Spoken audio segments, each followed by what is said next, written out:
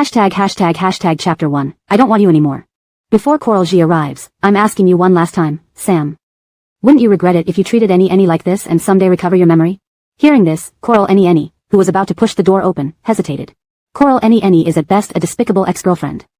If you aren't disgusted by her, that's none of my business, but, to preserve our brotherhood, don't mention her in front of me or Coral G. It makes me sick. Upon hearing Sam's derogatory words about Coral Annie, Godric's voice grew louder. Initially, it was you who insisted on getting married.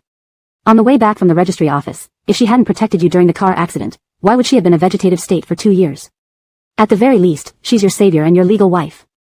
And you plastered pictures of her hospital bed all over Hai Ching University. How could she live with that? By your logic, if I hadn't brought her out of the mountains to raise her at the Youssef family estate, wouldn't she have died long ago under the Coral family's abuse? Saving you once should count as repayment of her debt. Who are we to hold grudges these days? She drugged me and climbed into my bed without any shame. Posting those pictures was just a warning. I didn't go too far. If not for Coral G's pleading, I could have made her suffer much worse. Sam's languid voice came from inside the room. Just from his tone, Coral Annie could imagine his furrowed brow, annoyance, and disdain. Once upon a time, Sam had fiercely protected and loved her. So she knew that for someone who dared to drug him and harm his beloved, the vengeful methods of the infamous bad boy of Hai Ching, Sam, were merciful indeed. Coral Annie's eyes stung painfully. Her Sam, who couldn't bear to see her frown, would never doubt her integrity or spread photos to hurt her. The Sam who loved her deeply had died in the car accident 4 years ago. Seeing Sam unhappy, a friend inside the room nudged Godric with his leg and whispered a reminder. Youssef uncle suppressed this matter quickly. In a while, no one will bring it up, and it won't greatly affect Annie. Today is Lyle Nanshan's birthday. Please don't mention Annie and make him upset. Someone else expressed indignation on Sam's behalf. To be honest, this time Annie went too far. Yes, she has history with Lyle Nanshan, but who doesn't have a past? Now Lyle Nanshan only has Coral G in his heart. If she truly loves Lyle Nanshan, she should let go and allow him to find happiness rather than cling to her past. We should persuade Annie to finalize the divorce papers quickly. It's for her own good. It's useless. Haven't we all tried? What did she say? That she'll wait until Lyle Nanshan remembers their past. If he still chooses Coral G, then she'll let go. Hasn't she considered whether her background matches the heir of the Youssef family? Initially, Lyle Nanshan only married her because Youssef father and mother had no choice, having only one son. But can't she see how much Lyle Nanshan loves Coral G now? The people speaking were once close friends of both Coral Annie and Sam. But now, they had become friends of Do Coral G. Over the 2 years since she woke up, they had repeatedly urged her to let go and allow Sam and Do Coral G to be together. She had also heard them complain behind her back, wishing she had never woken up. Admitting it, whether with Sam or among her friends, she wasn't irreplaceable. Everything had changed in the 2 years she had been comatose. Taking a deep breath, she straightened her back and fixed her hair like a soldier marching into battle, pushing open the door. Sam raised his eyes, saw Coral Annie, and irritably, tisk, Ed, clearly showing his disdain. He coldly asked Godric, did you bring her here? Annie, how did you come here? Godric stood up, worriedly calling out to her. Silence filled the private room, so quiet even a pin drop could be heard. Coral Annie's slender frame made the smallest down jacket look loose on her. Her deathly pale face peeked out from a white furry scarf, her clear eyes appearing even larger due to her thinness. She stared at Sam. I've already reported the incident of being drugged at the party and the spreading of my photos to the police. The reactions inside the room varied. A man and woman seated deepest within exchanged glances, revealing some panic. The girl hastily set down her wine glass, approached Coral Annie, grabbed her arm, and pleaded, Annie, Lyle Nanshan was just too angry to think clearly when posting those photos. Making a big fuss will tarnish his reputation. And Youssef father has already dealt with the photo incident, so don't take it too seriously. Without responding, Coral Annie spoke calmly. It's true I wanted to regain our past feelings, but I wouldn't stoop so low as to drug your drink and climb into bed. With your resources, finding out the truth would be effortless. Yet, he chose to believe it was her doing without hesitation. Even though he knew her childhood trauma left her with deep psychological scars regarding intimate matters. Earlier, I didn't want to let go because I feared the day my Nanshan returned and found out I had easily given up on us. He'd blame me. Coral Annie gently freed herself from the girl's grip, her emaciated hand placing a divorce agreement onto the dining table. I tried, but I'm exhausted. So Sam. I don't want you anymore. Sam's gaze shifted from the divorce papers to Coral Annie's face, his cold, dark eyes betraying a hint of surprise. After the police clear my name and you publicly apologize to me, let's get the divorce finalized. Letting go of this relationship was undeniably painful. It felt like being flayed alive, agonizing beyond endurance. After all, every happy moment from birth to now had been given by him. Letting go of this relationship felt like abandoning all happiness in life. She picked up a wine glass from the table and raised it toward Sam, her voice trembling with restrained sobs despite the tears brimming in her eyes. Happy 26th birthday. In everyone's astonished silence, she drank the entire glass without looking at Sam, placed the empty glass down, and walked away. Any. Godric grabbed his coat and chased after her. As Godric left, the room became lively again. Did any really agree to the divorce? Someone picked up the divorce agreement and handed it to Sam. Lyle Nanshan, check this out. Any agreed to leave you with nothing and even pay for 2 years of medical expenses. Really? Congratulations, Lyle Nanshan. This must be the best birthday gift for Lyle Nanshan today. Isn't this a ploy? She's definitely playing hard to get. Give it 3 days, and she'll be clinging to Lyle Nanshan again. Someone suggested, Lyle Nanshan, you should strike while the iron is hot and ask any to finalize the divorce tomorrow. Sam frowned, looking at Coral Any's signature at the bottom of the agreement under the dim lighting, silent. This wasn't the divorce agreement he had given her. His version included property and funds sufficient for her to live comfortably. Coral Any's version demanded nothing. Ever since Coral Any interfered between him and Coral Ji, he had always wished for the day when they had no ties. Yet, inexplicably, holding the divorce agreement did not bring him the joy he imagined. Amidst the congratulations, Sam's phone vibrated, displaying Coral Ji. All unpleasantness vanished instantly as he smiled, accepting the call and stepping outside. Xiao Winston, you're here. I'll come pick you up. Note, proper names, like Coral Any and Sam, are transliterated from Chinese pinyin, ensuring accurate English representation. Chapter 2, Sam, are you crazy? Aiko. Godric caught up with Sherry at the entrance of the bar. He wanted to grab her arm but pulled back as his hand neared her down jacket. With a long stride, he blocked Sherry from descending the stairs. You moved out of the apartment? Sherry said, her eyes lowered, half her face hidden in the fluffy scarf. Since she was no longer with Sam, it was natural she wouldn't stay in an apartment filled with memories of him. Where have you been staying these past few days? Godric left no room for Sherry to lie. I went to Haicheng University yesterday and heard from your dorm mates that your family blocked you there and forced you to leave. You haven't come to us either. Did you go to the Rusty family? Mentioning the Rusty family stabbed Sherry's heart. She looked up, her black and white eyes fixed on Godric. Thank you for caring and defending me earlier, but I know my place. We were never from the same world, we only became friends because of Sam. Now that I don't plan on clinging to him anymore, I can't trouble his friends. Even the elegant Godric felt stung by Sherry's sudden cold words. He reached out to hold Sherry, trying to prevent her from dodging him. The wool coat hanging from his elbow slipped off. Ignoring it, Godric gripped Sherry's arm tightly. Why must you speak so cruelly? If I hadn't woken up, things wouldn't be like this now, Sherry remarked calmly yet hollowly, noticing Godric's stunned expression. Sorry. It's all because I woke up and disrupted everyone's lives. I'll leave Haicheng soon, it's what you all want, right? She had been taken back by the Youssef family when she was 10, befriended Godric in school, and grew up together. Once, Sherry truly believed they were her friends, childhood buddies. Godric opened his mouth, red-eyed and hoarse-voiced. Did you hear that? That's not what we meant. Lao Zihuai. Senior Coral. Hearing Enid's voice, Sherry freed her arm from Godric's grip and picked up his fallen coat. She handed it over as Godric turned to greet Enid. Enid wore a mask, with her long curly hair falling down to her waist. Her beige lightweight coat hung from her elbow, even without showing her face, she radiated beauty. This was the first time Enid met Sherry since the drugging incident. Unfazed, Enid approached Sherry and said, I know based on Senior Coral's character that you couldn't have done such a thing. Have you considered reporting it to the police? Sherry found this amusing. Neither Sam nor her former friends trusted her, but Enid did.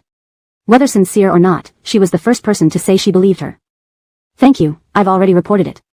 After thanking her, Sherry added, Laura, I wish you and Sam eternal happiness. Enid looked startled, subconsciously tightening her grip on the gift bag.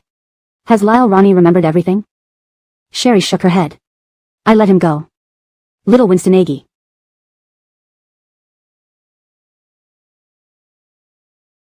Sam's excited voice and rapid steps approached Enid from above. He quickly pulled Enid away from Sherry, fearing she might reveal something untoward. After the drugging and the intimate incident, Enid demanded Sam take responsibility. Sam swore nothing happened between them but couldn't recall if it was true. Lately, he avoided seeing her to keep their encounter secret from Enid. Noticing Enid without a coat, he frowned and gently scolded her while putting on the coat himself, pulling her into a hug and ushering her inside. I won't go in. There's an event in Shanghai tomorrow. I'm heading to the airport now and will return tomorrow night, Enid replied, pulling away and smiling up at him. I came to give you your birthday present. Happy birthday. Enjoy yourselves. It's my birthday today, once a year. Can I send you tomorrow morning? I have something important today. Just us here, okay? Sam didn't take the gift, only held onto Enid's wrist, begging softly unlike his usual carefree demeanor. Sherry understood who them referred to. She pulled up her scarf to cover her face, hands in her down jacket pockets, and walked down the stairs. Enid glanced at Sherry's retreating figure and comforted Sam. I know what you planned for today, they told me. Sorry, Lal Rani, I'm not ready. I still stand by what I said. If you choose me after regaining your memory, then we can be together guilt-free. I don't want you regretting your feelings for Senior Coral later after we're married. Today, Sam was going to propose to Enid, which some friends hinted to her beforehand. Did Sherry tell you lies again?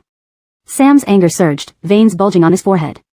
Without waiting for her explanation, he chased after Sherry, grabbing her arm with disdain and hate, pushing her hard. What did you tell Karatzi? You're so disgusting and cheap. Aiko.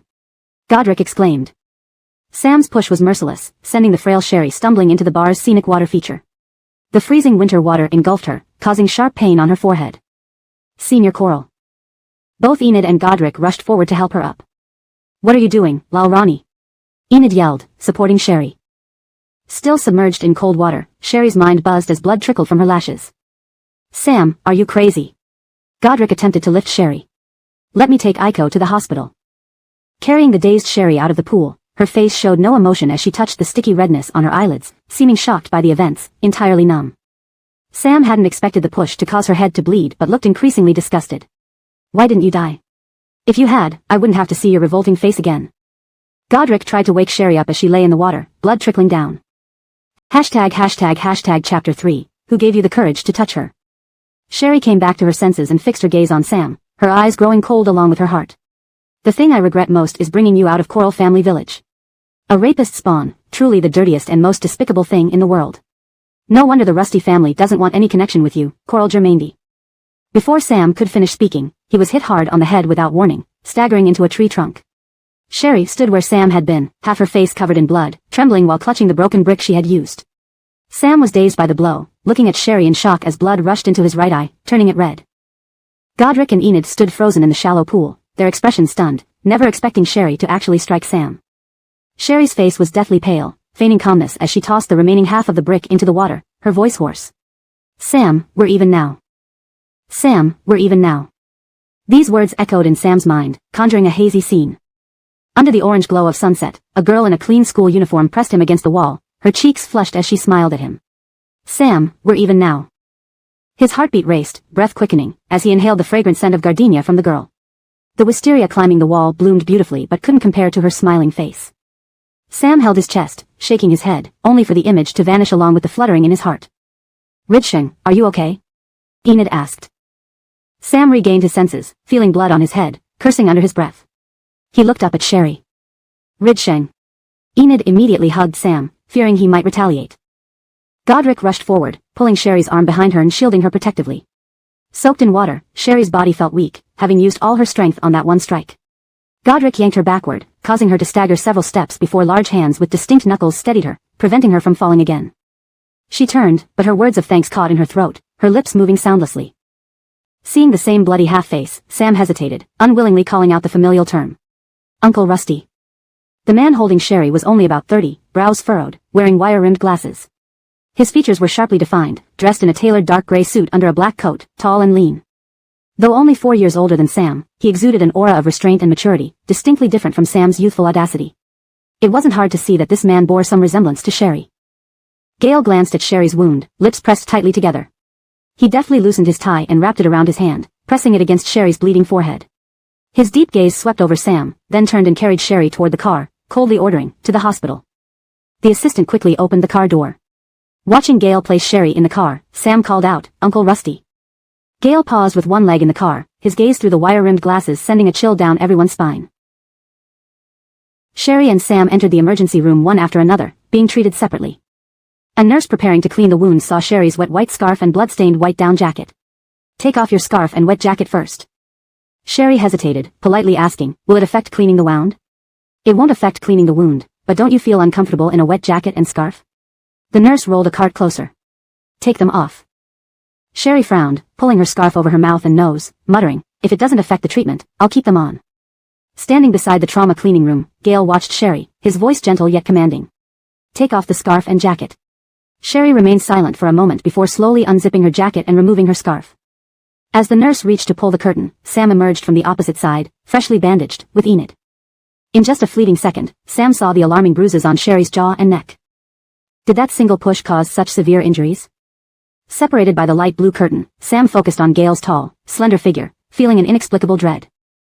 Thinking about Gail and Sherry's relationship, and Gail's expression when he helped Sherry into the car, Sam knew he had to give an explanation to Gail today. Although Gail was an adopted son of the Rusty family in Kyoto, he was the apparent head of the Rusty Corporation. Many engsub Corporation projects depended on Rusty. He called softly, Uncle Rusty. Gail turned calmly, his stern face illuminated by the hospital's bright lights. Standing there at 6 feet 2 inches, every move exuding authority and mystery, he radiated power even without speaking. Sam frowned in explanation. I didn't expect her to collide with the scenery. Gail's eyes were unfathomable. You were hospitalized on your 16th birthday to protect Aiko, and on your 26th birthday, because of fighting with someone over Aiko? Enid stiffened at this remark. Sam tightened his grip on Enid's hand, pulling her behind him. It's my fault, no one else is involved. On the way here, Enid had explained everything.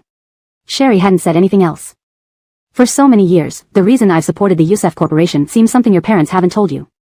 Gail's gaze flicked to Enid, looking down at Sam who bowed his head in acknowledgement, as he wiped his glasses. Who gave you the courage to touch her? Sam clenched his teeth, filled with humiliation. Seeing Godric return with new clothes and shoes for Sherry and Sam, Gail didn't say more, simply putting his glasses back on.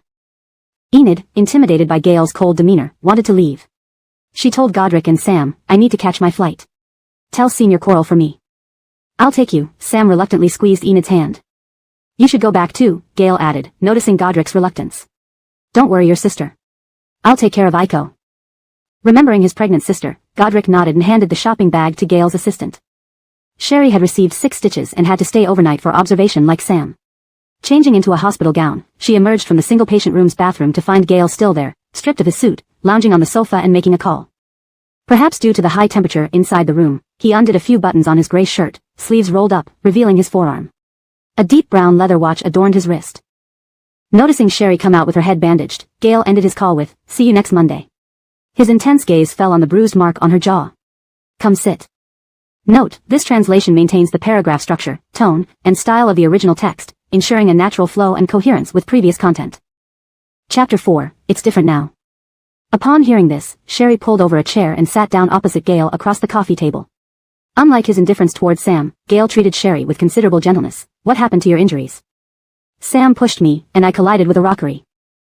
I'm not talking about the injury on your head, Gail interrupted her. Just as Sam was leaving Enid and heading back to the ward, he heard Gail's voice, so he stepped back and peered through the slightly open door. Sherry's expression was indifferent, and her tone calm, as if she were talking about someone else's affairs. Donnie is at marriageable age, and the Coral family wants me to buy him a house and car, and give dowry. That's why we fought outside the school. Sherry wasn't lying, she just didn't finish telling the whole story. The Coral family came to Haicheng not only to find Sherry but also her birth mother, Rusty Veronica. Failing to locate Rusty Veronica, they saw that Sherry, a girl, was still attending university instead of working to earn money, which infuriated them. Glenn, claiming to be Sherry's biological father, created chaos in the principal's office, demanding the school refund their tuition fees. Unable to get money from Sherry, Glenn attempted to take her back to Coralgia village under the pretense of being her father, intending to sell her for a good price as dowry for Donnie's marriage. It was during this altercation that she got into a fight with the Coral family. Seeing the injuries on Sherry's jaw and neck, Gail's hand resting on his knee began to rub. Sherry didn't want to go into details, so he didn't press further. He uncrossed his legs, leaned forward, and looked at her seriously. My words from 8 years ago still hold true. If you're willing to let go of Sam, I can arrange for you to go abroad. She raised her head to meet the man's calm gaze that seemed to see right into her soul, and her hands tightened and then slowly relaxed on her knees. I know that when your family brought me to Haicheng to foster me, it was for Rusty family investment and long-term assistance. 8 years ago when you approached me, it must have been because the engsub family didn't want their only son to be with me but couldn't openly stop it, so they turned to the Rusty family for help. Back then, you all wanted to send me abroad to sever ties between Sam and me. Her brows furrowed, and her eyes conveyed confusion, but now that Sam has forgotten me and loves someone else, sending me abroad seems of no benefit to you. You're very smart, Gail said gently, trying to persuade Sherry, but apart from the benefits, you are related by blood to the Rusty family. The mention of the Rusty family made Sherry tense up. She declared firmly, I have nothing to do with the Rusty family. My existence is evidence that my mother suffered worse than death in hell. She, the Rusty family, and I should never interact again in this lifetime. Given your current situation, troubled and alone, you still refuse the help of the Rusty family? Gail's deep, unhurried voice helped stabilize Sherry's briefly lost control. Being able to leave Coralgia village and receive education, I am grateful to both the Rusty and engsub families. Even out of blood relation, the Rusty family has done enough for me. I don't want to owe anything more to the Rusty family. Gale recalled his first meeting with Sherry when her maternal grandparents described her as cold by nature. But he understood Sherry. Her aloofness stemmed from her high moral standards, kindness, and profound love for her mother. To make the Rusty family feel secure, to let them ease their conscience, she chose to stay with the Youssef family and cut herself off from family ties. Sherry surpassed even his expectations, embodying self-discipline. Adjusting his glasses, Gale calmly said, "The business circle is not too big or too small. News of your affair with the young master of Haicheng's Youssef family might eventually reach the ears of the Rusty family in Beijing. I won't have any further involvement with Sam either." She tightly gripped her clothing corner. "Once the police clear my name and we obtain the divorce certificate, I'll leave Haicheng." She hadn't planned to tell Gale where she was going. "Not involving yourself with Sam?" Gale's eyes narrowed, seeming unconvinced as he slowly leaned against the sofa. "Back then, you also sat across from me and insisted that Sam was more important to you than life itself." "It's different now," she replied sharply without hesitation. Gale's gaze lingered imperceptibly on the composed girl opposite him, barely showing any reaction. Standing at the doorway with his hands in his pockets, Sam furrowed his brows upon hearing this and walked away. Sherry better truly decided to cut all ties with him and not delay once they got the divorce certificate. Returning to the ward, Sam lay down, feeling irritable. In the twilight of his semi-conscious state, images flooded his mind. Walls stained brownish-yellow by the setting sun, the fragrant scent of gardenias, and a beautiful face laughing amidst blooming roses. He suddenly awoke, unable to control the rapid heartbeat caused by the intense emotions. He held his chest, sitting up, beads of sweat forming on his forehead. Their past, Sherry had narrated to him, and initially, when Sherry woke up, her friends talked about it incessantly. However, he refused to listen. Because to him, the past wasn't important, what mattered was his future with Enid. Twisting the water bottle cap, he drank half of it in one breath, forcing himself to calm down. "Once the police clears my name and you publicly apologize, let's finalize the divorce." Recalling Sherry's words in the private room, Sam pinched his brow. He couldn't wait another moment. He didn't want any connection with Sherry. The next morning, Sam prepared to talk to Sherry about the divorce and public apology in the neighboring ward when Eric's voice was heard inside. "Perry is a childhood friend of yours. Could you bear to see her with a criminal record? Moreover, she did it to support you and Sam's relationship. She gave drugs to Sam to create opportunities for you too. For your own good. Otherwise, why would she do something that benefits her in no way?" Sherry was incredulous, her brain buzzing. "For my own good, she does such despicable things? Without informing me, she meddles with my life? Ruins my life? I wonder why she would do such harm to herself for no gain." Eric admitted his guilt, speaking softly. "She said she was afraid you'd disapprove if she told you, so she acted on her own. At that time, Nanshan already planned to propose to Coral Ji on his birthday. She felt anxious for you and wanted to help you one last time. She didn't expect Nanshan would go so far as to post your photo at the university. Initially, Madeline intended to explain to Nanshan last night, but unexpectedly, both of you ended up in the hospital." Eric's voice carried weariness. "Aiko, how about this? You drop the case, and Madeline and I will explain to Nanshan. Please note that I've adhered to your instructions carefully, ensuring the translation maintains the original structure, style, and tone while ensuring fluency and correctness." Chapter 5. As he wished. Eric and Lois, brother and sister, were childhood friends with Sam and had grown up together with Sherry. Just as Eric said, after Sherry woke up, Lois was one of the few who supported her relationship with Sam. Sherry tightly clutched the blanket, closing her eyes to suppress the rising anger. Her pale face was void of any color. "Why didn't she come and talk to me in person? Perry knows she's caused trouble and feels ashamed to see you." Eric pressed his lips, pulling a chair beside the hospital bed. "I know what worries you. You fear that even if Perry explains now, Nanshan might still think she's only doing this to protect you. Sam's opinion doesn't matter anymore." Sherry's voice was cold and indifferent. "I don't care." When she cared for Sam, she naturally cared about his opinions towards her. But now, as she no longer cared for him, whether he saw her as vile or disgusting, it all ceased to matter. Sam instinctively clenched his fists at the mention of him not being important, unsure if it was due to Sherry saying he wasn't important or because she said she didn't care. He stood outside the hospital room door without any intention of entering. Eric assumed Sherry reported the incident to prove her innocence before Sam. Hearing her say she didn't care, he let out a sigh of relief and negotiated with her. "Since you don't care about Nanshan's thoughts, would it be okay to drop the case? I don't care about Sam's opinion, but this isn't an excuse for Lois's wrongdoings done under the pretense of helping me. Which university would dare to accept me with such a reputation? This is why I need Sam to make a public apology." Sherry closed her eyes weakly. "Eric, if I didn't die, I still have to continue my life. Without an education, how will I support myself and live in the future?" The scandal had escalated so far that even if the police cleared her name through investigation, no university would dare to accept her, despite her being the top scorer in the college entrance exam in High City years ago. Without attending a university and lacking a degree, how would Sherry manage her career in the future? She wasn't from a wealthy family or part of a generation set to join the family business. She was just an ordinary person in this world. With no parents or relatives to rely on, she had nothing but herself. Eric understood the situation. His sister caused the trouble, and he must handle the aftermath. Aiko, can I compensate you? Eric offered, you can work at Lei Family Enterprises, and we can sign a lifetime employment contract. You can choose any region where we have branches, Germany, Japan, Europe, and set your salary. Of course, this is my offer, regardless of whether you accept the compensation or withdraw the case. Perry will explain everything to Nanshan to prevent him from misunderstanding you. I don't care if Sam misunderstands me, and I don't need you to arrange my life through compensation. All I want is to complete my college education. I only need Sam's public apology. If he does, I can drop the case. Before Sherry could finish her sentence, Sam pushed the door open with a frown. Turning her head toward the door. The frail and weak Sherry in her hospital gown, with long hair cascading over her shoulders and pillow, revealed visible injuries on her forehead, chin, and neck without the high collar and scarf hiding them. The strain was evident in her poor complexion, even worse than the previous day. Seeing Sam, the emotions in Sherry's eyes grew colder.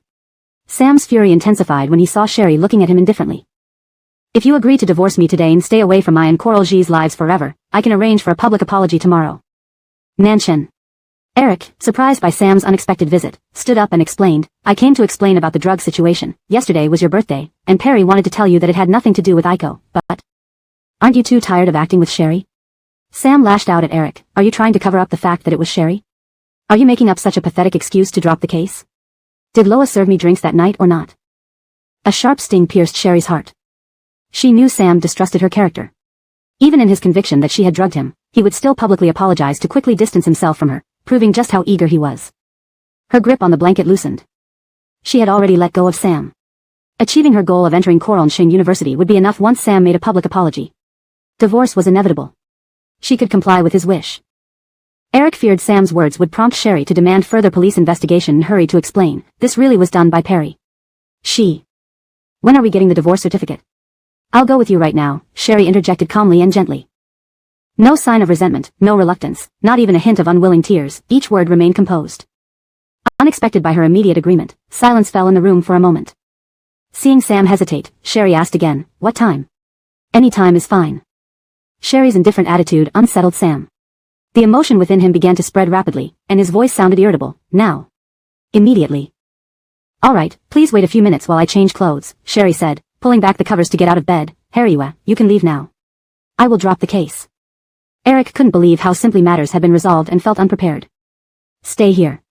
I don't have a car, you escort us both to the Civil Affairs office and serve as a witness, Sam pulled Eric, in case she tries any tricks again.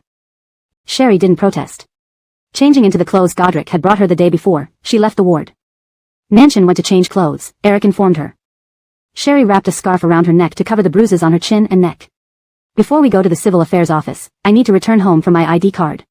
Tell Sam we'll meet at the entrance. Sam emerged from the neighboring ward, glancing at Sherry coldly and scoffed, oh, another new trick from you. He straightened his sleeves slowly, let's not prolong this. I'll go with you and Harrywa to retrieve your ID. She nodded in agreement. Sam didn't expect Sherry to live in such a place. The narrow alleyway was lined with small vendors on both sides, and cars couldn't enter. Chapter 6, Obtaining the Divorce Certificate. Melted snow accumulated in the potholes of the cement road, forming puddles trampled haphazardly by passers-by. I'll go inside to get it, you two wait here. Sherry pushed open the car door. In the passenger seat, Sam unbuckled his seatbelt, let's go together, so you won't run away. Sam and Eric followed closely behind Sherry, carefully avoiding the muddy water collected in the potholes on the cement road. They frowned as they surveyed this crowded shantytown filled with people. Why do you live here? Eric withdrew his gaze from a garbage pile at the street side, frowning deeply. Even if you didn't want to stay in the school dormitory, you could have come to find Perry. Not only is this place dirty and chaotic, but it isn't safe for a girl like you either. It's okay, Sherry replied briefly, unwilling to elaborate. Staying in a hotel was too expensive, and she couldn't spend all her savings from her part-time job on this. Renting an apartment, whether shared or whole, required signing a long-term lease, which she saw no point in since she didn't plan to stay long in Haicheng.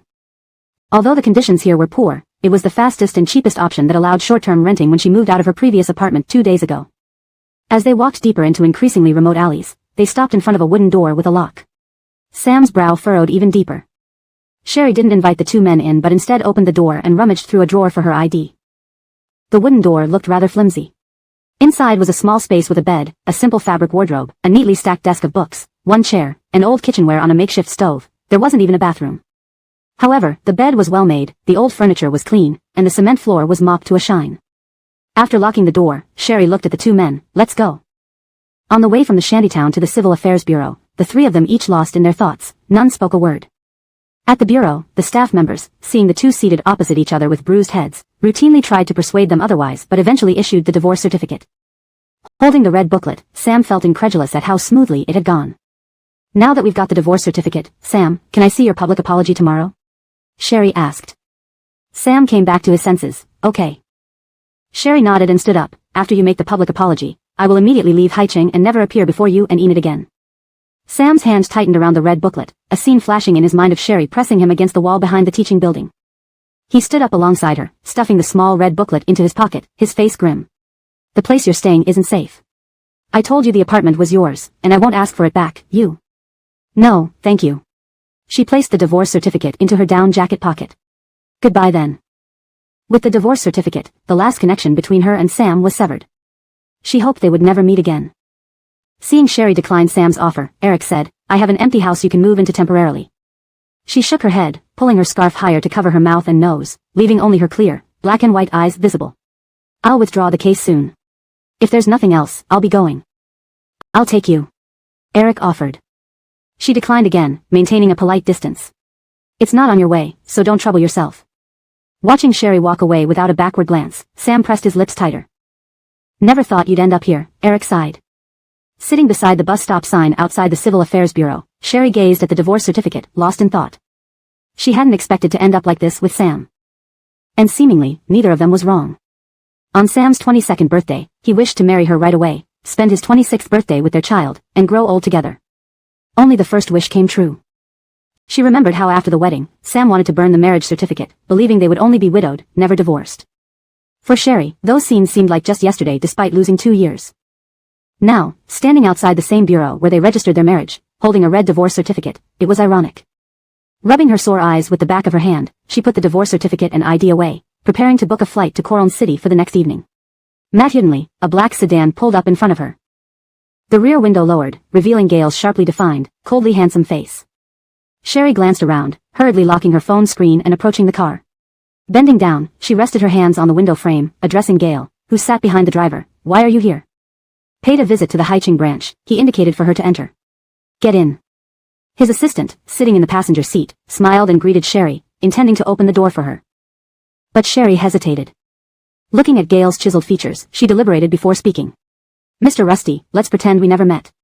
You often appear in media reports. If reporters snap photos of us together and recognize your surname and similar appearance, the Coral family will certainly have Donnie pursue you and might even involve the Rusty family. Seeing the bus about to arrive, she added, the bus is coming. Mr. Rusty. Get in first, Gail's voice was rich and authoritative. Sherry's fingers curled as the bus honked impatiently at the car blocking its path. But Gail remained unperturbed, staring calmly at her. Just before the bus reached the stop, she gave in, opening the door and getting in. No sooner had she sat down than someone called Gail regarding work matters. Seeing documents spread over his crossed legs, she silenced her phone to avoid disturbing him. Meanwhile, news of her and Sam's divorce was spreading. Her WeChat notifications kept popping up, and her phone vibrated non-stop. Finishing his call, Gail took a pen from his suit pocket and asked why aren't you at the hospital? Edit. Finishing his call, Gail took a pen from his suit pocket and asked Brielle, who was fiddling with her phone, why aren't you at the hospital? To improve fluency and consistency in English. After ending the call, Gail pulled a pen from his suit pocket and asked Brielle, who was playing with her phone, why aren't you at the hospital? Without looking up, Sherry, who was deleting contacts one by one, replied, tomorrow, Sam will issue a public apology to me, so I came to finalize our divorce with him today. Rusty's hand paused as he held the pen. Divorce? It seems like you've provided only one word, which means, divorce, in English. If you have a specific passage or context you want translated or edited, please provide the full text so I can assist you properly. So soon, and so unexpectedly. Recalling the first time he noticed the subtle signs between Sam and Sherry, he had told Sherry that Sam was suitable to be a friend but not someone to be part of her future. At 17, Sherry had her hair loosely tied up in a high ponytail. She wore a loose, beige batwing sleeve shirt, fitted black jeans, and white sneakers, carrying a backpack issued by the competition team.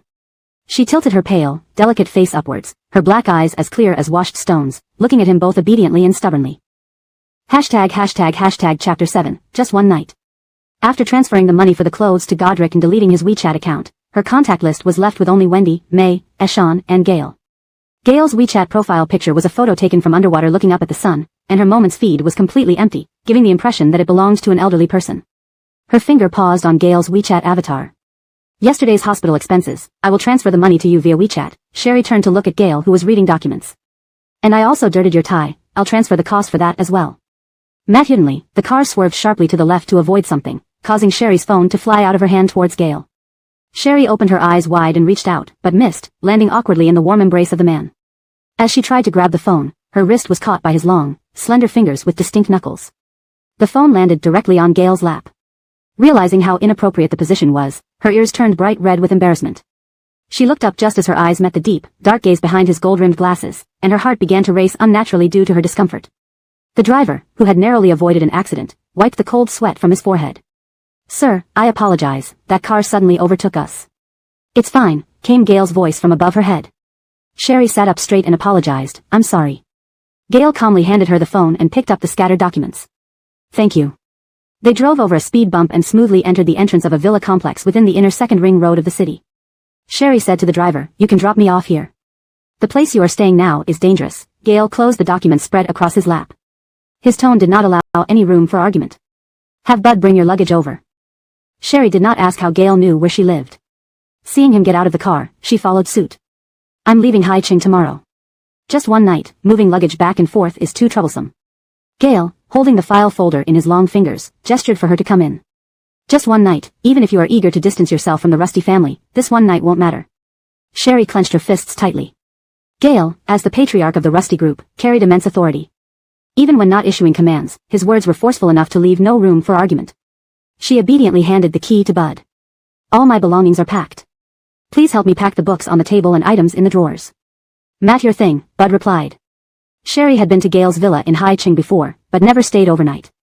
Mr. Rusty has returned, and Priscilla, who was busy in the kitchen, greeted them as soon as she heard the door open. Seeing Sherry, she smiled warmly. Miss Aiko has come too. Coincidentally, I've stewed some pigeon soup. After instructing Aunt Priscilla to prepare the guest room upstairs, Gail went into the study for a meeting. Sherry ate lunch alone.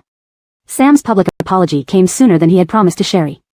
3 hours after they finalized their divorce, a handwritten apology statement was posted on the bulletin board at Haicheng University. Sam also issued an apology on his private Weibo account. The university forums and Tieba threads saw official clarification regarding Sherry's case. It was stated that Sherry did not drug Sam. It was a misunderstanding where both mistakenly drank the spiked drink. With her strong willpower, Sherry managed to regain consciousness and prevent any malicious intentions from being realized. Due to lingering resentment, Sam, still dazed and confused upon regaining consciousness, ignored explanations and took retaliatory photos, damaging Sherry's reputation and causing her significant mental and personal distress. He expressed profound regret and apologized sincerely to Sherry. The comments section was filled with shock and varied reactions. Some suspected ulterior motives. Others denounced Sam for spreading private photos and urged Sherry to sue him. Some believed this was Sam's way of giving Sherry an easy way out, considering their past. Still others questioned how the leaked photos could be resolved, especially since many had already taken screenshots and shared them online. Fortunately, the situation hadn't escalated much in less than a week, and Sam's timely apology helped contain the fallout. Sherry hoped this matter would settle down quickly. Since she was leaving tomorrow, Sherry only took out her pajamas and toiletries from her suitcase. Due to her injuries, she couldn't bathe and simply freshened up before planning to go downstairs for a glass of water before bed. As she descended the stairs, she saw Gail standing by the fridge in the open kitchen, talking on the phone. Standing tall and elegant, he had just showered, his black hair still wet. A towel hung around his neck, and his indigo robe was loosely buttoned, revealing his chiseled chest and abdominal muscles. Without his glasses, his face appeared exquisitely handsome and relaxed. I have never forgotten the Rusty family's kindness in raising me. It's not that I refuse to ally with the Matthew family through marriage, rather, they are not suitable for such an alliance. Gail's voice was low and rich, betraying no emotion as he held a lit cigarette between his long fingers. Moreover, compared to handing the Rusty group over to an adopted son, it would be better to entrust it to someone of Rusty blood.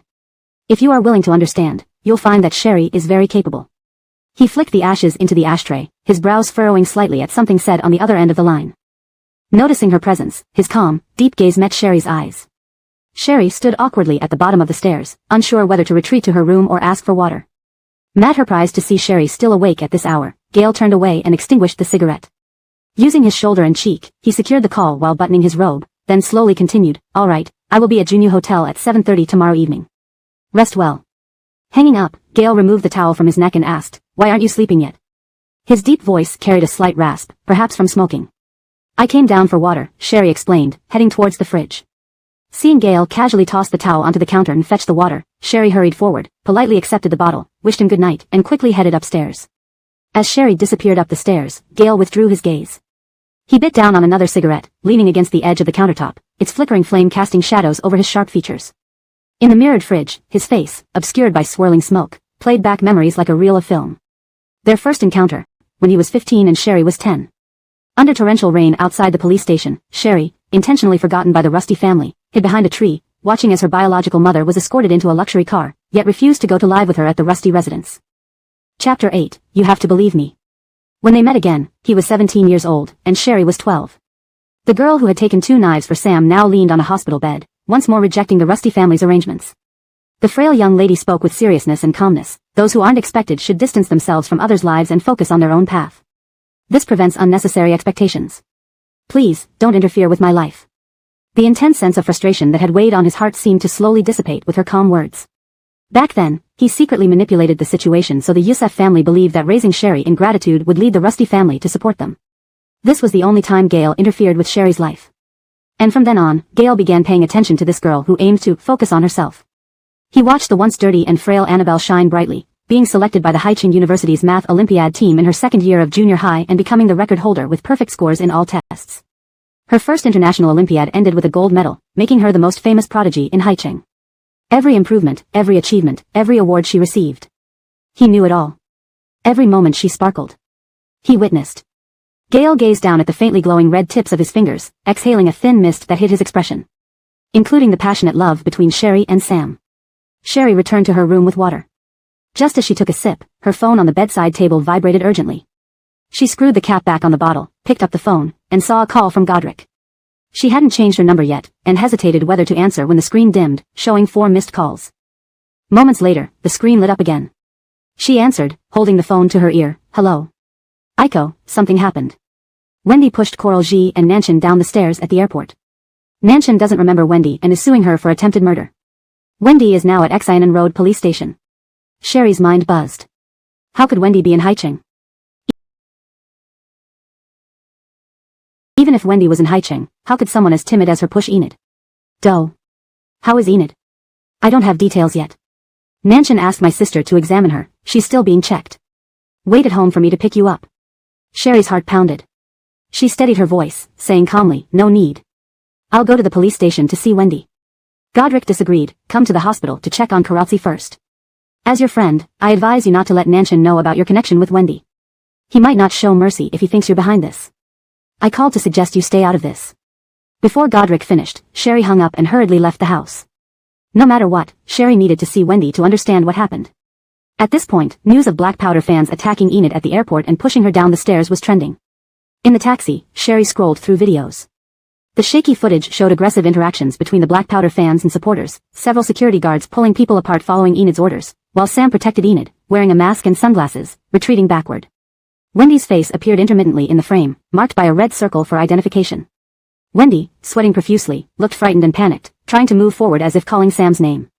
Matutely, Wendy's full face appeared, lunging forward into Sam's protective arm. Enid tripped on her high heels and fell. Amid screams, Sam and Enid rolled down the stairs together. The video ended there. Clearly, someone had pushed Wendy. Godric turned around and waited at the police station entrance. Seeing Sherry get out of the taxi, Godric extinguished his cigarette and approached her, blocking her way. Aiko, you and Nanshan already have enough misunderstandings. I know Wendy raised you for months, but if you get involved, Nanshan might think you instructed her to hurt Karatzi. Would he spare Wendy? The divorce papers are signed. Why would I want to harm Enid? Sherry pushed Godric's hand away. Wendy and the troublemaking fans were detained. Seeing Sherry after almost half a year, Wendy stood up abruptly, tears streaking her pale face. Sit down, the officer ordered. Wendy complied fearfully, her eyes fixed on Sherry. After a brief exchange with the police, Sherry approached her, crying, Aiko, I didn't hurt anyone. Someone pushed me. I told the police, I'm not a bad person. Sherry held Wendy's handcuffed hands, comforting her, I believe you, I've seen the video. Don't be afraid. Tell me why you were at the airport. I just arrived in Haicheng last week. The Coral family contacted me, asking for your mother's contact because Donnie is getting married. When I said she was dead, they wanted your grandfather's contact. They claimed Donnie was also his grandson and needed dowry. I still said I didn't know. Then a few days ago, Glenn called, threatening to expose us on a reunion show if I didn't provide contacts. Wendy sobbed, I learned about you and Haicheng from those photos. I worried but didn't dare call. Yesterday, the Search for Relatives program contacted me, inviting me to Haicheng to be a guest. I wanted to speak for you. Reunion show. Sherry's heart skipped a beat. Wendy wiped her tears. I brought photos of you and Nanshan during winter and summer breaks. Thinking Nanshan lost memory, maybe seeing photos would help him remember. I saw Nanshan at the airport, wanting to give him the photos. I didn't mean to hurt anyone. Believe me. Wendy had been unaware of Sam's amnesia, always urging Sherry to quickly set a wedding date with him. Translation ends here. Chapter 9, Revenge. It was only recently that the news of Sam's frequent public displays of affection towards Enid caught the attention of Wendy's 14-year-old adopted daughter, who had been adopted last year. This is how Wendy learned that Sam had lost his memory. During the 2 years when Brielle was in a vegetative state, no one dared to mention her to Sam. They even burned all her photos. Wendy, being uneducated, came all the way to Haicheng with photographs, hoping to help Brielle. But she never intended to harm anyone. I know, Wendy, Brielle gently reassured her. Don't be afraid. The police won't wrongfully accuse anyone. I'll go to the hospital first and then find a way to get you out. Star, have I caused trouble for you? Wendy sobbed. I'm so sorry, Star. I just wanted to help. I didn't mean to cause you any trouble. I was afraid the Coral family would hurt you, and I was also worried they'd find your mom. I always seem to mess things up. No. Brielle shook her head and tightly held Wendy's hand. Don't be scared, Wendy. I'm here for you. Godric followed behind Brielle silently until they left the police station. Then he said, you should inform the Rusty family about the Coral family appearing on the show. At the very least, you should tell Uncle Rusty. The Uncle Rusty Godric referred to was Gale. Seeing that Brielle wasn't responding and was only playing with her phone, Godric assumed she feared that the Beijing Rusty family might disapprove if they found out Gale still had ties to her original family. He tried to persuade her. I know you're worried about getting Uncle Rusty involved and potentially harming his future. But once the show airs, it will be easier for them to dig up your relationship. With Uncle Rusty now in charge of the Rusty Corporation, only he can stop this program from airing. The Search for Kin was a highly rated show and one of Haicheng TV's flagship programs. The host, Estelle, was a popular comedian with considerable influence. As someone from the Alina family, Godric could arrange a meeting with Estelle, but his words might not carry much weight. Gale, however, was different. Just as Godric continued to earnestly persuade her, the car Brielle had called stopped at the police station's entrance. Thank you for telling me about this today. No need to trouble yourself further. Brielle. Godric, angry, pressed his large hand on the car door Brielle was about to open. His Adam's apple bobbed nervously as he questioned urgently, are you breaking ties with me because you've separated from Sam? Is it because I'm childhood friends with him? That's not fair to me. Not everything revolves around Sam. You don't know how happy I was when you got divorced. So what? Breathless, Godric was startled by Brielle's calm, indifferent voice and snapped back to reality. He knew he had crossed a line. Apart from the fact that Brielle had no romantic feelings for him, given their vastly different backgrounds and the relationship between the Alina and Yusef families, what kind of commitment could he offer Brielle? Could he marry her? Obviously not. If he were to be with Brielle, what status could he give her? A secret lover? Proud as Brielle was, even if she had feelings for him, she probably wouldn't accept it, let alone the fact that she had no romantic feelings for him. Move aside. Brielle pulled the door shut without saying anything more. Outside the hospital, reporters and fans of Enid surrounded the entrance. Brielle entered through a side door, wearing a mask, and asked Alina Koronking, Godric's sister, about Enid and Sam. Don't worry too much, Alina Koronking, her belly slightly protruding under her white coat, smiled warmly. Laura was well protected by Nanshan. Her ankle dislocation has been realigned, and Nanshan only has superficial injuries. Relieved, Brielle felt a wave of comfort wash over her. As long as Enid and Sam weren't seriously injured, Wendy should be released soon. Dr. Alina, there's an emergency call for you at the ER, a nurse shouted from the elevator to Alina Koronking, who was standing outside her office. Sister Koronking, go ahead and take care of it. Brielle stepped aside to clear the path. Okay. Alina Koronking put her stethoscope back into her coat pocket. Be careful going home late tonight. Send me a WeChat message when you arrive. Brielle nodded. Exiting the inpatient building, she sat down in the dimly lit hospital garden. She stared at her phone screen, her finger hovering over the familiar number, hesitating whether to call. As Godric said, Sam currently didn't know about her relationship with Wendy. A call from her would likely lead to misunderstandings. However, if she didn't say anything, and Sam discovered their connection on his own, wouldn't her lack of communication make him misunderstand even more deeply? While Brielle was torn, she heard a familiar voice from behind the bamboo grove next to the bench. You mean this woman named Mathufen used to be Brielle's foster mother? She turned around. Through the faint shadows, she saw Sam and Enid's cousin standing by a trash bin, smoking. Enid's cousin stood out in Brielle's memory because on the day she and Sam drank drugged wine, it was he who brought people into the room to photograph her. The pictures Sam later plastered around Haicheng University were taken by Enid's cousin Ferris. Yes, Lao Nanshan. You might not remember because of your amnesia, but Brielle's birth mother was sold to the Coral Village. This woman named Matthufan escaped with Brielle's mother. After Brielle's mother died due to excessive bleeding during childbirth, the Rusty family refused to take her. And Matthufan raised Brielle for 2 years and changed her name from Coral Germaindi to Alati. When Matthufan became seriously ill and couldn't take care of Brielle anymore, and the Rusty family still refused her, Brielle ended up back in the Coral Village. She coincidentally saved you from kidnappers and later clung to you, coming to Haicheng with you. Sam leaned against a tree, his legs casually spread out. His dark eyes looked like deep, ominous pools, lips tight as he remained silent. This woman surnamed and served Brielle in the hospital for 2 years when she was in a vegetative state. Since Anne never had children and treated Brielle like her own, it must have been Brielle who instructed her to harm my sister. Lao Nanshan. Brielle will surely come to you to spare this woman. Don't be soft-hearted, you have to seek revenge for my sister. How do you plan to seek revenge? Sam asked. Look, Lao Nanshan, Brielle drugged you and climbed into your bed, trying to break you and my sister apart. Eric and Lois, who are childhood friends with Brielle, everyone knows they grew up together. When Brielle pretended to call the police and had Eric drop the case, it was clearly out of guilt. Because of this incident, my sister almost left the country to avoid you. Chapter 10 Adoptive Mother. Sam furrowed his brow even deeper as he listened to Ferris, flicking the ash from his cigarette with obvious impatience. If you hadn't plastered her photos all over Haicheng University and threatened my sister that if she left silently, Sherry's life would be worse than death, we probably wouldn't have found my sister by now. Sparse bamboo shadows swayed in the wind, obscuring Sherry's eyes. Her expression was hard to read through the strands of hair covering her face. Sherry gripped her phone tightly, feeling a throbbing pain around her eyes. So this was why Sam had plastered her photos all over Haicheng University. How ironic. What do you want to say? Sam asked irritably. Ferris stubbed out his cigarette and leaned closer to Sam. Even though you swore that nothing happened between you and Sherry that night, it still remains a thorn in my sister's heart. And I guess you aren't quite sure yourself, right? Caught off guard, Sam's eyes darkened further. So what? I estimate that Sherry will soon call that woman surnamed in for help. Then you can invite Sherry out, give her the same drug she gave you. Godric likes Sherry, so it would fulfill his desires too. If Godric proves that Sherry is a virgin, my sister wouldn't mind anymore. Even if something did happen between you two that night, wouldn't Godric be grateful enough to return the favor? At that time, even if obtaining a divorce certificate is Sherry's strategy, after sleeping with another man, she would have no face left to cling to you, right? This is a perfect chance to get rid of Sherry once and for all. Seeing Sam remain silent, Ferris laughed lightly and asked, Lao Nanshan, you're not still harboring feelings for Sherry, are you? Do you have gas? Sam tugged at his collar. So you should listen to me. Look, last time when you followed my advice and plastered Sherry's photos, it kept my sister from leaving. This time, if you follow me, my sister will surely agree to your proposal. Just as Ferris finished speaking, Sam's phone rang. He pulled it out of his pocket, glanced at the screen, and answered it gently, walking toward the hospital building. Little obedient one, you've woken up. Yes. I haven't left. I was just having a smoke with Ferris downstairs. I'll come up now. Watching Sam rush away, Sherry lost the energy to chase after him and explain.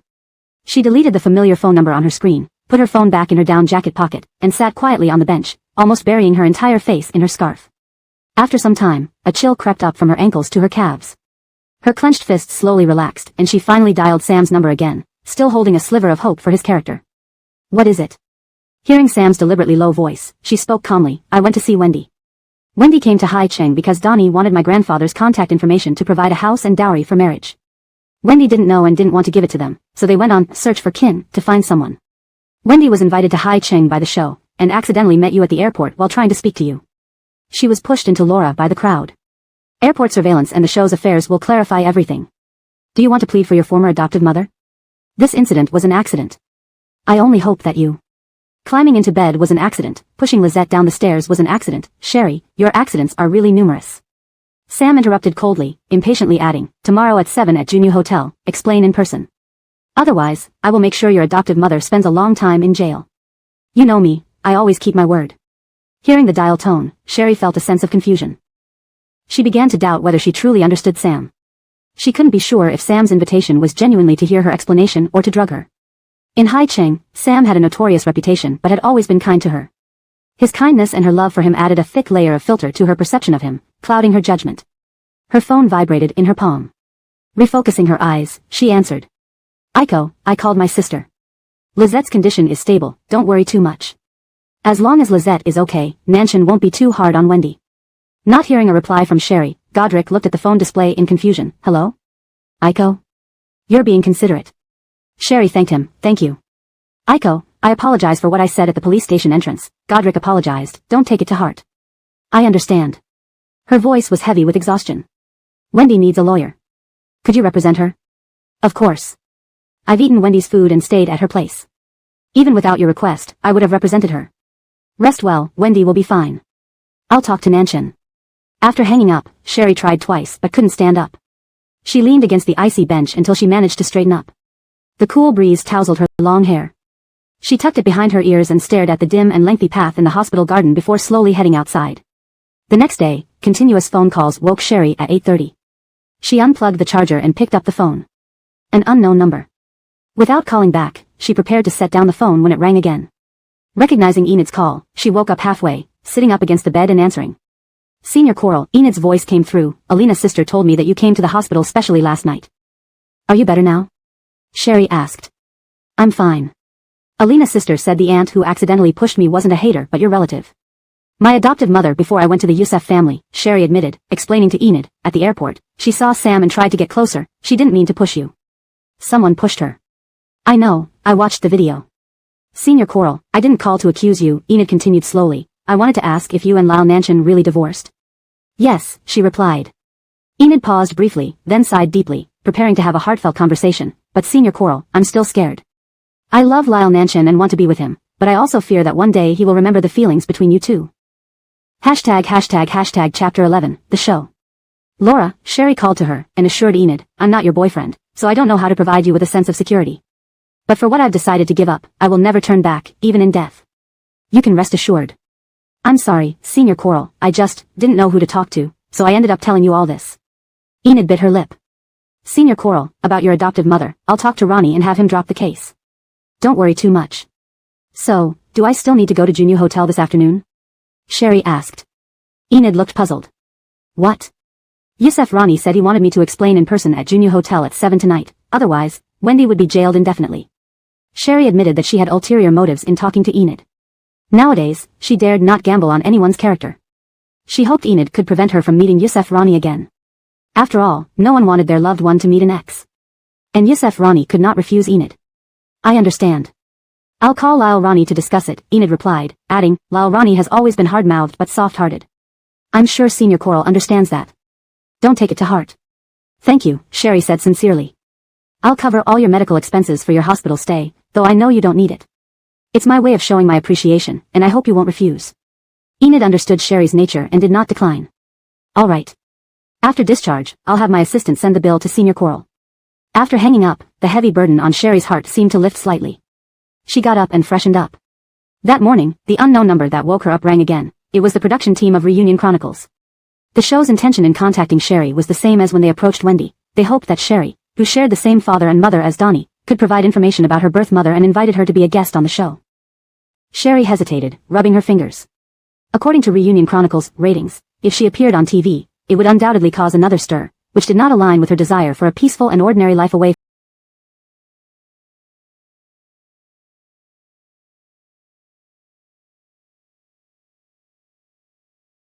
from the spotlight. However, now that Enid had been pushed down the stairs by black fans and Youssef Ronnie saved her, the news remained high on social media. Wendy was being cursed and exposed online. If anyone found out about Wendy's connection to Sherry, they would likely assume, like Youssef Ronnie and Enid's cousin, that Wendy harmed Enid on her behalf. Even if Wendy was safe, it would still affect her life.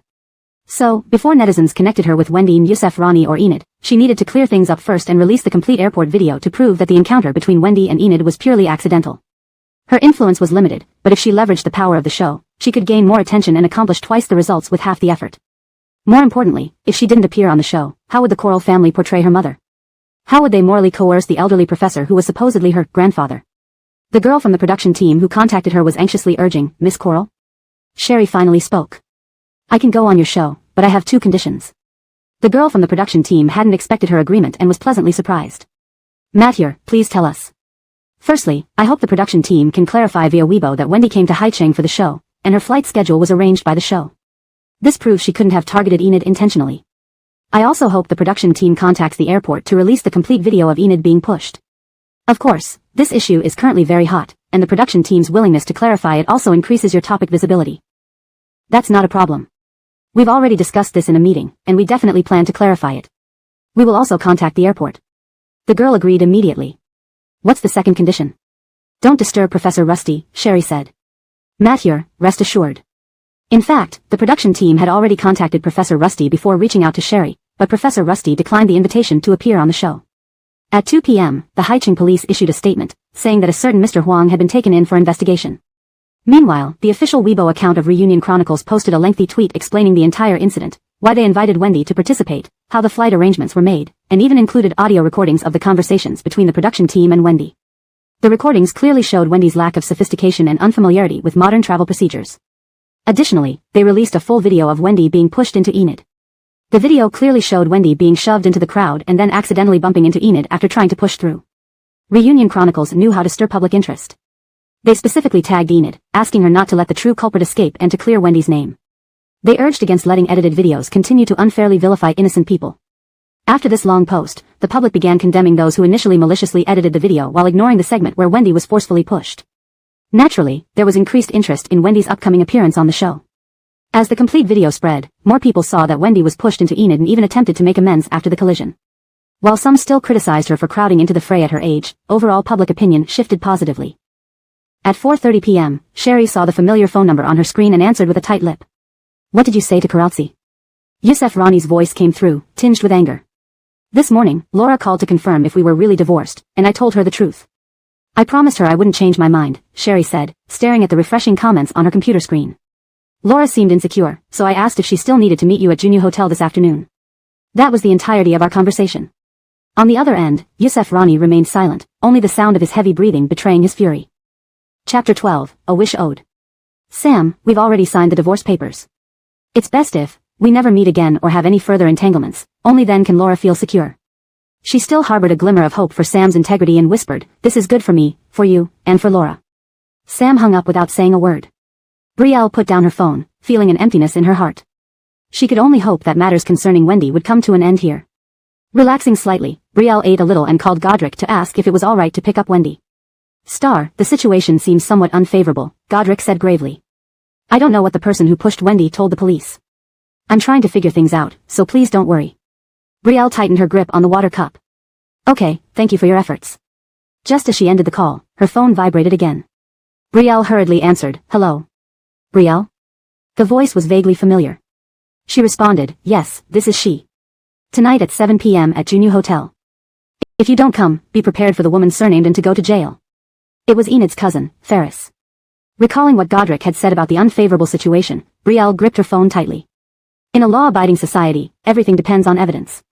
The footage from the airport clearly proves Wendy's innocence. No one can turn black into white or frame Wendy. Humph. Is that so? You can try, Ferris sneered.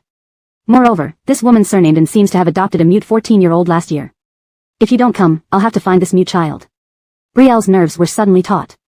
I know you understand the law, and enjoy spreading legal knowledge. Ferris spoke casually. I won't leave evidence against the mute child myself, but being in junior high, campus bullying can be pretty terrifying. I've heard that many kids commit suicide because of it. What do you think? Despite her anger, Brielle remained calm but trembled as she held the phone. She asked, is Sam making you call me? Or what did you think? Where else would I get your number? Room 3020 Karaunhai Pavilion at Junyu Hotel at 7 p.m. You have less than 2 hours. It's rush hour in Haicheng now, but hopefully, you make it on time. He hung up right after speaking. Brielle's throat felt dry and sore, her breathing heavy and unable to calm down. Having experienced school violence herself, Brielle couldn't let Christine go through what she had endured. Thinking of Christine's bright smile, she gritted her teeth, quickly put on her down jacket, wrapped a scarf around her neck, grabbed her phone and ID, and rushed out to take a taxi to Junyu Hotel. I can't just listen to my sister, Lao Manchen. Think about it. After all the effort I went through to find the drug you wanted, if Brielle drinks it, recording a video will prove your innocence to my sister. The door of the private room swung open. Brielle appeared between the double doors. Ding, ding, ding. Inside the lavishly decorated retro-style room, a life-sized Western clock struck 7. Sam looked up, seemingly surprised to see Brielle appear. Hey. Miss Coral is right on time. Enid's cousin nudged Sam with his elbow and lowered his voice. Lao Nanshan, this is a great opportunity to prove yourself to my sister. Don't waste the trouble I went through to get you the drug. Today, inviting Miss Coral here has no other intention, Ferris ran his fingers through his messy yellow hair and stood up smiling at Brielle. Since Miss Coral and my brother-in-law have signed the divorce papers, today, in front of everyone, let's toast together to ensure you won't pester my brother-in-law anymore. That way, everything can finally be resolved. Ferris glanced at Sam. Besides, regardless of whether the woman surnamed and intentionally pushed my sister or not, the fact remains that my sister got hurt because of her. If you want to plead on her behalf, you should at least drink a few cups as penance, right? Exactly, pleading must be done sincerely, someone in the room chimed in. If you can't handle hard liquor, surely a few glasses of red wine should be manageable. Brielle stood at the entrance, her dark eyes fixed only on the lounging Sam. She took a step towards the round table, removing the scarf that covered half her face and draped it over the back of a chair. She picked up a tall crystal glass of water from the table, placed it in front of her, turned the lazy Matthew San, and poured the first decanter of white wine into her glass. Brielle had always been fair-skinned. Without the scarf, the bruises on her cheek, jawline, and neck were even more alarming. On the day we met at 12, I had pesticides on me. If I hadn't saved you, I would have finished them. She lifted the second decanter and continued pouring into her glass. Rather than say I saved the kidnapped you, it might as well be said that you saved me. At that moment, when she shielded him from the knife, Brielle genuinely didn't want to live anymore. If Sam hadn't dragged her back home despite her resistance, she might still have attempted suicide later. Unlike you, who grew up surrounded by warmth and happiness, in these 20-some years of my life, every bit of warmth and happiness I tried to cherish forever came from moments spent with you. You forcefully entered my life, making me believe that this dirty, unwanted life of mine was still worthy of love and acceptance. Sam was the only light in her gloomy world. So, when the car accident happened, the immense fear wasn't about death but about Sam's death. So, even after he lost his memory and his heart belonged elsewhere, treating her with disdain and humiliation, she couldn't bear to let go. So, that day when they were drugged, and he got dressed before turning around and looking at her with derision, calling her repulsive, her heart felt pierced by countless arrows, worse than death itself. Sam looked astonished, his throat convulsing. At your 18th birthday, you made a wish saying that Brielle's lifelong happiness could only be given by Sam. She spun the lazy Matthew San and picked up the third decanter. Your second and third wishes were cheated and unfulfilled, but you said all your wishes were tied to me. You wanted to keep those two wishes so that whenever you spoke them, I had to fulfill them as your birthday gift. I agreed, and your second wish was on your 22nd birthday, to marry you. I did it. Even though she knew both the Foos and the Rusties didn't approve of their union. But as long as he said he wanted to, she was willing to stand against both families for him. The 3 decanters filled the tall crystal glass to the brim. She raised her eyes and looked at Sam. You don't need to threaten me with Wendy and Christine. Whatever you say, I'll do. Especially since I owe you a wish. I'll agree to anything. Reopening these old wounds, she thought she'd cry uncontrollably while speaking. But she didn't. Even though her eyes throbbed with pain. Chapter 13, A Chilled Body. Upon hearing Christine's name, Sam turned his head to look at Ferris. Only then did he realize that Sherry was here because she had been threatened. Where is the drug? Sherry's voice was eerily calm and indifferent. Wasn't the purpose of asking me to come here today just to slip me a drug? I've already poured the wine. The private room fell silent. Those who had initially gathered for entertainment now strangely remained quiet. Ferris thought Sam had told Sherry about their plan, so he nudged him with his leg. Lal Nanchan, are you feeling regretful? Seeing Sam staring intently at Sherry without saying a word, Ferris picked up the small bottle in front of Sam, walked over to Sherry, poured the powder into her cup, and stirred it briefly with chopsticks. Miss Coral, this is the truth drug. Drink it, and Lal Nanchan has some questions for you. Truth drug? If not for Sherry overhearing Sam and Ferris's conversation in the hospital by chance, and if they hadn't tried so hard to get her to come, she might have actually believed it. Sherry lifted a full glass of white wine and asked Sam, after I drink this, will you no longer make things difficult for Wendy and Christine? Sam replied, okay. Sherry nodded, and as the sharp liquid scorched her esophagus with each swallow, it also scorched her heart. On Sam's 26th birthday, Sherry chose to give up on him. Today, she chose to kill the part of herself that deeply loved Sam. Setting down the glass, she steadied herself by holding the edge of the round table. Ask your questions. Miss Coral, don't be hasty. This drug takes 10 minutes to take effect. Ferris pulled out a chair for Sherry and considerately poured her a glass of juice. Drink this juice to mask the alcohol. Once Lal Nanchan finishes questioning, Mr. Alina should arrive soon to escort you home. Inviting Godric over was part of the plan to make her sleep with him. She remained composed and sat down quietly in the now silent room. Soon, the drug began to take effect. Sherry's face flushed, and her hands gripped her palms tightly. Glancing at the clock, the time had arrived, and she spoke hoarsely, time's up. Ask away. Sherry. Sam, leaning casually against his chair, stared at her intensely. His voice was crisp and cold. Did we do it that night? Do you hope we did or didn't? Sherry countered. Answer me. Meeting Sam's deep and cold gaze, she spoke firmly, no, can I leave now? A scorching heat spread through her body, engulfed by an overwhelming sense of emptiness. Sherry felt weak and almost unable to sit properly. Wait. Don't rush. Enid's cousin took out his phone and opened the video recording function. Sorry, Miss Coral, I forgot to record it earlier. This is for my sister. Could you please repeat that? That night when Sam and I were drugged, nothing happened between us. Sherry faced the camera held by Ferris. Because, when Sam hugged me, he called out for Enid. The screen clearly showed Sherry's clear eyes misting up, indicating her consciousness was being overtaken by the drug. Ferris's lips curled into a smirk as he looked toward the slender figure standing at the door, his eyes unashamedly confident. Having finished speaking, she stood up, gripping the edge of the table. Sit down. Wait for Godric to come and drive you home, Sam said irritably. Perhaps due to the drug, tears welled up in Sherry's eyes, and her speech slowed as if suppressing something. Sam, I swear, if I bother you even once in this life, I will be forever trapped in Coral Village. Not even death can free me from there. Refusing to beg, she struggled to control her trembling, looking up at the impassive Sam and asked, would this let me go? Knowing that the ultimate nightmare for Sherry was Coral Village, Sam understood even though he had lost his memory. Precisely because he knew this, and especially since Sherry had taken the truth drug, his anger intensified.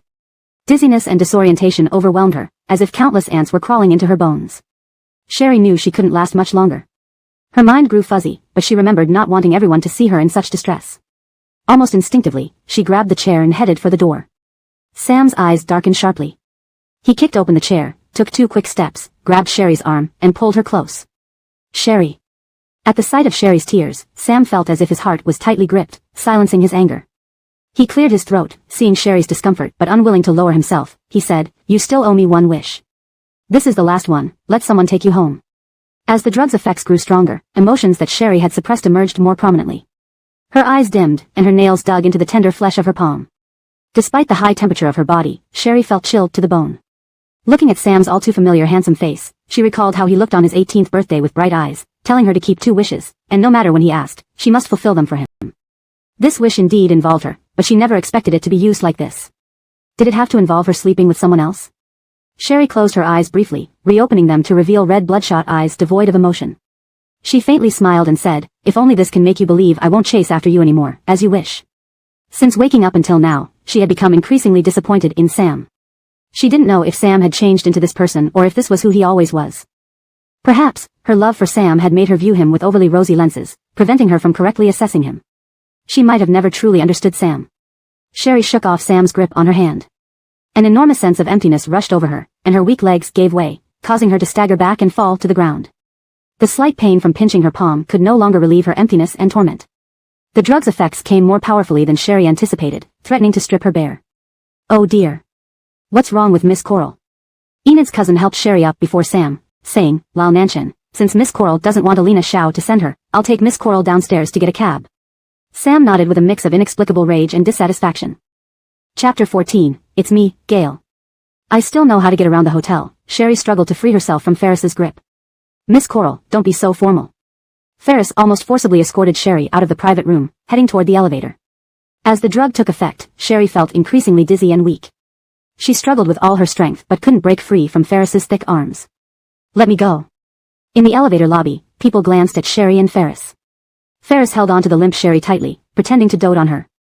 You shouldn't have insisted on drinking when you can't handle it. Stop fussing. I'll take you back to your room to rest. He gave a polite smile to the surrounding people and pressed the elevator button while whispering in Sherry's ear. Nanshan's last wish at his coming-of-age ceremony was for someone to send you back.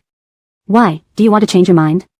Sherry's vision blurred, but she noticed Ferris pressing the button for the upper floors instead of the lower floors. Godric hadn't appeared.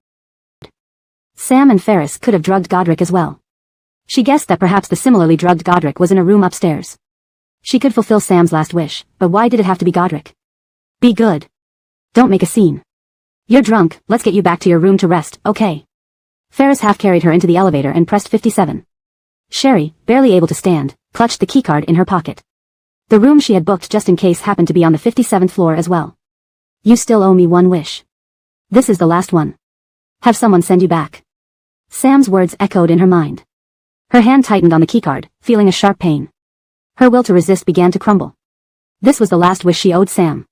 Perhaps it was an illusion, but a despondent and self-destructive thought suddenly resurfaced after years of suppression.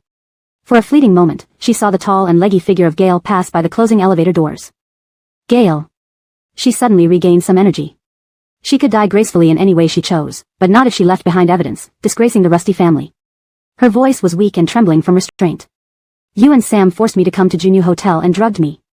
Are you forcing me to the 57th floor because Godric is in one of the rooms? Did you install cameras in the room? Ferris hugged her tightly, smelling her fragrant hair in a disturbing manner. His throat moved, eyes filled with greed. Sherry, the famous prodigy from Haiching No. 1 High School, I've been wanting to taste you for a long time. Rest assured, tonight I'll make you beg for mercy. Sherry pushed him away, her back hitting the elevator wall, then collapsed, too weak to even lift a finger. Get lost. The effects of the drug overwhelmed her again. She curled up, biting her lip hard, groaning faintly. If it were Godric, Sherry believed she could protect herself until the ambulance arrived and possibly escape. She could manage the aftermath with Godric.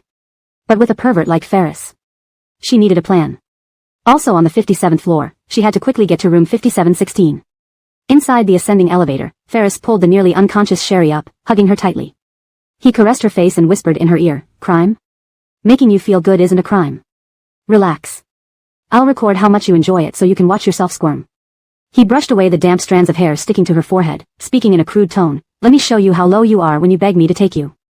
Sherry clenched her teeth and fumbled for her phone to unlock it and dial 110.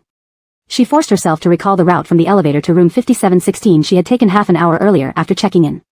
Ding. The elevator doors opened, and she shoved Ferris, stumbling towards room 5716.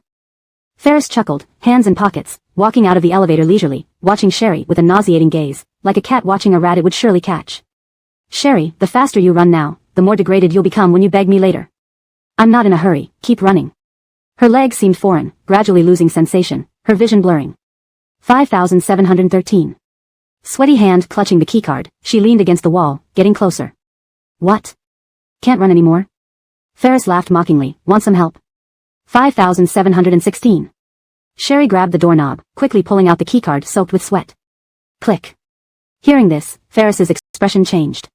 Seeing his prey slipping away, he hurried forward but was too late. The door clicked shut, locking him out. Sherry collapsed inside the room. "Sherry, open the door." "Hear me." Ferris's face turned grim as he pounded on the door, receiving no response. He threatened, "Don't forget about the little mute girl. Open the door, and I'll let her go. Otherwise, even if I kill her, my brother-in-law Sam will protect me. Try me if you don't believe." No response. Ferris sneered, glancing at his watch. His voice dripped with malice. "Looks like you don't care if the little mute lives or dies.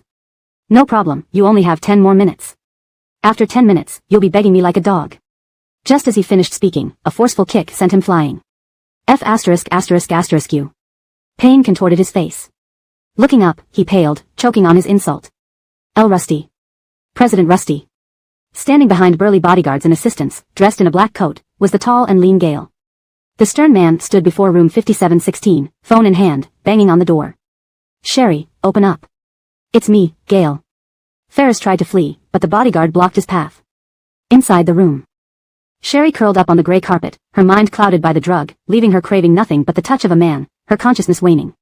Hearing the knock and voice calling her name, she fumbled for her phone, blurred vision showing a call in progress. She pleaded weakly into the phone, I'm at Junyu Hotel 5716, drugged. Please call an ambulance. #### Chapter 15, No Regrets. The effects of the drug swept over her, causing Sherry's phone to slip from her grasp. She clutched at her leg in agony, forcing herself to stay conscious. Yet, the burning desire could not be resisted even by pain, and she found herself gritting her teeth, whimpering in torment. You still owe me one wish. This is the last one. Have someone take you back. Sam's words echoed repeatedly in her hazy mind. Sweating profusely, she clung to herself tightly, unsure if it was physical or emotional pain that caused her tears to fall like broken pearls. Heat. Lava seemed to boil within her. Cold water. Yes, cold water. Before meeting Sam, she had asked the hotel for several buckets of ice and filled the bathtub with cold water. Just like last time, she knew she had to endure it until it passed. Forcing herself up from the wall, she stumbled into the bathtub floating with ice cubes. Outside the door, Gale heard faint sounds of water through the phone and nearly crushed the device in her hand. Hanging up, she instructed her assistant, have the hotel manager open the door, and get the car ready at the entrance. The assistant nodded and moved aside to make the call. Soon, the manager arrived with his team and swiped the keycard to open the door. Gale glanced back at Ferris, who looked visibly upset. Her icy gaze behind the gold-rimmed glasses was chilling. Hand him over to the police. Mr. Rusty. I'm Yusef Shao's brother-in-law. This isn't my fault. I just followed orders. Room 3020 in Karaunhai Pavilion, Yusef Shao is there too. You can check. Take him to Yusef Shao and tell Yusef Shao I want an explanation. Impatiently, Gail kicked open the door and stormed straight into the bathroom. Sherry, wearing a down jacket, was submerged in the icy water, her wet head resting on the edge of the bathtub. Water and ice cubes splashed everywhere when she fell in, creating a chaotic scene. Whether due to the drug or the cold, her pale knuckles clung tightly to the edge of the tub as she shivered uncontrollably.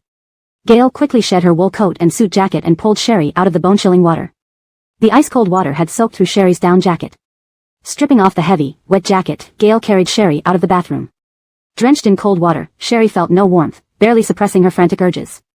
Now, cradled in the embrace of a warm body, enveloped in a fresh male scent, and the scorching heat from the shirt against her skin pushed Sherry's barely holding rationality to the brink. As her frigid body left the warmth and touched the soft bed, she forced her eyes open, her vision blurred. From her angle, she could see the man's chiseled jawline, moving Adam's apple, and the tight, soaked shirt clinging to his body. This overwhelming sight sent shockwaves through her system. In the moment Gail covered her with a down blanket, the disoriented Sherry instinctively grabbed his tie and kissed him passionately. Gail stiffened, muscles tensing as he clutched the bed. Sherry's kisses lacked technique, her mind was clouded by the drug, driven purely by instinct. Grabbing her slender wrist tugging at his tie, he hadn't had the chance to pull her away before her fingers hooked around his neck, deepening the kiss clumsily yet fiercely. A fierce fire burned within her, yet she shivered uncontrollably. Tortured by the conflicting sensations, Sherry clung desperately to the searing warmth of the man's body as if it were her lifeline. Even though her consciousness was muddled and every nerve controlled by the drug, only the desire for this man remained, while tears continued to flow. Gail held Sherry's face and pressed her back onto the bed. Unexpectedly, she turned and kissed his fingers, her cold hands wrapping around his arms. Veins protruded on the back of Gail's hand as the sensation coursed through his thumb, paralyzing his right hand and spreading throughout his body. His eyes darkened as he extracted his arm and pinned her back down. Sherry. She opened her eyes, her gaze scattered.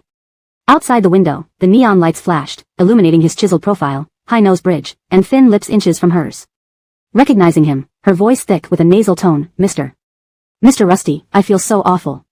Don't worry, I'll take you to the hospital. Gail pulled his tie from her grasp, binding her thrashing wrists with it and wrapped her in the down blanket. Every touch, his breath, his voice stirred intense urges and longing within her. Sherry bit her lip, struggling, curling her body, her breathing erratic. Reaching out, she grabbed the hand that was covering her with the blanket, pleading, help me. Please. Gail paused, his black pupils dark as abyss. Sherry, I'm not Sam, I can't help you. Mentioning Sam's name pierced her heart. The creatures inside her veins, previously suppressed, now gnawed at her furiously. Just as Ferris said, the drug's effects intensified with time. Unable to hold on, she lost all reason. She wanted the man before her. Half buried under the down blanket, her face obscured by wet hair, her voice raspy and full of anguish, she screamed his name, Gail, please. Help me. Hearing her call his name ignited dormant volcanoes within him. Her plea, both heartbreaking and sensual, stirred emotions long buried. Dark desires surged in his chest, his grip tightening on her wrists, veins popping on his hands. He brushed the wet hair from her face, his throat working as his eyes blazed with fervent intensity. Sherry, no regrets? Gail, please, help me. Her voice, clouded by passion, was like an irresistible spell luring him to fall. Willingly, he allowed himself to drown in it. Sherry felt a fiery warmth press her deeper into the soft mattress, sinking entirely. Long, slender fingers gripped her chin, forcibly parting her lips, invading her mouth urgently and aggressively. Their tongues intertwined, their saliva mingling. Under the sharp, cold male scent surrounding her, the drug's effects became more intense. Even the slightest touch made her shudder, let alone such unrestrained kissing. Oxygen deprived, her mind blanked out. The man's strong, sculpted torso pressed against her, the scorching warmth of his foreign body enveloped her cold one, almost burning her. With barely any awareness, she couldn't recall when her clothes were removed. She remembered the vibrating phone hitting the ground. Remembered the intense, captivating gaze when Gail stared at her. The sudden pain during their passionate kiss made her clutch the sheets tightly. Crying out Gail's name, her tongue entwined with his. Her curled fingers, whether from pain or pleasure, were pried apart, forcefully interlaced with strong, sinewy ones. All night, she floated between euphoria and despair, tossed about like a small boat on a stormy sea, consumed by the drug-induced passion. Chapter 16, I'm not that despicable. Sherry was woken by the splashing sound of water from the bathroom. The blackout curtains on the hotel's floor-to-ceiling windows made it impossible to tell whether it was day or night. Her head throbbed as if she had a hangover, and when she instinctively pressed her temples, her arms were so sore that she couldn't even lift them. Not only her arms, but her entire body ached intensely, especially in her most private areas. Gail. Thunder exploded in her mind. She suddenly sat up, her blood turning to ice. She clutched the blanket tightly over her chest, looking at the damp-down comforter and scattered shirts, trousers, sweaters, and jeans on the ground. The events of last night replayed in her mind like a movie. What did she do? Sherry's face drained of color. Gale was the Rusty family's adopted son, officially the younger brother of her biological mother. She had clearly wanted no further ties with the Rusty family, yet under the influence of drugs, she had ended up in bed with their adopted son. She had been somewhat conscious last night, otherwise, she wouldn't have been able to call out Gale's name accurately. The drugs tortured her mind and body, and in her semi-conscious state, she had kissed Gale almost uncontrollably, pleading with him. Sherry covered her face with both hands, feeling the swollen and numb lips. Pain shot through her, making her shiver and weakly get out of bed to retrieve her wet clothes. Realizing that these wet clothes would be useless in the cold winter, she wrapped herself in a bathrobe from the hotel closet. Then she noticed several shopping bags on the sofa, 3 of which contained women's items. Beside the sofa lay a pair of women's shoes, sized for her feet. These must have been bought by Gale's assistant. Included were disposable underwear, socks, new thermal sets, jeans, sweaters, and a down jacket. She glanced at the bathroom where the water was still running and, despite her physical discomfort, changed into the dry clothes with trembling hands. At this moment, if she left without meeting him, at least they could avoid awkwardness for a while. But their relationship was too complicated, they needed to talk things through. After putting on her shoes, Sherry suppressed the urge to flee, sitting anxiously on the sofa, waiting for Gale to finish his shower, her heart heavy with apprehension. Soon, the water stopped. Sherry, seated on the sofa, straightened her back nervously, gripping her dead cell phone tightly, her heart pounding. Although her consciousness had been impaired by the drug last night, she remembered Gale's deep voice comforting her in the darkness, telling her not to rush for the first time. She recalled the touch of his lips against hers and the shiver it caused. On the sofa, Sherry's ears turned red, her whole body burning with anxiety as she looked towards the bathroom door. When the sound of the hairdryer ceased, her heart raced to her throat. The bathroom door opened, revealing Gale, who was fastening his shirt buttons while wearing only trousers. Not seeing the woman in bed, he turned his head and saw Sherry already dressed on the sofa. His hand paused as he buttoned his shirt, his gaze falling on Sherry's pale face. "Why didn't you sleep longer?" Though Gale's demeanor remained calm, Sherry's heart pounded harder. What happened last night had crossed all boundaries. While there was no blood relation between them, Gale was still her birth mother's adopted brother. "Thank you for what happened last night," Sherry finally regained her voice. "And I'm really sorry, it was all my fault." She lowered her head. "You are the Rusty family's adopted son, and everyone thinks I'm just a poor relative from your father's side, with supposed blood ties. Over the years, you've cared for me because of that. So, no one else can know about last night. If anyone found out, both Gale and she would be branded with the sin of improper relations. How could Gale carry on or establish himself in the business world?" Sherry knew Gale wanted to leave the Rusty family and bring her back to them. He might exploit last night's events to reveal she was actually the biological daughter of Kyoto's Rusty family. That would be another disaster for her birth mother, Rusty Veronica. She would not let such a thing happen. She had taken the drug and begged Gale to come to bed. It was her responsibility to deal with the aftermath. "Okay." Gale's eyes darkened as he casually picked up the watch from the bedside table and put it on, his tone gentle. "Are you feeling unwell? I can have Assistant Matthew take you to the hospital for a checkup." Sherry looked up at Gale, startled. She had expected Gale to use this opportunity to discuss the pros and cons, bringing her back to the Rusty family. Even harsh words were prepared, yet Gale only seemed concerned about her health. Noticing her gaze, Gale, who was calmly tying his tie, raised his eyes. His gaze was inscrutable, yet completely serene, betraying no emotion. "I know what you're thinking, but I'm not that despicable." Caught off guard, Sherry felt uneasy. "No, I wasn't doubting your character, but..." Her phone vibrated. Gale glanced at it without answering, then put on his suit. "I'll handle the hotel surveillance. This won't get out. You don't need to worry about the Coral family appearing on the show. The identity Rusty family set up for your mother was solid, they can only find out that she died of hemorrhage in the hospital. But you may still be dragged into it." Gale adjusted his cuffs. "Have you really considered going abroad? There are many universities available. With Sherry's grades, a donation from Gale would guarantee her admission anywhere.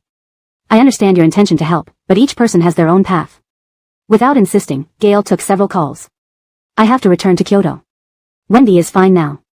If you need to stay in Haicheng for a few more days to sort things out, stay at the villa for safety until you leave." After Gale left, Sherry's tense nerves relaxed, and she realized how sore her body was. After spending half an hour alone in the room, she went downstairs to check out. As she approached the hotel entrance, she saw Gale's assistant smiling beside the car. "Miss Coral." Sherry was surprised. "Assistant Matthew, why are you here?" "Mr. Rusty said he had to rush back to Kyoto." Mr. Rusty was called back by the elder for failing to meet Miss Matthew for a blind date yesterday. Assistant Matthew opened the car door, gesturing her in. "Mr. Rusty asked me to take you to the hospital for a checkup." Sherry tightened her fists. So Gale was supposed to go on a blind date yesterday. "No trouble, I'm fine. I don't need to go to the hospital." Sherry wanted to charge her phone and contact Wendy.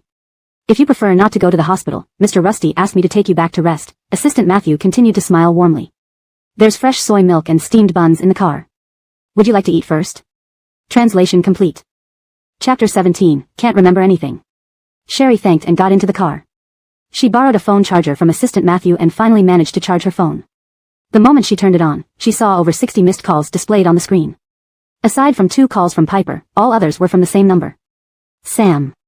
She clutched her phone tightly, unsure of why Sam had called so many times. Did he discover she didn't sleep with another man in the room he arranged? Or did he realize she wasn't with Godric? Either way, it couldn't be out of worry for her. Sherry curled her lips in self-mockery and dialed Piper's number. Iko. Piper's voice could barely conceal her joy but still kept it low. Iko, the police have cleared everything up, and Laura said there's no need for compensation. I'm already out and now at the hotel arranged by the production team. At which hotel? I'll come over right away, Sherry replied. No, don't come. The Corals are here too. Piper worried. Rest assured, I'm fine. Once the show is done, I'll go back. But I wonder if I can give those photos to Nanshan. Sherry's hand tightened. She felt a sharp pain when she realized her palm had been pinched raw last night. She spoke softly. Piper, throw those photos away. Nanshan and I have already divorced. We have nothing to do with each other anymore. Piper was taken aback. After a moment, a faint sob came through the phone. Should have noticed earlier. You never came back with Nanshan after you woke up, and you always said Nanshan was busy. Piper, it's all over. Sherry softly interrupted. I just feel that Iko has suffered too much. Piper sighed. You loved Nanshan so much that you even risked your life for him. Nanshan clearly loved you too. This outcome shouldn't have happened. Everyone could see how much Sherry cared for Sam. Her phone buzzed again, indicating another incoming call. Using this as an excuse, Sherry hung up with Piper and answered the new call. It was from the Finding Kinship production team. Miss Coral, can you attend the rehearsal this afternoon? The show will be recorded tomorrow and we need you for a walkthrough. I won't be able to make the rehearsal. I have other things to attend to. Understood, understood. I'll keep you updated via phone. You can call me Little Myo. Assistant Matthew, driving in the front seat, glanced at Sherry through the rearview mirror after she hung up. If you don't want to participate in Finding Kinship, Mr. can help you call and explain. And you don't need to worry too much. Professor Rusty spoke with Mr. and was not affected. Finding Kinship has its principles. The Corals will reap what they sow because of their greed. Assistant Matthew sounded very certain.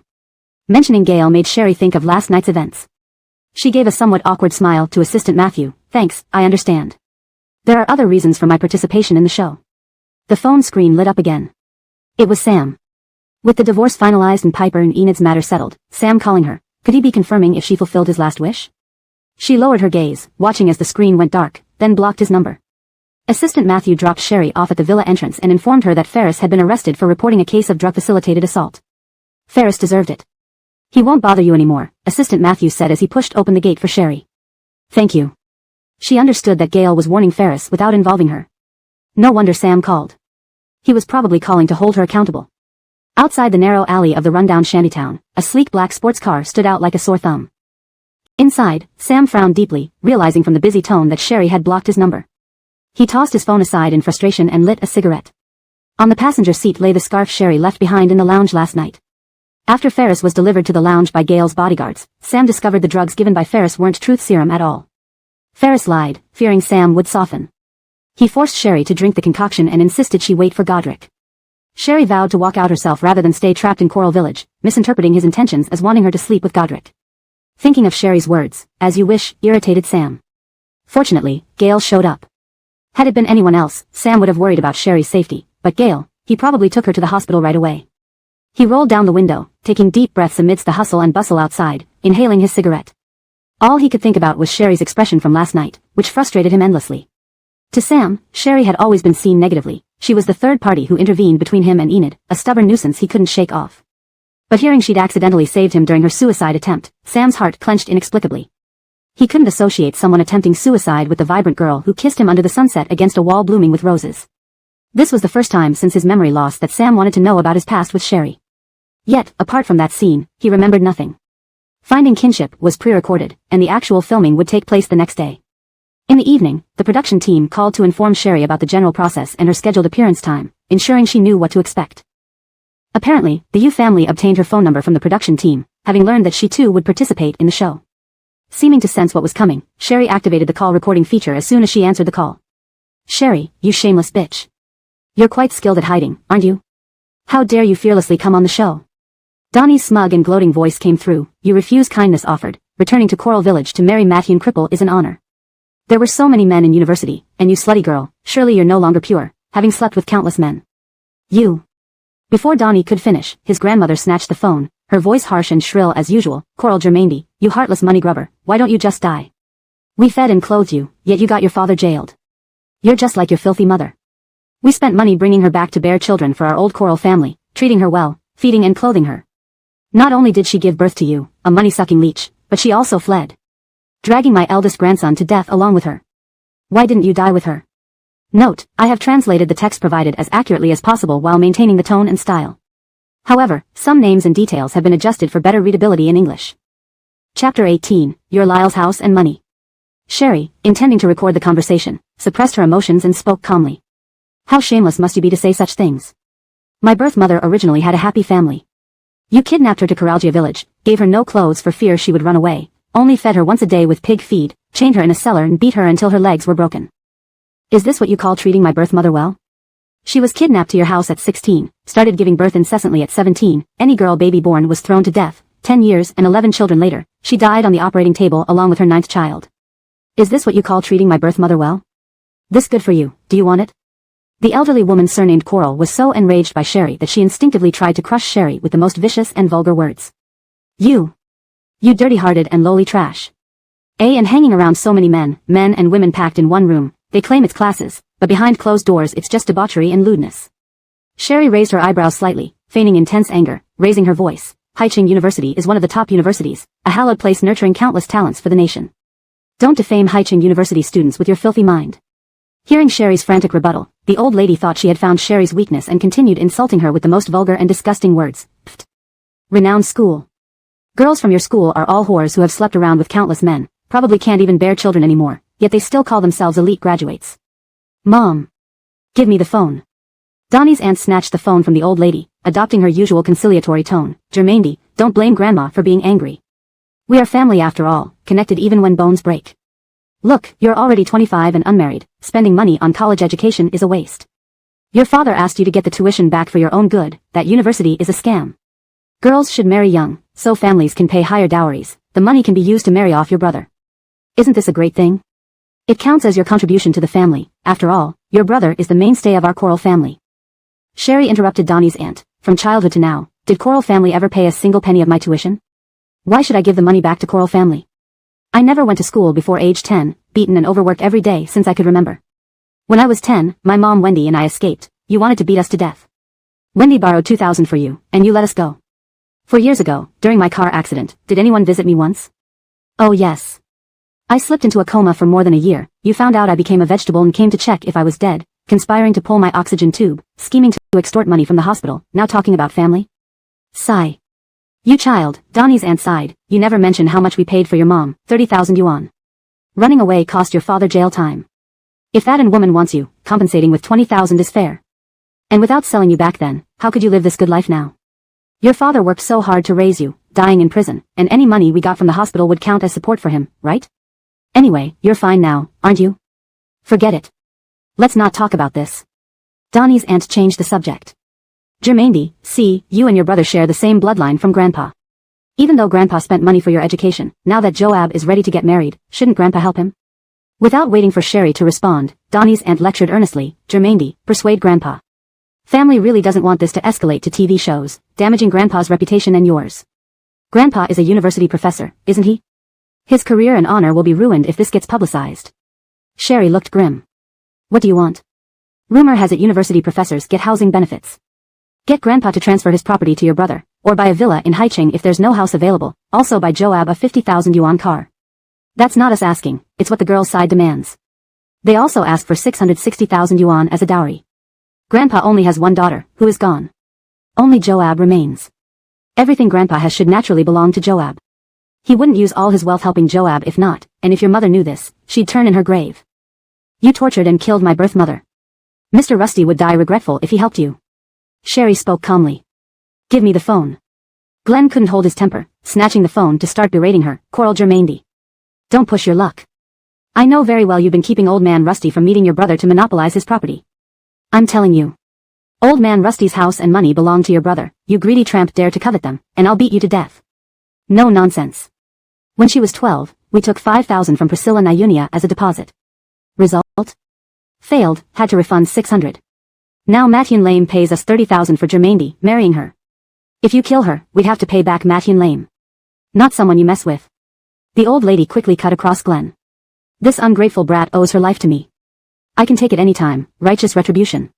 Roaring at the old lady, Glenn commanded into the phone, call old man Rusty immediately. If he doesn't give your brother the house and dowry and buy a car, I'll beat you, shameless thief. Glenn's voice was filled with hatred and venom, just like the cruel man who repeatedly beat her and her mother in the cellar, far removed from the mild-mannered facade he showed outsiders.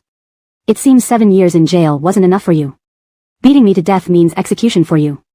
Accepting Matyun Lame's 30,000, human trafficking, would get you severe punishment. Having recorded what she needed, Sherry hung up without further argument. Chapter 19 Innocence. The Coral family wouldn't give up and called again. She decisively blocked them and started organizing all the evidence she had kept specifically to guard against the Corals. The Corals were cursing loudly in the hotel, conferring and coordinating their stories. Bitch, just like her conscienceless mother. That shameless thing. She only wants our Joab's inheritance. Tori was so angry her teeth itched with fury. Joab, tomorrow on the show, you have to do well and get in touch with your grandfather at any cost. We can't let that bastard Germaine benefit from this. She has become too bold, even threatening me with jail. But I'm her biological father, her life is mine to take. If I beat her to death, what law would I be breaking? Mr. Coral's face was ugly as he cursed some more. Rihanna was the name given by the Coral family to Brielle's biological mother, Rusty Veronica.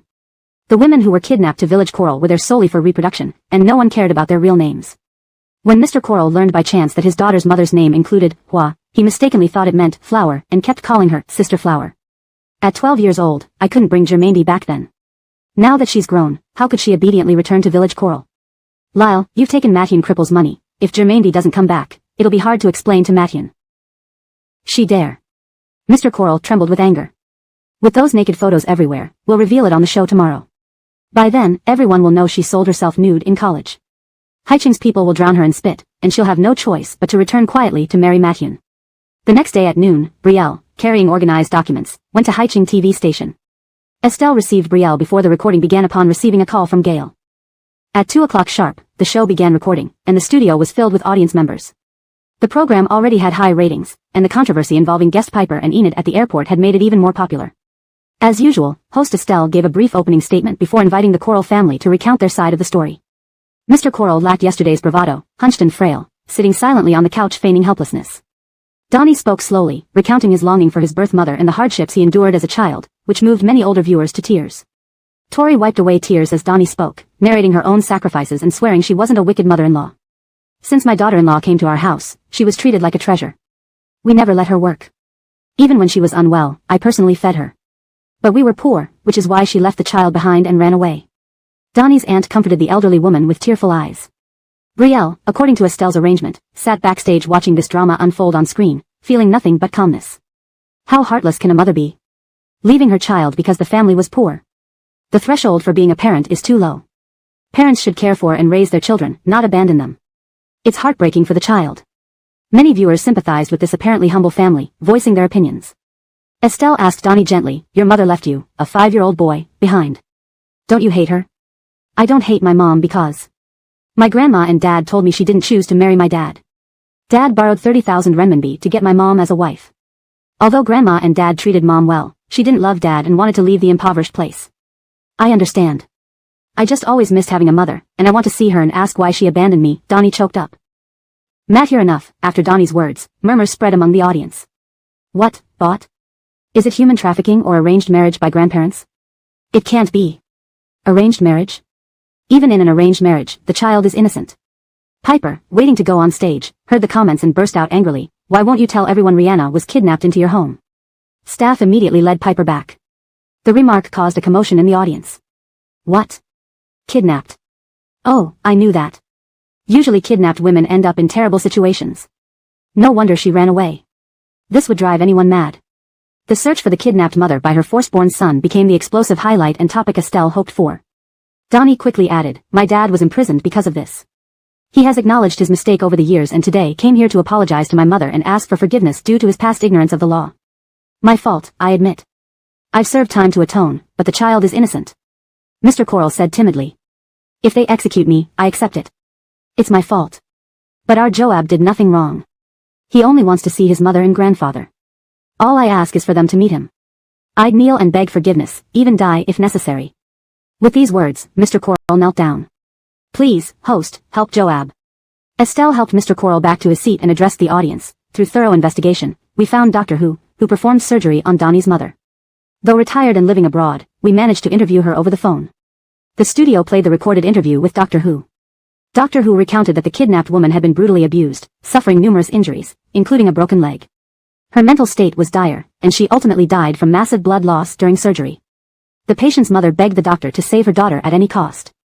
That couple searched for their daughter for nearly 12 years. The patient's mother developed severe depression and attempted suicide twice after her daughter went missing. The revelations painted a vivid picture of injustice and tragedy, leaving a heavy silence in the room. Chapter 20, To Keep or Not. Bard's voice was slow, still carrying a sigh as he recounted the story. The patient's father also knelt and begged me, saying, if his daughter didn't survive, he feared her mother wouldn't be able to live on either. He pleaded with me to save their daughter at all costs. But even after the surgery, the patient couldn't hold on. I later heard that not long after the patient's death, her mother followed suit, truly a pitiful situation. The recorded call ended here. Estelle looked at Donnie and said, after our investigation, unfortunately, your mother did indeed pass away, just as her friend Noemi had mentioned. Today, we have invited a friend of Donnie's mother, Cambria, to join us on the show. We would like Noemi to tell us more about Cambria's story. The staff escorted the emotionally agitated Wendy to the center stage. She sat down and recounted how she and Brielle's birth mother escaped from the village with Brielle's help. She also told of the panic-induced fall outside the police station that led to hemorrhaging and ultimately her death in the hospital. The audience murmured with sympathy. I kept telling them Cambria was gone, but they wouldn't believe me. Wendy, looking anxious, almost mentioned how the Coral family had threatened her with Brielle but stopped herself out of fear of implicating Brielle. Matthofan.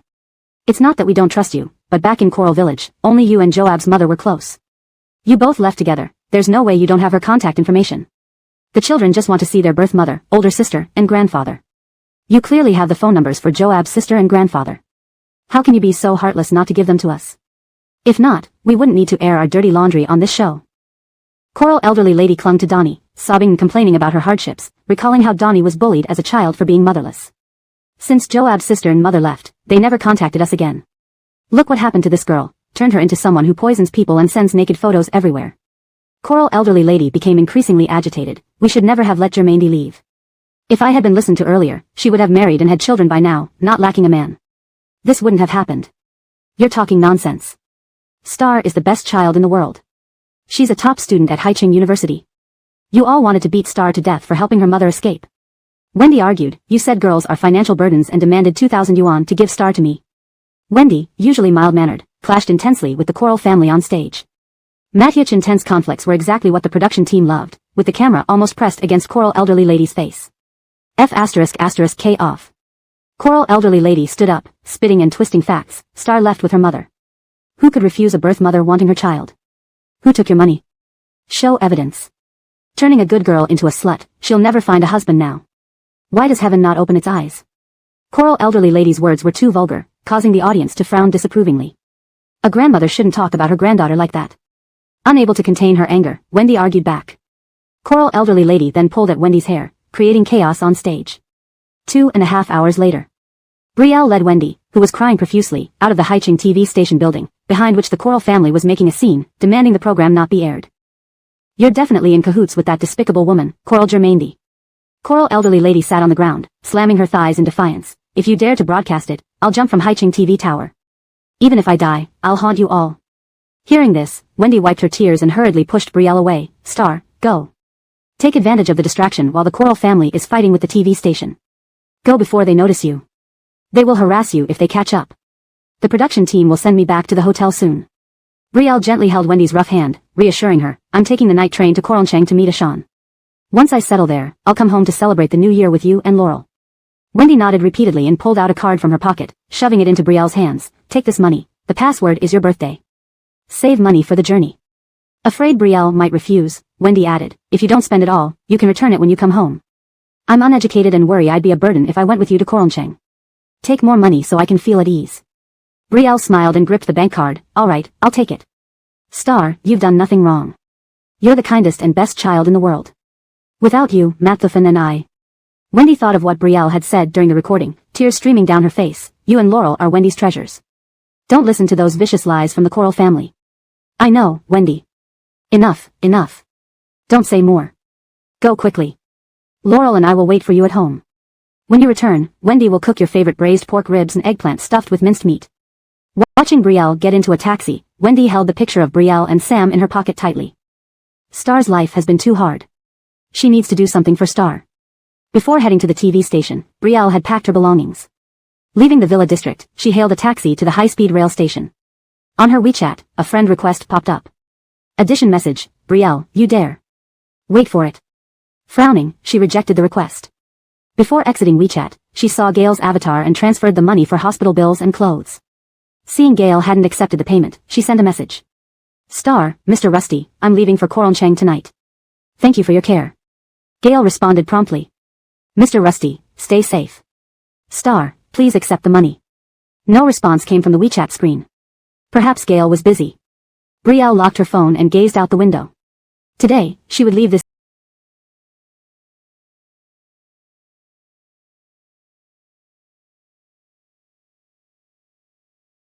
city where she had lived for many years. She came here because of Sam. Now leaving, she needed to let everything go and start anew. Brielle messaged Wendy, reminding her to send a message after returning home tomorrow. As the high-speed train from Haicheng to Coronchang started moving, Brielle checked her messages and saw another friend request. Opening it, she read. Do you still want your scarf? The profile picture showed interlocked hands. A man wearing a sports watch, fingers well-defined, alongside a woman's delicate and beautifully manicured fingers. It belonged to Sam and Enid, their intertwined fingers full of affection. It was from Sam. Chapter 21 Let Go of Aiko. Sherry was momentarily stunned, and her eyes suddenly felt sore. She did not approve the friend request but only replied, no thanks, please throw it away from me, thank you. Locking her phone screen, she propped her chin up and gazed out the window. The drizzle pattered against the glass, and in the glow of the streetlights, Sherry's expression wrapped in bandages could be faintly seen. After waking up from that accident, these past few years, she thought what she sought after was the love she had during her youth and all the happiness this life could offer. But in reality, happiness, that was something someone like her could never obtain in a lifetime. She kept the vows made by two people for 2 years, but now she was truly exhausted. Starting today, she would live for herself. She was grateful she survived that car accident. Life is short yet long. Apart from Sam, Piper, and Lise, there were still things she wanted to do, studies she loved. The high-speed train gradually sped up, carrying Sherry alone over the rain-blurred lights of Haicheng. This city, Haicheng, held the last 10-odd years of Sherry's life, the person she once loved, and all her friends. Now, the speeding train was leaving the city, along with the people within it, far behind. On the other side of the phone, Sam stared at Sherry's reply without moving for quite some time. The overly polite and distant words left him feeling very uneasy. He frowned, staring into his phone screen lost in thought. Lyle-in-law, I toast to you. If it weren't for you spending money to fix things with that woman for me, I wouldn't be free right now. Ferris raised his glass toward Sam and drained it in one go. I can't provoke the Rusty family, but I can't swallow this humiliation. He's just a foster son of the capital Rusty family. Why does he act so arrogant? Even though he's a foster son, he can't be underestimated. Everyone in the circle knows he's genuinely the heir to the capital Rusty family, someone advised Ferris. Forget it, Gail isn't someone we can mess with. Ferris didn't say anything, just drank another cup of wine. Those who don't know might think you and Aiko met late, but actually, Aiko's birth mother and Gail are relatives. Over these years, although Gail wasn't in Haicheng, he has always protected Aiko. You drugged Aiko, will Gail let this go? Eric added more wine for Ferris. In the future, don't mess with Aiko again, or when you involve Karaltsi, you'll regret it too late. Ferris's eyes darkened. Can't mess with Gail, can't hurt Sherry. So can he not get even with a mute? This grudge, he had to settle. Finding the private club's room too noisy, Sam picked up a lighter and cigarettes from the table and stood up. I'm going out for a smoke. Each private room in this antique-style club was set up as a small courtyard. Not wearing a coat but dressed in a black turtleneck cashmere sweater, Sam sat under the lantern-lit corridor. Wearing black English-style boots, he rested his foot on the lotus pedestal, sending messages to Enid about resting and taking medication amidst the sound of rain on the tiles.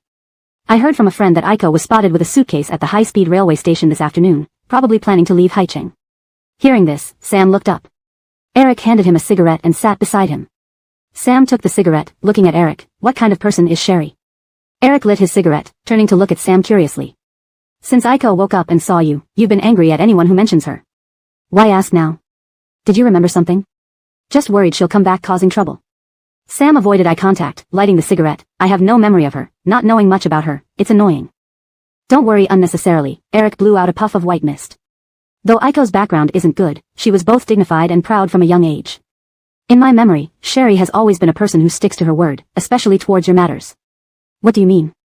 Heard Sam's question, Eric hesitated, then looked at him with a complicated expression. Nanshin, now that you've gotten your divorce wish from Aiko, if you want to be happy with Karautsi, don't dwell on your past with Sherry. Look forward. Seeing Sam frown smoking silently, Eric suddenly sat upright. Tell the truth, did you remember something? No. Sam flicked off some ash stubbornly. Just worried she's playing tricks, afraid she might return and affect me and Karautsi. Eric thought hard about Sherry's behavior and demeanor during the divorce process before concluding, based on my understanding of Aiko, that day when she came to get divorced with you, she had genuinely let go. Is that so? Sam muttered through the cigarette, exhaling a puff of smoke while idly swiping on his phone. Good then. By the way, according to Ferris, was it you who leaked that Aiko was studying at Haiching University to the Karaljia village family? Eric twirled the lighter. Sam stayed silent. Indeed, it was him. A month and a half before he and Sherry slept together under the influence of the drug, he was fed up with her constant entanglement. Because of her, his beloved repeatedly refused his proposal, insisting on waiting for him to remember everything. So, he thought of the Karaljia village family. Initially, he just wanted the Karaljia people to take Sherry away from Haicheng and keep her confined to Karaljia village forever. Unexpectedly, the Karaljia village family mistakenly believed that Sherry's grandfather funded her education, eyeing his property. They directly contacted the Looking for Family Roots TV show crew. After filming, they started making a scene outside the Haiching television station, and that old lady threatened to jump off the building, claiming the program conspired with Aiko to bully them. Eric scowled at the mention of Karaljia village. Seemed like they also did a live stream, publicly exposing Aiko's information, commanding netizens to expose her online. Grahamfully, the live stream got shut down. Only then did Sam lift his head. Actually. Taking a deep drag of the cigarette, Eric gathered his courage to tell Sam, at the hospital that day, I didn't tell Aiko the full truth. Sam moved his lips slightly. What truth? The drug was given to Godric by Lois. It's no secret that Lois has liked Godric. The spiked drink accidentally ended up in yours and Aiko's glasses. Eric rubbed his temple, guilt evident in his voice. I told Aiko that Lois did it for her, only to make her drop the charges. But I think Aiko knew the whole story.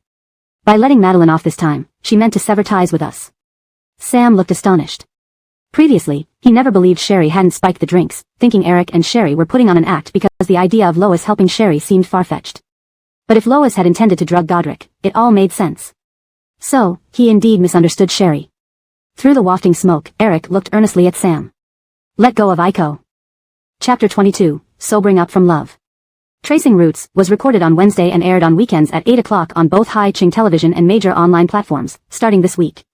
This episode had gained considerable attention a few days earlier when one of its guests accidentally pushed Enid down the stairs. Moreover, the topic of children of trafficked women seeking their mothers stirred significant public concern.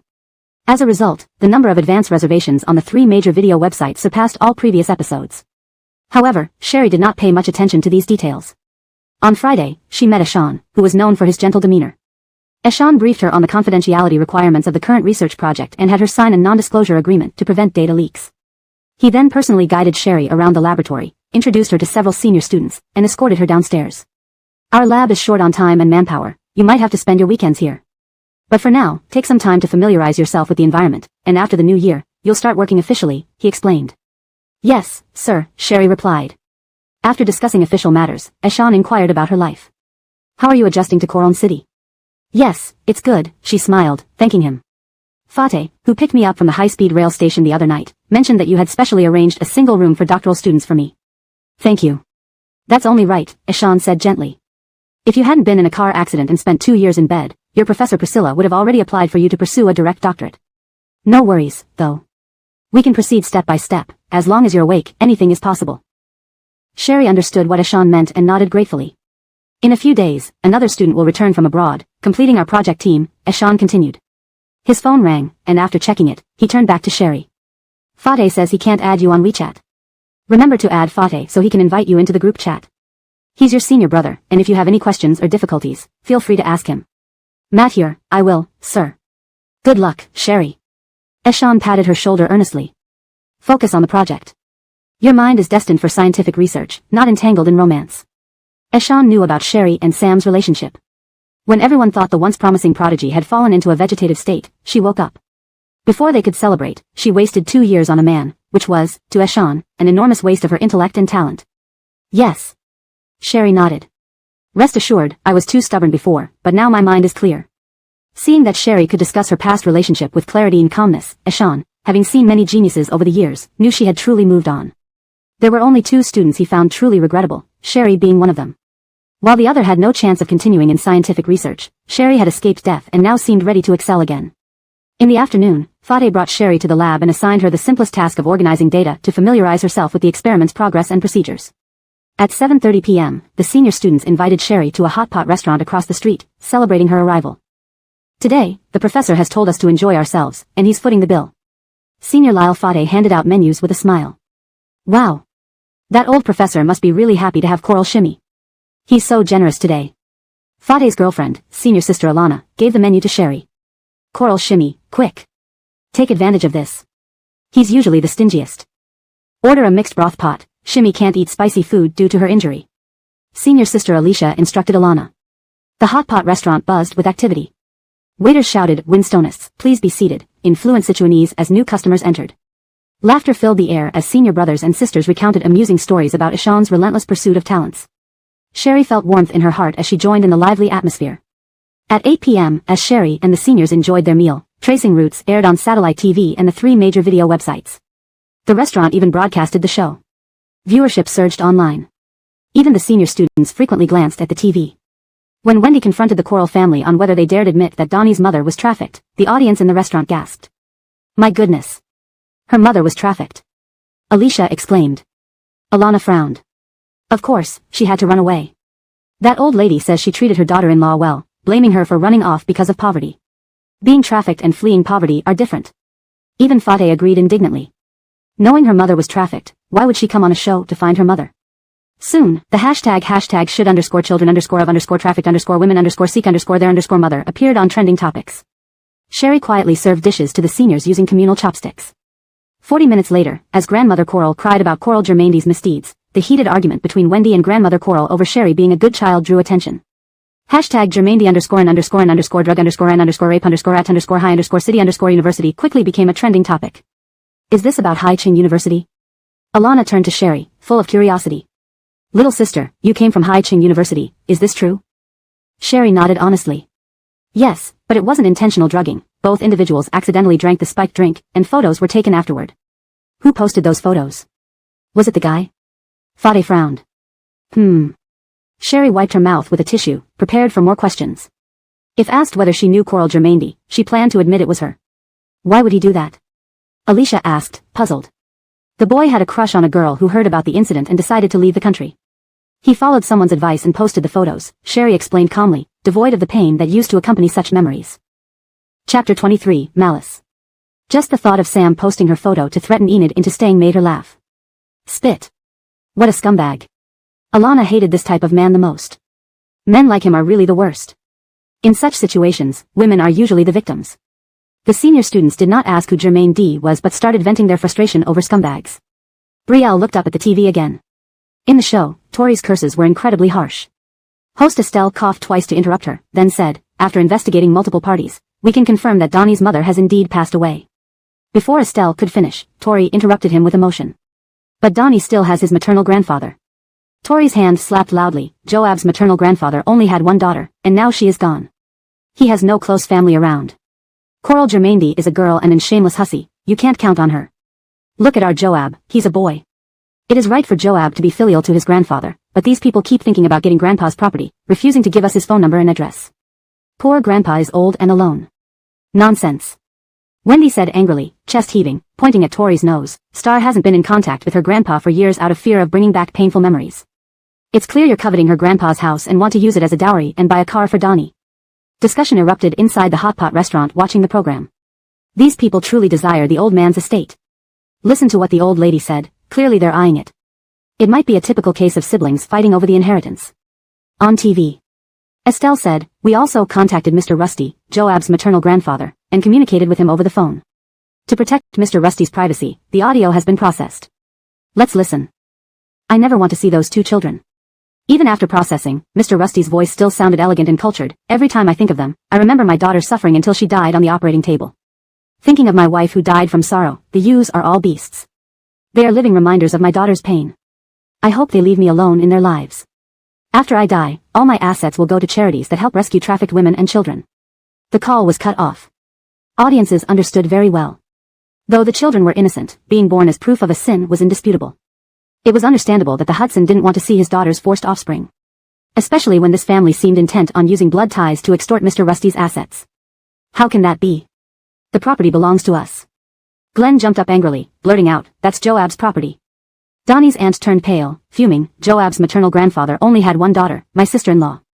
Now she's gone, Joab should take care of his grandfather until the end. There is blood relation between Joab and his grandfather. Host Tang. Can you help us contact his grandfather or at least give us the address or phone number so we can find him ourselves? Audience's sense of morality was shaken.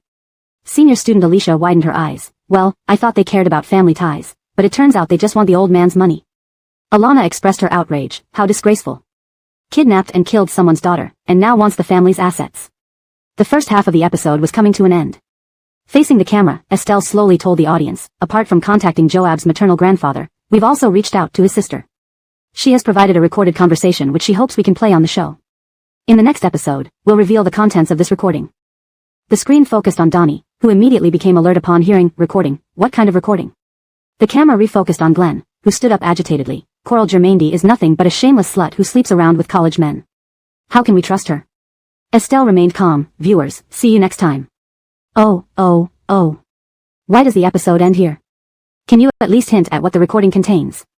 Alana was eager, intensely curious about the recording. Fateh laughed and picked up some food with his chopsticks. Why are you always so impatient? Next Friday, you'll know. Hurry up and eat. Episode 19 of Finding Lost Relatives, Seeking the Missing Mother ended with Wendy sobbing. How could you slander Star this way? Do you have any conscience? The hashtag son_of_human_trafficker_seeking_mother_grandfathers_assets trended quickly. The heat of discussion surged online. Especially near the end of the episode. Coral Germaindy, whom Tori accused of having a bad reputation, was actually a student at Hai Ching University, a top national university. This made the hashtag Germaindy_n_drugged_invaded_at_high_chin_university climb rapidly. Initially, most netizens believed that anyone naming their granddaughter, Germaindy, must prioritize males over females, dismissing the accusations as malicious slanders by the old woman against Coral Germaindy. But soon, netizens uncovered the previous incident where photos of Brielle were posted at Hai Ching University. Others released the apology letter from Sam, the heir of Youssef Corporation in Hai Ching City. Even blurred and unblurred photos Sam posted were shared. In the photos, although Brielle covered herself with a blanket, the scars on her shoulders and arms were clearly visible. Malicious comments flooded the internet. Youssef duo, wow, this is real. Drugging the heir and sleeping with him, this girl is ambitious. You Coral Mai, those scars on her body, has this young lady been indulging too much? Those look like burn marks. Definitely no doubt. Jingdasyang Gasima, someone with such morals gets admitted to Hai Ching University? Anyone can get in? At Hai Ching University don't you expel this kind of student? Hey, pretty face, how much per night? She's probably ruined. She Wanyalinawan Xian Kai, dragon parents spawn dragon children, her father imprisoned and abused her, a rapist, and she's a scheming drugger wanting to climb up. Ugh. Xiao Man Air, truly disgusting, the poor abducted women and their families almost destroyed. The spawn of a rapist, men vile, women disgusting, one lusting for lonely elders' wealth, another drugging rich men's beds. How despicable. Translation note, given the sensitive nature of this content, please ensure appropriate discretion and respect for the victims involved. Chapter 24, Loss. Someone found Sherry's Weibo account and sent private messages filled with insults, calling her the spawn of a rapist and the offspring of a human trafficker. As Estelle had predicted, following the production team's usual style, they would maximize discussions and buzz in the first episode. Sherry might be pushed into the spotlight first. Since she had expected this, she wasn't overly worried. In fact, she hoped the discussion would grow even hotter. The more attention the next episode received, the easier it would be for her to achieve her goals. After showering and turning off her phone, just as she was about to sleep, her phone vibrated. Seeing it was Wendy calling, she quickly answered, Wendy. Aiko, this is me, Godric's voice came through the line. Something has happened to Wendy. Sherry felt her hair stand on end. She threw off the blanket, turned on the light, and grabbed some clothes, though her voice couldn't stop trembling. What do you mean something happened to Wendy? Wendy got into a car accident at my sister's hospital. Wendy already went back home. Why would she be in Haicheng? Sherry's voice rose uncontrollably. Yesterday afternoon, Wendy had called her to report everything was fine and that she was safely home, mentioning everything was also good for Laurel.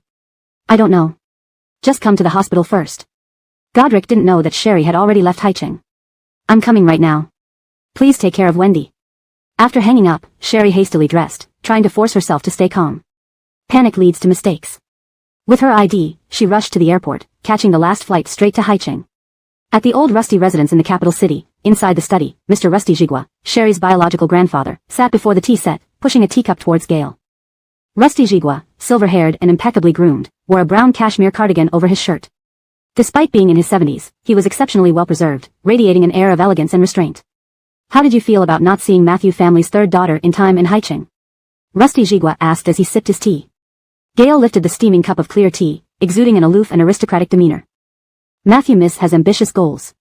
Marriage would be beneficial, but she might be too dominant for a wife of a Rusty family adopted son. In the end, you still wish for that child to return to the Rusty family, Rusty Jigua murmured, arranging the teaware casually. How is she doing? She obtained a divorce certificate from the Yusef family's young master. Currently, she has been invited by Ashan from Koralchang University to join his scientific research team. Drug poisoning, photo scandal, another poisoning after divorce, followed by the Coral family confronting her. Rusty Jigua sipped his tea. Her way of solving problems is by running away. Leaving the best university domestically to go to Koralchang University. Gale hadn't expected Rusty Jigua to be so informed about Sherry.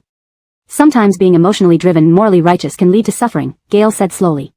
But she isn't indecisive.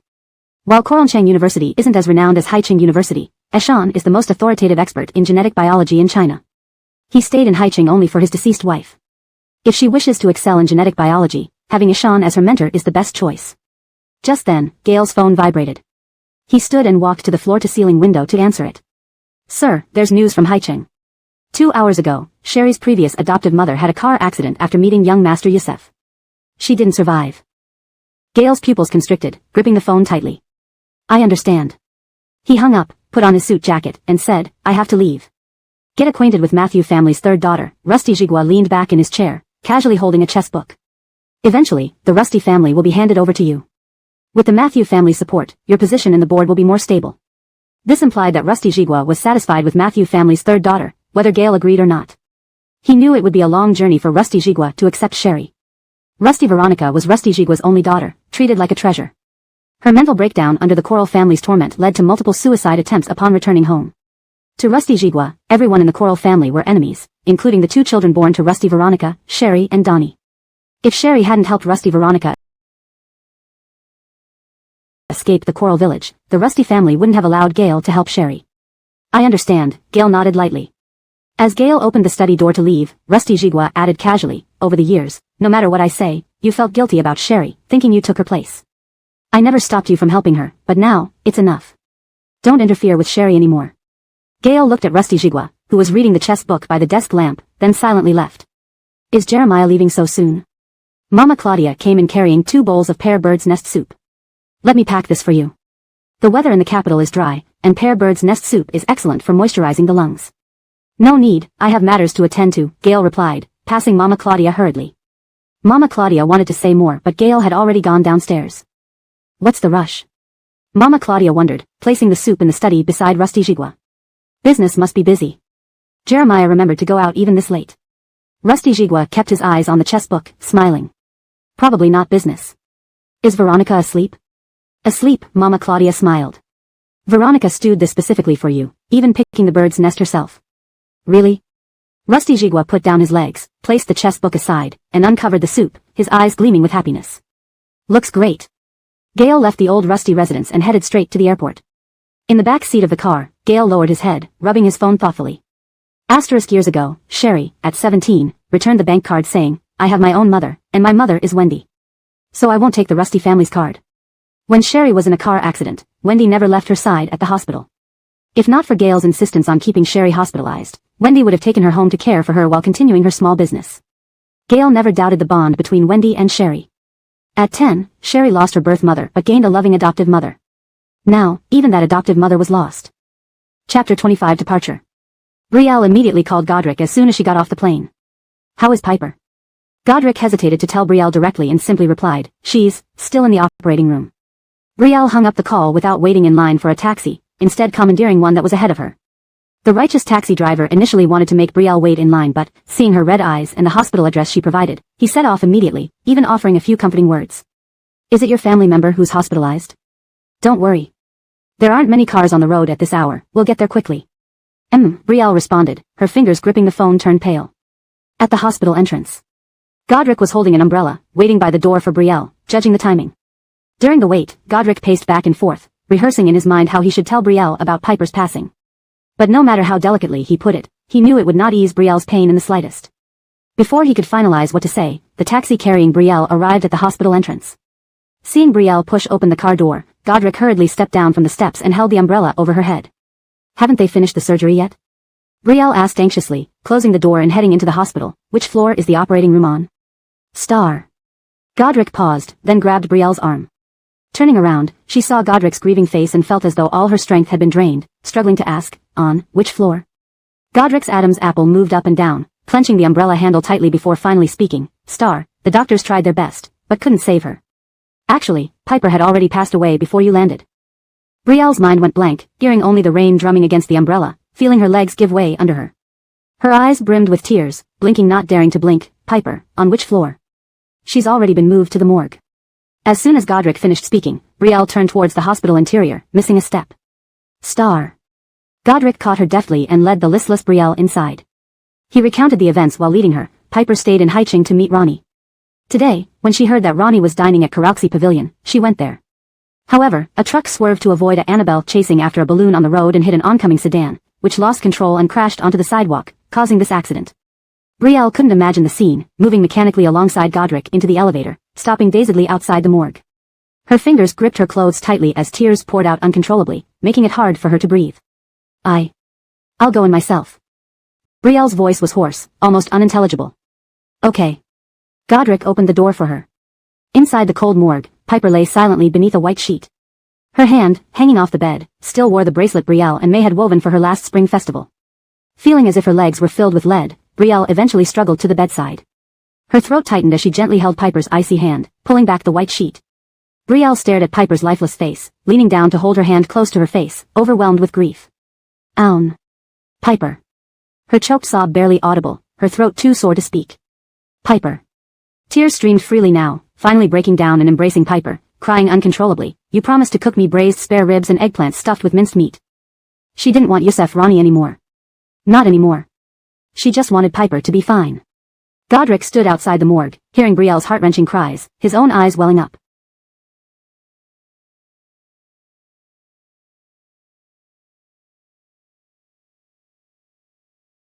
Growing up together, he rarely saw Brielle cry.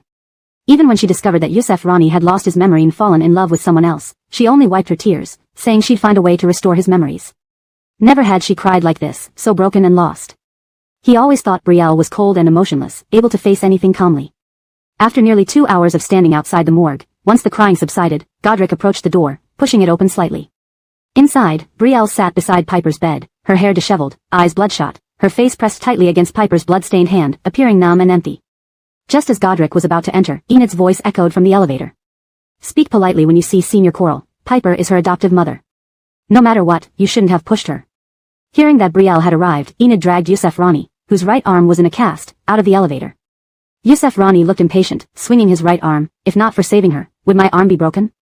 Why wouldn't I push her when she tried to pull me?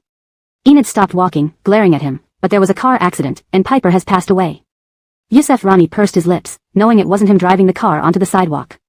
However, perhaps due to lingering guilt from drugging Brielle that night, or realizing that if Brielle hadn't met him, she might have taken her own life, which made him understand her tenacity these past 2 years was not as dirty as he initially thought. Surprisingly, he didn't retort. Fine, fine. Yusef Ronnie softened his tone, trying to pacify Enid, reaching to pinch her cheek. I know, don't be angry. Don't mess around. Enid grabbed Yusef Ronnie's left hand, pulling him forward. Noticing Godric standing at the morgue door, she asked, why aren't you inside with Senior Coral? Star said she wanted to be alone. Godric closed the morgue door softly, looking at Yusef Ronnie hesitantly. I've never seen Star this broken before. Yusef Ronnie's footsteps halted, his brows furrowing deeply. Ronnie, go back to your ward. Godric lowered his voice. If Star finds out you pushed Piper. Godric, stop being ridiculous. Yusef Ronnie couldn't contain his anger, scoffing. It was Brielle's adoptive mother who insisted on pulling me.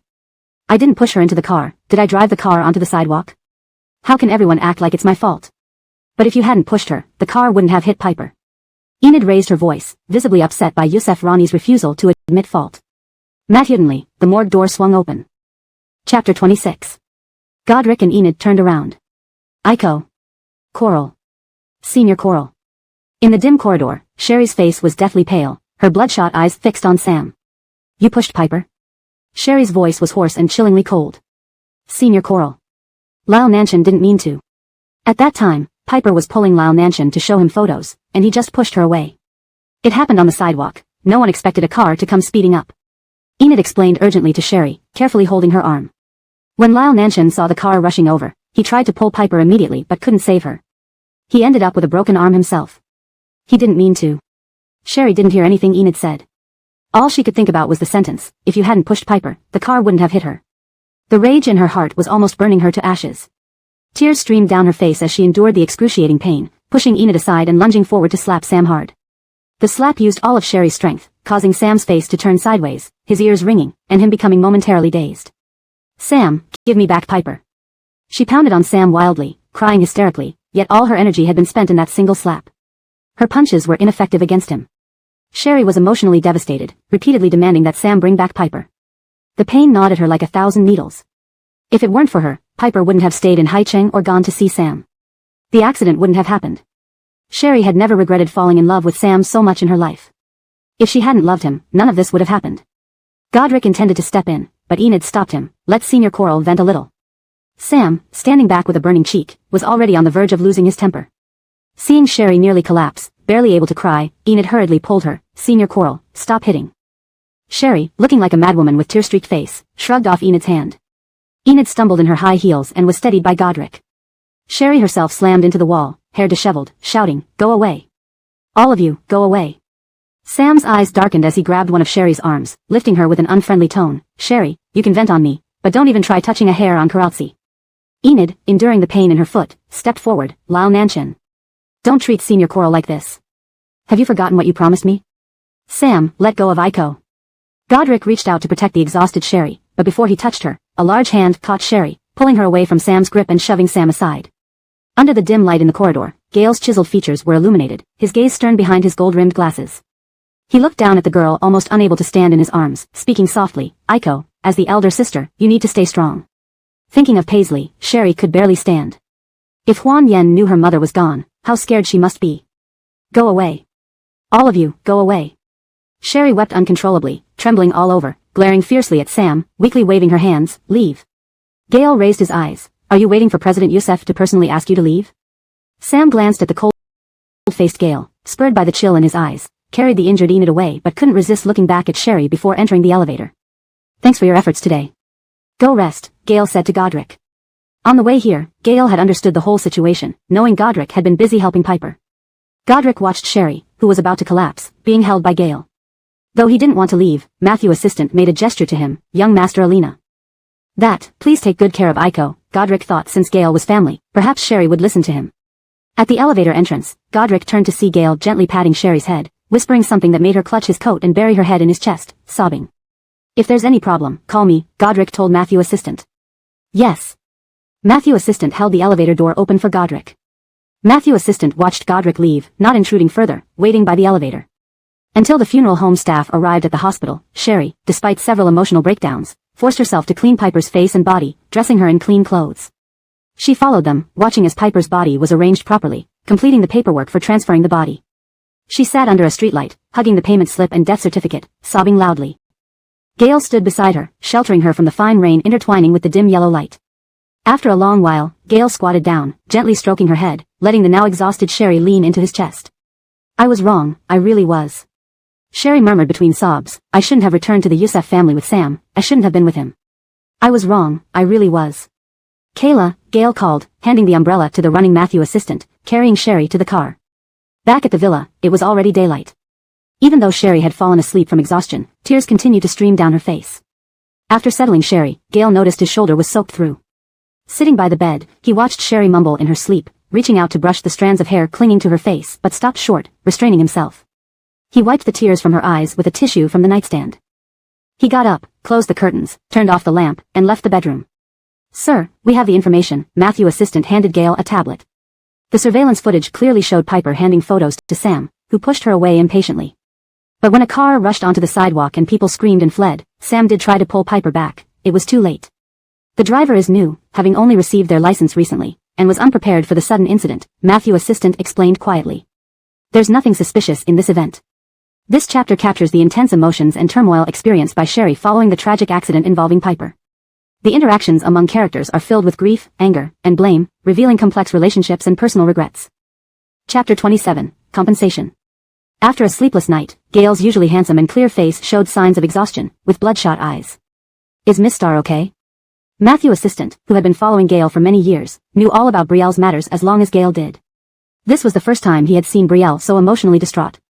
Gail didn't respond but handed back the tablet to Matthew's assistant. You've worked hard. Eat something and get some rest. After calling Ishan to explain Brielle's situation, Gail took his clothes and went to shower in the guest room. Brielle opened her puffy eyes and everything seemed blurry. She pressed on her throbbing head. It felt like she had a dream where Wendy was gone. Once she recognized this as the main bedroom of Hai Cheng's villa owned by Gail, Brielle realized that Wendy was truly gone. She blinked lightly, tears streaming from her burning eyes. She hurriedly wiped them away, got up, and looked for shoes under the bed. Gail was right, Lise was still young. With such a huge event happening, if she didn't pull herself together, Lise would be terribly scared. As the elder sister, she needed to take care of Wendy's funeral arrangements and plan Lise's future life. However, she couldn't find her shoes under the bed. You're awake. Gail, who had dozed off on the sofa, stood up upon hearing the noise, walked to the bedroom door, and handed Brielle the slippers brought by Priscilla Mama before bedtime. Brielle clutched the sheets tightly beneath her, her feelings complicated. It was she who told Gail that she hoped he wouldn't contact her anymore because he was an adopted son of the Rusty family. She feared that someone might uncover the past of her birth mother and spread it around, which could drive people mad. She didn't want her birth mother to endure those sufferings again. But, during her most helpless and broken moments, if Gail hadn't reminded her last night when she found out Sam pushed Wendy, she might have harbored thoughts of confronting Sam, even dying together with him. I'm sorry. Brielle closed her eyes, tears flowing incessantly as she choked out her apology to Gail. I caused you trouble again. Brielle, to others, you are my biological relative. It is reasonable for me to help you when you encounter problems. Without implicating the Rusty family, Gail squatted down, putting the slippers on Brielle's feet, then looked at her earnestly. There's no need to treat me like poison. But they had slept together. It was her fault. After being drugged, she wasn't thinking clearly and insisted on having him. Brielle gripped the sheet even tighter. She no longer had the energy to dwell on this now. Reopening her eyes, she exhaled deeply, wiping her tears, seemingly ready to face things bravely. I understand. If I can't handle something, I will seek your help. Gail pursed his lips, glancing at his watch. Wendy's body is already on its way to Ridgejiang Town. Eat something first, then rest on the plane later. Brielle nodded. Pulling herself together, she noticed that Paisley had sent her messages last night on her phone. Paisley mentioned Wendy didn't message her or answer her calls yesterday, causing her anxiety and unease. Adjusting her emotions, Brielle called Paisley back. The call connected quickly. Huan Yen. Talk talk. Knocking sounds came through the phone line. Unable to speak, Paisley mostly communicated via messages and responded to calls with knocks. Me and Wendy will be back tonight. Without anyone accompanying Paisley, Brielle didn't dare tell her about Wendy's death yet. Talk talk. Unable to hold back her tears, she said, I still have some things here, so I'll hang up now. Talk talk. Ending the call, Brielle forced herself to eat something. At the dining table, Matthew's assistant explained the surveillance video showing Sam indeed pushing Wendy, but also trying to pull her back when noticing the car racing onto the sidewalk. His arm was fractured while saving Wendy. Matthew's assistant hadn't wanted Brielle to see the video, but she insisted. In the video, Wendy held a photo and tried to show it to Sam. Although there was no sound, she could see from Wendy's expression that she was begging Sam to look at the photo. With red eyes, Brielle didn't finish watching but couldn't stop the tears when she saw the sedan rush onto the sidewalk and Sam reach out to pull Wendy. Gail took the tablet away, placed hot milk next to Brielle, and turned to instruct Matthew's assistant, have Fong lawyer from the legal department of the Hai Ching branch handle this. Wendy's daughter is underage, try to secure more compensation. Okay. Matthew's assistant replied, I've booked tickets for departure at 10:30, arriving at Jinjiang City at 12:25 p.m. Driving to Ridgejiang Town takes approximately 1.5 hours. Hearing Matthew's assistant, Brielle took a tissue, pressing it against her swollen eyes, saying hoarsely, I'll go back to Ridgejiang Town alone. Seeing Gail look at her, she slowly continued, besides me and Huan Yen, Wendy has no relatives. She was trafficked into Coral Jia village due to poor choices back then, so she hasn't made many friends. Huan Yen and I are enough to see Wendy off. Please handle the compensation matter. More compensation would secure Huan Yan's future. Gail was very busy, Brielle knew. Entrusting the accident compensation to a lawyer would avoid troubling Gail to go to Ridgejiang Town with her. Okay. Gail picked up his coffee cup, let Matthew's assistant accompany you. Matthew's assistant going along is overkill. I can manage on my own. Just let the driver take me to the airport. Brielle seemed to have found a way to interact with Gail. Refusing his offers and then asking for non-troublesome favors left Gail unable to refuse. Okay. Gail nodded, placing the coffee cup aside. After eating a little, the driver sent Brielle to the airport. Noticing Brielle ate little, Priscilla Mama prepared sandwiches for her to have on the way to the airport. After seeing Brielle off, Matthew assistant told Gail, the CEO assistant called, reserving seats for tonight's concert. The CEO wants you to bring Miss Matthew from the Matthew family. The concert starts at 7:30 p.m., and we can return to the capital city after a noon flight. Is this acceptable? Standing by the floor-to-ceiling window in the study, watching the car carrying Brielle drive away, Gail finally spoke, decline. Matthew assistant, arranging schedules on the tablet, looked up in surprise. Tell them there's business in Haicheng. Matthew assistant pursed his lips, hesitating before speaking, Sir, although I'm just your assistant, having followed you for so many years, I consider you a brother. Honestly. I think you shouldn't decline the CEO. Chapter 28 Assistants. Seeing Gail's deep gaze fixed on him, Assistant Matthew turned off the tablet computer and, despite the pressure from Gail, spoke earnestly, Your identity is special. The chairman doesn't actually wish for you to have further contact with Miss Alati. Over the years, you have repeatedly defied the chairman for Miss Alati, even supporting the Youssef family for her sake, which has already displeased him greatly. If you still don't follow the chairman's arrangement regarding your marriage, it will be extremely difficult when you take over the Rusty Corporation. Moreover, Gail had always worked behind the scenes under immense pressure for Lacey without ever boasting about it. If Lacey were the daughter-in-law of the Youssef family, she might become an asset to Gail in the future. But now, Lacey was unaware of how much Gail had secretly helped her. Not only might she not appreciate Gail's efforts, but after divorcing Sam, she no longer had any means to support Gail. Leave. Gail's voice was cold and distant. Assistant Matthew pressed his lips together, realizing that he could not persuade his boss and could only apologize and leave the study room. Lacey arrived at Piper's small store in Ridgejiang Town wearing a light blue down jacket and a high ponytail. Starla was inside helping a customer pay. Beside the transparent glass cashier stand was the test paper Starla was working on. She quickly packed the snacks the customer bought into a plastic bag, keyed in the price on the calculator, took the $10 note from the customer, and with a warm smile, returned the change. Spotting Lacey standing outside the clear curtain, Starla hurriedly left the cashier. Noticing that Lacey wasn't carrying her suitcase, she didn't ask more but held Lacey's cold hands and led her inside the cashier area where there was a small stove burning briskly. The tall yet slender girl picked up the kettle from the stove, gestured for Lacey to warm herself by the fire, poured hot water into a cup, and handed it to her. Starla watched the program on Friday night and was deeply worried about Lacey.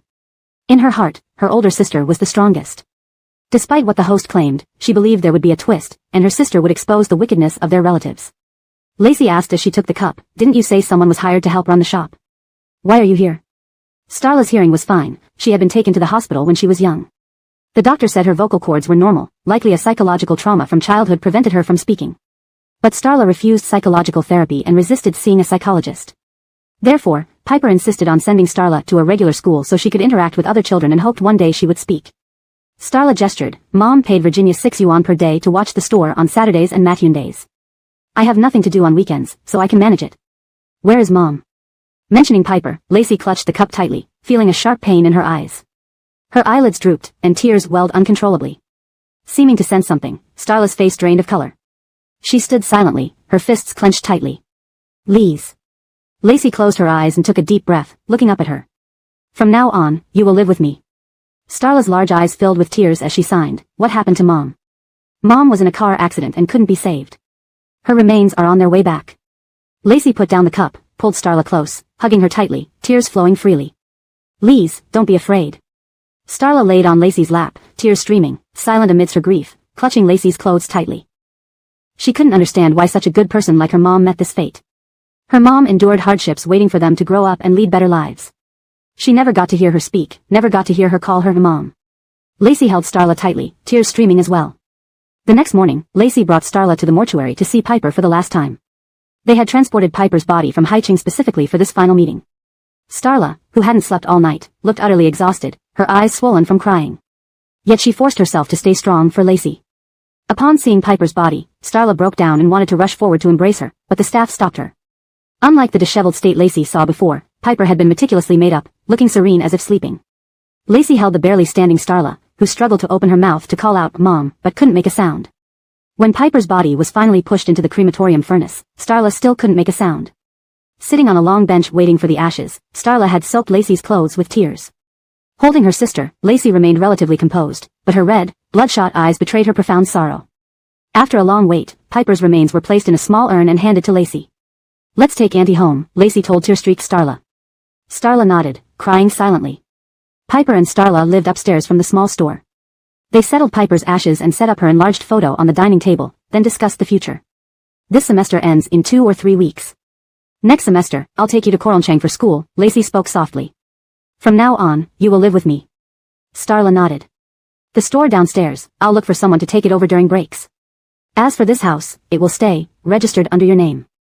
Upon hearing this, Starla shook her head vigorously, signing, this house was bought before Mom adopted me, meant for you. I don't want it. You know the Coral family, Lacey's voice was light. If it stays under my name, we can't keep it. This house was what Piper worked hard for all these years. She said this was her resting place. We can't let it fall into others' hands. Starla, hearing this, nodded tearfully. She patted Starla's head. You need to go to school tomorrow. You didn't sleep last night, rest a bit. I'll prepare lunch and call you when it's ready. Starla pointed at the pink wound on Lacey's head and gestured, rest, I'll cook. Be obedient. Lacey gestured for Starla to rest, washed her hands, and went to the kitchen. But soon, Starla slipped into the kitchen beside Lacey washing vegetables, rolling up her sleeves to cut them. Before Lacey could shoo her away, Starla signed, I feel secure being with you. Signing this, tears fell again, and she wiped them quickly. Lacey didn't push her away, letting Starla steam rice. Together, they cooked simple dishes, tomato and egg stir-fry, and some mushrooms with greens. After eating, Lacey tidied up the kitchen while Starla wrote in her workbook on the dining table, wiping away tears intermittently. Translation provided maintaining paragraph structure and line breaks as closely as possible. Chapter 29, Heart Flutter. After Sherry finished mopping the kitchen, she found Christine asleep on the table with tear marks on her face. She gently touched Christine's head and covered her with a thin blanket, then noticed bruises on the skin exposed at Christine's cuffs. Sherry's eyebrows furrowed as she glanced at Christine's profile, carefully pulling up the sleeve a bit more. Before she could see clearly, the restless sleeper twitched, and Sherry stopped, deciding to wait until she woke up before asking. Sherry went downstairs to put up the for sale sign and received a call from Assistant Matthew. Carlo asked for $1.3 million in compensation. The other party said they would pay it off within half a year if we accept $1.3 million, but if we agree to $1.1 million, they can settle it in one lump sum. Assistant Matthew added, Carlo suggests that accepting $1.1 million in one payment is safer, as having money firmly in hand is reassuring. Alright, please coordinate with Carlo. Sam was hospitalized, and his ward was bustling with visitors from morning till night. I've noticed, ever since Sherry woke up, Lao Nanshan has been plagued with disasters. Isn't it true? He's always ending up in the hospital. That's right. Lao Nanshan. Now that Sherry is trending so much, shouldn't you suppress it? What if it involves Karachi? Yes, I remember. When Sherry was with Lao Nanshan, it was around the time when Nanshan and Karachi's relationship almost got exposed by paparazzi. Later, netizens dug up past incidents involving Lao Nanshan and Sherry, and everyone online started calling Karachi a third party and Nanshan a scoundrel. Revised. Yes, I remember. When Sherry was with Lyle Nanshan, it was around the time when Nanshan and Karachi's relationship almost got exposed by paparazzi. Soon after, some netizens unearthed old news about Lyle Nanshan and Sherry, and soon everyone online started calling Karachi a homewrecker and Nanshan a scoundrel. For better fluency, third party is changed to homewrecker, which is more colloquial in English, and the sentence structure is smoothed out for natural flow. It's being handled, Eric interrupted. But searching for kin is boosting its ratings, so it's not easy to suppress. It doesn't matter if they dig things up, isn't the woman who pushed Karachi at the airport Sherry's adopted mother? If it really affects Karachi, we'll expose Sherry's connection to that woman, saying she pushed Karachi for Sherry. Then let's see who looks dirtier. Eric frowned, disapproving. Sam, who had been scrolling through hot searches on his phone, raised his eyes coldly. Then the media will stir up that I pushed Sherry's adopted mother, causing her death in a car accident, sending me to prison. The room fell silent. I didn't mean that, the person who spoke awkwardly scratched his nose. I was just talking nonsense. Alright, Nanshan must be tired. I need to go back to the company to work overtime, everyone should leave. Eric glanced at his watch and told Sam, I'm leaving now, take care of yourself. After the group left the ward, Sam stared at the photo on his phone of Sherry in a panic, covering herself with a blanket. For some reason, he remembered the photo Wendy insisted he look at that night. In fact, with a quick glance, Sam had seen it, a summer evening, Sherry wearing a white shirt and jeans, sitting on the stone railing by the small river in an ancient town, her long hair scattered over her shoulders tousled by the evening breeze. He had one hand around her shoulder, the other helping her tuck her hair behind her ear, looking both serious and gentle. He scrolled irritably through his phone screen. Netizens were digging into Sherry's background, and Sam had already instructed people to suppress the buzz. Even Enid's manager was suppressing the heat, fearing that past entanglements between Enid, Sherry, and Sam might resurface. After all, Enid and Sam hadn't officially divorced when they were together. But the Searching for Kin show was promoting the heat, and this episode was indeed popular, especially with the last segment's audio clip making the topic explode. So far, no one had connected Sherry with the scandal 4 years ago involving Enid, which quickly drowned out in other comments. Sam thought Gail might have had someone suppress it. Bringing up events from 4 years ago would likely push Sherry's adoptive mother back into the limelight, regardless of whether it was accidental or not. Sherry and Gail wouldn't want that to happen. Thinking of Sherry, Sam grew even more irritable. When he learned that the drug Ferris gave Sherry wasn't a truth serum, he kept wondering, had anything happened between them that night? He had no idea, absolutely no recollection. After some time, Sam drifted off with conflicting emotions. Cold winter winds blew through the open window, disturbing the warm room, brushing against Sam's nose and eyelashes, like touching cool jade. In his dream, Sam saw Sherry sleeping at her desk, resisting the urge to move her loose strands of hair. Holding back heavy breaths, he slowly leaned down towards her face, her faint jasmine fragrance accelerating his heart rate. He could see her long, thick lashes, and when his nose touched her delicate, icy, jade-like nose, warmth spread across his cheeks. Focusing on her pink, plump lips, he tightened his grip on the chair back, his Adam's apple bobbing nervously. Just as Sam's lips barely brushed Sherry's cold ones, her clear, dark eyes suddenly opened. Outside, cicadas chirped in the summer heat, and the air conditioner hummed softly. Their eyes met. Sam's mind turned to mush, his heart nearly leaping out of his chest. He abruptly sat up, speechless, rushing out of the room. His ears were filled with his rapid heartbeat. Bang! The window blown open by the wind hit the wall with a thud. Sam's eyes shot open, his racing heart continuing into reality. Breathing heavily, he looked at the open window, his throat dry and tight. Was it a dream, or did it actually happen? Sam couldn't lie to himself. The longing and fluttering in his dream were stronger than any feelings he'd experienced after losing his memory. That feeling was new, something he had never felt before. Rising, he pressed his throbbing head, closing his eyes and recalling the moment those clear dark eyes opened in his dream, piercing through the softest part of his heart. The phone rang, startling Sam back to reality. Seeing it was Enid calling, Sam suppressed his unusual and intense feelings towards Sherry. After calming slightly, he answered, "Little Winston Agai, is your foot better?" "Don't worry about me, twisting my ankle in heels is common. It's better after icing it last night." Does it still hurt today?" Enid asked with concern. Chapter 29 Heart Palpitations. After Brielle finished mopping the kitchen and came out, she found Christine had already fallen asleep on the table with tear stains all over her face. She stroked Christine's head and covered her with a blanket, then noticed the bruises on Christine's wrist revealed by the pushed-up sleeve. Brielle frowned, glancing at Christine's profile, then carefully rolled up the sleeve further to see more clearly. Just as she did this, Christine twitched, so Brielle stopped immediately, deciding to wait until she woke up to ask about it. Brielle went downstairs and put up the "for sale" sign when she received a call from Assistant Matthew. The lawyer Fong asked for 1.3 million in compensation. The other party said they would need half a year to pay if we insisted on that amount. However, if we accept 1.1 million, they can settle in one payment, Assistant Matthew added. Carlo personally recommends accepting the lump sum of 1.1 million. After all, having solid cash in hand is more reliable. Okay, then please handle it with Carlo. Sam was hospitalized, and his ward was abuzz with visitors from morning till evening. I've noticed, ever since Brielle woke up, disasters have kept happening to Lao Nanshan. Indeed, always ending up in the hospital. Right. Lao Nanshan, now that Brielle is trending so high, aren't you going to do something? What if it implicates Karachi? Yes, I remember when Brielle was involved with Lao Nanshan, coinciding with the time when Nanshan's relationship with Karachi nearly got exposed by paparazzi. Later, old news involving Nanshan and Brielle resurfaced online, branding Karachi as the third party and calling Nanshan a scumbag. It's being suppressed, Eric interjected, but searching for kin needs the buzz, so it's not easy to control. It doesn't matter if it's exposed. Wasn't the woman who shoved Karachi at the airport Brielle's adoptive mother? If it really implicates Karachi, we can just announce the relationship between Brielle and that woman, stating that the woman pushed Karachi for Brielle's sake. Then we'll see whose reputation gets tarnished. Eric frowned, disapproving. Sam, scrolling through hot topics on his phone, raised his eyes and his voice turned cold. And then let the media stir up the story that I pushed Brielle's adoptive mother, leading to her fatal car accident? Send me to jail? The ward fell silent. I didn't mean it like that. The person who spoke up rubbed his nose awkwardly. I was just talking nonsense. That's enough. Nanshan must be tired. I also need to get back to work. Let's go. Eric glanced at his watch and told Sam, "See you later, take care of yourself." After everyone left, Sam stared at the photo on his phone showing Brielle frantically covering herself with a blanket. For some reason, he recalled the picture Wendy forced him to look at that night. In fact, he saw it at a glance. It was a summer evening. Brielle wore a white shirt and blue jeans, sitting on the stone railing by a small river in an ancient town, smiling gently at the camera. Her long hair flowed over her shoulders, tousled by the evening breeze. He hooked her shoulder with one arm and helped brush her hair away with the other, looking both serious and gentle. He sighed in annoyance and scrolled down. People were digging into Brielle's background, but Sam had people suppressed the heat. Even Enid's manager was suppressing it, fearing any further involvement between Enid, Brielle, and Sam would resurface. Back then, Enid and Sam weren't officially divorced while together. However, searching for kin continued to hype up the situation. This episode, especially the cliffhanger with the recorded message, had sparked even more interest. So far, no one had linked Brielle to the scandal 4 years ago regarding Enid. Any mention of it quickly drowned in other comments. Sam speculated that perhaps Gail had someone suppress it.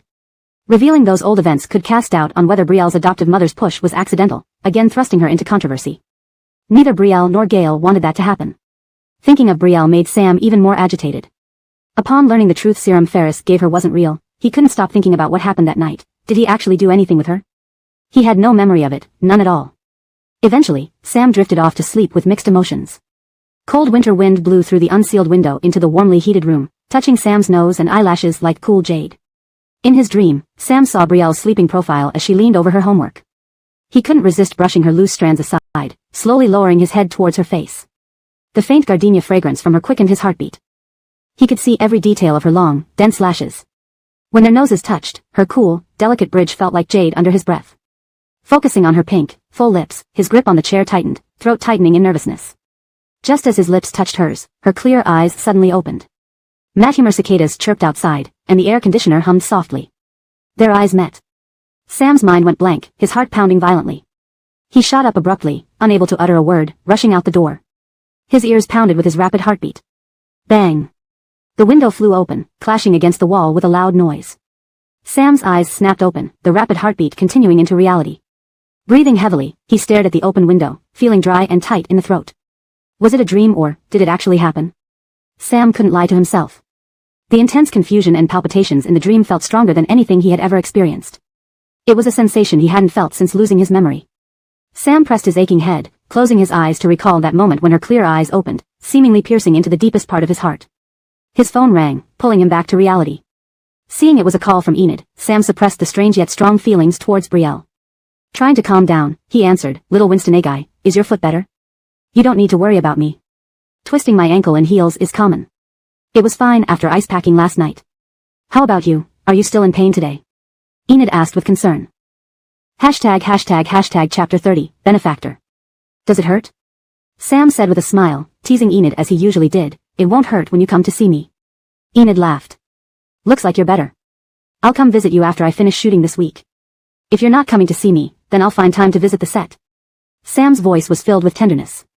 On the other end of the phone, Enid hesitated for a moment before speaking. "Lyle Mansion, after I finish filming this drama, if you still want to propose to me, let's get married. The incident with Senior Coral Claudie's adoptive mother's car accident had a big impact on me. In fact, while watching the video, I was really scared, afraid that the car would hit you." Enid's voice choked up. Her whole body had been trembling when she watched the video. Though it seemed wrong to think about it considering Sherry's adoptive mother had passed away, she genuinely felt relieved that it wasn't Sam. Sam felt heartache hearing Enid's choked-up voice. "Little one. We never know which will come first, tomorrow or an accident. So Lyle Mansion. I want to cherish the present. Senior Coral Claudie has already chosen to give up. You two have even gotten a divorce certificate, so there is no longer any connection between you. I can do as you said and let go of my high moral standards to cherish every day we spend together." Enid spoke from the bottom of her heart. "All right." Sam replied gently, "I will prepare a grand proposal for you, giving you an unforgettable memory." After hanging up, Enid looked down at her phone screen, lost in thought. When she mentioned getting married, Sam's reaction surprised her. She had expected him to be overjoyed, maybe even rushing over with a ring. Enid forced herself not to dwell on it and said to her assistant, "Give me the script." The assistant, who was removing Enid's ancient costume wig, handed her the script. "Sister Karaltsi, you're only 24 and in the prime of your career. If you get married now, you might lose many fans," the assistant cautiously told her, knowing how focused she was on her script. "And Alexis probably won't agree." Alexis was Enid's agent, who had been fully devoted to promoting her career over the years. "I'll talk to Alexis," Enid absent-mindedly pretended to make notes on the script.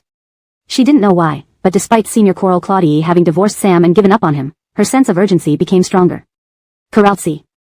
Just then, her manager Yvette pushed the door open with a radiant face. "You're incredible."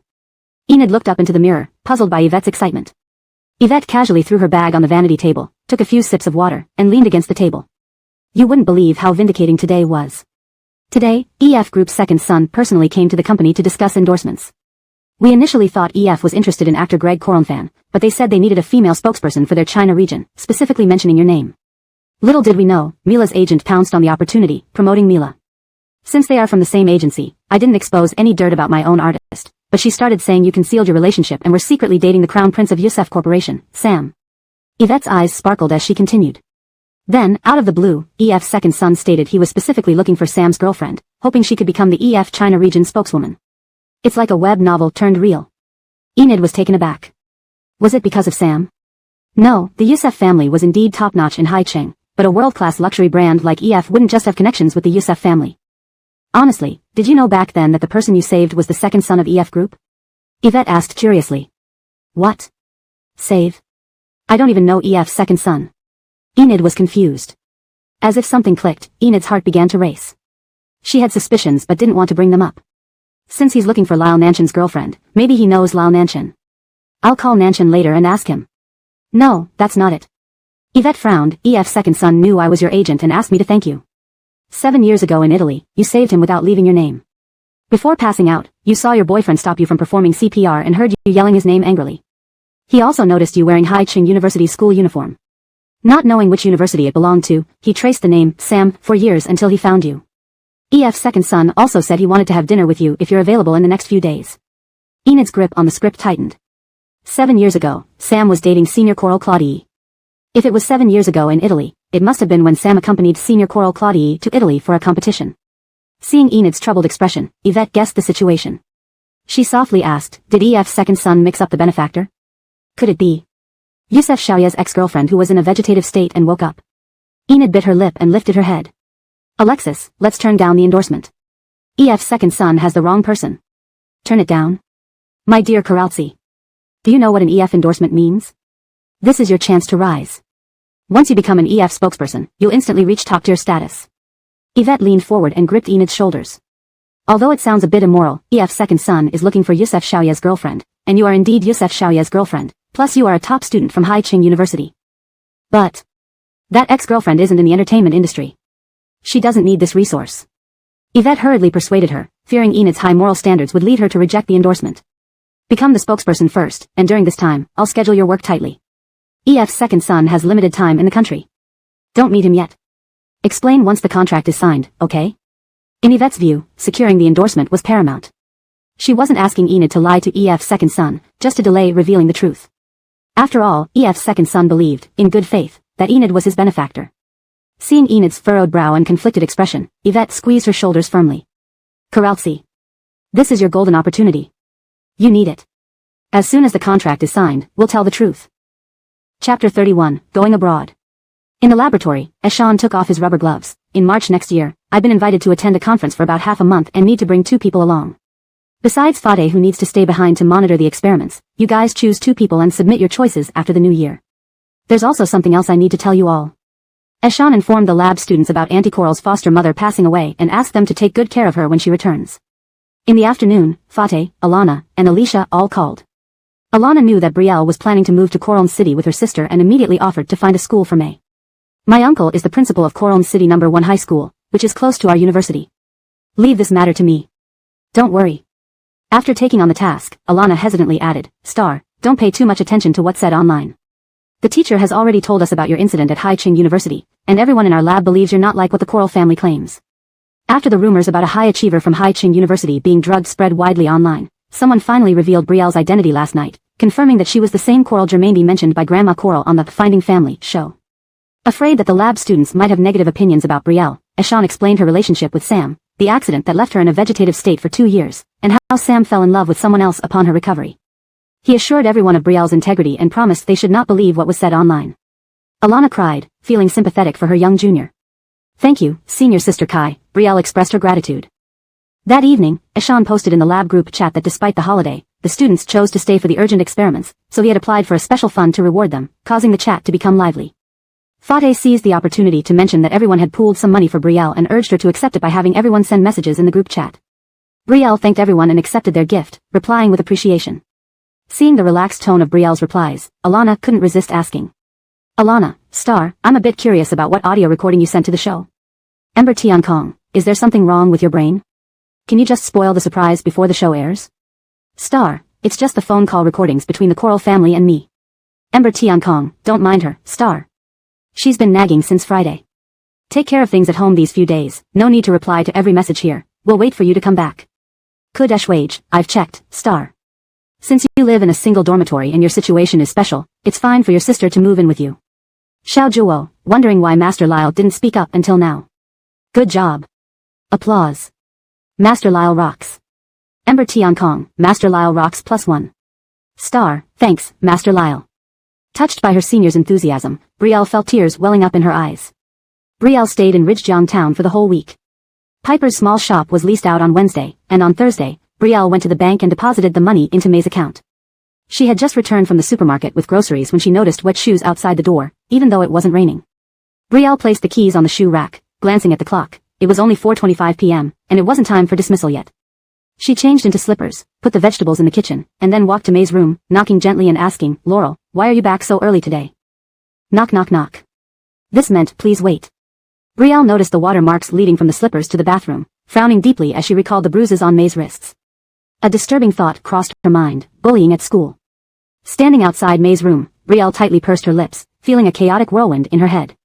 Ultimately, she decided to prepare dinner first. After changing and drying her hair, May came running into the kitchen. Seeing Brielle washing vegetables, she helped and signed that she had fallen while carrying water during cleaning, getting soaked. Her teacher allowed her to return home early. Brielle noted the clear and bright look in May's eyes, relieved to see no signs of gloom. She continued cutting vegetables. I've taken leave for you tomorrow. We'll go to Coron City, where you'll transfer to Coron City No. 1 high school. You need to be interviewed, and if you pass, you'll take some tests for placement into the top class. With your grades, it won't be a problem. Due to May's unique situation, Coron City No. 1 high school still needed to interview her, even with connections from Alana. May nodded, signing reassurance to Brielle. Seeing the anticipation in May's eyes, Brielle smiled and touched foreheads with her. She promised herself to take good care of Laurel, not letting Piper worry.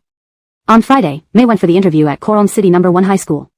While waiting in a tea shop across the street, Brielle booked a private room in a restaurant, intending to invite her lab seniors for dinner in the afternoon. Just as she sent the message to the group chat, a middle-aged man in a suit approached, presenting a business card with a smile. Miss Coral, our chairman wishes to meet you. The card read Rusty Jigua, her biological maternal grandfather. Taken aback, Brielle looked at the smiling gentleman and asked, Who are you? I'm Chairman Rusty's special assistant, Mr. Ferguson. Ferguson gestured invitingly, please. Brielle remembered seeing Rusty Jigua only once before, when he drove away with her birth mother, completely ignoring her. Was this sudden meeting related to the impact of the Finding Family show on her birth mother? Useful of doubt and concern, Brielle followed Ferguson to a car parked by the roadside. Ferguson opened the rear door, revealing Rusty Jigua inside. Dressed in a gray wool coat, meticulously groomed, wearing glasses, Rusty Jigua exuded an elegant yet intimidating presence.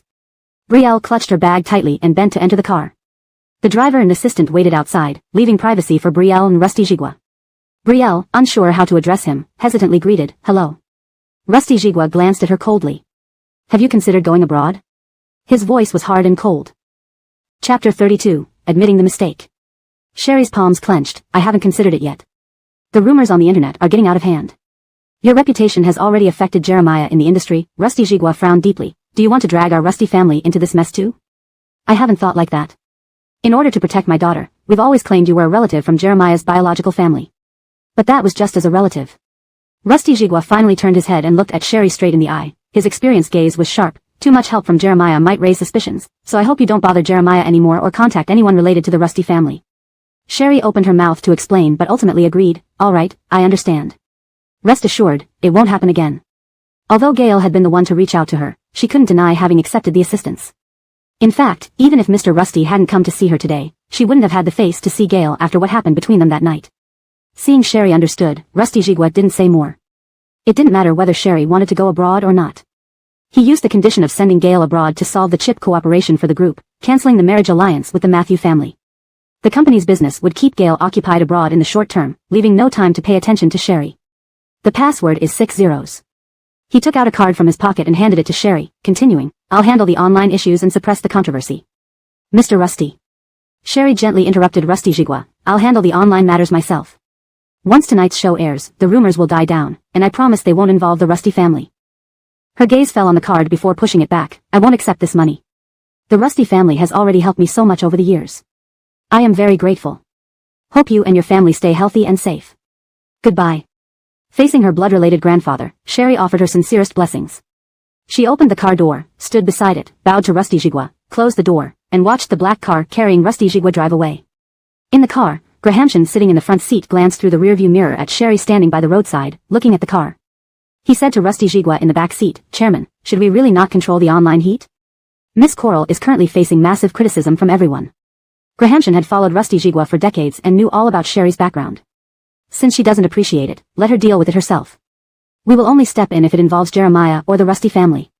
Rusty Jigwa closed his eyes. His voice was cold, but his expression showed complex emotions.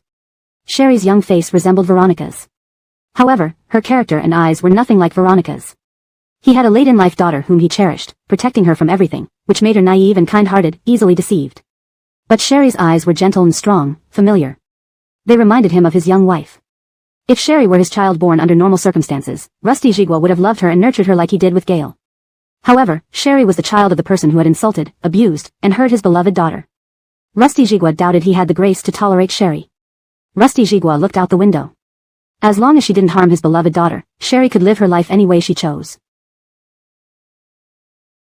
When the clock struck 7:30 at the restaurant, Alana heard they were in a private room and asked, "Should we sit in the hall? Tonight is the second half of Search for Family." Alicia quickly pulled Alana aside, indicating Sherry in the white-skinned, well-behaved girl, May. The Annabelle's clear eyes, pure and innocent, made Alana immediately realize Sherry and the girl's deceased adoptive mother were guests on the show. Alicia was concerned the girl might be distressed watching it. Heartless Alana gave an apologetic smile to Sherry, cleared her throat, and asked, "Which private room?" May tugged at Sherry's hand and gestured, "Sister, I want to watch. Mommy is in the show." The Annabelle smiled slightly, but her eyes were red. Sherry patted May's head, smiling, "If there's a spot in the hall, let's sit there. Laurel wants to watch." May nodded politely at the people around her. When Search for Family aired at 8 p.m., their food hadn't arrived yet. In the restaurant hall, both diners and those waiting for food turned their eyes to the TV screen. After a week of build-up, the show was highly anticipated. At 8 o'clock, the ratings soared, and the views on 3 major online platforms were astonishing. The program started with host Estelle welcoming viewers while the Coral family members continued to shout insults behind the camera. Wendy, almost only partially visible in the frame, fumed with anger, her chest heaving, her face grim. May stared at her mom, eyes moist, unwilling to blink. Soon, the main content began with the playback of the recording. "Sherry, you shameless slut. Can you run? How do you know we're scared because we're on TV? Showing no respect, marrying Mathenkripple in Coralgia Village shows we're doing you a favor." In the studio, the voices of Donnie, Coral Lau Tai Tai, Aunt Coral, and Uncle Coral echoed arrogantly, filled with smugness. This audio clip exposed the Coral family's schemes and viciousness in full force. The restaurant hall erupted in outrage. "F********. My worldview is shattered." Alana couldn't help cursing. A diner at the table behind them gasped, "Sold into slavery and gave birth to 8 kids, 9 pregnancies. Oh my god, she was underage when she was sold. What kind of devilish family is this, harming someone's daughter and coveting their property?" On the TV screen, Wendy had penned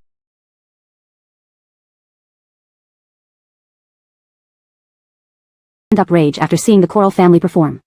At this moment, Estelle stood up and looked to one side of the stage. "Though we couldn't invite Donnie's grandfather, we've invited Joab's sister to the scene. Please welcome Miss Donnie's sister, Miss Coral." Clearly, neither the Coral family nor Wendy expected Sherry to appear on the show. The camera zoomed in on Wendy's and the Coral family's expressions.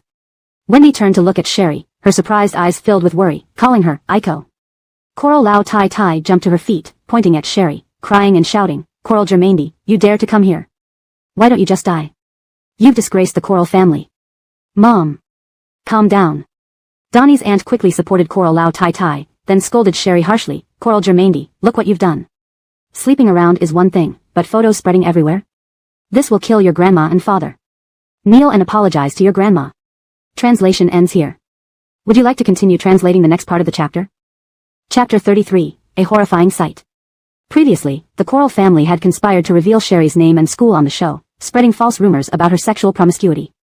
Their goal was to make everyone despise her, forcing her to leave Haicheng and return to Coralgia Village. Ruining a girl is so easy, all it takes is a slanderous rumor.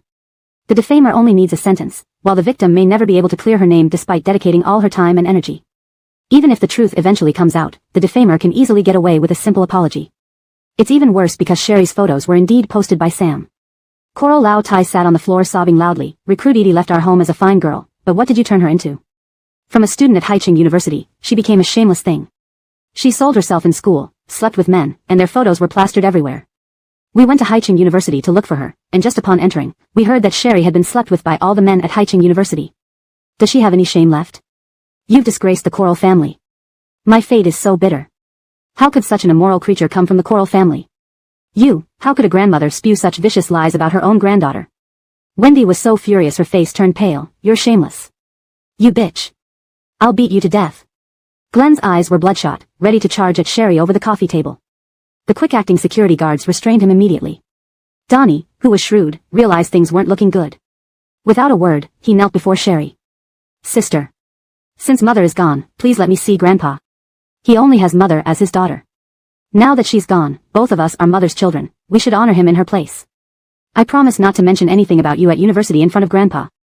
On stage, chaos ensued. As the camera panned across the audience, there was only silence. Sherry, calm and composed, took the microphone from Estelle, standing in stark contrast to the chaotic screaming around her. Alana, seeing Sherry's sister-in-law on screen with bandages still on her head, felt heartbroken.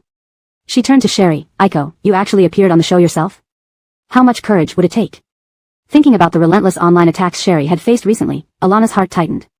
With Sherry showing her face, many more would undoubtedly use her nude photos against her. I had no choice. Sherry smiled gently to reassure Alana. The recording Sherry submitted was played, leading to multiple trending topics instantly blowing up. Hashtag recording exposes lies. Seeking mother was a scam for grandfather's wealth. Hashtag taking 30,000 Coral and bridal gift, forcing an adult daughter to marry a disabled man. Hashtag. The ratings for tracing kin soared. By the time Sherry was invited on stage after the recording ended, the viewership exploded. On screen, Sherry bowed to the audience and then slowly spoke into the microphone. In the backstage, I heard the entire story told by the Coral family. Coral Lao Tai said they treated the bride bought for 30,000 yuan very well and that she was fed by her when my birth mother was incapacitated. But she didn't say that during those times, my birth mother was beaten nearly to death by Glenn, making her unable to feed herself. You're lying. Mother was precious in our home, never doing fieldwork, and father never laid a hand on her. Donnie shouted emotionally, Sister, you can't smear father like this. As Donnie spoke, the large screen showed the hospital report detailing Glenn's abuse, along with anonymized injury photos. The injuries were numerous and horrific. This is the injury report obtained by Mr. Rusty when my birth mother escaped from Coralgia village, but before she died, Sherry emphasized key points on the report with red lines. Visible injuries new and old cover her body, 28 fracture marks, and missing skull fragments due to trauma. These are the photos taken by the police of where my birth mother was imprisoned by the Coral family. Sherry looked at the updated screen images again. The moldy, damp basement shown on the screen was taken when the police filed the case. Inside was a blood-stained bed, chains, and walls covered in the blood marks of Sherry's birth mother's desperate scratching, truly shocking. My birth mother was trafficked to Coralgia village at 16 and gave birth to me at 17. Throughout that period, she was forced into repeated pregnancies. Every time a girl was born, the midwife hired by the Coral family would kill them right in front of my birth mother and me, without exception. This led to my birth mother losing her mind. According to the identity set up by the Rusty family for Sherry's birth mother, she was indeed trafficked at 16. However, in reality, Sherry's birth mother, Rusty Jinhu, was trafficked at 15 and gave birth to her first child, Sherry, before turning 16. For over 10 years, my birth mother lived in a dark hell until her death. Everyone in the Coral family, including me and Donnie, were demons tormenting her in that hell. Because, we are proof of the Coral family's cruelty to my birth mother. The evidence itself is innocent, but evidence is evidence. If someone retains basic human decency, they shouldn't disturb the victim's father, Mr. Rusty, no matter the reason, unless the supposed search for kin had ulterior motives, such as coveting Mr. Rusty's wealth. Watching the calm narration on her phone, Alana couldn't believe her eyes as she saw Sherry using serving chopsticks to pick vegetables for others. Before today's taping, host Tang suggested I submit the call recordings to the show without appearing, to avoid causing trouble for my future life. But I knew that even if I didn't appear today, the Coral family would spread false rumors about me after the show aired, forcing me to drop out of school and marry Matthew Cripple to provide a dowry for Donnie. Since I couldn't avoid it, I chose to confront it directly. Sherry continued clearly, I lived in Coralgia village for 10 years, and during that time, I witnessed 36 women who were trafficked there. 9 of them died trying to escape, 5 went insane under pressure, 4 committed suicide, 7 died giving birth, and the rest either resigned themselves to life there or, like my birth mother, lived in perpetual despair. None escaped unspeakable torture, daily beatings were common. Since I can remember, every time my birth mother gave birth, I was brought to the basement where she was imprisoned and subjected to brutal beatings and abuse. The Coral family believed that if girls saw the fate of the Coral daughters, they wouldn't dare be reborn into this family. The burn scars all over my body come from that time. This translation adheres closely to the structure and tone of the original text, ensuring the story remains coherent and fluent. Chapter 34, A Mother Who Loved Her Very Much. Sherry unzipped her down jacket, revealing her emaciated body clad only in a tank top, skeletal and frail. The sole reason I, as a girl, managed to survive was to deter other female souls from being reborn into the Coral family. No one could have imagined that beneath Sherry's beautiful face lay such a grotesque and scarred body. At this moment, those who had previously mocked her online for supposedly enjoying pain and wild behavior when naked were now silent.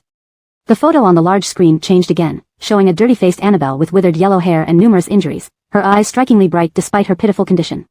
The fresh, bloodied wounds on the Annabelle's body in the photo mirrored the scars on Sherry's own, creating an intense visual impact. "This is me right after escaping from Coral Family Village with my birth mother," Sherry said, her voice steady as she glanced at the screen. "Back then, because my birth mother gave birth to daughters one after another, the Coral family started implanting steel needles into my body during her last pregnancy. By the time I escaped, there were already 29 steel needles inside me.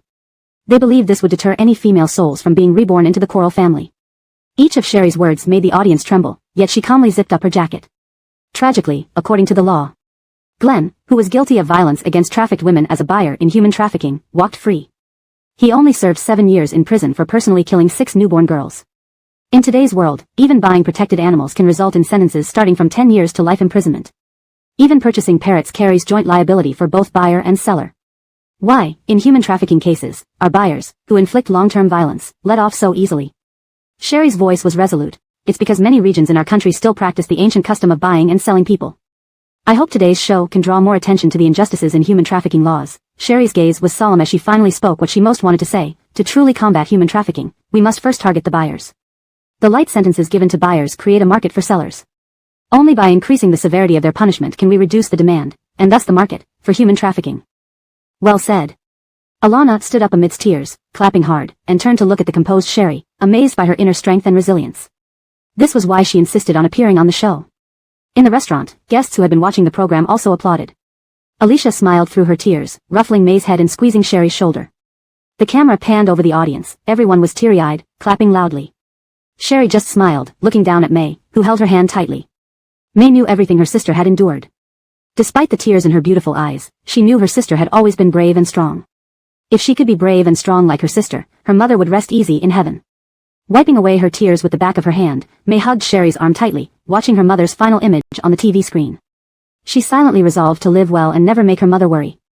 The program, Search for Family, wasn't over yet. "To all children of trafficked victims like myself." Sherry's eyes reddened, but her voice remained strong. "If your mothers are fortunate enough to be alive and have escaped hell, please do not drag them back into the nightmare of their past." After the car accident, she had been unconscious for 2 years, often dreaming of saving her mother and helping her escape from Coral Family Village, even if it meant ceasing to exist. She truly loved her mother very much. "Even though my mother has passed away, I want to tell her how well I'm doing now. Although she isn't here, I have Piper, who cares for me wonderfully and gives me the love a real mother would. I'm very content. If she could see me now, I hope she could forget about me. Forgetting me means forgetting the horrors of her past and only remembering the beauty of life." These were the words she wanted to convey to her birth mother. Sherry bowed again, wiped her tears, and handed the microphone back to the staff. "You heartless trash, Coral Germaindy, you should have been thrown to death at birth." Coral Lao Tai Tai lunged toward Sherry with malice, but was held back by the staff.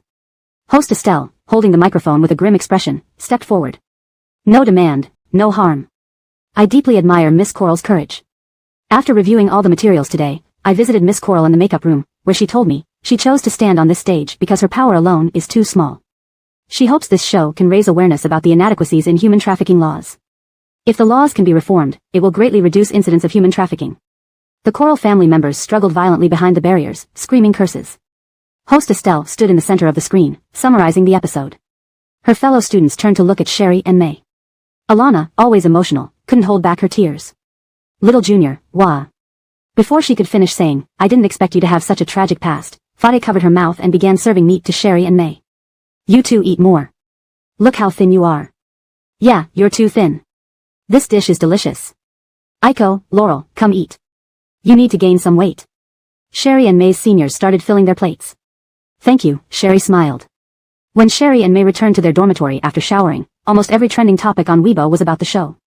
Hashtag trafficking reality more horrifying than movies. Hashtag human devil, trafficked at 16, pregnant 9 times, 7 girls born, 6 killed. Hashtag Coral Family Village's male preference leading to female infanticide and human trafficking. Hashtag human trafficking buyer sentencing. Hashtag higher sentences for human trafficking buyers. No demand, no harm. Hashtag.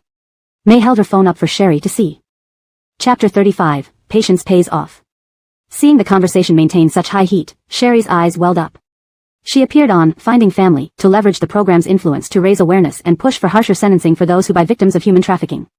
Meanwhile, online discussions resurfaced videos of every award speech she made over the years where she implored everyone to pay attention to human trafficking. People also found news reports about how Sherry, since junior high, would donate her prize money from winning awards to funds searching for missing persons trafficked. This further solidified that her appearance on the show wasn't just for show. At Dumpling, #sentencing buyers of human trafficking #it's like she herself has been caught in the rain and wants to hold an umbrella for others even at great cost. At I Love Flowers, #harsher sentences for human traffickers no demand no harm #I'm crying my heart out, this sister has been striving against human trafficking since childhood. At Young But Wary, #sentencing buyers of human trafficking #the young lady must be trying to save her mother. She might have often thought that if the sentences were tougher earlier, maybe her mother wouldn't have been abducted. My eyes are tearing up. At Cloud Miss Lawn, #harsher sentences for human traffickers no demand no harm #please retweet and use the hashtag so we can bring more visibility to this issue. At Free Postage Orange, #harsher sentences for human traffickers no demand no harm #winning a gold medal in international competition and speaking about anti-human trafficking, what a strong yet tragically beautiful soul. The Coral family, on the other hand, received much criticism. At Lazy Winstony, #voice recording explosive false claims for property #damn, these people are calculating beyond belief. Killing someone's daughter and still eyeing the inheritance? What monsters. At Deep Well Ice, #3 million bride price rumor coercion #modern internet is infuriating enough to cause multiple breast nodules just staying home. What devils live in Coral Family Village? Whenever someone tried attacking Sherry over the drug incident at Haicheng University, the angry netizens quickly overwhelmed them with condemnation. At Xiao Jiao Jiao, #Jermaine D. Star Haicheng drug incident #I don't believe this kind-hearted girl would do such a thing. The male party apologized. Why does it always come back to women getting hurt by such rumors? Paisley embraced Sherry, seeing her tears, and signed to her, "Mom and your biological mom will surely be proud watching you bring attention to human trafficking through this program." Sherry nodded, yes. At the Rusty family residence. Rusty Jigua sat in his study late at night, watching the program on a tablet. His lips pressed tightly together as he watched Sherry passionately urging for stricter penalties for human trafficking buyers. Despite lowering the volume, he heard every word clearly. Finally, removing his glasses, he rubbed his eyes. Though he didn't want to admit it, Rusty Jigua understood why Sherry needed the publicity. She wanted to save more children like Kylie. No wonder Gina had said Sherry was clever, enduring insults and showing immense patience. There was a knock on the door. Rusty Jigua locked the screen, put on his glasses, and asked, "What is it?" "Sir, it's late. You should rest," Claudia Ma said quietly through a crack in the door. "Doctor, he will be here tomorrow morning to check on you and Kylie." "Yes, thank you." "Go get some sleep," Rusty Jigua instructed. Another restless night belonged to Sam, now back at the Youssef residence recuperating after discharge. Knowing tonight's episode of Finding Family aired and that Sherry was on it, he spent most of the evening on video call with Enid rehearsing scripts. After Enid went to bed, Sam couldn't resist turning on the video recording of the program. To his surprise, Sherry spoke passionately about stricter penalties for human trafficking buyers. He saw online searches revealing all her speeches during her school days advocating for human rights and legal changes regarding human trafficking. In the videos, the youthful face tied up in a high ponytail was vibrant and forceful in English or Chinese. Sherry shone brightly and resolutely on the podium. Sam finally understood why she reacted so strongly when he called her a rapist spawn and Germainde. It was an unhealing wound. Her mother died because of trafficking, which fueled her years-long advocacy. On the screen, Sherry, red-eyed but firm, held the microphone and continued, "Although my mother passed away, I want to tell her I'm living well. Though she's not with me, Piper takes care of me, giving me maternal love as good as any biological mother." Sam unconsciously withdrew his foot from the coffee table, staring fixedly at the screen. Giving her maternal love? Recalling Sherry's slap at the morgue entrance, he wondered if he indirectly caused the death of another of Sherry's mothers. Clearly, the importance of a real mother couldn't be compared to an aunt. Feeling conflicted, he fumbled for his phone. All anger over her slap or pushing Enid dissipated. He lit a cigarette, walked to the balcony, and stared at the magnolia tree in the yard. Memories of kissing her in secret and being pinned against the school wall came flooding back. Heart pounding, he bit down on the cigarette, leaned against the wall, unlocked his phone, and hovered over Sherry's contact. Recalling her cold tone at the Civil Affairs Bureau, he locked the screen again. Chapter 36, Proposal. He had never apologized to anyone before. Even if Sherry answered this call, what should he say? Having already boarded the private jet with Rusty Corporation's key personnel, Gail went through clips of the show and online trending topics, noticing that public sentiment was finally tilting towards a more positive direction. Reassured, he handed the tablet to Assistant Matthew and glanced at his watch. It was time for a brief meeting with the company's core members. He picked up the documents and walked towards the back, instructing Assistant Matthew, "Keep monitoring online trends, ready to control comments at any time." "Don't worry. I've already arranged for the secretarial department to monitor it before we left," Matthew replied, following closely behind Gail. The secretarial department will release Miss Sherry's speech videos from each award-winning moment in segments. Many of these competition videos were not publicly disclosed by the media. However, Assistant Matthew always sent someone to follow the entire process and capture it on camera for Gail to see. Over time, Assistant Matthew kept every video record of Sherry's competitions. Assistant Matthew felt that Gail's concern for Sherry far exceeded that of a relative caring for an orphan. As the person who had been with Gail the longest, Assistant Matthew knew that Gail wasn't someone prone to excessive sympathy. He even harbored an absurd feeling that Gail's attention to Sherry resembled how a man might be attentive to a woman. Moreover, it was the kind where he secretly admired her but didn't dare express it, choosing instead to protect and assist her silently. If not for the blood relation between Sherry and Gail, Assistant Matthew would have long asked him about it. On Saturday, Sherry took Christine on a tour of the Coral Ching Museum and several tourist spots. Her senior lab mates also enthusiastically invited Christine to visit their laboratory under the pretense of cultivating her love for biology, hoping to expand their biology team in the future. On Hyundai afternoon, before returning to Ridgejiang Town, Alana brought news that Christine could transfer to Coral Ching No. 1 high school next semester. Despite her excellent exam scores qualifying her for the top class, considering her special circumstances, she would first be placed in a regular class. Following midterm exams, students would be reassigned based on their performance. Sherry initially planned to discuss with Ashan staying home to accompany Christine until school resumed, then they would move to Coral Ching together. However, all her experimental data couldn't leave the lab, complicating matters. Christine, fresh out of the shower and still drying her hair, pulled Sherry to sit on the bed, gesturing, "I saw how busy your lab is, sister can focus on your experiments. I can take care of myself at school and cook meals. When Mom wasn't around, I managed just fine on my own." Seeing Sherry's worried expression, Christine continued gesturing. "As Sean said, the lab takes off from work on the 28th of the year, you'll be back for New Year's in half a month. During this period, we can talk and message every day, don't worry, I'm independent." The Annabelle flashed a smile. Sherry never doubted Christine's ability to take care of herself. Persuaded by the Anne and anxious about the lab, Sherry visited the neighboring elderly grandmother with some supplies. She gave grandmother 1,000 yuan, asking her to help look after Christine for half a month. Grandmother agreed readily but refused the money, insisting, "Huayan is such a well-behaved child, often helping me carry things upstairs and cleaning during holidays. It's only right to help her, no need for money, an extra pair of chopsticks isn't much trouble, besides having her company makes mealtimes lively. Grandma I know you're kind-hearted, but please accept this as my token of appreciation." Christine insisted, placing the money in Grandma hand. Reluctantly, Grandma accepted. On Tuesday morning, before heading to the airport, Sherry repeatedly told Christine, "Call me daily, check gas and door locks before leaving home and before bedtime." Christine nodded obediently and opened the taxi door for Sherry. "I'm off. Call Grandma if anything happens." Christine smiled and gestured, "Don't worry." Upon landing, Sherry received a text from Christine. After reiterating safety instructions and eating well, she caught the shuttle back to Coral Ching University. Upon arriving at school, she went straight to the lab to organize and verify data without returning to her dorm. Alana returned with water and noticed Sherry frowning at the computer screen. "What's wrong?" "The computational data doesn't quite match our 3 years of experimental records." Sherry turned to her colleague. "Let me rerun the data on the quantum computer." "It's 9 o'clock. Alana interjected. "Even with quantum computing, it'll run into tomorrow morning, and someone needs to stay there." "No problem." Sherry laughed, gathering experimental data and notes, holding on to the heavy materials. "The sooner we get the results, the quicker we can find the issue." Alana watched Sherry rush away and commented, "Our little junior has so much energy." Not just energy. With her adoptive mother's sudden passing and previously dealing with household affairs while supporting her sister, she must now divert herself from grief or risk sinking into sadness, Alicia added near the water dispenser. "When my grandmother passed, I needed to stay busy, otherwise, I'd be consumed by sorrow. Then once our junior finishes verifying data, let's give her more tasks." "We shouldn't let her idle," Alana suggested. "You should change your name to Lisbethling, exploitative." A senior brother joked, turning back to them. "Just make sure she stays busy among us, less likely to fall into bad moods."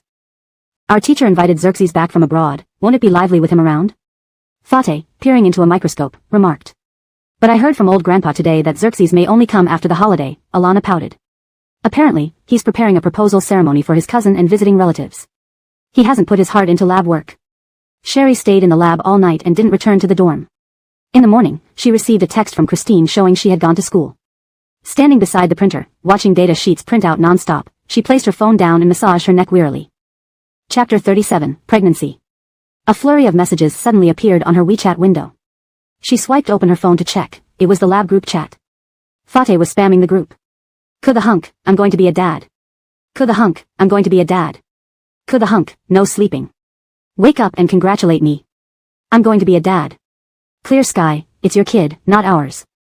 Big Lyle Ku, please don't go crazy in the group so early in the morning. Just want to lie down. Sister Kai is pregnant. Congratulations, Sister Kai and Big Lyle Ku. When will the wedding be? We're waiting for the celebratory drinks. Only want rest. Congratulations, Big Lyle Ku and Sister Kai. Ku the hunk, I'm taking a half-day leave today to get married. Rest assured, the wedding feast won't exclude you all. Alati, congratulations, Big Lyle Ku and Sister Kai. After replying to the messages, Sherry suddenly remembered that night in High City with Gale.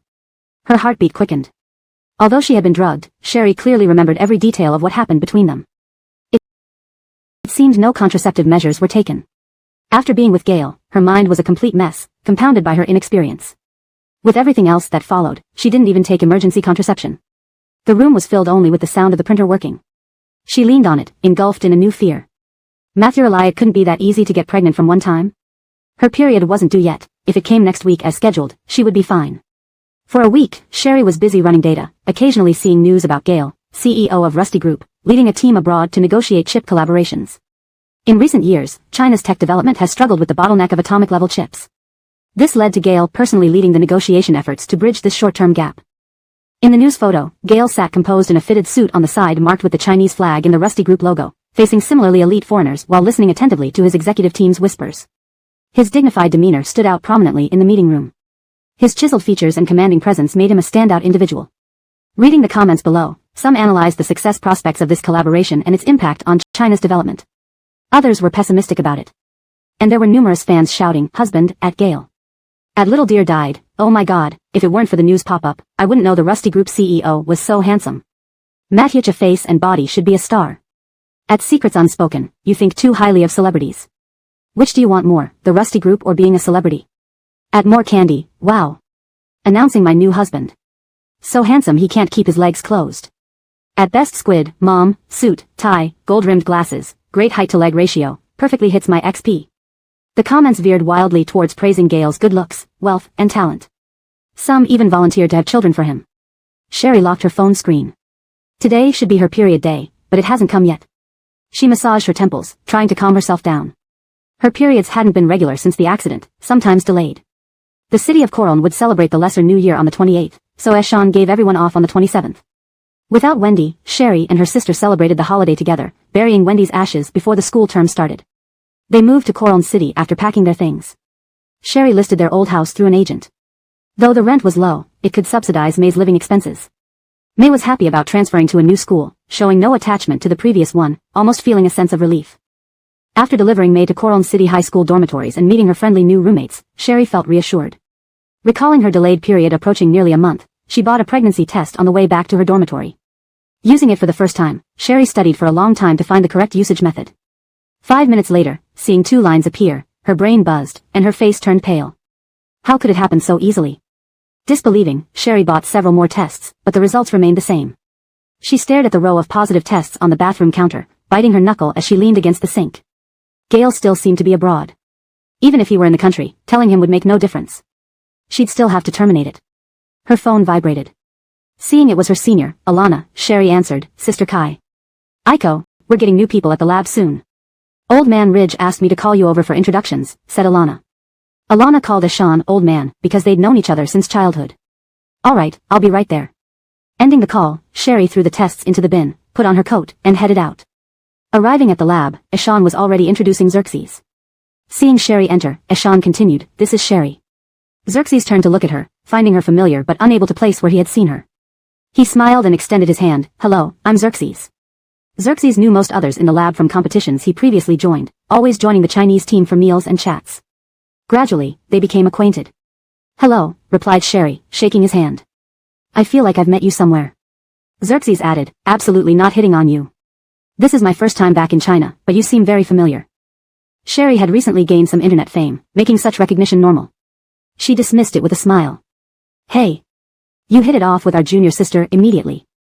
Did you hear she's single?" exclaimed Fateh, grabbing Xerxes' neck. Laughing, he turned to Sherry, "Junior sister Coral, this guy is also single from birth." Xerxes blushed and nudged Fateh with his elbow, "Stop exaggerating."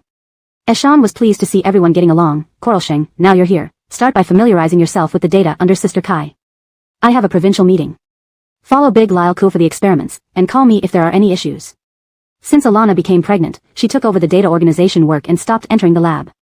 As soon as Ashan left, Alana curiously asked Xerxes, I heard you went to High City after returning home to help your cousin propose. What kind of grand proposal would require a gene genius like you? Chapter 38 Habit. Actually, it's not quite like that. After my mom went abroad with my dad to get married, she never contacted relatives and friends back home again. When I came back, I first went to Haiching on her behalf to meet some relatives. They were so warm-hearted that I've only come here now. Xerxes scratched his head with a smile. My cousin just asked me to help make a gene book for the girl. The handsome guy who drove you over just now, he shouldn't be your cousin, right? Alicia's eyes lit up. He is my cousin, Xerxes laughed. What a pity. Alicia exclaimed with regret, he's so handsome, but he's already taken. Really? Handsome? Alana poked in out of curiosity. How does it even matter to you? Expectant mom. Fateh shot a glance at Alana. Hearing, expectant mom, Brielle subconsciously placed her hand on her belly, her face turning grim. Into the lab. Let's get to work. Fateh put on his white coat, noticing Brielle's pale face. Are you feeling unwell? If you're not feeling well, go back to the dormitory to rest, don't force yourself. Everyone in the lab knew Brielle was someone who wouldn't say a word when sick. I'm fine, Brielle smiled and said, I just sent Anyan to school today and didn't get enough rest last night preparing things. A cup of coffee will do after a while. After spending half a day in the lab, Brielle had no appetite for lunch.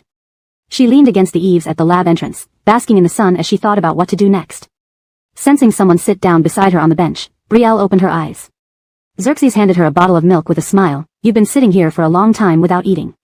Have some milk. Thank you. Brielle took the milk. Go inside first, I'll come in later. No problem, I'm waiting for my cousin.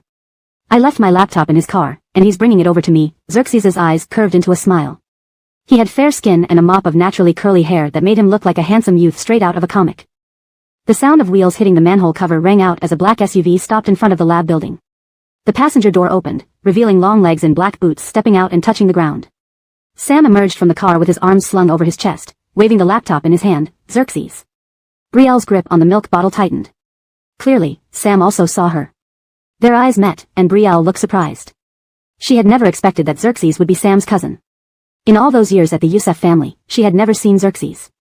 After Wendy's death, her love for Sam had faded. Rather, all that remained was regret. Regret for ever falling in love with Sam and regret for bringing him back to Ridgejiang Town. Even though after watching the video, Brielle knew. Sam did try to save Wendy when the car hit. But Brielle still couldn't remain calm. Here. Xerxes sat upright, waving at Sam, seemingly not planning to get up to take the laptop. Sam quickly averted his gaze from Brielle, walking to Xerxes as if they were strangers, handing over the laptop. Why aren't you dead yet from being so lazy? I've been working day and night on the gene book for future sister-in-law. You only walked a few steps to give me the laptop, careful, or I might tell sister-in-law. Xerxes said. I should go back to the lab now. Brielle got up and thanked Xerxes. Thanks for the milk. She had thought she wouldn't encounter Sam again after this incident. Yet, at 7:30 p.m. when she came out of the lab to pick up May for dinner, she saw Sam's black SUV parked under the lab building. Wrapping her scarf tighter around her neck, Brielle descended the stairs in front of the lab, just passing by the black SUV, when she heard Sam call her. Brielle. Brielle paused, took a deep breath, and turned around. Sam leaned against the open driver's side door, holding a cigarette in his hand. Seeing Brielle turn around with her hands in her down jacket, he extinguished the cigarette with his boot and stepped toward her. Whether you believe it or not, I didn't know Xerxes is your cousin, and I didn't know he'd come here before coming to the lab. Brielle had a history. After waking up from her 2-year coma, she tried many ways to awaken Sam's memories. But not this time. I know, Sam stood a step away from her. About Wendy, I'm really sorry. Brielle's hands clenched in her pockets. This was the first time he apologized to her since losing his memory. Under the dim streetlight, Sam frowned. Looking into Brielle's calm and indifferent eyes, he remembered how her black, bright eyes pierced his heart when he kissed her that summer, stirring a sense of frustration. I didn't realize pushing Wendy across the road could be dangerous. Sam's tone was stiff. That day, I spoke too harshly. No matter what, it was me who pushed her. Finished? Brielle asked. Sam didn't understand what she meant. Sam, we have no relation anymore. We should treat each other as strangers if we meet again. Brielle calmly finished speaking, then turned to leave. Sam grabbed Brielle's arm. I have a question for you. Brielle pulled her arm free. Ask. Nothing happened between us that night, right? For days, Sam had been pondering this question. Since Ferris's drug wasn't truth serum, there was no way to confirm if Brielle was telling the truth. Especially since, when he asked, her initial response was, what do you hope? How should I explain so you can believe nothing happened that night? Do I have to sleep with someone else for you to feel relieved? Brielle's tone was unfriendly, her chest rising and falling rapidly from anger. Sam's lips parted slightly. I know what you and Ferris said. I drank the drugged wine as you wished and left Haicheng, never appearing before you and Enid again. Sam. What more must I do to avoid seeing you? Watching Brielle walk away decisively, Sam's lips moved but he didn't manage to call her back. Frustrated, he slammed the car door shut. Knowing Brielle was here. Yet when his mother asked him to bring his cousin to Coroncheng University, he still came. The person he hated most, wanted to see least, was Brielle. The person who annoyed him most, always clinging to him like a burr. It must be due to habit. Habit from having Brielle always trailing behind him, and suddenly missing the discomfort when she wasn't there anymore. Perhaps because the two new memories about Brielle appeared in his mind. Sam actually felt a bit curious about his past with Brielle. Chapter 39 Lying. But he couldn't ask his friends and childhood buddies. If he asked, the people around him would surely know that he had recovered some of his past memories. Coral Ji was already worried because of his previous relationship with Sherry. He couldn't add to her concerns. Sherry gathered her emotions after leaving Coral City University before picking up Christine. She smiled as she asked Christine, "How was your day at school?" Christine signed back, "It was good, I like my classmates very much. They are very considerate towards me. I'm almost embarrassed by how kind they've been." "That's great." Sherry ruffled Christine's head. Christine nodded and looked seriously at Sherry, signing, "Sister, I'm really happy to have transferred to this new school, really happy. Our future life will be better." Sherry smiled and held Christine's hand, saying, "Yes, it will be better." After sending Christine back to school, Sherry reached her dormitory door but hadn't opened it yet when Alicia from the neighboring room opened her door, her head full of foam, asking, "Aiko, can I use your bathroom? The water heater in our room seems to be broken and there's no hot water. It's freezing. Matt here." Sherry opened the door, and Alicia, wrapped in a bathrobe, quickly rushed in and shut the bathroom door. As Sherry was taking off her down jacket, she suddenly remembered the pregnancy test stick and its box in the trash can, making her tense up instantly. She walked to the bathroom door and knocked. "Senior, may I come in to get something?" The water stopped, and Alicia replied, "In a hurry?" "I'll be done in a second." Sherry pursed her lips. The trash can was under the wash basin. Lee Senior might not see it, so she said, "No problem, take your time." Alicia quickly rinsed off the foam from her head and pushed open the glass door, putting on her bathrobe again while wiping her face. Out of the corner of her eye, she saw the pregnancy test stick and its box in the trash can and paused. It was indeed a pregnancy test stick and its box, and the stick seemed to show 2 lines. Alicia's brain froze for a moment. How could their junior sister be pregnant without even having a boyfriend? Or did Sherry have a boyfriend but didn't tell them? No wonder she wanted to come in to get something. She must have been afraid Alicia would see the pregnancy test stick. With a heart full of gossip, Alicia quickly came out of the bathroom, thanking Sherry. "Thank you, junior sister Coral. It's too cold, I'll head back now." Sherry pretended to be calm, nodding with a smile, "Okay." Seeing Lee Senior's appearance, she thought Lee probably didn't notice. Alicia returned to her dormitory without drying her hair, immediately creating a small group chat and pulling in her close friends Alana and Fateh. By accident, she also included newly added Xerxes while selecting the members. Charmanishan Konkan, does anyone know who Sherry's boyfriend is? Alana? Who's Sherry's boyfriend? Charmanishan Konkan, believe me. Sherry definitely has a boyfriend. Alana, you forgot what old man told me, that Sherry's ex-boyfriend lost his memory in a car accident, and after Sherry woke up from the hospital and chased him for 2 years, he ended up falling for someone else and even used Sherry's photo. Everyone in the lab knew about this incident and also knew that Sherry's ex-boyfriend later wrote an apology letter, otherwise, she might have failed to transfer here due to issues with her character. Charmanishan Konkan, could it be that bastard? Alana, what are you talking about? Charmanishan Konkan, I'm saying Sherry is pregnant. Charmanishan Konkan, I saw many pregnancy test sticks in her bathroom. Charmanishan Konkan, all showing 2 lines. Kodashwai, Alicia, don't spread rumors like this. Charmanishan Konkan, I'm not spreading rumors, I'm worried about our junior sister. A girl just lost her family, encountered this situation, and has a younger sister to care for. My God, if it were me, I'd be devastated. Charmanishan Konkan, let's think of a solution fast. Alana, if the child is from that bastard, we definitely can't let Sherry keep it. Kodashwai. This depends on Sherry's decision. We just need to take more care of her, make sure she doesn't overwork herself. Charmanishan Konkan, what if Sherry takes leave, maybe to terminate the pregnancy? If she doesn't want to tell us, we should find ways to let her rest more during that time. Xerxes, who was having late-night snacks at Sam's hotel room, clicked into the WeChat group where messages were constantly refreshing. He scrolled through the chat, his eyes widening, biting his chopsticks as he quickly replied. Yeshin Shengwu, impossible. Maybe you saw it wrong, or perhaps someone else borrowed Aiko's bathroom. Upon seeing Xerxes' message, Alicia's eyes widened, checking the group to ensure she hadn't sent it to the wrong place. She asked. Charmanishan Konkan, Xerxes, why are you in our group? Yeshin Shengwu, you pulled me in. Charmanishan Konkan. Charmanishan Konkan, don't spread it around. Yeshin Shengwu, I'm not a gossip monger, but what's the deal with Aiko's ex-boyfriend? Why post photos? Sam came out of the bathroom with one arm raised, seeing his cousin crouched on the sofa, chewing on his chopsticks while messaging, and the smell filling the room. What are you doing? Eat quickly, then get lost. Our lab mate is pregnant, Xerxes said while replying to messages. Seems like it's from her scumbag ex-boyfriend, she hasn't told everyone yet. A senior sister is worried she might go alone to abort the baby. Sam paused mid-towel dry, pregnant? Yeah, Xerxes replied absent-mindedly. Senior Claudia Zhu said her ex-boyfriend is a scumbag, lost his memory and posted photos, causing her trouble transferring to Coron City University. Sam felt like he had been struck by lightning. Didn't Sherry say they hadn't done anything? How could she be pregnant? Sam snatched Xerxes' phone and started scrolling through the messages. Kodashwai, we should act like we don't know and take extra care of her. Alana, honey, give Sherry fewer tasks these few days. You assigned her too many before, fearing she might be idle and sad. Kodashwai, got it. Sam's heart raced wildly. So, why did Sherry lie? If she told him she was pregnant. Sam tightly gripped the phone. Lyle, why did you grab my phone? Xerxes looked at Sam with clear, innocent eyes. Sam casually tossed the phone back to Xerxes, changed clothes, and left. Where are you going? Only the slamming door responded to Xerxes, leaving him bewildered. What's going on? Xerxes murmured to himself, puzzled. Chapter 40. Due to her husband, Xerxes' mother severed all ties with the country for several decades.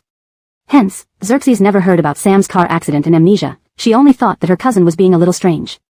Sam emerged from the hotel's main door, seeing a doorman opening the taxi door for guests. Sam pulled away the person and squeezed into the cab.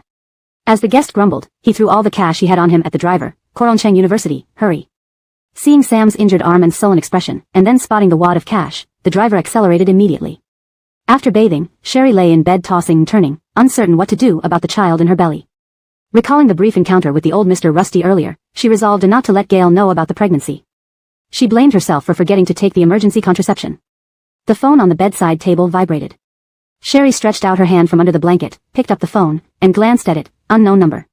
Worried it might be related to Anu Anyan's situation at school, she sat up, answered the call, and placed it near her ear. Hello. Sherry, I'm downstairs by your dormitory, come down. The moment Sam's commanding voice came through, Sherry thought she had misheard. Without waiting for Sherry's response, Sam saw the ongoing call on his phone and said irritably, Sherry, can you hear me? Sam, what authority do you have to command me? Sherry asked. If it were before she decided to give up on Sam, she would have rushed down upon receiving this call. Because she would seize any opportunity, however small, to be with Sam, hoping to help him recall their past. But now, she no longer wanted Sam. We are divorced, I avoided you and moved to Koronchang. By right, you shouldn't be looking for me. Sherry couldn't control her anger. Before, you avoided me like poison, even drugging me just so I wouldn't cling to you. What are you doing now?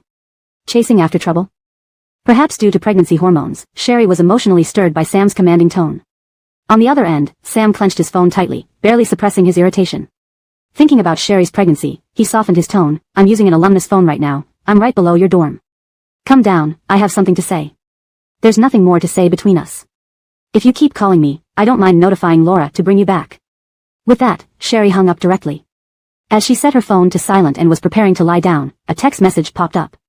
187*******28. Don't want everyone to know about your pregnancy? Come down. Sherry's heart tightened as she read the message. But quickly, Sherry deduced the reason. Senior Alicia must have seen the pregnancy test in her trash bin. Given that there were many experiments unsuitable for pregnant women in the lab, if she didn't volunteer the information, Senior Alicia would tell the others and instruct them to care for her, much like how they'd been taking care of Alana recently. Since the lab people knew, Sam's cousin Xerxes likely found out too. Closing her eyes briefly, Sherry stood up, lifted the curtain, and looked down. There stood Sam under the streetlight, dressed entirely in black. His leather jacket over a high-neck cashmere sweater, paired with black pants and boots, his tall and lean figure attracting everyone's gaze. She put on a long down jacket over her pajamas, changed her shoes, and went downstairs. Upon seeing Sherry emerge from the dorm building, Sam approached, grabbing her arm and pulling her to a secluded corner. You're pregnant. Sam exclaimed anxiously. Did Xerxes tell you? Sherry asked. Sam remained silent, but asked darkly, why didn't you tell me? Sherry looked up at Sam, why should I tell you? This child cannot stay, abort it. Hearing Sam's usual commanding tone, Sherry stared at him as if he were an idiot. What does my decision to abort or not have to do with you? Sam. Are you ill? I've already left Haicheng. Is chasing me here twice just seeking humiliation? Or do you think despite getting divorced, I'd eagerly stick to you the moment you show up? Sherry. Are you lacking a love slave? Only satisfied if someone follows you around like a lapdog? Sherry. Sam gripped her arm, dragging her close. Seeing her angry face, he sighed and admitted, I've already proposed to Coral G successfully. I can't let this child be born. Coral G has strong moral principles. She's been eager to leave me since you woke up. If she knew we had a child, even though we're divorced, she definitely won't marry me. So, he was worried because he thought the child was his. Sherry forcefully withdrew her arm from Sam's grip. Who told you the child is yours? Sam pressed his lips together, his eyes cold. Don't tell me you actually plan to keep the baby. The child isn't yours. Sherry stated firmly. Then whose is it? Sam clearly didn't believe her. Unable to reveal who the father was, Sherry stayed silent, biting her lip. She couldn't just name anyone. The chilly night breeze passed between them, dry yellow leaves rustling to the ground. Cold crept up her thin pajama pants, making Sherry's thoughts clear. She closed her eyes, gradually calming down. The child isn't yours, rest assured. Sherry tried to steady her emotions. A good ex should be like they've died. Besides, you already have a fiancé. Dukareltsi has no sense of security. Knowing you searched for me in Koralcheng, how would she feel? Except for me and that night, Sam choked, stopping himself. That night, nothing happened. I've said this many times, Sherry tightened her fists, apart from the night we were drugged, and the day you drugged me, did you forget? No way. Sam denied without thinking, scoffing, Gail wouldn't let anything happen to you that night. Matthew lie, the child isn't Gail's. Seeing Sherry saying nothing but quietly watching him. Sam deflated, speaking softly, Eric told me Lois's drug was intended for Zy but taken by mistake. I'm sorry for misunderstanding you, but this matter is serious. If you're willing to terminate the pregnancy, I'll compensate you. First, I need to clarify again that the child is not yours. Secondly, I won't keep the child for academic reasons. Sherry spoke calmly. Lastly, I just need you to never appear before me again. Chapter 41, do you want to see? Sam clenched his fists tightly, his expression dark and unreadable. Can you tell me how Xerxes knew I was pregnant? Sherry asked. I checked Xerxes' phone. It seems someone from your lab mentioned something about taking care of you in the group chat. Upon hearing Sam's reply, she could confirm that Alicia had seen the pregnancy test stick in her trash bin. Thank you. With that, Sherry wrapped herself tighter in her down jacket and left. Not knowing if it was due to guilt from learning Sherry was pregnant, Sam remained motionless for a moment, standing there as he watched Sherry walk away. Just as Sherry stepped into the dormitory building, she saw Alicia, holding 2 takeout meals, looking at her with concern. Aiko, about Xerxes' cousin and you. Alicia hesitated. Alicia had noticed the light was still on in Sherry's room and went downstairs to buy dinner out of worry that Sherry might be hungry. Little did she know she would witness Xerxes' cousin pulling Sherry aside. Concerned for Sherry's safety, Alicia hesitated before preparing to step forward to protect her junior sister. Just then, she heard Sherry's voice filled with anger. Xerxes had mentioned his cousin proposed, but clearly not to Sherry. To everyone's surprise, this incredibly handsome cousin of Xerxes turned out to be Sherry's ex-husband who lost his memory on their wedding day, a former husband, no less. What a despicable man, divorcing his pregnant wife. He is my ex-husband, Sherry said calmly. I'm fine, senior. Don't worry. I saw the light on and bought some late-night snacks, Alicia said, holding up the food for Sherry to see. Seeing Sam frowning by the dormitory entrance, Alicia quickly linked arms with Sherry and walked inside. If you want to talk, we can eat together. The next morning, when Xerxes arrived at the lab, he saw Sherry already wearing protective goggles and a mask, immersed in her experiments. He organized yesterday's experimental data while occasionally glancing at her through the transparent lab window. Although unsure of the relationship between his cousin and Sherry, Xerxes was curious since his cousin had asked him to look after her that morning. After discussing the events of last night with Alicia and Fateh Alana in detail, they all concluded that Xerxes' cousin was indeed Sherry's ex-husband, making them view Xerxes unfavorably too. This made Xerxes confused all morning. At noon, Sherry finally emerged from the lab, her fingers pale from removing her rubber gloves. Aiko, I've brought lunch. Come eat in the break room. Alana called out.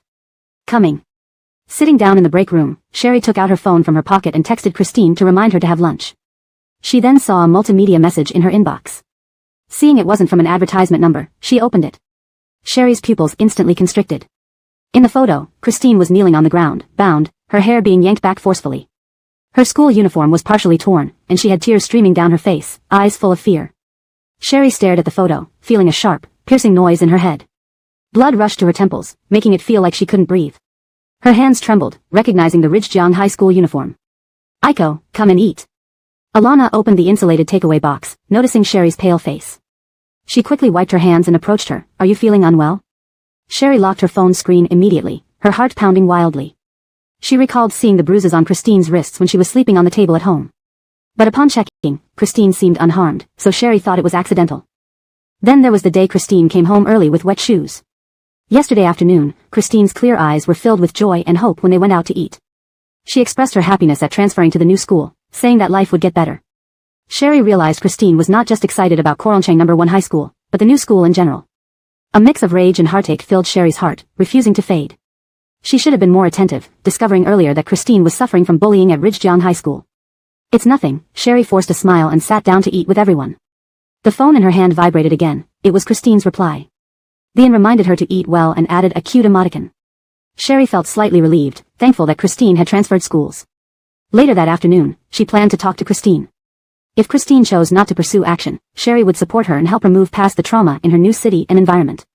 But if Christine was brave enough to seek justice, Sherry would stand by her side, ready to accompany her to the police station or even prison. Whoever sent this message. Sherry messaged back, asking for information. The sender replied quickly, asking her to add him on WeChat. After adding him, she realized it was Ferris. Soon, a video appeared on the WeChat page. It became clear that the photos were extracted from this video. Sherry got up. Aiko, aren't you going to eat more? Alana looked up at Sherry. I'm full, I want to go outside and bask in the sun. Sherry sat on the bench outside the lab, lowering the volume and taking deep breaths before daring to open the video. The video showed a group using a towel-covered shoe to hit Christine's face, with Christine sobbing in terror. The demons laughed maniacally, saying they gave her a chance to call for help, yet all she could do was beg for mercy. Sherry covered her mouth, tears streaming down her face. Ferris, there's more if you want to see. Sherry wanted to call immediately, but restrained her anger. She needed evidence. With trembling fingers, she typed. Sherry, did you instruct someone to do this? Ferris, aren't you very tough? Don't you have the backing of Rusty Group's adopted son? I may not be able to touch you, but what about a little mute? Before Sherry could reply, Ferris blocked her. She screenshot the chat history, pacing in the corridor outside the lab, collecting her thoughts. Her top priority was to protect Christine. Fortunately, she had already transferred schools. Thinking of this, she messaged Christine, inviting her for dinner that evening. Christine replied quickly, hiding her joy in her emojis. Sherry sighed in relief and returned to the lab. At 5:40 p.m., while organizing data, Alana received a phone call and suddenly stood up, turning to look at Sherry who was standing in front of the acrylic glove box, operating a recorder and adding chemical reagents. Chapter 42, The Law Will Not Forgive. All right. I understand. Alana put down the data in her hand and walked over to the transparent glass, tapping on it. Sherry had precisely dropped the reagent, calling Xerxes over to watch. Just as she was coming out of the lab, she was pulled by Alana. Aiko, today a video about Lee's was spread in Coralcheng No. 1 High School. She might not have been able to take it and went missing, but it's confirmed that she hasn't left the school. Aiko. Before Alana could finish, Sherry ran out without even taking off her lab coat. Alicia. You go and check quickly. Alana hurriedly took off her lab coat and shouted at Alicia who had just entered the door. Sherry's mind was blank. Was the bullying video spread in Coralcheng No. 1 High School? Were surrounding classmates gossiping about Lee's? Sherry rushed towards Coralcheng No. 1 High School while calling Starla's phone, which was all powered off. Sherry sprinted, hearing nothing but the whistling wind and her rapid heartbeat. Starla sat on the rooftop, clutching her ears tightly, eyes filled with fear. The humiliating scenes from the video replayed frame by frame in her mind. She sobbed silently. Bullying had started long ago, yet she dared to not tell her mother. After her mother died, they became even more brazen. She feared her elder sister finding out, so before entering the house, she always tidied herself up and adjusted her mood.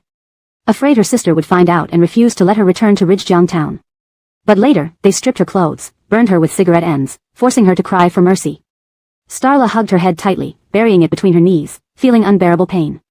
She thought moving to a new city meant a new start, that she had left hell. Yet why couldn't they leave her alone? Why were those videos appearing in Coralcheng No. 1 High School? She couldn't bear others' looks. The friendly classmates of the morning called her a whore by afternoon, asking how much per night. Friends who ate together midday avoided her completely by afternoon. Starla couldn't bear it. She seemed forever unable to escape hell. After an unknown amount of time, Starla turned on her phone, tears streaming down her face as she edited a message to Sherry. Just as Sherry rushed to the teaching building, she heard a bang, pausing her steps. Soon, chaos and screams erupted from the classroom. Someone jumped from the building. Behind the teaching building. Sherry felt like her blood froze, turning around and running towards the back. Alicia chased after Sherry breathlessly, following closely when students shouted someone jumped. Heart racing, she dialed for an ambulance. Behind the teaching building, it was pitch black. By the light from outside fence lamps, a body in school uniform lay in a pool of blood.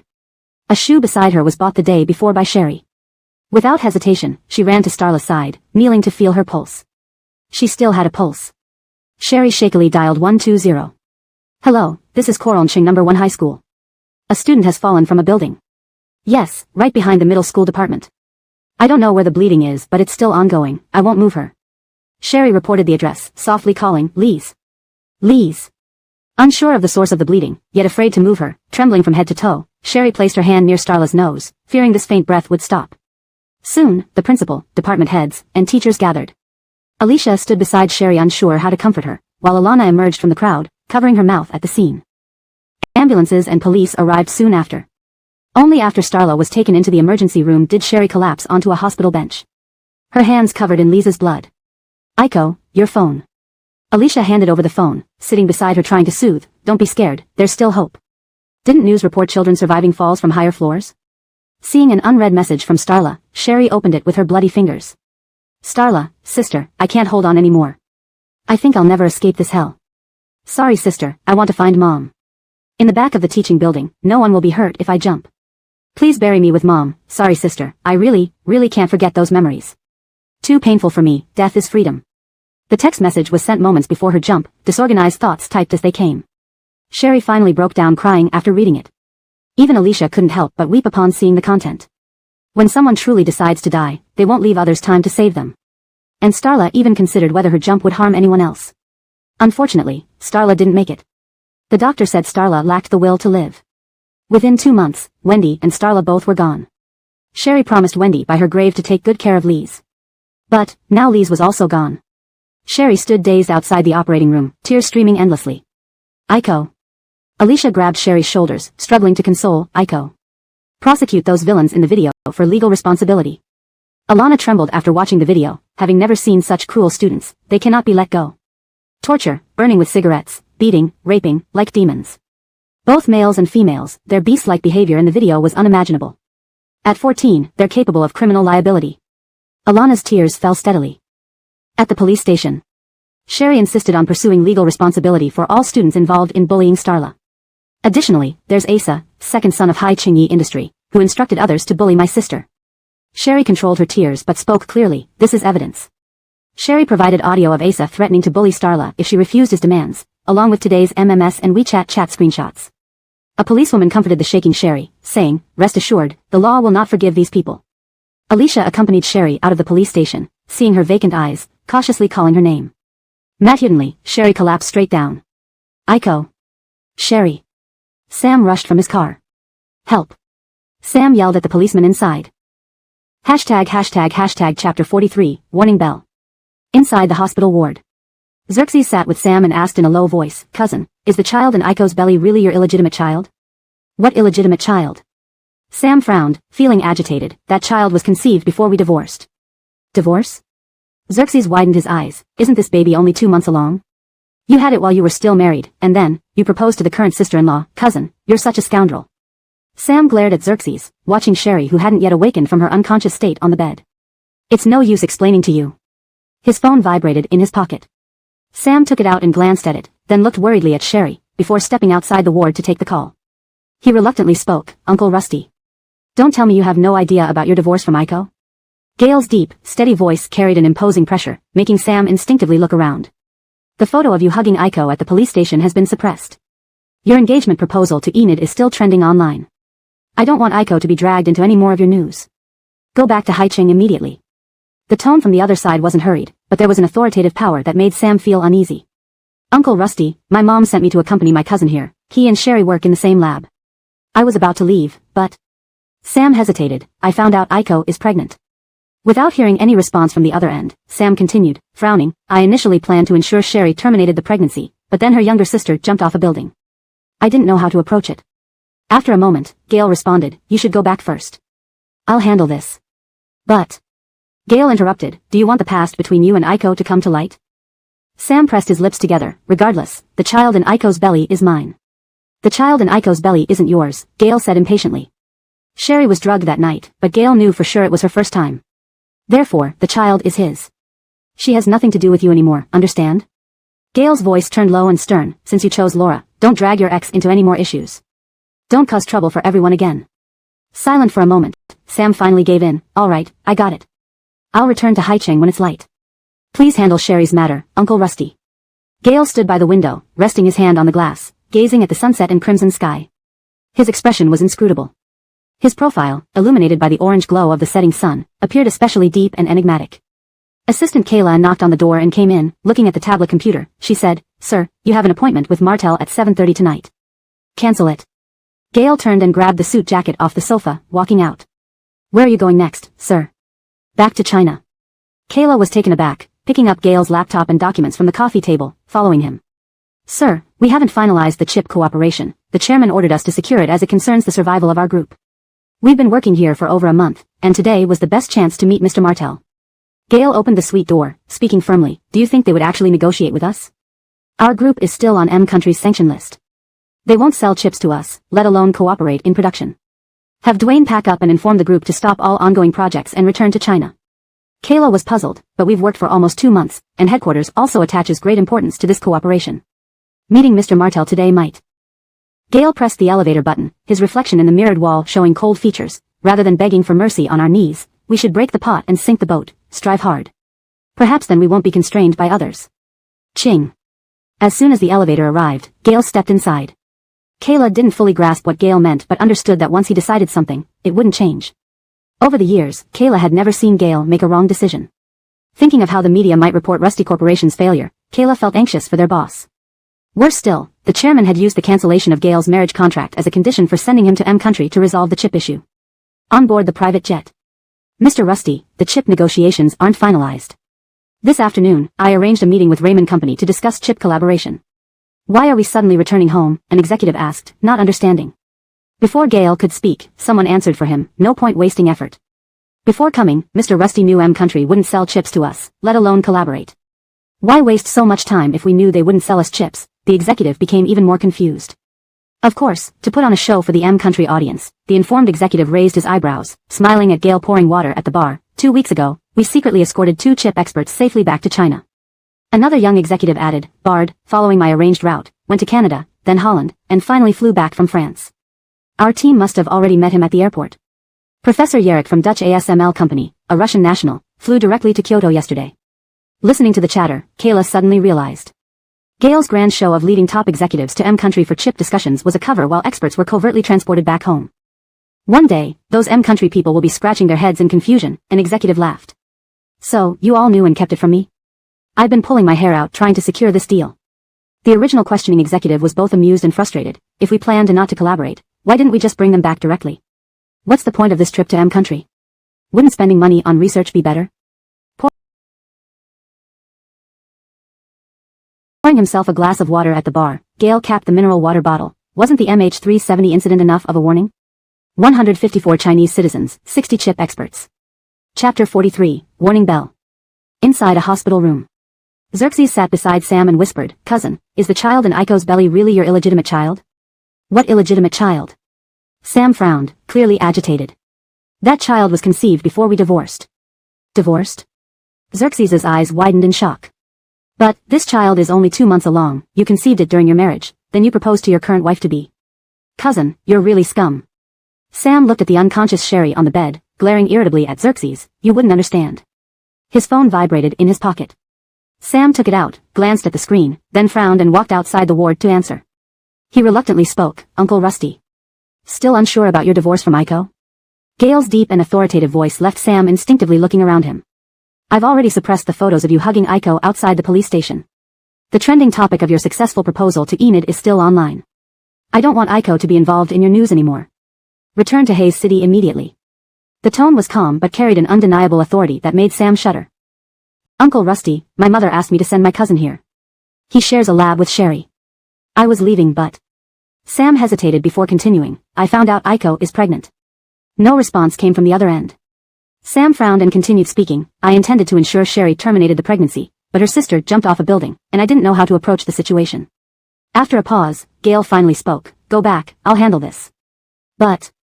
Gale interrupted Sam, "Do you want the past between you and Aiko to resurface?" Sam pressed his lips together. "What can I say? The child in Aiko's belly is mine.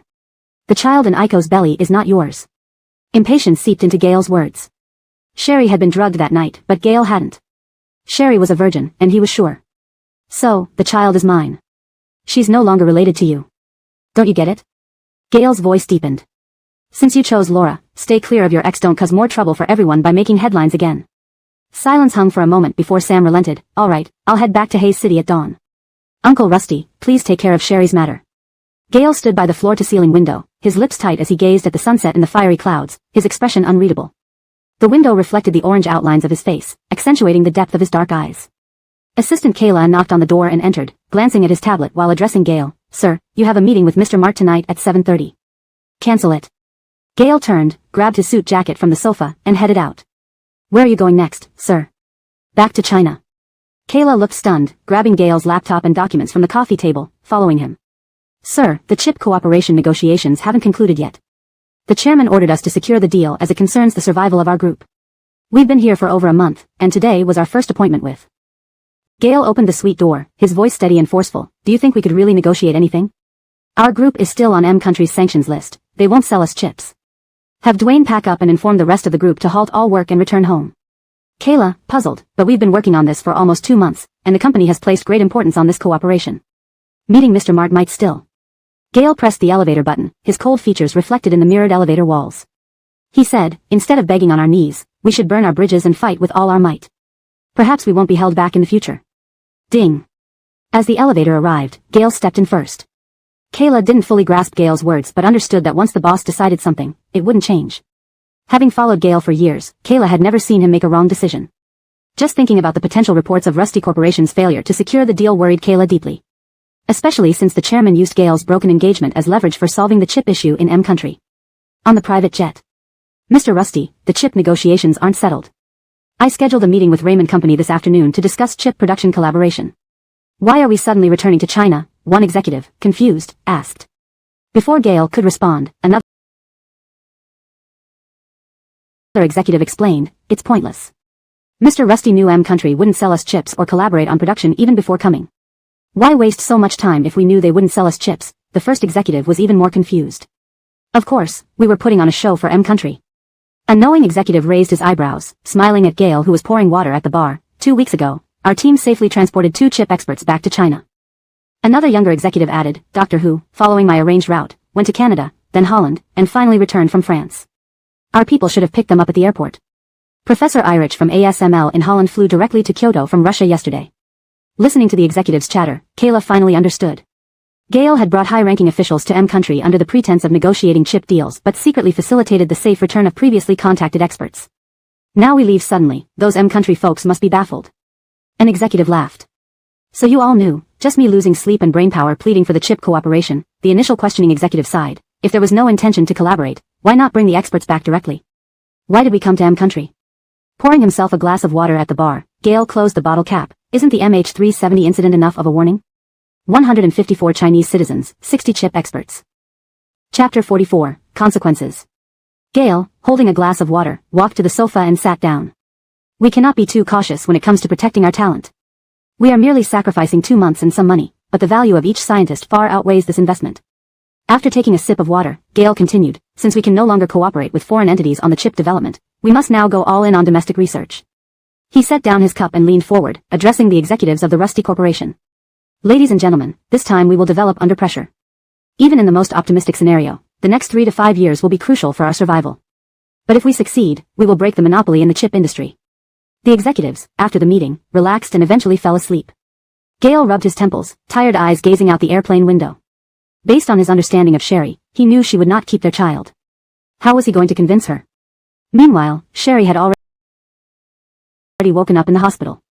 Aiko, you're awake. Alicia approached the bed and supported Sherry who was trying to sit up. Sherry's voice was hoarse. Senior, what time is it? It's 3 p.m., Alicia propped a pillow behind Sherry, sitting beside her. Don't worry, all the bullies from Ridgejiang High School have been arrested. The situation became quite serious because of the student's suicide attempt. Additionally, due to Christine having just transferred to Koralcheng High School, the bullying incident at Ridgejiang High was also linked to her suicide.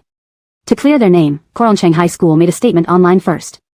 By the next morning, the news of the Ridgejiang High School bullying case, with its shocking details, had become a trending topic. Under immense public scrutiny and solid evidence, the police swiftly apprehended the culprits and released the details of the investigation. Despite the videos being blurred, they were still horrifying. Parents, whose children were also students, expressed the most outrage. If their own children were treated like this, they felt they could do anything to punish the perpetrators. Many parents voiced their demands for severe punishment online. Although the more graphic content wasn't spread due to strict video review policies, there were still malicious individuals requesting resources of assault videos. Some even criticized why parents would send mute children to regular schools, blaming them for inviting bullying. Alana, visibly shaken, along with other university students, fought back against these trolls online. Soon, countless women voluntarily reported the vile comments and commented below the trending news. At All for One, no underage girl should suffer from sexual assault videos leaking. As a mother and woman, protect innocent victims. The perpetrators deserve legal punishment. At Little Chio, respect the deceased, care for women, and exonerate the victims. Perpetrators must be exposed and punished. At Angry Frog, Yusefkers, I'll guard the comments section tonight. See who dares to ask for those videos. Report 1, report all. At Little Mayan Tomato, rest in peace in heaven, sister. Your sisters on earth will protect you. We won't let those videos leak. You did nothing wrong, the perpetrators are despicable. An unsolicited campaign called Protect the Sister unfolded online without organization. Celebrities joined in, emphasizing that victims should not be blamed in preventing the spread of harmful content. Increasingly, people demanded harsh penalties for perpetrators and distributors, protecting victims and their families. Sherry had initially feared that Christine's videos might leak. She didn't want her sister to be tormented even in death. Unexpectedly, numerous strangers were also protecting her. Tears streaming down her face, Sherry clenched her lips tightly. Alicia, with tears in her eyes, looked at Sherry. We are all here protecting Huayan. Unable to contain herself, Sherry hugged her knees and sobbed. With Christine's suicide attempt, Coroncheng High School quickly issued a statement, causing a massive uproar online, something Ferris never expected. He nervously scrolled through the comments online, cancelled all appointments, and stayed home. Recalling Sherry's revelation on searching for relatives, he worried she might also have recordings of his calls. Especially during the phone call where he threatened Sherry about that mute girl, he feared if any recording existed. If leaked, it would affect E Corporation, and his father would definitely kill him. He silently prayed that Sherry didn't have those recordings. But what about the messages sent via multimedia and WeChat? While pacing nervously in his room, Ferris saw police cars parked outside his villa. Eyes wide, he rushed to the floor-to-ceiling window, instantly tensing. Hearing the doorbell downstairs, Ferris hurriedly called Sam. Hey, brother-in-law. Ferris sounded panicked. I think I messed up. Police are at my house. You must help me. It's all because I wanted to get back at you and my sister. I only bought the video from that kid named Yusef Harry. Seeing the police show their IDs, the maid was startled. Preparing to call for help, she saw Ferris already descending the stairs in his coat. Ferris, we're from the city police department. We need you to assist with an investigation. The officer showed his ID again. Ferris nodded, okay. As he came downstairs, Ferris instructed the maid, Virginia, prepare your braised pig trotters for dinner. All right, the maid agreed. Sam, visiting the film set to wait for Enid, took a secluded spot to make a call. He ordered the Yusef Corporation's lawyer, Mr. Harry, to visit the police station. Contact the parents of that kid named Yusef Harry from Ridgejiang High. Tell them not to say anything reckless, or they'll face consequences. Just make sure Ferris is cleared, regardless of the cost. Chapter 45, Defense. After hanging up the phone, Sam kicked a pillar in frustration. The day Sherry's younger sister, May, jumped from the building, Sam was in Coron City. Just as he hadn't resolved the issue of Sherry being pregnant, Ferris had thrown this bomb at him. Sam sat down on the corridor and began scrolling through the trending topic comments, feeling an overwhelming sense of unease. He couldn't let Sherry know that this incident might involve Ferris, otherwise, another Wendy plus May. The deaths of people close to Sherry all seemed linked to him. She would not only hate him but also hate Coral G. Therefore, the best course of action was to shut things down at the source, making sure Sherry wouldn't get any information about it. His phone vibrated. Sam glanced down and saw Enid's call. He answered, Little kitten. Where are you? I finished my morning shoot and took leave from the director, so I can spend the afternoon with you, Enid said cheerfully. I'm smoking here in the corridor, I'll come over soon. After hanging up, Sam stood up but suddenly felt dizzy. He leaned against the pillar, pressing his temples as he shook his head. High City's infamous spoiled brat Sam, why are you being so obedient now? Should I start calling you little kitten privately? Sherry's laughing voice echoed in his mind. Sherry, what's wrong with you? You're obedient. Your whole family is obedient. It was his irritated voice. Yet amidst the irritation, there was a hint of sweetness. Sam moved forward, gripping the pillar as a headache pounded in his head, causing him to stagger and fall. The sunlight filtering through the tree branches hurt his eyes, but he could smell the sea breeze. Sherry, wearing school uniform, sat on the breakwater. The sea wind disheveled her hair, and she wore a ring on her index finger. She held out her hand toward the glaring sun, her smile brighter than the sun itself. Little kitten, did you know that since we're minors, giving rings randomly isn't appropriate? You were smiling so happily. So what if we're minors? Anyway, you're my wife for life and you can never escape. What if I don't marry after growing up, or marry someone else? Then I'll break my legs. Sherry turned around, pulling her messy hair behind her ears, revealing her elegant, pale neck. Her black and white eyes full of confusion, she asked, "You got it wrong, right? It should be breaking my legs?" Sam gently poked Sherry's head. "Think carefully. How could I bear to break your legs? If you don't marry me, I will break my legs so you have to take care of me for the rest of my life. If you marry someone else, I'll break my legs, and let you feel guilty forever." Sam opened his mouth but struggled to breathe. This memory of him and Sherry? Enid, dressed in period costume, just turned the corner at the end of the corridor when she saw Sam fall to the ground in pain. She rushed towards him anxiously. "Lao Nanshan. What happened to you? Call an ambulance quickly." Enid shouted at her assistant who was stunned. Oh. The assistant immediately dialed 120. Sam's consciousness faded. His half-opened eyes focused on the glaring sun in the sky. Tears welled up involuntarily due to the intense light. Lee. Little Kitten. So, Little Kitten, was the nickname Sherry gave him. "I'm here. Lao Nanshan. I'm here." Enid thought Sam was calling her. Gripping his hand tightly and crying uncontrollably, "I'm here. Lao Nanshan. Lao Nanshan, don't scare me." Watching Sam lose consciousness, Enid's face lost all color. Turning to her assistant, she stuttered in fear, "Get help. Hurry up." Soon, the assistant director brought people over and used the production stretcher to carry Sam to the nearest hospital. Sherry had just seen off Wendy and now had to see off May again. Amidst her grief, she tried to muster some strength. She knew Wendy's death was different from May's. May's death involved campus bullying and sexual assault. Filing a lawsuit to convict these monsters would be a long process. Until they received their just punishment, May couldn't rest in peace. The Ridgejiang High School bullying incident caused widespread public concern, especially when many women came forward to uphold May's dignity after her death, resisting the spread of videos, and organizing the Protect the Younger Sister movement. This sparked a wave of female mutual support online. The authorities acted swiftly, and the case progressed rapidly. The very next day after Sherry left the hospital, Freddie sought her out. Freddie, under Sam's order, approached the parents of the bullying students at Ridgejiang High School, including Yusef Harry, advising them to be cautious. Yusef Harry's parents proposed that Freddie become their son's defense lawyer. If they could reach a settlement with May's family, they wouldn't charge a penny and wouldn't implicate Ferris. Other parents, knowing that Freddie was a renowned attorney, also entrusted their cases to him. When Sherry came down from the dormitory building and saw Freddie, she paused. This was the head of Yusef Corporation's legal department. Considering Enid's involvement, Sherry wasn't surprised. "Is this about Ferris?" she asked. Freddie adjusted his glasses. "I am currently representing those students from Ridgejiang Junior High." Sherry's eyes darkened, and she laughed bitterly. "Let me guess. Did Sam already get Ferris off the hook, so the chief of Yusef Corporation's legal department has to defend these demons?" Freddie calmly replied, "Miss Coral, if you are willing to settle privately, my clients can provide compensation." Sherry's reddened eyes glinted menacingly. "Is Sam paying?" "Miss Coral, we've met before. From an outsider's perspective, your sister has passed away. Instead of stirring up a huge fuss and delaying the case for months or even years, it's better to let things settle down for the deceased to rest in peace." "No way. Regardless of how long this case takes, even if it drains my entire life, I will fight you every step of the way." Sherry's anger was visible on her pale face, and her voice rose steadily. "If the perpetrators don't get what they deserve, my sister won't rest in peace." Well, Freddie." Carlo, carrying a laptop, tapped Freddie on the shoulder, smiling. Freddie turned and greeted the chief legal officer of Rusty Corporation, Carlo. "Carlo." Seeing Carlo, Sherry's throat tightened unexpectedly. Note, the paragraph structure and line breaks have been maintained as closely as possible to the original text. Chapter 46, Marriage. She had promised Mr. Rusty that she would no longer have any contact with the Rusty family, especially not Gail, so she did not seek his help. But Carlo still appeared here. Considering the relationship between Sherry and Gail, Freddie was not surprised by Carlo's presence. Freddie glanced at Sherry and then turned to speak to Carlo. "Carlo, please persuade Miss Coral. If this incident escalates and implicates her relationship with President Rusty, it might also be detrimental to him." "Freddie truly worries too much for our President Rusty," Carlo said with a slight smile. "Before President Rusty appointed me as Miss Coral's legal representative, he clearly stated, if I can't ensure justice in this case, I shouldn't work at Rusty Corporation anymore. Do you think I would easily give up my position once I've secured it?" Freddie's expression darkened upon hearing this.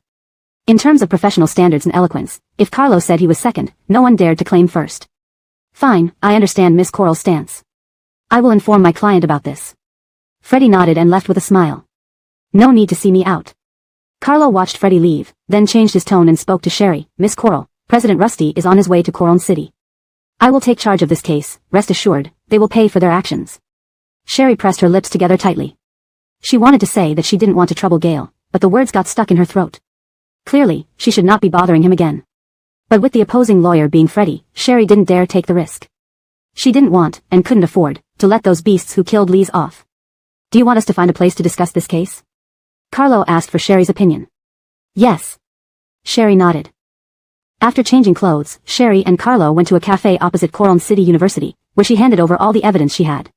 Carlo's team had already gathered evidence before he arrived, presenting and organizing the evidence for Sherry. After reviewing it, Carlo said, if we proceed with the case, the highest sentence could be 10 years. They are above 14 but under 16 years old. One of them wasn't even 14 when the assault occurred. Seeing Sherry unable to hold back tears, Carlo handed her a tissue. Wiping her eyes, she finally exhaled deeply and spoke, Carlo, as you know, there's a special relationship between me and President Rusty. You're the chief legal counsel of Rusty Corporation, and like Freddie mentioned, involving President Rusty could be bad for him. So if you feel confident handling this case, I want another lawyer to take it. Carlo was quite surprised but still answered, this case has already been pushed to the forefront by public opinion. Use furthermore, since Lise can't speak, she qualifies as a disabled person. The evidence of abusing and bullying a disabled person is clear and recorded in their own video. The judge will surely impose a heavy penalty. The only mitigating factor is that they are minors. Sherry asked again, what about Ferris? Ferris. Carlo pursed his lips, has been bailed out. According to the evidence Ferris provided to the police and Yusuf Harry's confession, it's hard to convict him. Even you can't do anything? Sherry pressed further. Carlo nodded, unless we can obtain evidence that Ferris bribed Yusuf Harry's parents. My colleague Xiao Wu tried but, realistically speaking, it's nearly impossible. Sherry closed her eyes briefly, then opened them again, looking at Carlo, thank you, Carlo. Just as she stepped out of the cafe, Sherry saw Gail getting out from the back seat of a car. Her steps faltered, and her eyes immediately welled up. President Rusty. Carlo greeted him as he approached. Gail, dressed in a suit and tie without glasses, exuded a mature and dignified aura of a businessman, though his deeply sunken eyes betrayed a sense of weariness. Sherry, get in the car, Gail indicated for her to enter. Sherry clenched her fists tightly at her sides, recalling Mr. Rusty's advice to stay away from Gail and his family. Noticing the situation, Carlo tactfully bid farewell and left. Sherry stared at Gail, ultimately descending the stairs to join him in the car. They needed to sort things out. Where are we going? In the car, Gail remained silent, prompting Sherry to ask. Almost there, Gail replied. The black car stopped in front of an apartment building near Coral City University. Gail got out first, walked around to open the car door for Sherry, and supported her as he bent down, get out. Sherry followed him inside after he entered the apartment building using a fingerprint scanner. They took the elevator directly to the penthouse. Gail retrieved a pair of new women's slippers from the shoe rack, took off his suit jacket, and changed into slippers. Please sit down, I'll get you some water. Sherry reached out and caught his sleeve, I've seen Mr. Rusty. Gail, holding his suit jacket, turned to look at her. I promised Mr. Rusty that I won't contact anyone from the Rusty family anymore. Sherry lowered her gaze, avoiding his eyes. You've helped me a lot over the years, and I'm very grateful, but for the sake of the Rusty family and for your good, we should stop contacting each other. Gail looked intently at Sherry, pausing for a moment before asking, what do you plan to do with the child? Sherry looked up in surprise. Gail's deep, calm eyes were fixed on her. Sherry bit her lip. How did he know? This is due to my lack of experience. I forgot to take emergency contraception. I will handle it myself. Sherry instinctively placed a hand on her abdomen. Don't worry, I won't keep it. What if I want you to keep it? Gail gazed at her unblinkingly. Sherry was taken aback. What are you saying? There are no more blood relatives left for me in this world. This child, although unexpected, is the only family I have left. I hope this child can come into the world safely. Gail observed Sherry's incredulous expression and spoke softly, Aiko, I want this child. The gentle light in the foyer reflected in his dark pupils, revealing deep emotions. Sherry was startled by Gail's words, clenching her fists tighter. How can you want it? A child carrying the tainted bloodline of the Coral family. Will the Rusty family accept it? And, this child will be a bastard from birth. When you marry and have children in the future, how will this child cope? How will I? Then let's get married. Gail's expression was focused. Take your ID card, and we'll go register tomorrow. Note, this translation aims to maintain the original narrative structure, character names, and emotional intensity of the text. Chapter 47, Promise Me. Brielle's heart raced even faster. No. We can't get married. In the eyes of others, we are blood-related family members. What would it mean if we register? What would this child be considered? Do you want this child to grow up with people pointing fingers? Before Gail could respond, Brielle became even more agitated. Or, do you intend to announce that I'm not related to you by blood? Then, the information about my birth mother will come out. How will the Rusty family deal with that? How will my birth mother live her life? No. I can't agree. Moreover, Gail was the future heir of the Rusty family. Mr. Rusty would certainly find him a wife who matched his status. She absolutely couldn't get entangled with Gale and the Rusty family. Anne. Brielle looked up, her reddened eyes meeting Gale's. My birth parents, those scenes keep replaying in my mind. I'm terrified. I didn't grow up in a normal family, nor did I ever receive my parents' love. I don't want my child to suffer as I have. This was Brielle's honest truth. At one point, she had never imagined having children. Later on, Sam healed her, depicting a blissful married life for them. Sam told her that if they had a daughter as beautiful as her, he would protect them both. If they had a son as smart as her, he would shield her along with their son. But then, Sam forgot everything and refused to recall their past. Brielle once again became the destitute Brielle, leaving Haiching City with plans to spend the rest of her life alone. Sorry, I cannot let my child be born into a family where there is no emotional foundation between the parents and will face endless criticism. Gale's gaze fell upon Brielle's pale face. Matutely, he took a step closer, making Brielle's heart pound harder. Even Assistant Lien could see that my attention towards you has long surpassed familial affection. That night at Junyu Hotel, you drank drugged wine, but I still chose to be intimate with you when I was still lucid. Don't you understand my feelings towards you yet? That night in the hotel room, amidst extreme madness spurred by the drugs, she lost count of how many times she and Gale were together. She only remembered the heat from Gale's lips, his forceful kisses, and how he gently protected her head against the soft headboard while whispering her name in her ear, making her weak and trembling. Don't say any more. Brielle's voice trembled as she turned and grabbed the doorknob, trying to escape. Gale's strong hand forcefully held the door closed. Since he'd broken through that last barrier, Gale wasn't going to give Brielle a chance to run away. Brielle, I really like you. His deep, confessing voice made her heart almost jump out of her chest. As she struggled to pull the door open, she felt his warm body press against her. Panic-stricken, she turned around and collided with Gale's chest, then took a step back, nearly plastered against the security door. Brielle's breathing became erratic. She dared not look up at the tall, slender man before her, only seeing Gale's shirt with a few buttons undone. It seems I haven't shown my feelings clearly enough. With that, Gale pinched her chin and kissed her deeply. Ah. Brielle's eyes widened. His hot lips crushed hers, skillfully prying her mouth open with brute force, dominating and claiming her just as fiercely as that night. He plundered all the air from her lungs, entangling with her tongue. The mingling saliva heightened Brielle's sensitivity, leaving her mind blank. Entwined in the familiar yet strange aura of Gale, a shiver of shame ran down Brielle's spine. Her arms between them felt his scorching temperature. In a panic, she pushed at him, but Gale easily restrained her hands against the security door, cupping the back of her head to deepen the kiss, sucking passionately. The fierce beast imprisoned within Gale seemed released. He ravaged Brielle's lips mercilessly, desiring to engulf the woman in his arms. The intimacy brought images of that night rushing back to Gale. He wanted to possess her wildly and forcefully again without restraint. His unspoken greed, obsession, and possessiveness for Brielle burst forth after his confession, impossible to suppress. Always calm and composed, Gale often lost control around Brielle. Only when Brielle was gasping for breath did Gale release her lips. Looking up at Gale, Brielle felt as though she were prey under the gaze of a top predator. Her body trembled uncontrollably. Without glasses, Gale's features were striking and aggressive, with deep-set brows, a high nose bridge, and sharply defined facial lines. Silence fell between them, filled with suppressed desires. Gale caressed her swollen lips, his voice raspy. Is it clear now? Earlier, Gale had suppressed his feelings because Sam and Brielle were so deeply in love that Brielle said Sam was her life. When Sam lost his memory, everyone abandoned the comatose Brielle except for Gale. After Brielle woke up, the proud woman humbled herself, trailing after Sam to awaken his memories, breaking Gale's heart. Finally, after Sam and Brielle divorced, and Brielle decided to completely let go of Sam, Gale reassessed his own feelings. His assessment was shattered when Brielle allowed herself to be drugged that night. He was certain, he liked Brielle. His desire for her was immeasurable. The always aloof, reserved, and unapproachable Gale confessing was something Brielle never imagined. Now, his unobstructed gaze was like a cold-blooded giant python in the primeval forest, constricting her, accelerating her heartbeat and raising goosebumps. She never thought the man, whom she regarded as untouchable peaks, would express his feelings so openly to her. Her senses numbed.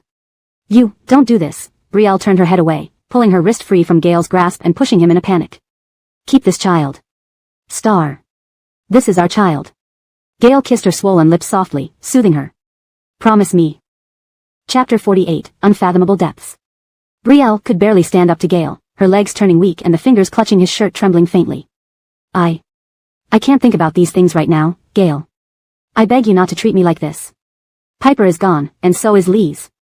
I really don't have the heart to think about the future, Brielle sobbed uncontrollably, her words faltering. I promised Mr. Rusty that I would never be involved with anyone from the Rusty family again. I must honor that promise. Gale wiped away Brielle's tears. I know everything. Piper is gone, and so is Starla, but have you thought about the child in your belly, our child? That child is your kin. Our kin. But we can't be together. Brielle's nerves were torn apart repeatedly. She admitted Gale was right, the child in her belly was indeed her kin. Especially after losing Piper and Lise, this child might very well be her last relative in this world. However, as soon as it involved her biological mother, even the slightest risk of exposing her made Brielle unwilling to proceed. Moreover, neither the Rusty family nor the old patriarch would accept this child. Even if they remained secretly married, Grandfather Rusty would likely perceive this as a covert attempt to enter the Rusty family. The old patriarch had not only shown kindness to Gale but also to Brielle herself. She couldn't stand against Grandfather Rusty. How do I face Grandfather Rusty with this child? What should this child call him? Grandpa, or... Brielle's next words couldn't come out. One was the adopted son of Grandfather Rusty, and the other, despite being despised by him, was still his granddaughter by blood. Gale. Brielle called his name, her voice choked with tears, questioning him. Can you hurt Grandfather Rusty, harm the Rusty family? You don't need to worry about any of this. We can remain secretly married. If you don't want to, we won't make it public. Gale stared into her red-rimmed eyes, gripping the back of her head to keep her gaze locked on him. We can get secretly married abroad. Eshan is going abroad for an exchange conference. You can go with him. No one will recognize you there. You can continue your experiments while giving birth. I will do my utmost to protect your and the child's privacy and normal life. Don't refuse me, Star. Gale gazed at her with almost raw desire. This child is, yours, mine, the only blood relation closest person we have left in this world. Since that night he had been intimate with Brielle, Gale felt his restraint towards her had surpassed its limit. So, please don't refuse. Otherwise, he wasn't sure whether he would resort to hurting her to keep their child. Because this child would be the only connection between them. Brielle's pupils trembled, locking eyes with him, making her feel as if she was caught in Gale's fervent, intense affection, more intense than Sam's love. Gale. Brielle whispered his name, forgetting to struggle. Gale caressed the corner of Brielle's lips with his finger, slowly leaning closer, observing her reaction, throat moving, and whispered hoarsely, "Promise me, Star." Their kiss descended again. His heated body pressed her against the door, one hand cradling the back of her head, the other hugging her waist, as if trying to merge her into his own. Her legs grew weak, her entire body shivering, tightly gripping his shirt like a lifeline, her breath becoming erratic and scattered, unable to resist. After a long time, just before Gale's terrifying, almost crazed thoughts couldn't be restrained, he released her swollen lips. "Keep our child, all right?" Gale's voice was rough, his breathing heavy. Brielle's eyes were red-rimmed. I need to think about it. Since Brielle didn't intend to terminate the pregnancy immediately, Gale didn't want to push her too hard. He couldn't help but lean down to kiss Brielle again. She turned her head away, subconsciously grabbing onto Gale's clothes. "I haven't. I'm not ready for another relationship yet. Please, don't do this." "All right, I won't pressure you." Gale loosened his grip, his gaze deep and passionate. He put his hands in his pockets to hide his physical reactions and calmly said, "This place is close to Korongcheng University. Stay here temporarily. The housekeeping aunt has already prepared a room for you. She won't be here regularly, she'll clean and cook meals daily, then leave." Brielle looked down, resisting. "I still want to stay in the dormitory." "You can stay here without worry, I won't live here." Gale picked up his suit jacket. "There's a meeting at the Korongcheng branch. Rest well. The code is 0920. There's one more thing." Brielle clutched the hem of her clothes tightly. "Carlos said the judge will impose severe penalties on this case. The only factor that could reduce the sentence is that the perpetrator is a minor. So, I want to hire a lawyer myself. After all, Carlo is the chief legal counsel of the Rusty Corporation, and it would link this case to the Rusty family."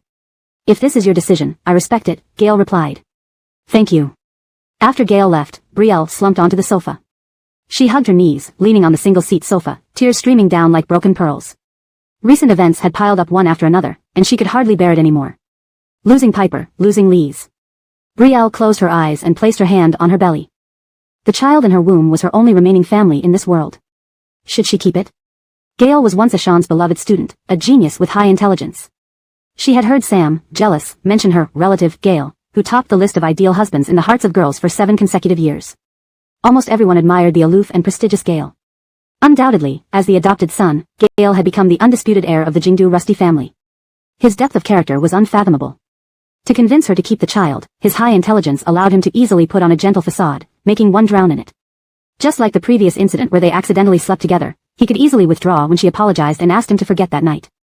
Brielle took a deep breath, gathering her hair behind her ears, looking out at the clearly visible gates of Korongcheng University and Korongcheng No. 1 High School, tears overflowing once again. At the hospital. Sam fixed his gaze on Godric standing at the foot of his bed, awaiting his answer. "Yes," Godric responded expressionlessly. "Xiaoguai, little naughty, was once a nickname given to you by Star, exclusively used by the two of you." Chapter 49, True Confession. Sam's heart felt as if it were being tightly gripped by an invisible hand, making it hard to breathe. He held his chest, not understanding why he was so upset. So, you've remembered the past? Godric looked at Sam, who had a terrible expression and was clutching the patient gown over his heart, feeling some satisfaction. Especially thinking back to everything Sam did to Sherry over the last 2 years, it made him feel like Sherry's grievances had finally been avenged. Sam had hurt Sherry so much, her adoptive mother's death was related to Sam, and now Sam was letting Ferris, who was responsible for killing Sherry's sister, go abroad after being released. Was Sam, who now remembered everything, regretting it? Not entirely, just this snippet. Sam avoided Godric's gaze. Godric frowned. Did your hospitalization due to fainting stem from remembering this snippet? Sam nodded with a frown. So what now? What do you plan to do? Godric asked, pretend nothing happened and continue with marrying Enid, or... Godric left the sentence unfinished, staring intently at Sam who lay on the bed with pursed lips. Sam was frustrated, silent, and his mind was filled with thoughts of the child in Sherry's womb. Enid, standing outside the door with a mask and sunglasses, holding a thermal flask, hesitated, losing the courage to push the door open or listen further. Sam recalled some past events. Enid was in a panic. She didn't know if Sam would still choose her if he remembered everything between him and Senior Sherry. She tightly held the thermal flask against the wall, her masked face pale. To Enid, she feared Sam regaining his memories but also hoped that he would still choose her over Sherry if he did. Only then could she truly be with Sam and tell everyone that Sam loved her more than Sherry. Unlike now, when people say Sam chose her over Sherry only because of his memory loss. This is also why Enid previously acted magnanimous, agreeing that whoever Sam chose after regaining his memory, the other would unconditionally step aside. But hearing Sam had recalled snippets, she lacked the courage to enter the ward, fleeing from the hospital building, sitting inside her car. Her assistant, eating chips and playing with her phone while waiting for Enid, was taken aback when she saw Enid get into the car with the thermal flask. Sis Karalsi, weren't you going to see young Master Yusef? Why are you coming down so quickly? He's sleeping. Drive to the film set. Enid said. The assistant noticed Enid's mood wasn't right but didn't ask further, telling the driver to start. Enid leaned back against the seat, looking out the window. In fact, she knew about Sam and Sherry long ago. She was 3 grades younger than them, and when she joined Shanghai City High School, their touching love story was famous around the school. She knew all the crazy things Sam did for Sherry and how he loved Sherry so deeply that he would sacrifice his life. During her adolescence, she wished to experience such undying love too. Thus, in her early days, she got to know Sam and Sherry through the school excellence showcase. The handsome and sunny boy, and the beautiful and confident girl, were envied by many. She admired them greatly and subconsciously began imitating Sherry. She believed that if she resembled Sherry enough, she might gain such passionate love too. Until she entered Shanghai City University along with Sam and Sherry. Sherry became comatose after a car accident, while Sam lost his memory. She stole this love from Sam like a humble thief. She experienced the intense love that made everyone envious. Afraid others might say Sam fell for her only because she resembled Sherry, she started changing into someone completely different. But Sam's feelings for her grew day by day, unaffected by her changes. She even felt Sam loved her more than Senior Coral. Sam always argued with Senior Coral, yet ended up submitting each time. But with her, Sam never quarreled, he doted on her, unwilling to let her suffer even a bit. Until Sherry woke up. The fear of losing Sam gradually diminished as he continually insulted Sherry. While feeling guilty towards Sherry, she couldn't help but be relieved. She told herself, see, perhaps Sam once loved Sherry deeply, but he loves me most. Sam had repeatedly assured her that he would love her even if he regained his memory. But Enid still dared not fully face this reality. Especially after falsely claiming Sherry's rescue act for endorsement purposes. She was scared. After a long pause, Enid sent Sam a message saying she was tied up at the filming location and would visit him tomorrow. Sam replied quickly, reminding her to eat on time and rest well. Seeing his instant reply, Enid's heart eased slightly. Early next morning, Sherry sought out the most renowned lawyer in Coral City to take over the case. Given the high-profile nature and certainty of winning, the lawyer agreed readily, even offering free service. I'm willing to use all my savings to ensure Ferris gets his deserved punishment. Sherry stated firmly. After signing the power of attorney contract, Hampton met with Sherry that afternoon. Hampton turned his laptop screen toward her. Based on the evidence and video timeline you provided, along with Yusef Harry's first police statement, they all point to Ferris being the ringleader. Hampton pointed at the screen for Sherry. See, this testimony indicates the Ridgejiang High School student did not exceed the instructions of the ringleader during the crime, but Yusef Harry changed his statement later in the afternoon. Hampton gazed seriously at Sherry. He claimed he purchased the abusive videos from Ferris but lied earlier to avoid punishment and has now realized the wrongdoing. It must have been Harry lawyer from the Yusef group interfering, either bribing or threatening Yusef Harry's parents. Sherry declared firmly. So I ask, Miss Coral, can you accept writing a letter of leniency for the Ridgejiang High School perpetrators to secure true confessions? Hampton questioned. Chapter 50, Time Remains. Sherry clenched her fists tightly. The thought of those videos, the atrocities committed by those devils against Lees made her wish they would die. But as for Ferris, the instigator, she wanted even more to see him suffer endlessly. After much deliberation, Sherry made her decision. If they are willing to tell the truth, I can write. Hampton nodded. All right, then I'll go talk to these children's parents. Thank you for your hard work. Upon returning from the cafe, Sherry immersed herself in the laboratory. The current state of mind forbade her from staying idle. Any spare moment brought back memories of Starla's tormenting videos. Despite being visibly pregnant, nobody in the lab was busier than Sherry.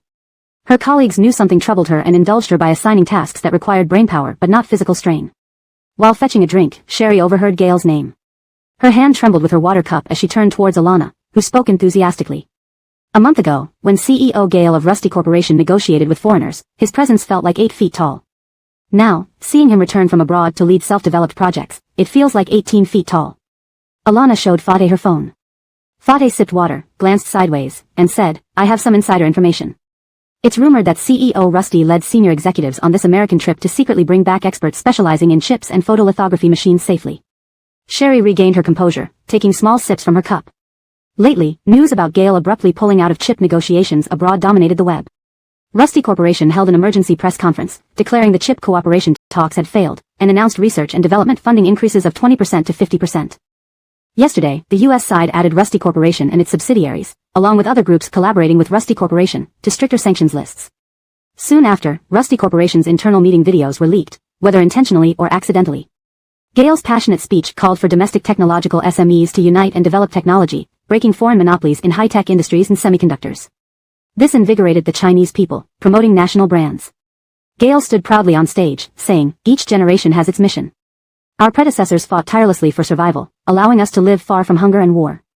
Our battlefield is in technological advancements. We carry forward their torch so future generations do not endure humiliation. Let's strive together to ensure our descendants never bow down in shame. This response to the U.S. sanctions bolstered national pride. Subsequently, companies involved in joint R&D with Rusty Corporation echoed support widely. Lately absorbed in experiments, Sherry hadn't paid close attention to these developments. After drinking water, she donned her mask and gloves and re-entered the lab. Xerxes nearly greeted Sherry as they passed, but seeing she ignored him, he awkwardly let her enter first. He glanced at WeChat messages, mostly from Sam. Xerxes now despised Sam deeply, but couldn't resist checking the messages. They urged Xerxes to look after Sherry and asked if she aborted the child yet. What kind of person? Xerxes locked his screen, slipping the phone into his pocket, increasingly disapproving of this long-absent cousin.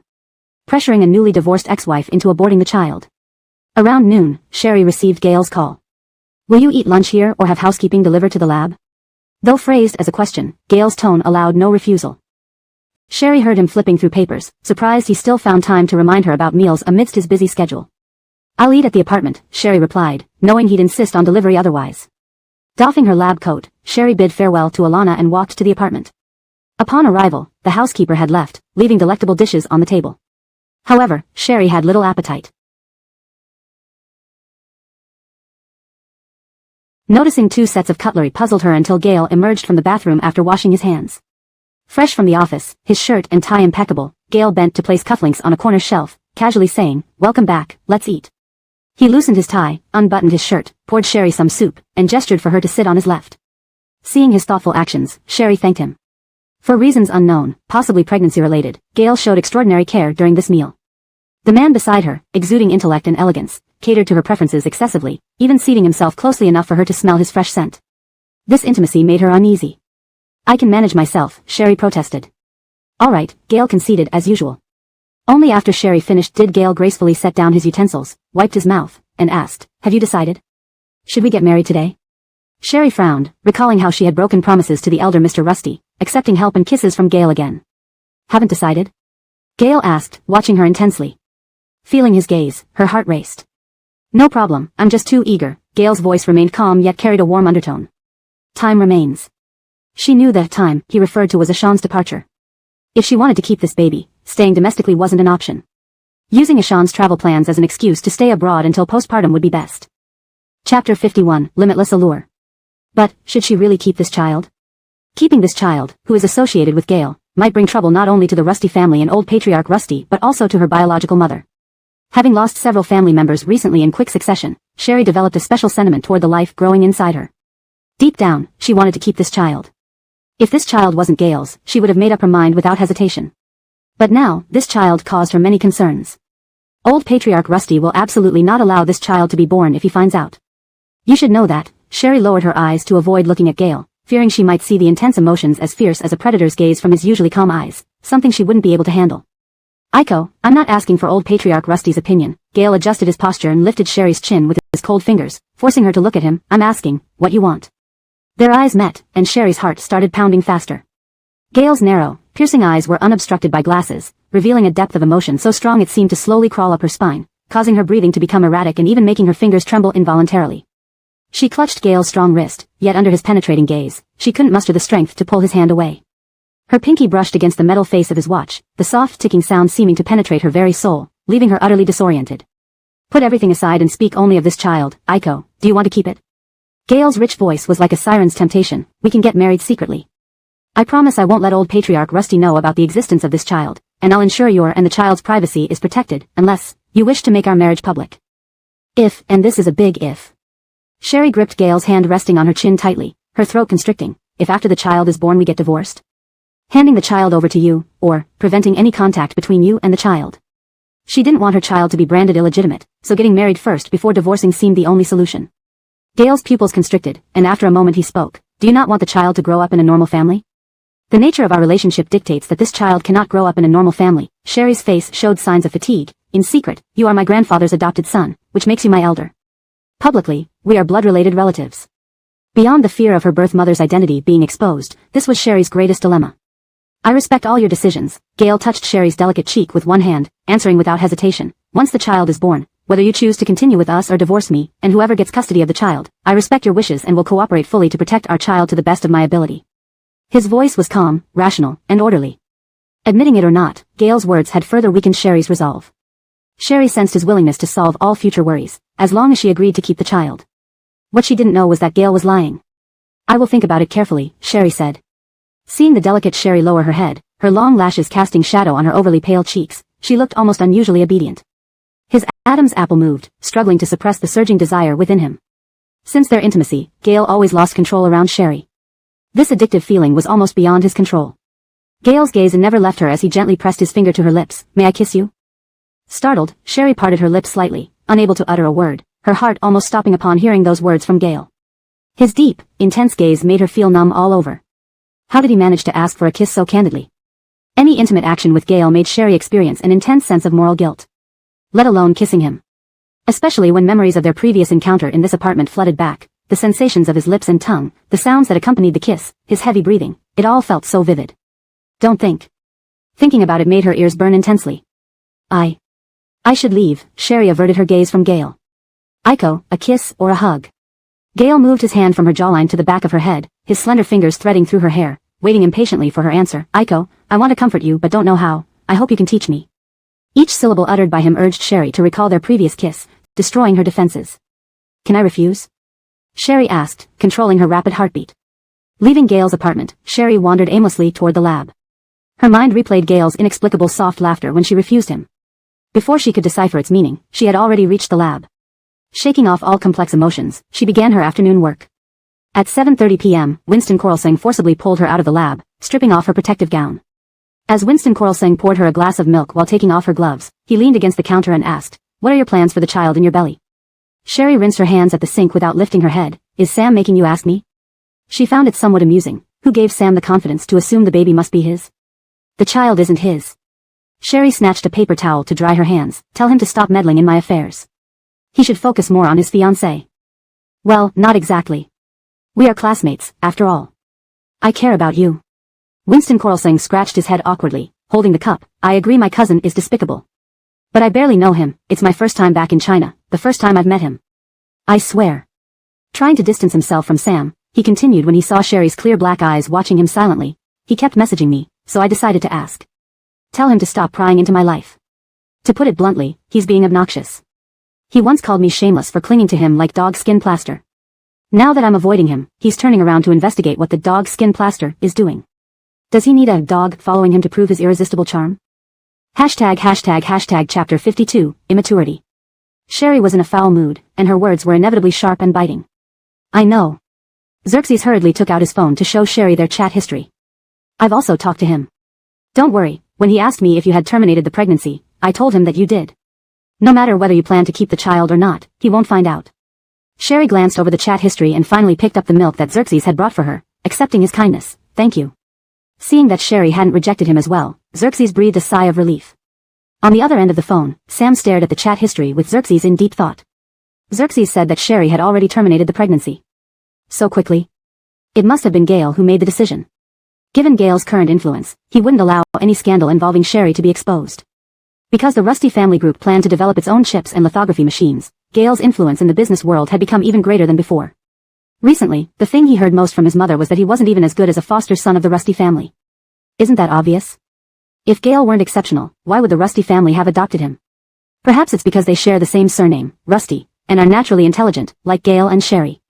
Previously, Sam didn't believe that Sherry was once a renowned prodigy in Haicheng.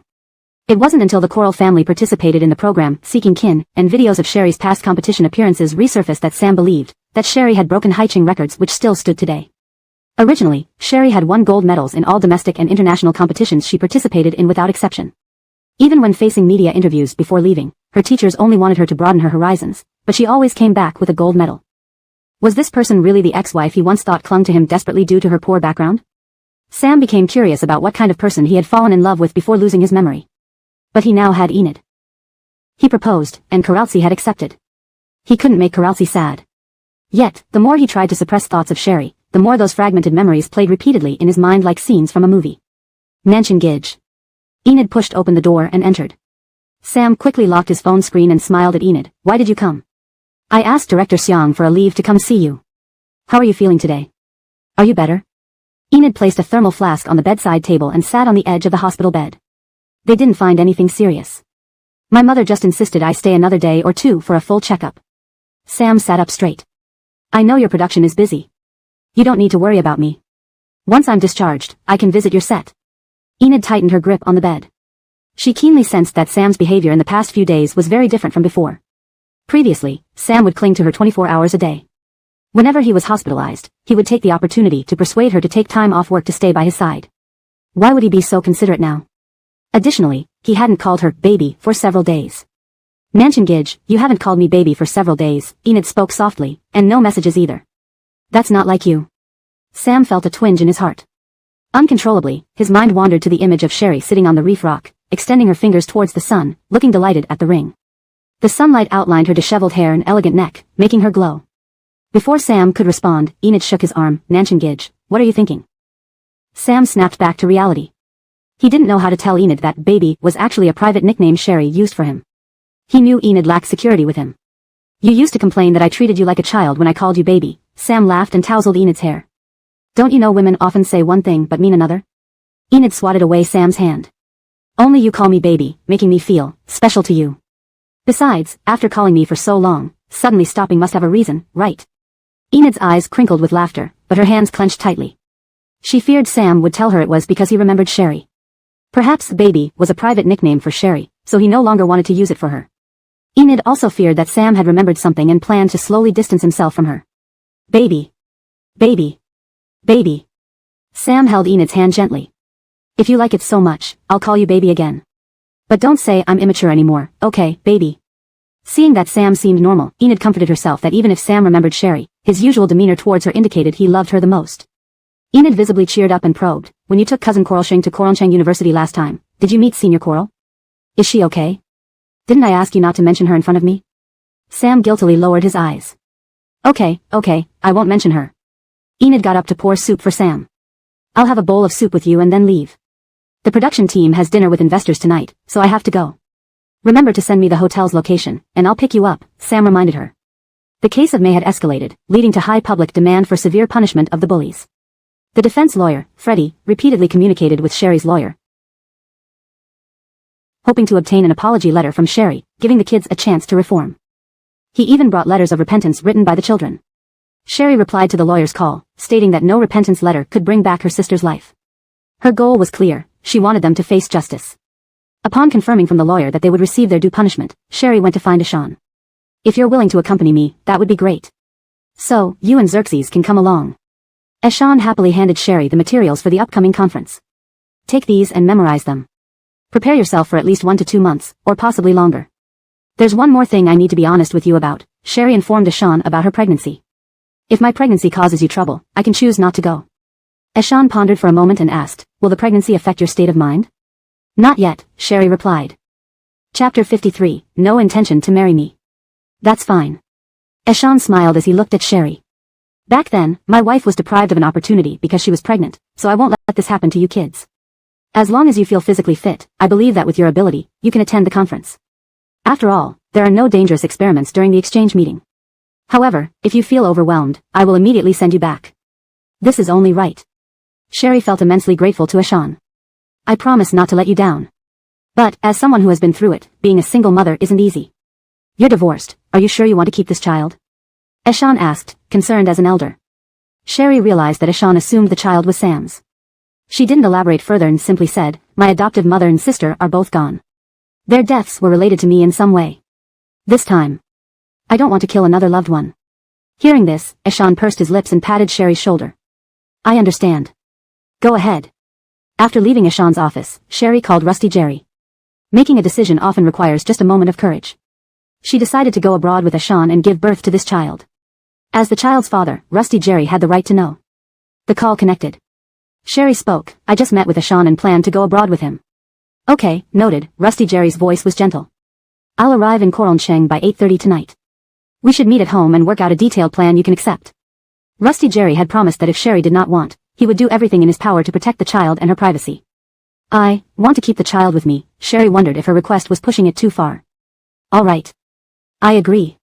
Rusty Jerry barely hesitated, as if he would agree to anything Sherry asked as long as she decided to have the baby.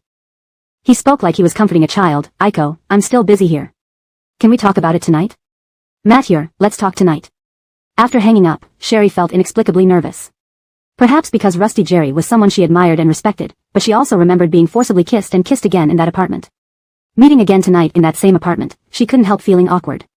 The news spread quickly in the lab. Everyone knew that Ashan planned to take Sherry and Xerxes, two younger students, to the conference. Seeing the guilt in Sherry's eyes, Alicia hugged her shoulders, saying, oh, we've been to conferences with the teacher before. Honestly, I don't really like these events. Knowing the teacher isn't taking me this time is actually a relief. We scientists hate socializing. This was true. The most common thing at conferences was interacting with people, which was difficult for them as researchers.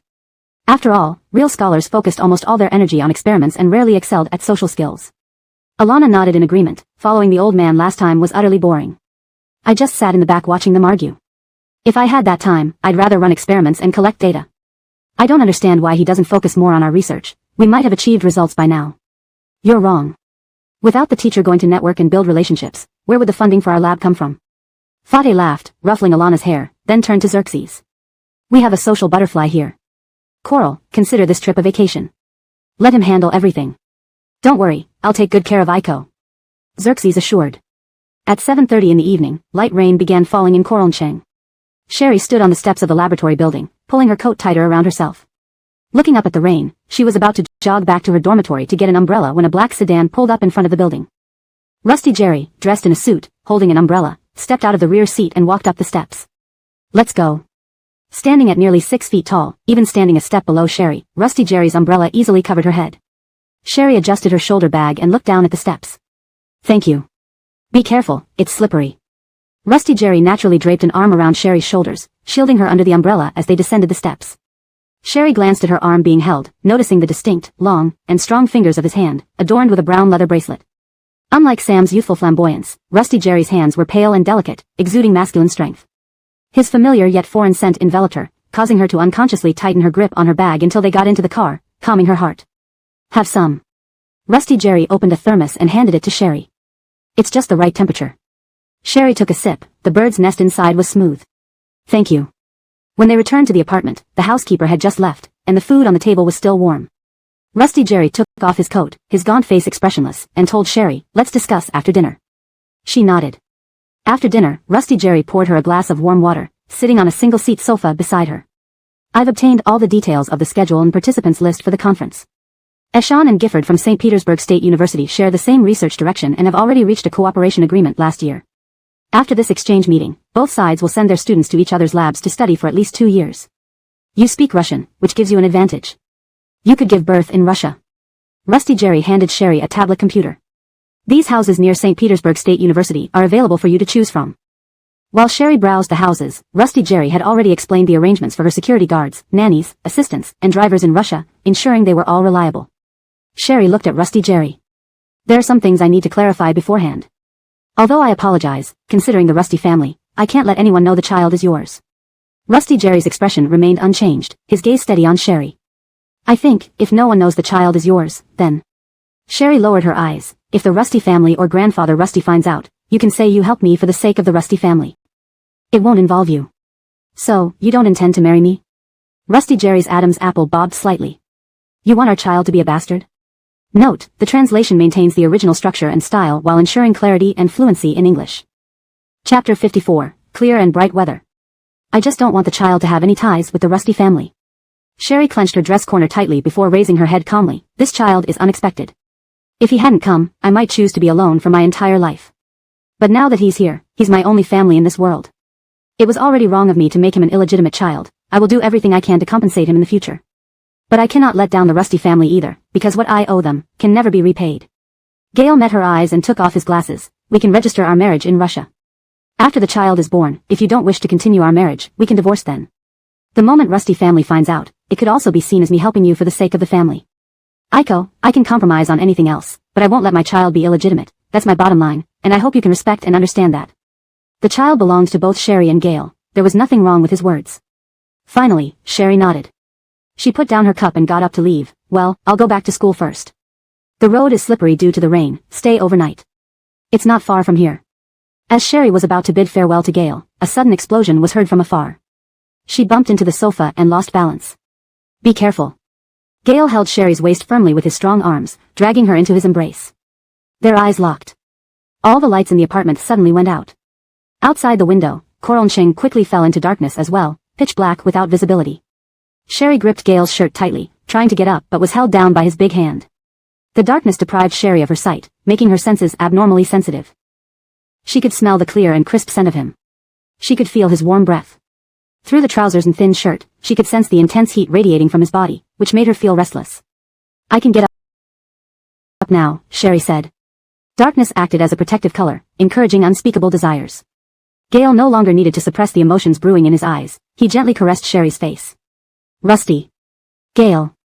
Hearing the slight tremor in Sherry's voice, he grew bolder and used his thumb to stroke her lips. Sherry didn't resist, causing Gale's possessiveness to grow wildly.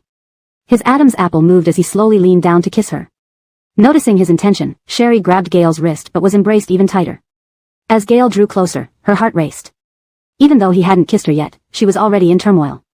It was inevitable for her to recall that day in this very apartment when Gale kissed her forcefully after confessing his love while pinning her against the door. Sherry had always strongly resisted intimate contact with men, including during her relationship with Sam. Because she once witnessed her biological father abuse her mother, leaving her with severe psychological trauma. This was also why, despite being together for so many years with Sam, they never crossed certain boundaries. Back then, Sam loved her deeply and did not want to force her, even their kisses were light and fleeting. If it weren't for the spiked drink Sam made her consume at Junyi Hotel last time, she would never engage in intimate actions with any man while conscious. But somehow, she wasn't averse to Gale's advances. When his lips touched her mouth corners, Sherry felt like holding her breath, her mind in a complete mess.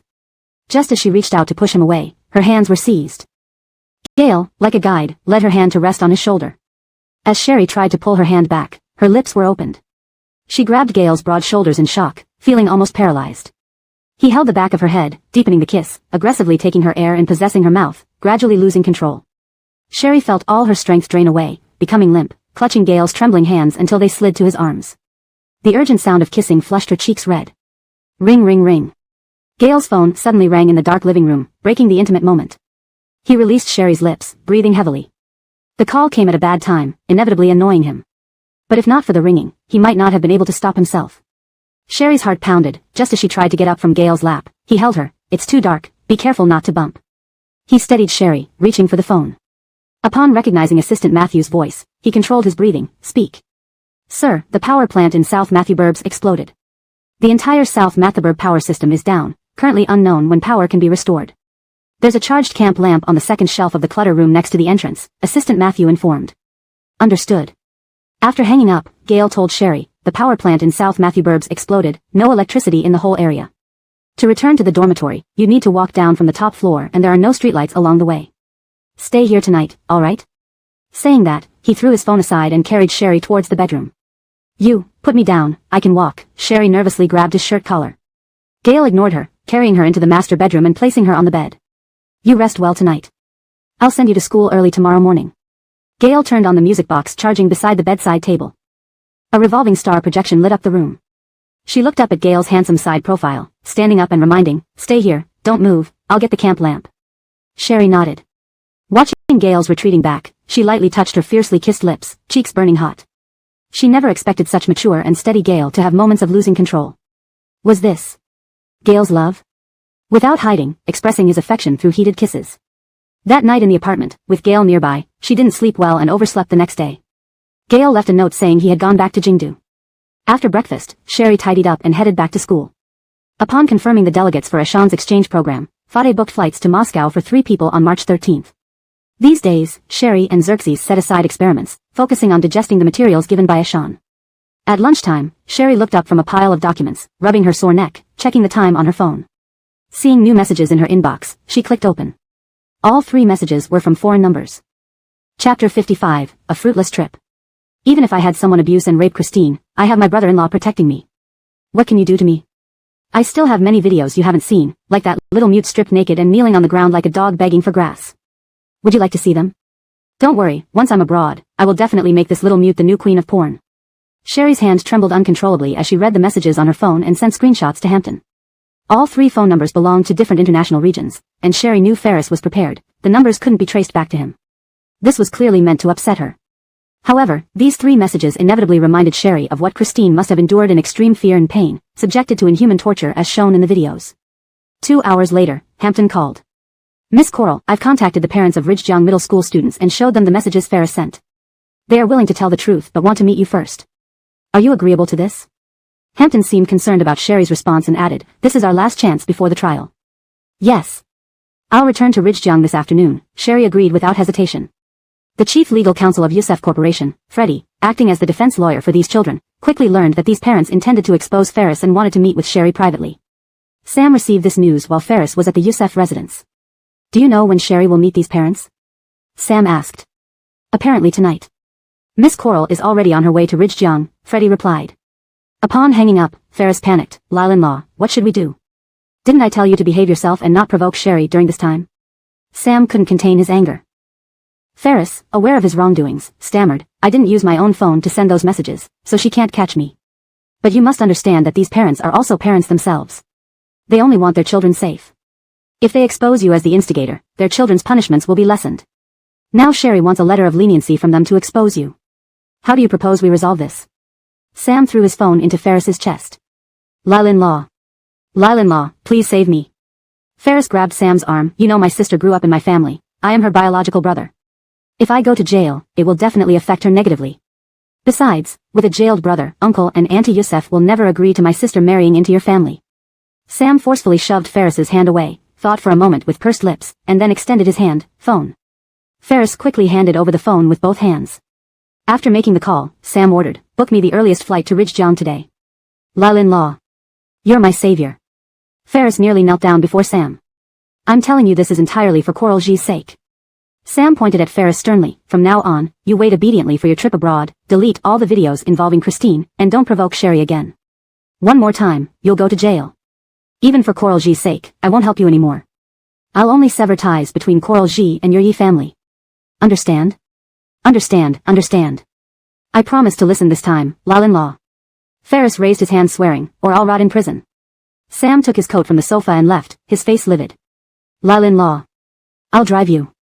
Ferris followed hurriedly. Several parents reserved a private room in the best restaurant in Ridgejiang to show their sincerity and apologize to Sherry. When Sherry and Hampton arrived, the entire restaurant had been emptied. With confusion, Sherry and Hampton were led by a hotel attendant to the private room. As the door opened, seated at the main seat of the large round table was none other than Sam. A dozen bodyguards stood inside the room, and the parents of the children sat timidly, glancing briefly at Sherry before lowering their heads. Sam bit an unlit cigarette, fidgeting with a metal lighter, his gaze fixed on Sherry. Before Sherry and Hampton could react, the door closed behind them. Sherry turned to see a bodyguard who had pushed her and Hampton aside. Before she could recover, her and Hampton's bags were snatched away. Sir, what you're doing is illegal. Hampton protested. Sam sneered, lawyers speak based on evidence. Do you have any evidence? As soon as Sam spoke, 2 bodyguards, one male and one female, came forward to pat them down. Sherry stood still, allowing the female bodyguard to search her and take her phone. Hampton's recording device was also confiscated. So, you've already coerced these parents. You just need me, right? Sherry met Sam's eyes fearlessly. No matter what, you want to protect Ferris? Miss Coral, I'm sorry, our children were disobedient. Mr. Youssef stood up with a pale face. It was my mistake to trick you earlier, claiming Yi Shao made my child hurt you to get a letter of leniency. I'm very sorry. Sherry clenched her fists tighter. Miss Coral, I'm sorry too, for wasting your time. I'm very sorry. Another mother stood up and apologized. After all the parents had apologized, Sam lit his cigarette, shrugged, and smiled at Sherry. See, this has nothing to do with Ferris. Sam, do you think everyone is stupid? Sherry squeezed her eyes shut and released her tight grip. I don't know what threats you used against these parents. Since your goal is achieved, can Hampton and I leave? From the moment Sam appeared, she knew it would be a fruitless trip. You can leave. Sam flicked ash from his cigarette. The parents rose and began leaving. Don't forget your promise or you'll bear the consequences. Sam warned the retreating figures. Coral turned to leave but heard Sam say, Sherry, let your lawyer leave. I need to talk to you. Hampton looked anxiously at Sherry. Miss Coral? Translation complete. The tone and style of the original text have been preserved, and the English version remains coherent and natural. Chapter 56, Compensation. Relax, just wait for me outside, Sherry consoled Hampton. Once Hampton left and the door closed again, Sherry turned to face Sam who was approaching her. I didn't expect you to resort to this kind of mafia tactics. I used to be like this, I just didn't let you see this side of me, Sam said, standing in front of Sherry. He casually grabbed an ashtray from the round table to extinguish his cigarette. Sherry's pupils trembled as she stared at him intently. Seeing the change in Sherry's expression, Sam clarified, yes, I remember now, like the nickname, Xiaoguai, which you used privately for me, the ring you gave me on the beach, and that kiss among the blooming roses behind the school. Sherry clenched her fists tightly, her eyes welling up. Even though Sam had regained his memory, her heart felt even colder. But those memories aren't important to you anymore, right? Sherry looked at Sam coldly. Even if you remember them, what matters most to you is still Enid. Even Ferris means more to you than all those past moments. You love Enid, more than anything, don't you? Sam was annoyed by Sherry's coldness. Yes. Sam refused to back down.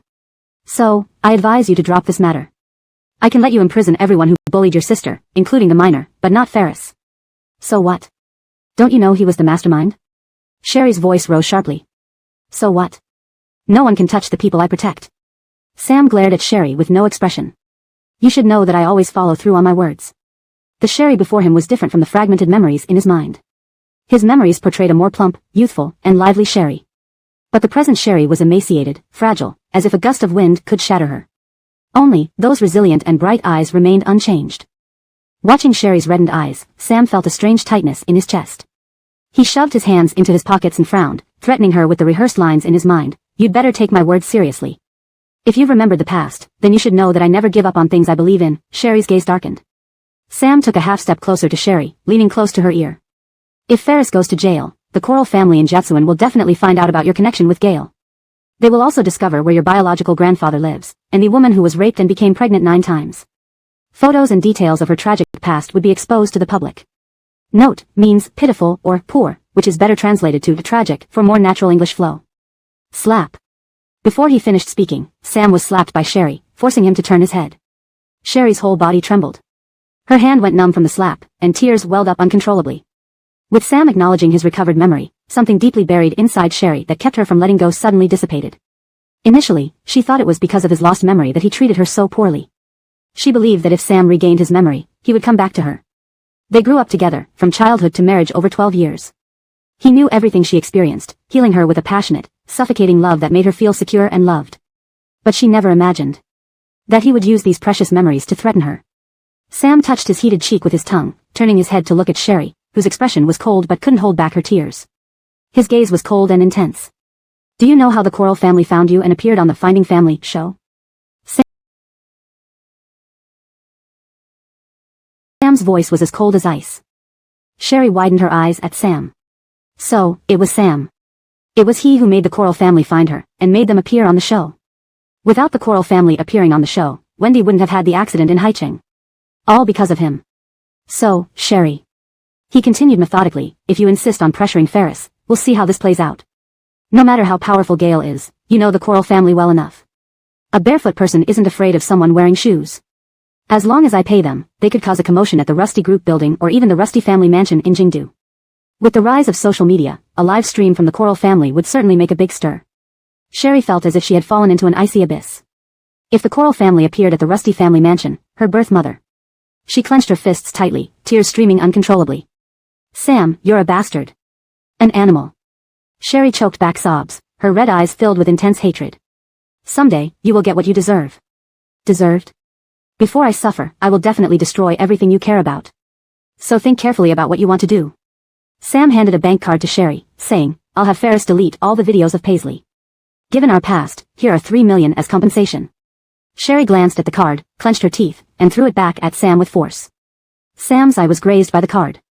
He wiped the blood with his thumb. This is the last time. If there's a next time, prepare yourself, Sherry. Your connection with Gail, the address of your grandfather, and photos of your birth mother will be made public. With that, Sam sneered and pushed Sherry aside as he stormed out. The bodyguards followed him out. Getting into the car from the restaurant, Sam kicked the driver's seat angrily, startling the driver. What are you looking at? Drive. Sam snapped. He turned to look out the window, unable to calm his breathing. What he had been doing was merely posturing with his restored memory. He only remembered a few fragments he told Sherry and a stolen kiss. Thinking of Sherry's hate-filled gaze, Sam clutched his chest tightly. Why did it hurt so much? He knew Sherry must hate him deeply at this moment. But no matter how much they once loved each other, he chose Enid now, and as a man, he needed to protect his woman. As for the rest, he couldn't care less. Sam took out a cigarette from his pocket, biting the end between his lips. He tried to light it several times but failed and finally threw the lighter away in frustration. He tore the cigarette from his mouth, crushing it, and lashed out at the driver, drive faster. Is this car not fueled? Chapter 56, Compensation. It's fine, wait for me outside. Sherry comforted Hampton. Once Hampton left and the door of the private room was shut again, Sherry turned to face Sam who was walking towards her. I didn't expect you would resort to such mafia-like tactics. I used to be like this, it's just that you never saw this side of me. Sam stood before Sherry, casually pulling the ashtray from the round table to extinguish the cigarette in his hand. Sherry's pupils shuddered, her eyes fixed on him. Seeing Sherry's changed expression, Sam explained, right, I remember now.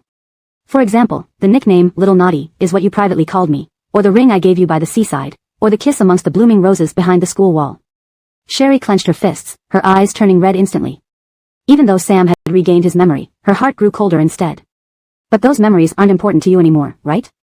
Sherry looked at Sam coldly. Even if you recall them, what matters most to you is still Enid. Even Ferris is more important to you than our past. You love Enid, more than anything else, don't you? Sam felt somewhat irritated by Sherry's aloofness. Yes. Sam retorted stubbornly, so, I suggest we end this matter here.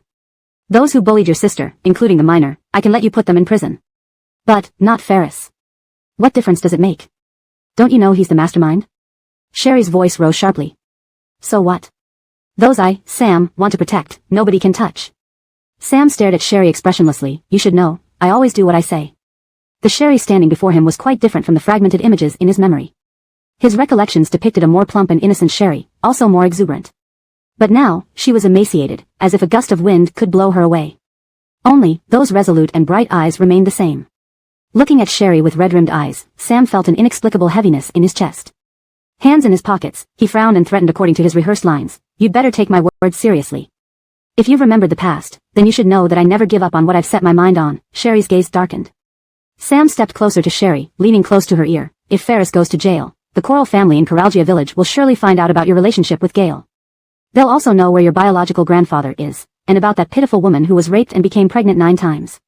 Photos and past incidents will be exposed to the public. Slap. Before Sam could finish his sentence, he was slapped hard by Sherry, causing his head to turn to the side. Sherry's whole body trembled, her hand went numb after the slap, and tears welled up uncontrollably. With Sam admitting to regaining his memory, something deep within Sherry that kept her from letting go suddenly vanished. Originally, she believed Sam treated her so poorly due to losing his memory. She thought that once he recovered his memory, he would definitely return to her side. They grew up together, knowing each other from first meeting to marriage over 12 years. He knew everything she had gone through, curing the insecure and loveless Sherry with his overwhelming love. But she hadn't anticipated the day he would use their shared past as a weapon against her. Sam pressed his tongue against his heated cheek, turning to look at Sherry with a gloomy expression despite her cold demeanor and uncontrollable tears. Do you know how the Coral family found you, and got onto the TV show, Search for Relatives? Sam's voice was as cold and icy as ever. Sherry widened her eyes looking at Sam. So, it was Sam. It was he who made the Coral family find her, who arranged for the Coral family to appear on the show. Had it not been for the Coral family being on the show, Wendy wouldn't have met with a car accident in Haicheng. It was all because of him. So, Sherry. He spoke deliberately, if you insist on making things difficult for Ferris, then let's see who ends up winning. Even if Gale is powerful, you know the Coral family won't back down. As long as I pay them, they can create chaos at the headquarters of Rusty Corporation, or even outside the old residence of the Rusty family in Jingdu. With social media these days, a live stream by the Coral family would surely stir things up. Sherry felt as if she had fallen into an ice cellar. If the Coral family appeared at the Rusty family's residence, her birth mother. She tightly clenched her fists, tears streaming uncontrollably. Sam, you're a bastard. A beast. Sherry choked on her sobs, hate burning in her reddened eyes. One day, you'll get what's coming to you. Retribution? Before it comes to me, I'll definitely destroy everything you care about. So think carefully about what you want to do. Sam said, taking out a bank card from his pocket and handing it to Sherry. I'll have Ferris delete all videos of May. Considering our past, there's 3 million in this card. Consider it compensation. Sherry glanced down at the card, gritted her teeth, grabbed the card, and hurled it hard at Sam's face. Sam's eye corner was scratched by the card, and he wiped the trickle of blood with his thumb. This is the last time. If it happens again. Sherry, be prepared for your relationship with Gale and the address of your maternal grandfather and photos of your birth mother to be exposed. Saying this, Sam sneered and pushed Sherry aside, walking out. The bodyguards followed Sam out. Descending from the restaurant, getting into the car, Sam kicked the driver's seat, startling the driver. What are you looking at? Drive. Sam barked irritably. Turning to the window, his breathing couldn't settle for a long while. Just now, he was clearly bluffing about having recovered his memory. All he could recall were the few snippets he told Sherry and the secret kisses he stole from her. Thinking of Sherry's hateful eyes, Sam clutched his chest tightly. Why did it hurt so much? He knew Sherry must despise him at this moment. But no matter how deeply they once loved each other, now he chose Enid. As a man, he needed to protect his woman. As for others, he didn't care. Sam pulled out a cigarette from his pocket, putting it between his lips, flicked the lighter, but failed several times. He angrily smashed the lighter, pulled out the cigarette from his mouth, crumpled it into a ball, and yelled at the driver, drive faster. Is the car out of gas? #### Chapter 57, Matthew Pression. All the bodyguards guarding the tavern left with Sam. Hampton, who had been standing at the door of the private room, hurried in to check on Sherry's condition. Sherry stood there, her body stiff and fists clenched by her sides. Her eyes were closed, tears streaming down her face like a broken string. Miss Coral. Are you, all right? Hampton took out tissues from his pocket and handed them to Sherry. I'm fine. Sherry kept her eyes closed. Hampton, I want to be alone for a while. Please go back. It was laughable, truly too laughable. Once upon a time, she actually believed that if Sam regained his memory, he would return to her side. She once thought that in the world before his amnesia, the person Sam loved most was her. After all, he could risk his life to protect her from any harm. The love she considered her salvation, in Sam's world, it couldn't even compare to Enid. Before deciding to give up on Sam, she regarded him as more important than her own life. Yet, the Sam who regained his memory was the one who destroyed her life and deprived her family of everything. How ironic, so laughably ironic. Sherry clutched the chair's arm tightly until her knuckles turned white. She lowered her head and began laughing softly, her shoulders trembling. Her eyes were red-rimmed, her gaze fierce, looking almost mad. Hampton, standing outside the private room, heard a thud and rushed inside to find Sherry lying unconscious on the floor. He quickly picked her up and dialed 120 in a panic. Upon bringing Sherry to the hospital, they discovered she was pregnant.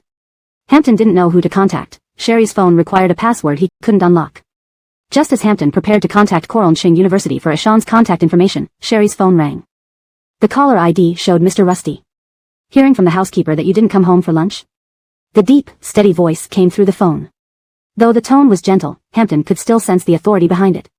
Hampton, noting the familiar tone, glanced at the pale Sherry receiving in 4 and said, Hello Mr. Rusty, I'm Miss Coral's lawyer. Hearing Mr. Rusty, the ashen-faced Sherry fluttered her eyelashes and slowly opened her eyes. Miss Coral, you're awake. Hampton exclaimed happily.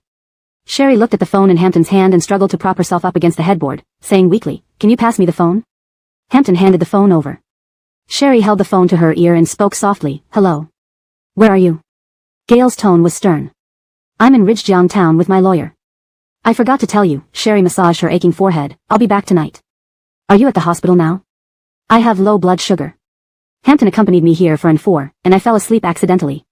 Sherry did not mention Sam. We're taking a night flight back to Koralcheng.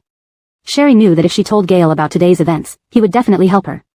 But, as Sam had pointed out, Sherry knew her family well. Those with nothing to lose don't fear those with much to lose. If her family really stirred things up at the Rusty Corporation building or even the Rusty family residence, her biological mother's photo would be exposed, dragging the entire Rusty family into this mess. Her long-suffering mother, who had barely escaped hell, would be dragged back into despair and ruin her new beginning. What trouble are you having with your sister's case? What do you need me to do? Gail asked. Gail understood that Sherry returning to Ridgejiang Town must have been for May's case. It's all settled, Sherry said, forcing a light-hearted tone. I've already told those parents that I won't write a pardon. What time is your flight? I'll send someone to pick you up, Gail said authoritatively. About 11:30 p.m. Thank you for the trouble. Send me a message when you arrive, Gail instructed. Yes. After returning from Ridgejiang Town, Sherry stayed up all night and shut herself in her dorm the next morning to review materials. 1 week before she and Ishan set off for Moscow, the verdict was finally handed down. Due to the severity of the crimes, the main perpetrator, Yusuf Harry, was sentenced to 10 years. The others, except for the one under 14 who wasn't criminally responsible and received corrective education, were each given 3 years. Only the mastermind, Ferris, remained free. After the sentencing, Sherry went alone to place May's ashes beside Wendy without anyone's company. Her phone vibrated. It was a message from Ferris, sent from an overseas number.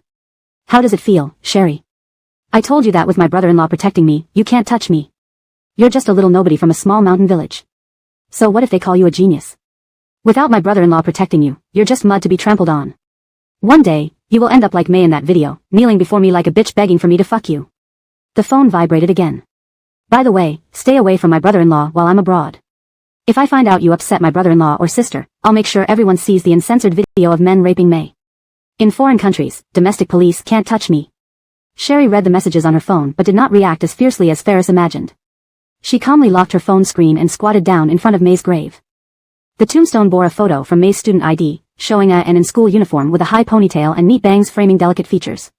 She touched the gravestone, tears streaming down her face, yet her voice was composed. Laurel, those who hurt you will pay. No one will escape. Believe in your sister. On March 13th, Ishan took Sherry and Xerxes from Korolcheng Airport to Moscow. Assistant Matthew personally came to Korolcheng to see Sherry off, bringing along Assistant Sherry, a lively young woman in her 20s who grew up in Moscow and attended university in St. Petersburg. She was very familiar with both locations. She would accompany Sherry throughout the trip until she settled in St. Petersburg. Sir is being monitored by M-Country and can't leave the country for now. Besides, the group has been busy lately, so he couldn't come to see you off. Assistant Matthew explained on behalf of Gail. What Assistant Matthew did not tell Sherry was that Gail had only been sleeping 3 to 4 hours a day for a whole week. Since Gail returned from the U.S. with Rusty Corporation's executives and announced their independent R&D for chips and photolithography machines, the overseas projects of Rusty Corporation had faced severe suppression from various quarters. Chapter 58, Pillar of Shame. A week ago, Rusty Corporation's subsidiary base station company received consecutive fines of $200 million from the U.S. and 100 million Canadian dollars from Canada. As the decision-maker of Rusty Corporation, Gail decided to withdraw from the U.S. and Canadian markets. Gail had to report this decision to the board while issuing various commands to the lower ranks. Everyone in Rusty Corporation was busier than ever. This time when Sherry left, Gail did not use her private jet, fearing that Sherry might also be targeted.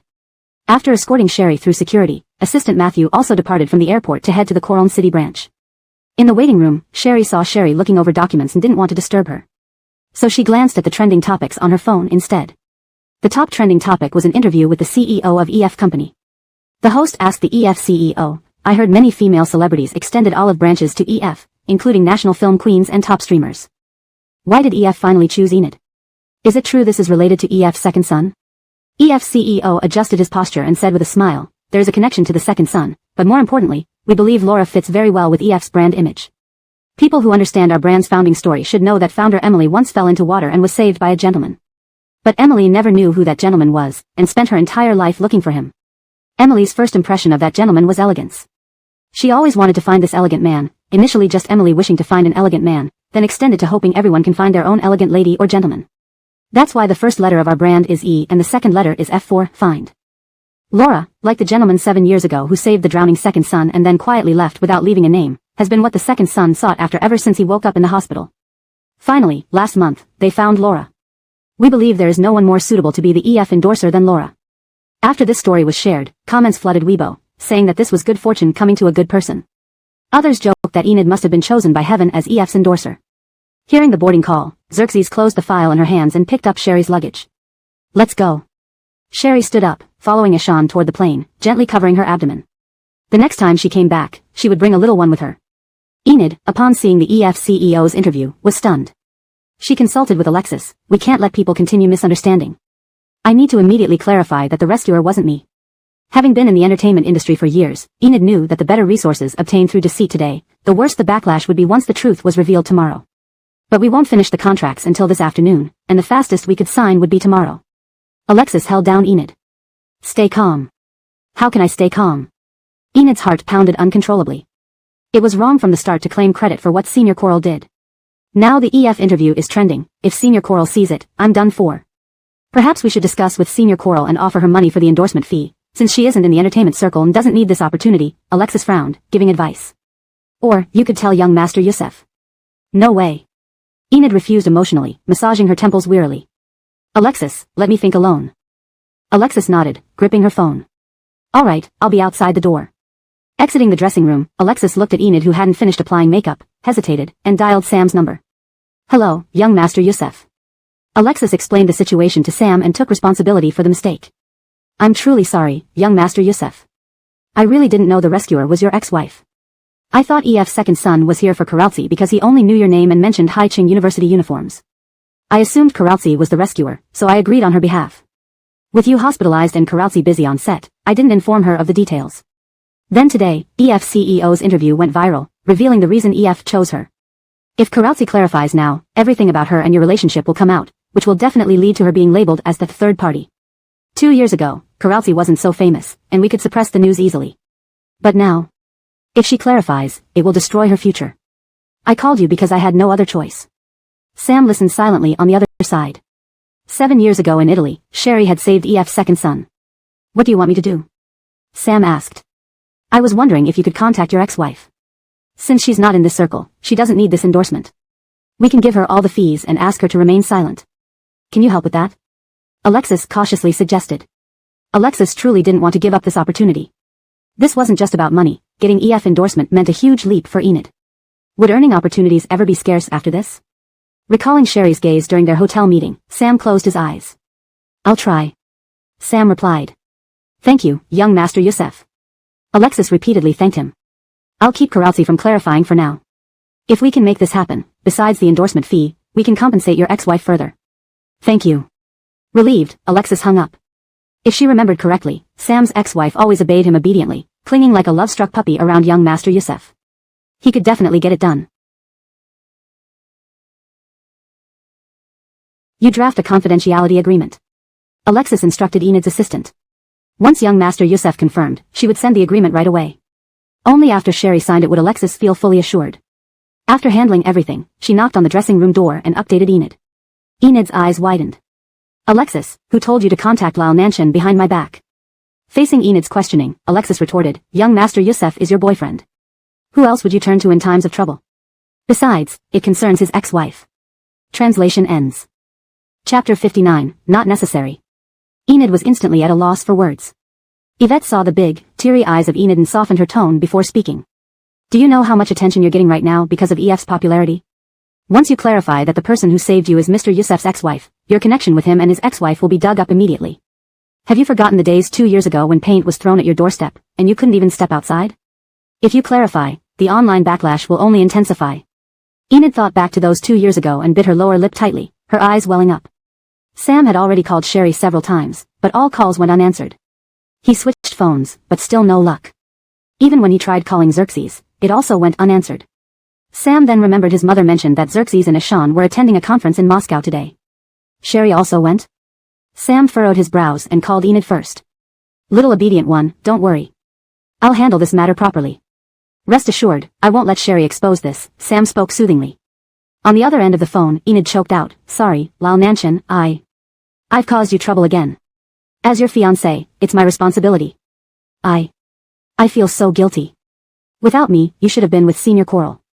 Now I've taken Senior Coral's credit, and I really feel terrible towards her. Enid sobbed softly. She belongs to me from the beginning. And you didn't intentionally take her credit. Yvette is right, in the entertainment industry, you need these resources. Sherry doesn't need them. Just give her money. Don't worry. I'll handle it properly. Stop crying, dear. After hanging up, Sam instructed someone to find where Sherry was. As expected, she was indeed in Moscow, just as Sam anticipated. Book the fastest flight to Moscow for me, said Sam. Sherry had just checked into the hotel when Gail's call came. Everything okay? Yes, very smooth, I've already checked in, Sherry said while pulling open the curtain and looking at the view outside. Do you have any pregnancy reactions? Since becoming pregnant, Sherry hadn't experienced any symptoms. No, the baby is very well behaved and hasn't caused any trouble. Mentioning the baby, Sherry's voice carried a tenderness even she didn't notice. That's good, Gail chuckled gently, once this period is over, I'll come to see you and the baby. You're in a special situation now. It's safer if you stay in the country. The Rusty Corporation is going through a sensitive time, and you are its central pillar. Nothing can go wrong. I'll take good care of the baby, Sherry said. Besides, you've already considered everything for me. Sherry knows the place well and has already arranged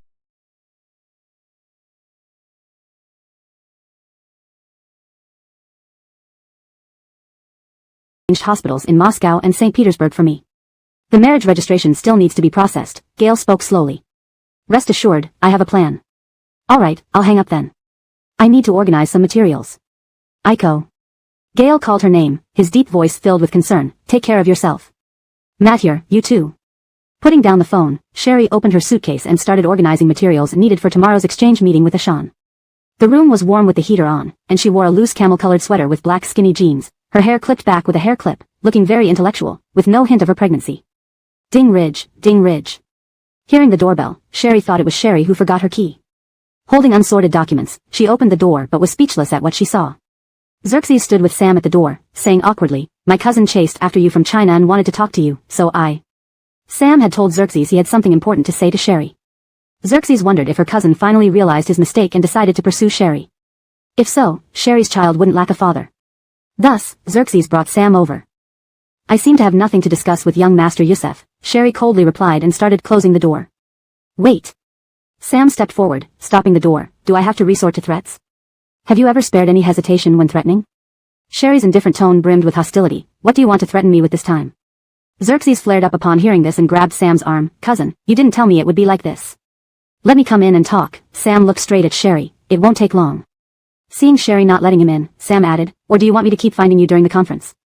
Sherry raised an eyebrow. Say what you need at the door. I don't want to be in the same enclosed space with you. Sam didn't insist, turning to Xerxes. Go back first. I'll come find you after we finish talking. Xerxes looked at Sherry for permission. Seeing Sherry nod, Xerxes gave Sam a guarded look and said, I'll stand close by, keeping you in my sight without disturbing your conversation. Saying that, Xerxes gave Sam another glare and walked to the corridor's end. There's something trivial to you but significant to Karautsi. That's why I came to talk to you. The endorsement for EF? Sherry interrupted with a raised eyebrow and a mocking laugh. Let me guess. 7 years ago, when someone was rescued in Italy, Enid didn't qualify to represent Haiching University in the competition. Caught off guard, Sam spoke directly, you're not a celebrity and don't need this opportunity. But it's perfect for Karautsi. Karautsi will give you all the endorsement fees, plus an extra compensation from me and her agent, asking only for your silence. Seeing Sherry just watching silently, Sam continued, no effort required, yet profitable. What's not to like? How much are you offering? And how much from Laura's agent? How much is the endorsement fee? Upon hearing this, Sam assumed Sherry agreed and answered, the endorsement fee is $20 million, with an additional $5 million from me, and Karautsi's agent won't offer less. So, Sam, you're willing to invest more for Laura. Sherry's expression remained calm, but I don't need any of it. What do you mean? Sam asked. Chapter 60, None Shall Escape. When I saved that person, I never expected any return. Even if it was the second young master of the EF family, Sherry said, a faint smile appearing on her lips. I can remain silent about this matter, but once I take your money, if it comes out that Enid pretended to be the benefactor of the second young master of the EF family, then as the one who received money, I would have to come forward to explain for you. Or, you could just reveal the receipts and blame everything on me to protect Enid. Sam's face turned grim as he realized the truth in her words. Did you bring a confidentiality agreement? Sherry's smile remained unchanged, but her piercing eyes were dark and chilling. I indeed misjudged you before, Sam, you really disgust me. Since we are already divorced, why can't you just let me go? How can you not live without me or Enid? Sam's complexion alternated between pale and red. Sherry, do you want the Coral family to cause a disturbance at the Rusty Corporation? Sherry smiled lightly, a piece of evidence can only threaten me with one thing. You used this to save Ferris, and now you want to use it again for Enid, the price is not enough. This response caught Sam off guard, and he clenched his molars. Sherry's expression held a hint of defiance as she probed further, mainly because I no longer have any other secrets or fears for you to exploit on Laura's behalf. Sam's thin lips tightened into a straight line. Name your terms, anything to sign the confidentiality agreement? I want Ferris dead. Sherry said nonchalantly. Sherry. Impossible? Then please leave, Mr. Yusef. Sherry pretended to close the door. Sherry. Sam pushed against the door forcefully. Other than wanting Ferris dead, any other condition is negotiable. Mr. Youssef, as long as you and Laura stay far away from my life and don't interfere with me anymore, I can still remain silent on this matter, just as you said. I don't need this endorsement opportunity. Sherry remained calm throughout, but I will not sign any agreements. If you dare to bother me again, don't blame me for being impolite. Understand? Now let go, I need to rest. Sam hadn't anticipated that Sherry would have such a simple condition, and his lips parted slightly. Are you trying to make me post a statement on the official EF brand Weibo now? Sam looked at Sherry's face, thinner yet more delicate than he remembered, swallowed hard, and finally stepped back. After closing the door, Sherry leaned against it, her eyes welling up with tears.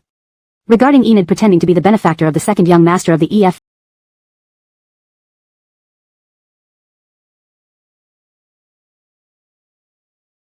family, Sherry would keep silent for now. The timing wasn't right to expose this. Let the drama play out a little longer. Sherry wasn't so magnanimous or naive. Enid's cousin had caused the death of her sister, how could she easily forgive Enid? Once the endorsement contract was signed, and Enid officially admitted to saving the second young master of the EF family, making her reputation soar even higher, her eventual downfall would hurt more. Of course, if Enid wasn't greedy and clarified the situation with the EF family soon, she might avoid future problems. But if she remained greedy, then it wouldn't be Sherry's fault. She always knew that Enid wasn't as harmless as she appeared. She knew how Enid manipulated things to be with Sam. On Sam's birthday, when Sherry refused to attend his birthday party, Enid's look at her had ignited Sam's anger. And at Wendy's funeral, Enid's seemingly righteous complaints about Sam pushing Wendy were meant to completely sever their relationship. Sherry knew all this. Back then, she thought these manipulations were because Enid loved Sam, something she could tolerate. By then, she had already decided to let Sam go. Yet everyone in Hai Cheng knew that Enid and Ferris were very close. Over the past 2 years, despite Ferris's various insults and bullying towards her, Sherry believed Enid didn't instigate them and even tried to prevent them, but she chose to ignore and allow it. Her tolerance led to Ferris drugging her and hiring people to bully May. Since escaping the Coral Village, every tragedy started because of her ties to Sam and Enid. No rush. She had promised Laurel to get revenge and would never break her word. None shall escape. Sherry took a deep breath, wiped away her tears, and returned to organizing documents. When she asked if there were other secrets, it was to test whether Sam's memory had fully recovered. As expected, just as Sherry guessed, Sam might have remembered fragments, but his memory wasn't fully restored. So, Sam didn't know about her true relationship with the Rusty family. In the private room at the Ridgejiang Hotel, Sam had only been bluffing. Even if Sam's memory fully returned, he might not truly know her biological mother's identity. After all, during that Christmas night 8 years ago, Sam may not have overheard everything Gail said to her. After seeing Sherry, Sam returned to his room and called Enid's agent, Miss Sabrina, informing her the issue was resolved. Did Miss Coral sign the confidentiality agreement? Miss Sabrina cautiously asked. She didn't sign, nor did she ask for endorsement fees or additional compensation. Sam pinched his temples wearily. Let's consider this matter closed. But, Mr. Youssef, if Miss Coral doesn't sign the confidentiality agreement, this could be a ticking bomb for Karachi. Miss Sabrina preferred if Sherry had taken money, as it would then shift the blame onto her if exposed later. With Sherry's character, she won't expose this, Sam reassured. Hearing Sam's frustrated voice, Enid gently took the phone from Miss Sabrina and spoke softly, Lao Nanshan, thank you for your efforts. Sorry for causing you so much trouble this time. I trust Sister Coral's character, don't listen to Miss Sabrina. Besides, I also plan to meet the second young master of the EF family and clarify this matter. I can't steal her credit. Hearing Enid's words, Sam's heart softened. I know, you've always been a kind girl. But to avoid future trouble, it's better to clear things up with the EF family. Okay, Lao Nanshan. Come back soon. Enid's voice was sweet and soft. Next week, our film shoot will end, and could you accompany me to meet the wedding dress designer? Sam nodded silently. Matt here, I'll be there. Ending the call, Sam leaned back, feeling a mix of relief and unease. He had done what he needed to, but the lingering shadows cast by Sherry's presence weighed heavily on him. Chapter 61, The Terrifying Aspect. Sam also replied softly, okay. After hanging up the phone, Enid turned to look at Yvette with a smile and said, Sis Sabrina, please contact EF for me. Lao Nanshan is right, this matter is always a potential danger. Since the contract has already been signed, it's time for me to explain to the second son of the EF family. Yvette frowned in disapproval. Rest assured, Senior Coral's integrity is beyond doubt. As long as she promised not to expose this matter first, she won't do so. Moreover, EF CEO mentioned in an interview that I matched their brand image, which is why they signed me. When I contact EF later, I will definitely tell them that I have already spoken with Senior Coral. Since the endorsement deal has been finalized, Senior Coral is kind-hearted and beautiful and won't expose this matter. If I remain sincere and agree to whatever terms they ask, whether it's terminating the contract or reducing the endorsement fees, I believe, to avoid damaging their own reputation, they wouldn't really terminate my contract. Enid thought optimistically, trying to comfort Yvette. You're too naive. Yvette clenched her teeth and crossed her arms. Without Sherry explicitly agreeing to keep it confidential in writing, you think EF would buy it? They might preemptively terminate your contract and announce the reason as you falsely claiming to be the savior of the EF's second son. Then you'll be done for. And your relationship with Sherry and Master Yusef will surely be exposed. Sis Sabrina, didn't you say before that once the contract was signed, I could reveal the truth? Enid blinked widely. So, you've never intended for me to reveal the truth, haven't you? Yvette pursed her lips, admitting it tacitly.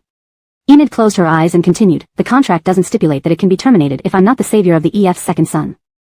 True, but EF is financially powerful and may be willing to pay the breach of contract fee. Yvette looked at Enid. If you only want money to return home as Mrs. Yusef, I have no objection. We can make Master Yusef pay the breach of contract fee on behalf of the company. But, if you want your career, once EF terminates the contract, you'll have no future. Enid bit her lip. You were just getting back on track after being affected by those accusations about being a homewrecker a couple of years ago. Sis Sabrina, don't say any more. I've made up my mind. I'm being honest with you, Karaltsi. I never intended for you to reveal the truth. I also had my selfish reasons for having Sherry sign a confidentiality agreement for money. You are nurtured by me, and I see great potential in you. With the help of EF's brand, you'll definitely stand at the top of the entertainment industry. But since I let you take over Sherry's credit, I must find a way to defuse this bomb. Once Sherry signs the confidentiality agreement and takes all the endorsement fees and compensation from us, even if this matter gets exposed in the future, we can claim that when the second son initially contacted you, he made a mistake. Sherry then asked for money without needing any explanation. This way, you can be cleared of involvement. Before Yvette finished, the phone rang. She glanced at it, adjusted her emotions, and answered, hello. Not knowing what the caller said, Yvette's eyes lit up as she responded eagerly, okay, no problem, I'll take Karaltsi with me. After hanging up, Yvette turned to Enid. Karaltsi, Director Poe's assistant from Hollywood called. You're going to become the lead actress in Global Doom 3. Enid froze, stunned. Yvette grasped Enid's shoulders tightly. Karaltsi, do you know why? Because you became the EF spokesperson. If you get terminated now, you lose everything. Think carefully, Global Doom is one of the highest-grossing films worldwide, and directed by your idol, Director Poe. Enid bit her lip, caught between two difficult choices. When Sherry saw that Enid was announced as the lead actress in Global Doom 3, her exchange session was proceeding smoothly. She smiled, locking her phone screen, and joined the ongoing session. Previously, Xerxes had heard about Sherry's accomplishments and reputation as a prodigy but hadn't known how impressive she was until now. This time, watching Sherry engage in fluent discussions with experts in the field without referring to notes made him finally understand her terrifying talent. He hadn't even finished reviewing his materials, yet Sherry not only memorized them thoroughly but also had unique insights. She even completed several experiments in the lab before the trip, sharing her data generously during the exchange meeting. Gifford from St. Petersburg State University marveled repeatedly and directly approached Ishan, asking him to send Sherry to work in their lab. Of course, Gifford wasn't stingy and was willing to let his favorite disciple join Ishan's lab as well. Due to a severe cold and fever, Ishan couldn't attend the meeting today, so Sherry represented him, speaking from the front row. Just finishing her speech, Sherry stood by the table, packing away her laptop, printed materials, and conference badge, nearly colliding with the microphone in front of her. Just as she steadied the microphone, Gail called. Has the exchange session ended? Gail asked. It has, Sherry replied while carrying her belongings outside. I'm waiting outside the conference center, Gail said, take your time. After hanging up, Sherry put on her down jacket, gloves, and briskly walked out, politely excusing herself even when professors tried to stop her for a chat. It was early March in Moscow, and the maximum temperature didn't exceed 2 degrees Celsius, still very cold. Stepping out of the conference hall, Sherry, wearing fluffy earmuffs, received Sherry's bag and said, Mr. Rusty is already here, according to Matthew assistant. I know. In the dim yellow light, snowflakes danced in the air. Far away, Sherry saw Gail standing beside the Greek columns, dressed in a dark gray wool coat. Standing there with a height of 189 centimeters, he exuded a striking presence, his handsome features sharp and captivating. Seeing Sherry, a gentle smile spread across his lips. Coral Annan couldn't help but smile in response, walking towards Gail. Is everything arranged within the group? Sherry tilted her head to ask him. Compared to before, her fair, delicate face had gained some weight, making her even more beautiful, especially her clear autumn-like eyes framed by lashes tipped with melting snowflakes. Yes, everything is set. Gail took off one glove, gently brushing away the snow from Sherry's hair and naturally taking her hand. Let's go. Where are we going? Sherry asked while walking down the steps with Gail.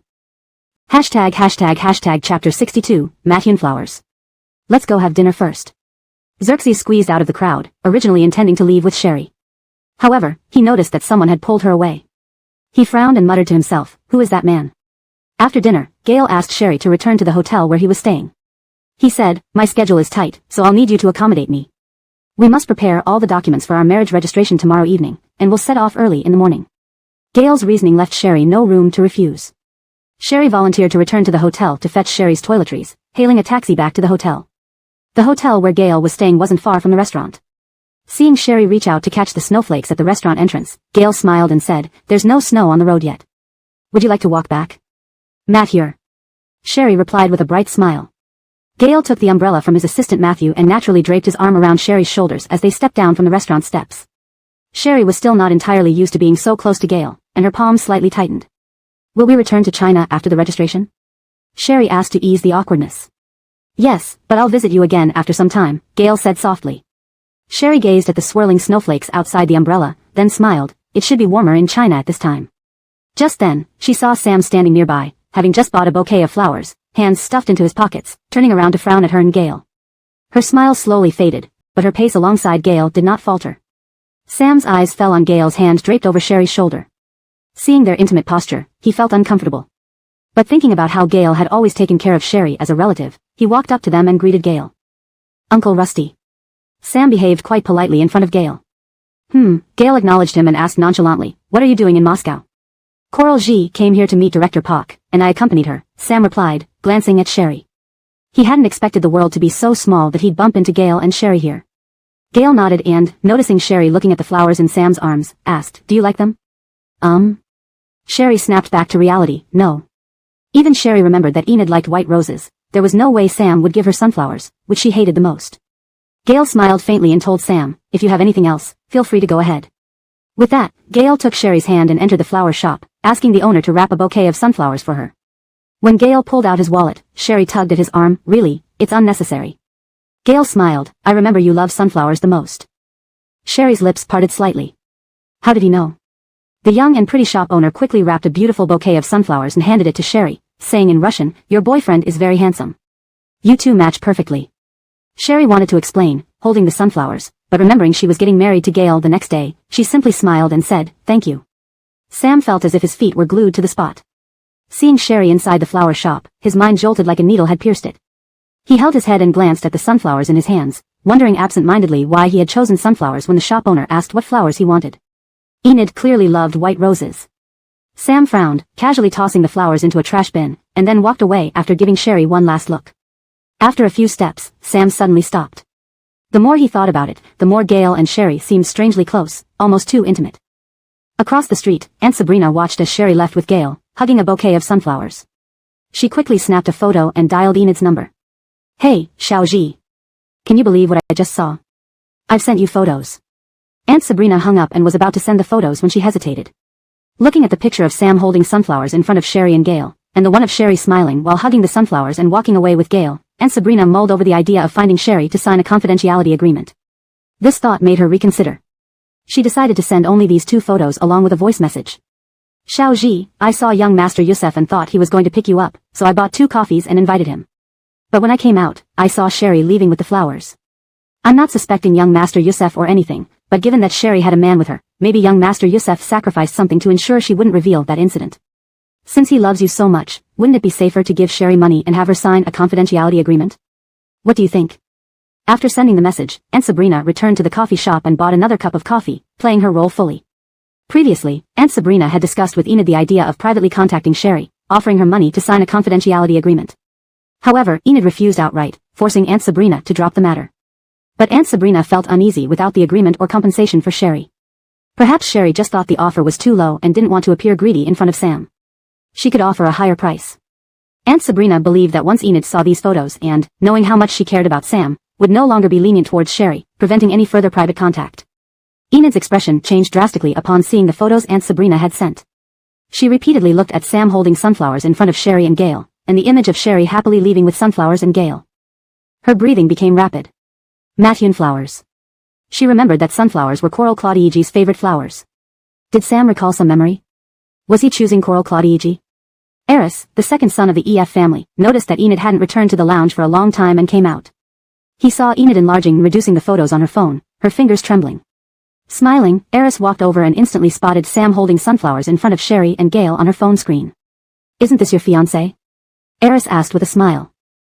Chapter 63, Deep Machinations. Claire hastily locked her phone screen, her face pale as she looked up. She tried to force a smile at Eris but found tears uncontrollably welling up in her eyes. Quickly, she bowed her head to wipe away the tears and apologized, sorry.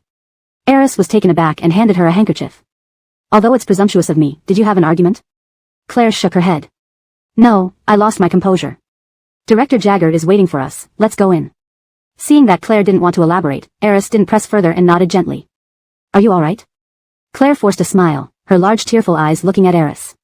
Very beautiful, like a lost deer in the forest, pure and good, Eris praised sincerely, opening the door for her. Eris followed behind Claire, feeling a strange yet indescribable emotion. Claire was extremely beautiful, and he loved such women who evoked a protective instinct like a gentle fawn. However, whether it was because too much time had passed since the incident in Italy or because his memory of his savior was hazy, he felt that Claire's delicate demeanor didn't quite match his memory of the person who saved him. The only thing that confirmed Claire as his savior was Cade's obvious possessiveness towards her. The next day, after Amen and Yuanan completed their marriage registration and lunch, they returned Yuanan to the symposium. On the way, sitting in the back seat, Amen examined the prenatal report given by Li Xiaoyu with a furrowed brow. All indicators are normal, so why doesn't it look like you're pregnant? Is it because the twins are absorbing too many nutrients, affecting your appearance? Sitting in the passenger seat, Assistant Su smiled. Sir, you handle company affairs well but are clueless about having children. Miss Yuanan is just too thin, so it isn't showing much at this stage. My sister was the same, her pregnancy only became visible around 6 to 7 months, even when she wore loose clothing. Amen nodded, reassured. Upon dropping off Yuanan, he said, I'll be returning home this afternoon. I'll message you when I arrive. Yuanan nodded. Safe journey. 20 minutes before the symposium began, Professor Iliak, who had been chatting with EF's second son Eris, saw Yuanan enter with documents and immediately called out, Anan. Over here.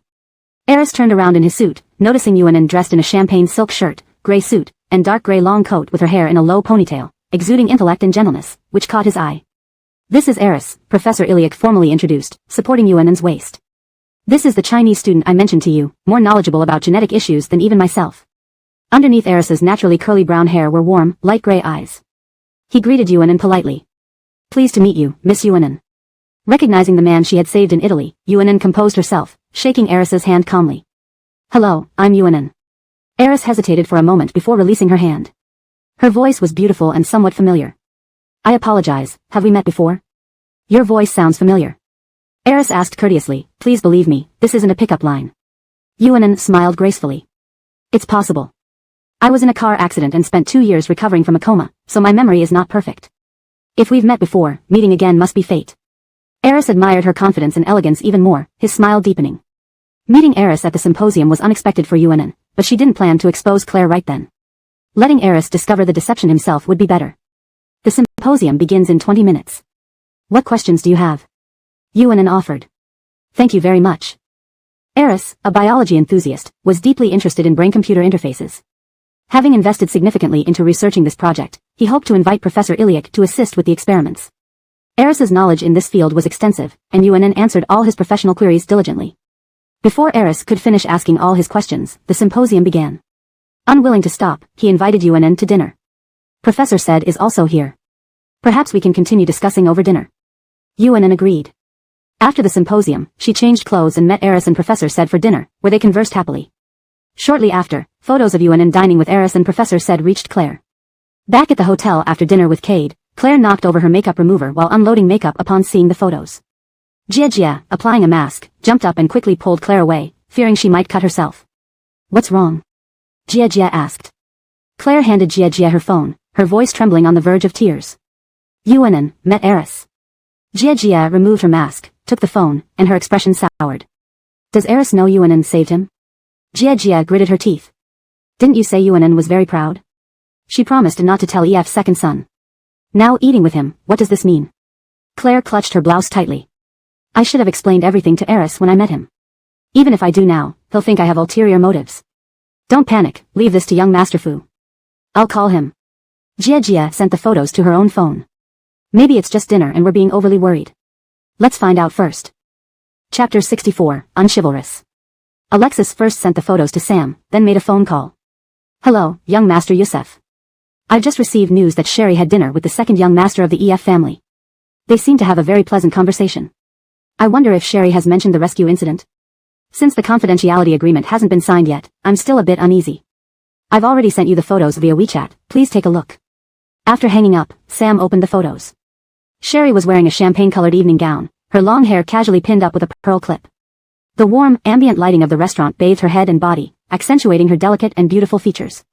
In the photo, Sherry was smiling warmly, listening intently as the EF family's second young master spoke. She looked radiant and captivating. The EF family's second young master was dressed in a formal suit with a bow tie, resembling an English aristocrat from the Middle Ages. The scene was almost blindingly beautiful. Sam instinctively gripped his phone tightly, grabbed the cashmere coat draped over the back of the sofa, and stormed out of the door. Alexis hung up and considered for a moment before speaking to Enid. Karautsi, it's not that I doubt young Master Yusef, but I think you and young Master Yusef are placing too much trust in Sherry's integrity. Believing everything she says isn't wise. We're returning home tomorrow, so we must find Sherry. We need to know if the EF family's second young master is aware of the truth. As long as he doesn't know, we must get her to sign the confidentiality agreement by any means necessary, otherwise, we'll be left with potential trouble. Enid bit her lower lip, her expression conflicted, but she did not refute Alexis. Eris dropped Sherry off at the hotel entrance, courteously opening the car door and helping her out, hand extended. Watching Eris drive away, Sherry tightened her cashmere coat around herself. Just as she was about to enter the hotel, a well-dressed man stopped her. Miss Coral, good evening. I am one of Miss Adelaide's bodyguards, who is the fiancé of Mr. Gale from the Rusty family in Kyoto. Miss Matthew wishes to invite you for a cup of coffee across the street. Please don't refuse. Sherry subtly tensed her hands on her coat but nodded gracefully. Matt here. At the cafe across from the hotel, Sherry met Adelaide, the fiancé prearranged for Gale by the Rusty family elder. Adelaide was dressed professionally in a business suit, with her cashmere coat draped over the arm of the sofa. She exuded an elite, distinguished aura. Seeing Sherry arrive, she concluded her phone call and smiled as she stood up, extending her hand. Hello, Miss Coral, I'm Adelaide.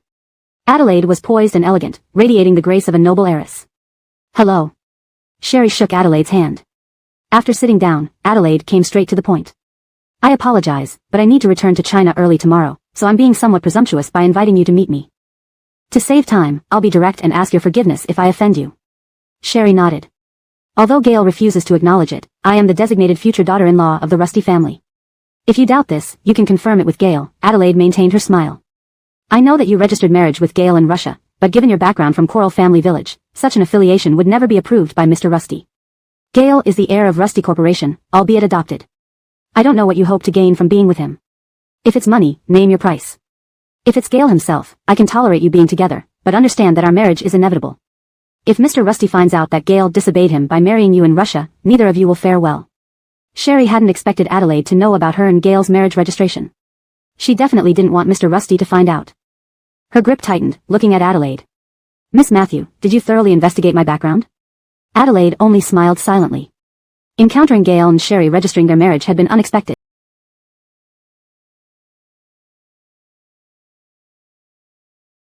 Leaving no time for a thorough investigation of Sherry. She had only obtained a general understanding. Besides, in Adelaide's eyes, Sherry belonged to a different social class and wasn't worth investigating in detail. It was enough to dismiss this woman. If you thoroughly investigated my background, you discover that I'm related by blood to Mr. Rusty's original family. I'm his only living relative. Sherry spoke calmly, determined to keep the child and divorce Gale after its birth. Naturally, she needed to clear up the trouble caused for Gale. Seeing Adelaide's smile fade, Sherry continued unperturbed. Please don't misunderstand. My marriage to Mr. Rusty isn't genuine. You know that Mr. Rusty prefers no ties to his biological family. These years, he's secretly helped me. Now, since I'm pregnant and don't want to terminate the pregnancy or complicate custody issues later, he agreed to help me marry because the child would also be a part of his lineage. So, you didn't abort the child. Sherry and Adelaide turned around to see Sam standing in the cafe entrance, his face dark with displeasure. Upon entering, Sam heard Sherry mention marrying because she didn't want to terminate her pregnancy. Sherry clenched her hands, surprised by Sam's sudden appearance. Walking over to Sherry, Sam stared at her intently. You let Xerxes lie to me that the child was aborted just to secretly give birth? Adelaide glanced between Sherry and Sam, instantly grasping the complicated relationship between them, assuming the child belonged to Sam. Sam, we're divorced, why do you keep interfering in my life? Sam roughly pulled Sherry to her feet. You're carrying my child and plan to secretly give birth. What do you intend to do? This child is mine. It has nothing to do with you. Haven't I made myself clear all these years? Sherry couldn't contain her anger, but didn't want to elaborate further in front of Adelaide. Adelaide immediately signaled her bodyguard to intervene, separating Sam from Sherry. Sir, treating a lady like this isn't chivalrous, Adelaide said with a smile. This is none of your concern, Sam snapped, unable to control his temper. I'm sorry, but Miss Coral is my guest, and I cannot let anything happen to her under my watch, Adelaide responded, picking up her cashmere coat. Miss Coral, let's go. I'll take you back. Translation notes. Character names have been transliterated accurately. Maintain the tone, style, paragraph structure, and coherence with previous content. Ensured natural, fluent English free of grammatical errors. #### Chapter 65, Step Aside. Since Sherry was a relative whom Gail was willing to help even against the wishes of Mr. Rusty, Adelaide naturally had to protect her. Not to mention, if she showed kindness to Sherry now, Sherry might speak well of her to Gail in the future. Sam was held back by Adelaide's bodyguards and could only watch as Sherry and Adelaide left. At the hotel entrance, Sherry thanked Adelaide. Thank you for helping me today, Miss Matthew. Since you're Gail's relative, it's my duty to protect you. If you really want to express your gratitude, perhaps you can convey a message to Gail for me.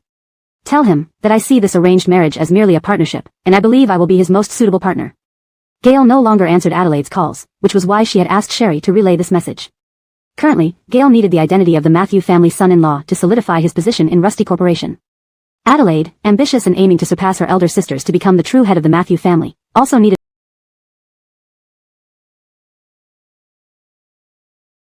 a husband who was the heir of the Rusty family. Since Gail valued blood ties so much, he would probably listen to Sherry. Moreover, valuing blood ties meant that Gail would certainly cherish their future children. Sherry looked at Adelaide and asked, "Do you not like Mr. Rusty?" Hearing this, Adelaide's eyes showed a rare genuine smile. This arranged marriage is just an exchange of interests. We both get what we need. I don't think Mr. Rusty would want me to develop any feelings for him.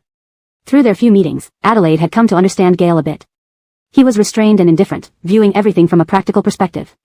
Claiming affection after seeing each other only a few times wouldn't convince him. It was better to be honest, which might earn her a chance with him. But, Miss Coral, since Gail registered marriage with you in Russia to help prevent Mr. Yusuf from taking your child, then, to avoid misunderstanding from Mr. Rusty and others, you should keep this matter secret, Adelaide said. After all, Gail was her future husband, and despite lacking emotional attachment, she didn't want this fake marriage to tarnish either of them. Rest assured, I know how to handle it, Sherry replied. Miss Coral, if we have the opportunity, let's meet again, Adelaide smiled, got into her car, and left. As soon as the car started, Adelaide turned to the bodyguard assistant beside her, investigate Sherry thoroughly, and find out about her ex-husband. Yes, Miss Matthew. Back at the hotel, Sherry had just sent a message to Gail about meeting Adelaide when a call from an unknown number came through. Recognizing the urgency, she knew it was Sam. Coming out of the bathroom, she saw her phone still ringing. Finally, Sherry picked up. Sam, are you ever going to stop? Who did you marry? The second son of the EF family? Did you expose Coral G to him? Sam's voice was hoarse, possibly from smoking. Whom I married is none of your business. But if you call me again, I'll tell Eris about saving someone during a competition in Italy. With that, Sherry hung up, organized her notes from the seminar, and prepared to send them to Eshan. Opening the door, she found Sam about to ring the bell. Sherry scowled. Sam, you are truly persistent. You seem quite close with Eris. Sam's voice was laced with venom. I warn you, Sherry, stay away from the second son of the EF family. He's not someone of your background or social status. And you must abort that child. Sherry laughed coldly. What gives you the confidence to meddle in my life repeatedly? When I cared about you, I took everything you said seriously. But when I don't care about you, you mean nothing. Sam grabbed her wrist, causing the papers in Sherry's hand to scatter. The child in your belly is mine. I have the right to decide whether you keep it. At this moment, doors from neighboring rooms opened, and several burly bodyguards appeared, surrounding the two. Mr. Yusuf, please release Miss Coral. These were bodyguards Gail had assigned to protect Sherry. Whose people are these? Sam tightened his grip on her wrist, his tone accusatory. The one you married? Who is he? Haven't you already regained your memory? Can't you guess who helped me? Sam was furious. Come with me, this child cannot be born. He pulled Sherry towards him, glaring at the bodyguards. Step aside. Let go of me, Sam. Sherry struggled. The lead young bodyguard said, no one can take Miss Coral unless she consents. As Sam tried to move, he was blocked again. Mr. Yusuf, I don't mind accompanying you to the police station here in Moscow. Are we fighting? Whose man are you? Gail's? Or Eris's? How much did he pay you? I'll double it, tenfold. Sam's expression was terrible. Sherry's child is mine. I have the right to decide its fate. Step aside. Miss Coral's child is yours? Turning around at the sound of Enid's voice, Sam saw her. She wore a mask and a cap, her red-rimmed eyes filled with sadness and disbelief. Coral. Koraltsi. Sam clenched his fists, unsure how to explain. How could you do this to me? Enid's voice trembled with vulnerability. She looked at Sam deeply before turning and walking away. Koraltsi. Seeing this, Sam tightened his grip on Sherry to chase after Enid but was stopped by the bodyguards. Step aside. It's you who should let go. Sherry couldn't free herself from Sam's grip, breathing heavily. You pull me to chase Enid? What's wrong with you? Sam ignored her and swung a punch at the bodyguard. The bodyguard intercepted his attack, and Sam kicked out in frustration. Seizing the opportunity, Sherry managed to break free but twisted her foot, slamming her lower back into the doorknob. Pain surged through her, and her stomach cramped painfully. Chapter 66, Consolation. The fear of losing a loved one once again swept over Sherry as she bit her lip fiercely. Take me to the hospital. Sam turned around and saw Sherry sitting on the floor near the door, clutching her abdomen. Before he could react, the bodyguard picked up Sherry and rushed her to the hospital. Sam's heart tightened as he was about to follow, but the bodyguard blocked him again, not hesitating to call the police in fluent Russian.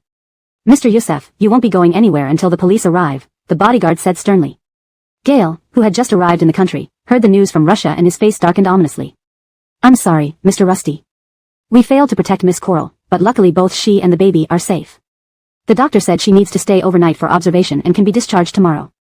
Gale hung up and turned to Assistant Matthew. Reschedule the meetings for earlier and after they're done, we'll head to Moscow. Assistant Matthew was taken aback but quickly responded, yes, sir. Since returning from Moscow, Gale had been continuously working, even flying back without rest.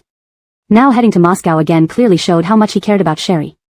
Eshan learned about Sherry being hospitalized that evening. The next morning, Xerxes took Sherry's place at the symposium. Sherry only made it to the afternoon session. Xerxes was searching through data brought from the lab when Sherry arrived. She didn't even have time to remove her coat before bending over the microphone to accurately report 16 sets of data. Xerxes looked up to see Sherry calmly reciting the data while removing her coat. Checking against her own materials, there wasn't a single mistake. These are the 16 sets of experimental data from our lab, Sherry concluded. The symposium moved into its next phase of discussions. 2 hours later, Eshan and Xerxes came to inquire about Sherry's condition. It's nothing serious, just a bump, Sherry smiled.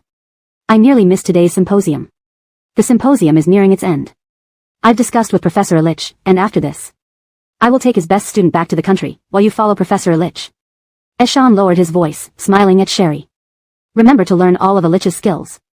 With your sharp mind, you should grasp them easily. Sherry agreed, Mathieu, don't worry. After Eshan and Xerxes left, Sherry packed up her materials and headed out of the conference hall, ready to return to the nearby hotel. But Sam grabbed her by the neck and pinned her against a pillar. Sam. Sherry's bag and materials scattered to the ground as she tried to pry off his hand. You're crazy. Let me go. Sam's eyes were bloodshot, full of suppressed anger towards Sherry. Why did you keep this child? If it weren't for this child, Ranji wouldn't have seen us last night. The bodyguards wouldn't have stopped me from leaving. Ranji wouldn't be critically injured in a car accident. Sherry struggled for breath, hitting Sam's arm. Enraged by Enid's accident, Sam tightened his grip until Sherry's face turned purple.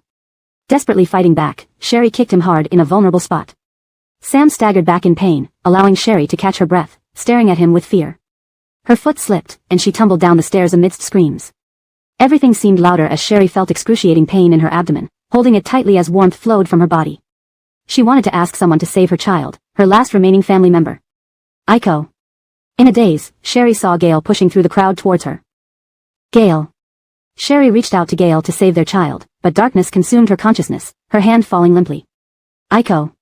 Gale knelt and wrapped his jacket around her, lifting her up. To the hospital. Outside the operating room. Assistant Matthew approached Gale after hanging up the phone.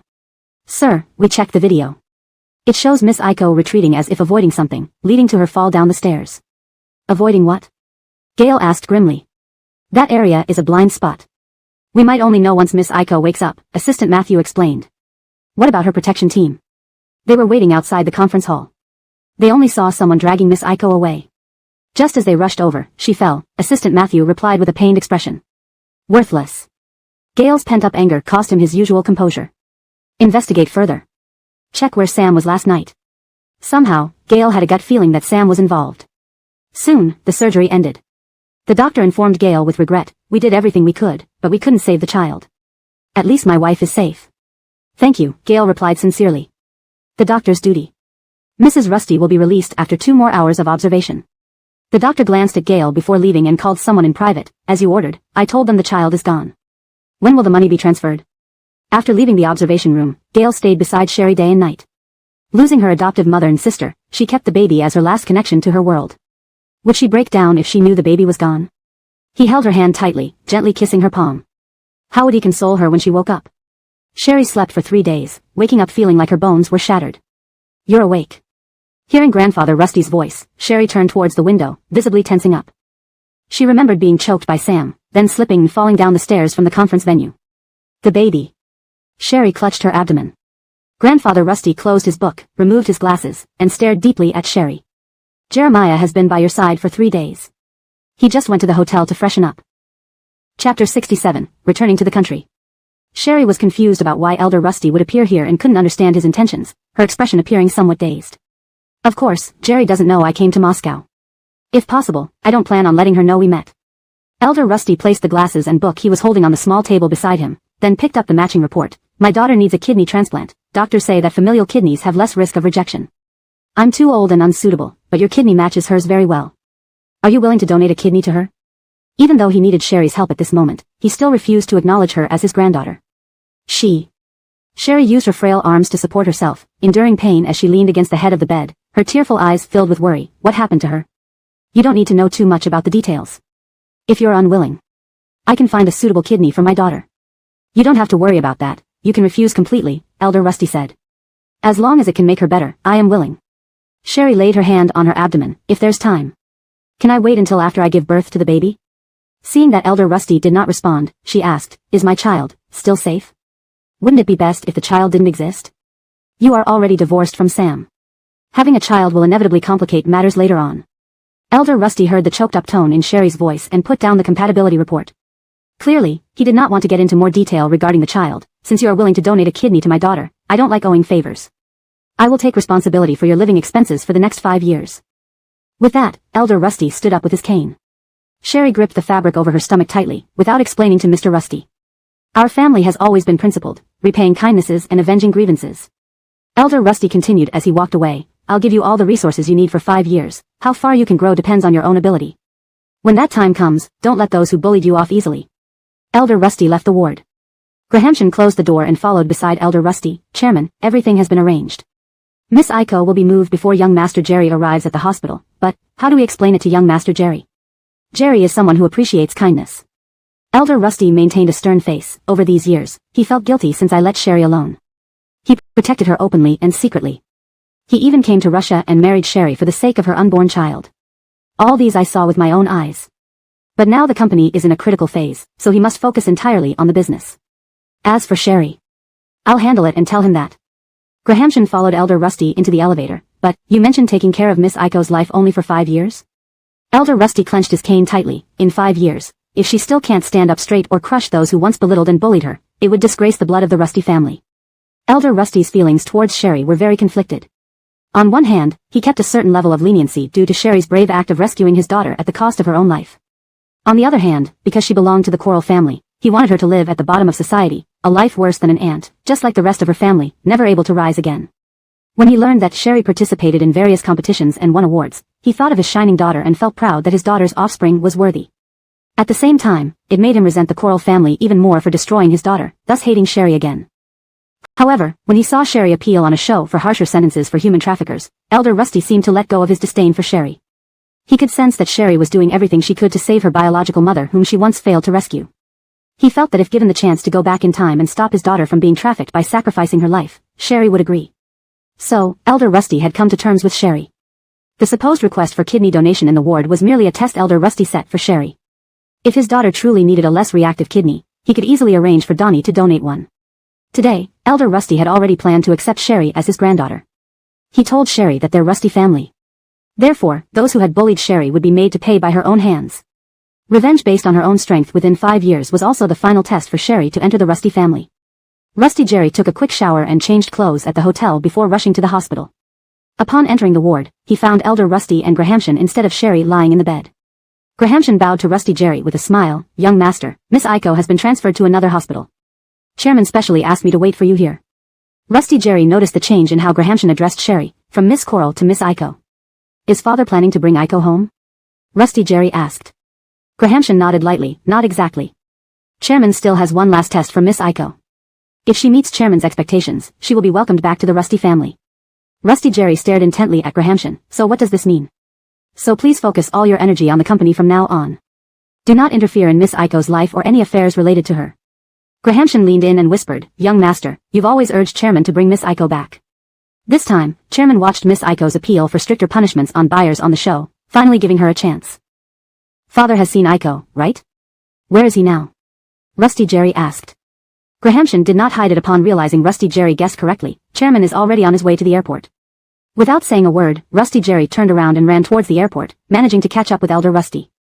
Elder Rusty, who had just gotten out of the car, looked at Rusty Jerry blocking his path, breathing heavily. Since you're here, let's return together. Where's Aiko? Rusty Jerry asked.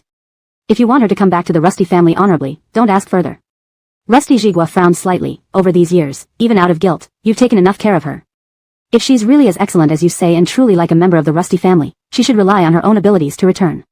Your task now is to ensure the group survives the next 3 to 5 years. Otherwise, even if you manage to bring her back to the Rusty family as its successor, the Rusty family will collapse anyway. Chapter 68, Disappearance. Germain, the special assistant who had been closely following Gale, stepped forward and said, Chairman, the plane can depart at any time. Rusty Jigua gave a long look at Gale. Also, handle the matter of you registering marriage with her in Russia for the sake of her unborn child quickly and cleanly. To outsiders, she's your relative by blood. What is this nonsense about you getting married? I don't want this to become a stain on the Rusty family in the future. Both of you, don't let me down. Watching Rusty Jigua walk into the airport, Germain added softly, actually. Over the years Chairman has not been indifferent to Miss Aiko. After all, she still has Chairman's blood running through her veins. Moreover, Chairman views Miss Aiko differently from Donnie. Since Chairman wants Miss Aiko back in the Rusty family, he will certainly take good care of her life. You needn't worry too much. Where is Aiko now? Can't you tell me? Gale asked. Yes, Chairman knows that over the years you've always intervened in Miss Aiko's matters. So this time he forbade telling you and does not allow you to interfere in anything related to Miss Aiko, anything from now on. Germain emphasized the word anything and continued, Chairman also told Miss Aiko this. 5 years, if she can impress the Chairman without anyone's help, she can return to the Rusty family. For Miss Aiko's sake, please don't ask further. Gale clenched his fists tightly. She just had a miscarriage, her body hasn't fully recovered yet. Don't worry. I've arranged people to take care of Miss Aiko, I promise you. Germain smiled reassuringly, Sir, personally, I believe in Miss Aiko very much. If you really want to help her, how about protecting the Rusty group for her? Sherry's excellence was unquestionable. However, Gale did not believe Sherry would strive to return to the Rusty family. Sherry feared that due to her presence, her birth mother would be hurt. She wished to distance herself from everyone in the Rusty family. How could she possibly wish to return? I need to speak to Sherry on the phone. Gale declared firmly, I need to make sure Sherry is safe. And to ensure that Sherry wasn't being forced into anything. All right. I'll arrange it as soon as possible, replied Germain, motioning for Gale to follow the Chairman back to the country, adding, your current status isn't suitable for staying abroad. Gale pursed his lips tightly and turned towards the airport entrance. When the plane landed in Haicheng, Germain walked up to Gale with a phone and handed it over. Miss Aiko's call. He took the phone, placing it against his ear, then moved to the private section of the private jet. Aiko. It's me, Sherry's voice remained clear and clean as ever, thank you for everything you did for me. The divorce papers will be delivered to you via Mr. Ferguson. Sorry for all the trouble. Do you want to return to the Rusty family? Is this your choice? I don't want to go back, but it is my choice. Sherry didn't hide from Gale, but her calmness sent chills down his spine. In truth, I have never wanted much. Growing up without love and lacking security made me vulnerable. Meeting Sam, whose love seemed suffocating to others, actually saved me. During those 2 years when Sam lost his memory and mistreated me endlessly, I never gave up. At this moment, intense emotions surged within Gale's heart. Emotions he had suppressed, afraid they might frighten Sherry. A strong possessive desire and longing for Sherry, he should have told her long ago. I admit, when I decided to give up on Sam, I entertained thoughts of letting go. Hence, I drank the spiked drink, wishing to fulfill his wish by sleeping with someone else. But, I couldn't do it. Sherry chuckled softly, because I still have Wendy and Laurel. Although Wendy isn't my biological mother, she tried her best. She didn't know how to get closer to me. Therefore, she and Laurel cautiously stood afar waiting for me to come close. That made me see Sam as the most important person in my life. Gale finally detected fluctuations in Sherry's tone. I was wrong. My obsession with Sam led to Wendy's death, Laurel's death, and my child's death. But, it's not only my fault. Sherry paused, her voice chillingly cold. I want revenge on all those who harmed them. To take vengeance with my own hands. But now I am still too weak. I need Rusty family's strength. I understand. And I empathize. Gale lowered his voice, calling out her name. He removed his glasses, rubbing his temples, but Aiko, since we got married, I never considered a divorce. I apologize for deceiving you. Marrying you was never about the child. All I've ever wanted is you. On the other end of the line, Sherry remained silent for a long time. Unseen by Sherry, Gale had loved her steadfastly for many years. Because he loved Sherry, he supported the Youssef family. Because he loved Sherry, he suppressed his twisted and inflated desires, desiring only her happiness. Not out of guilt, but in these past few years of continuous concern, loving the smart, brave yet tender-hearted you, treasuring every expression, every laugh, every tear. I'm not good at expressing my feelings, but I need you to know that I love you, Gale, holding his glasses, pulled aside the curtain. Sherry, your life shouldn't be consumed by hatred, there's my love for you. Sherry silently ended the call without a word. Listening to the busy tone, Gale closed his eyes momentarily, replaced his glasses, and exited the private space before handing the phone back to Germaine waiting at the door. As Germaine put the phone away, he followed Gale saying, Chairman has already left. Miss Matthew Yarrow came here personally to pick you up. Chairman intends for you both to return home together. Gale looked up to see Matthew Yarrow standing beside a black car, smiling and waving at him. Back on the phone, Sherry leaned against the bedhead, clutching her phone tightly, wiping her tears with tissues. While telling Gale about her determination to seek revenge, she hadn't cried. Yet, hearing Gale say he loved her broke her composure. She knew Gale didn't want her immersed in sorrow. But, could she still love someone? Having grown up with Sam, she gave her purest, undying love to him. That love disappeared along with Sam's lost memories. Chapter 69, 4 years later. She no longer had the capacity to love anyone, her heart was filled only with unyielding hatred. Do you hate? The voice came from the doorway. Sherry turned her head and saw an elderly gentleman, around the same age as Mr. Rusty, standing at the door with a gentle smile on his face, holding a bowl of bird's nest soup on a tray. She recognized him as the retired old butler of the Rusty family. It seemed that Matthew assistant, who worked with Gale, had once mentioned that this old butler, Kevin, had been retired for many years and managed the farm outside the city on behalf of old Mr. Rusty. What? Sherry looked at Kevin in confusion. Kevin smiled and walked over to Sherry, placing the small table on the bed and putting the bowl of bird's nest in front of her. I mean, Miss Iko should remember this hatred in your heart, which will give you the strength to confront difficulties head-on. Constant tolerance and running away from problems are not the Rusty family's way. The Rusty family believes in vengeance. Forgiveness is something God does. Sherry didn't understand. If so, why didn't the Rusty family take revenge on the Coral family? Have they? Why, do all the people in Coral Village live in dire poverty?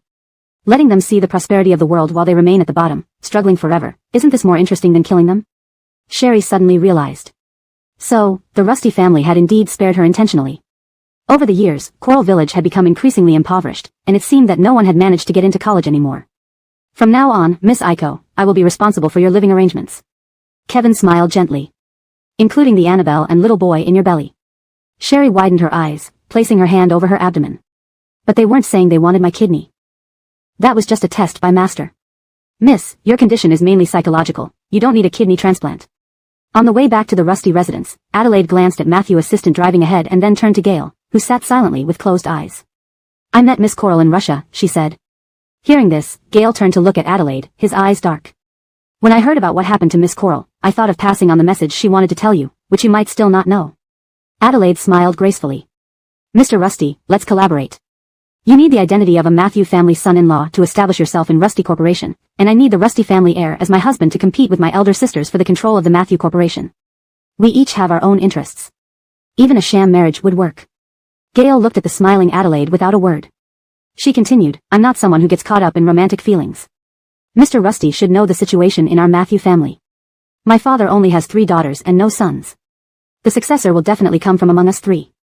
My eldest sister has the support of her uncle's family, my second sister has my mother's support, but only finding the successor role is hardest for me. Therefore, I can only get strong backing like the Rusty family.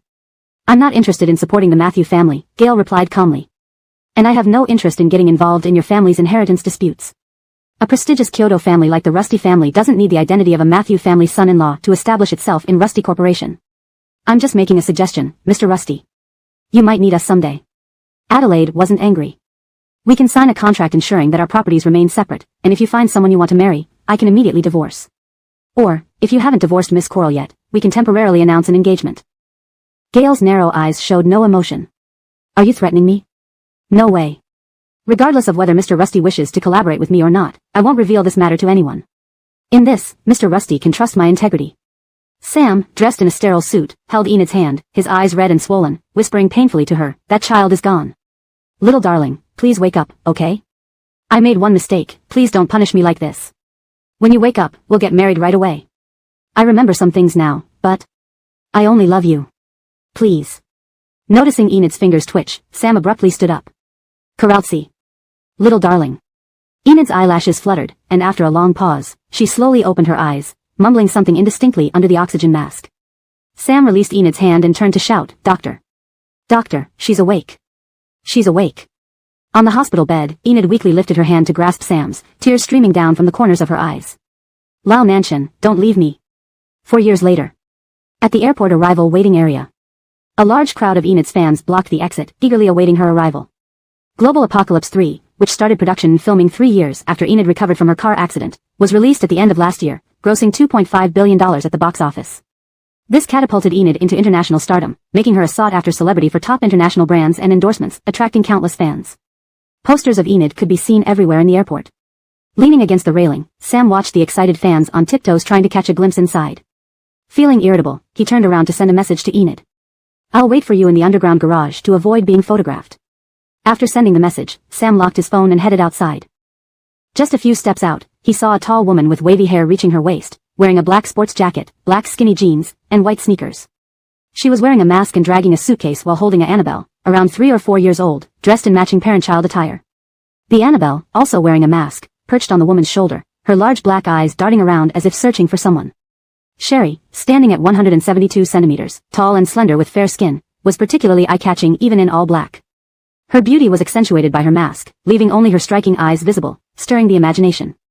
She slipped her phone back into her pocket, adjusting the hoodie over the child's head, before resuming her brisk pace, pulling the suitcase along steadily. The Annabelle struggled to keep the hood from obstructing her view, turning her head from side to side. Wow. Single mom, huh? That's so cool. This mom is amazing. So thin, yet she can carry a kid with one hand and drag such a big suitcase with the other. Feeling Enid's fingers twitch, Sam stood up quickly. Karaltsi. Darling. Enid's eyelashes fluttered, and after a long pause, she slowly opened her eyes, mumbling something inaudible under her oxygen mask. Sam released Enid's hand and turned to call out loudly, Doctor. Doctor, she woke up. She woke up. In the hospital bed, Enid struggled to lift her hand and clutched Sam's, tears streaming down her cheeks. Lao Nanshan, don't leave me. 4 years later. At the airport arrival waiting area. Enid's fans were blocking the exit, preparing to greet her. After her recovery from the car accident, Global Apocalypse 3 took 3 years of preparation and filming before its release at the end of last year. It grossed $2.5 billion at the box office, catapulting Enid into international stardom. Various global brand endorsements and advertisements followed, earning her countless fans. Posters of Enid could be seen everywhere in the airport. Leaning against the railing, Sam watched Enid's emotionally excited fans on tiptoe straining to see inside. He turned irritably and sent her a message. I'm waiting for you in the underground garage to avoid being photographed. After sending the message, Sam locked his phone and started walking out. Just a few steps away, he saw a woman with waist-length wavy hair cascading over her shoulders, wearing a mask, dressed in a black sport jacket, skinny black pants, and white sneakers, slender and tall.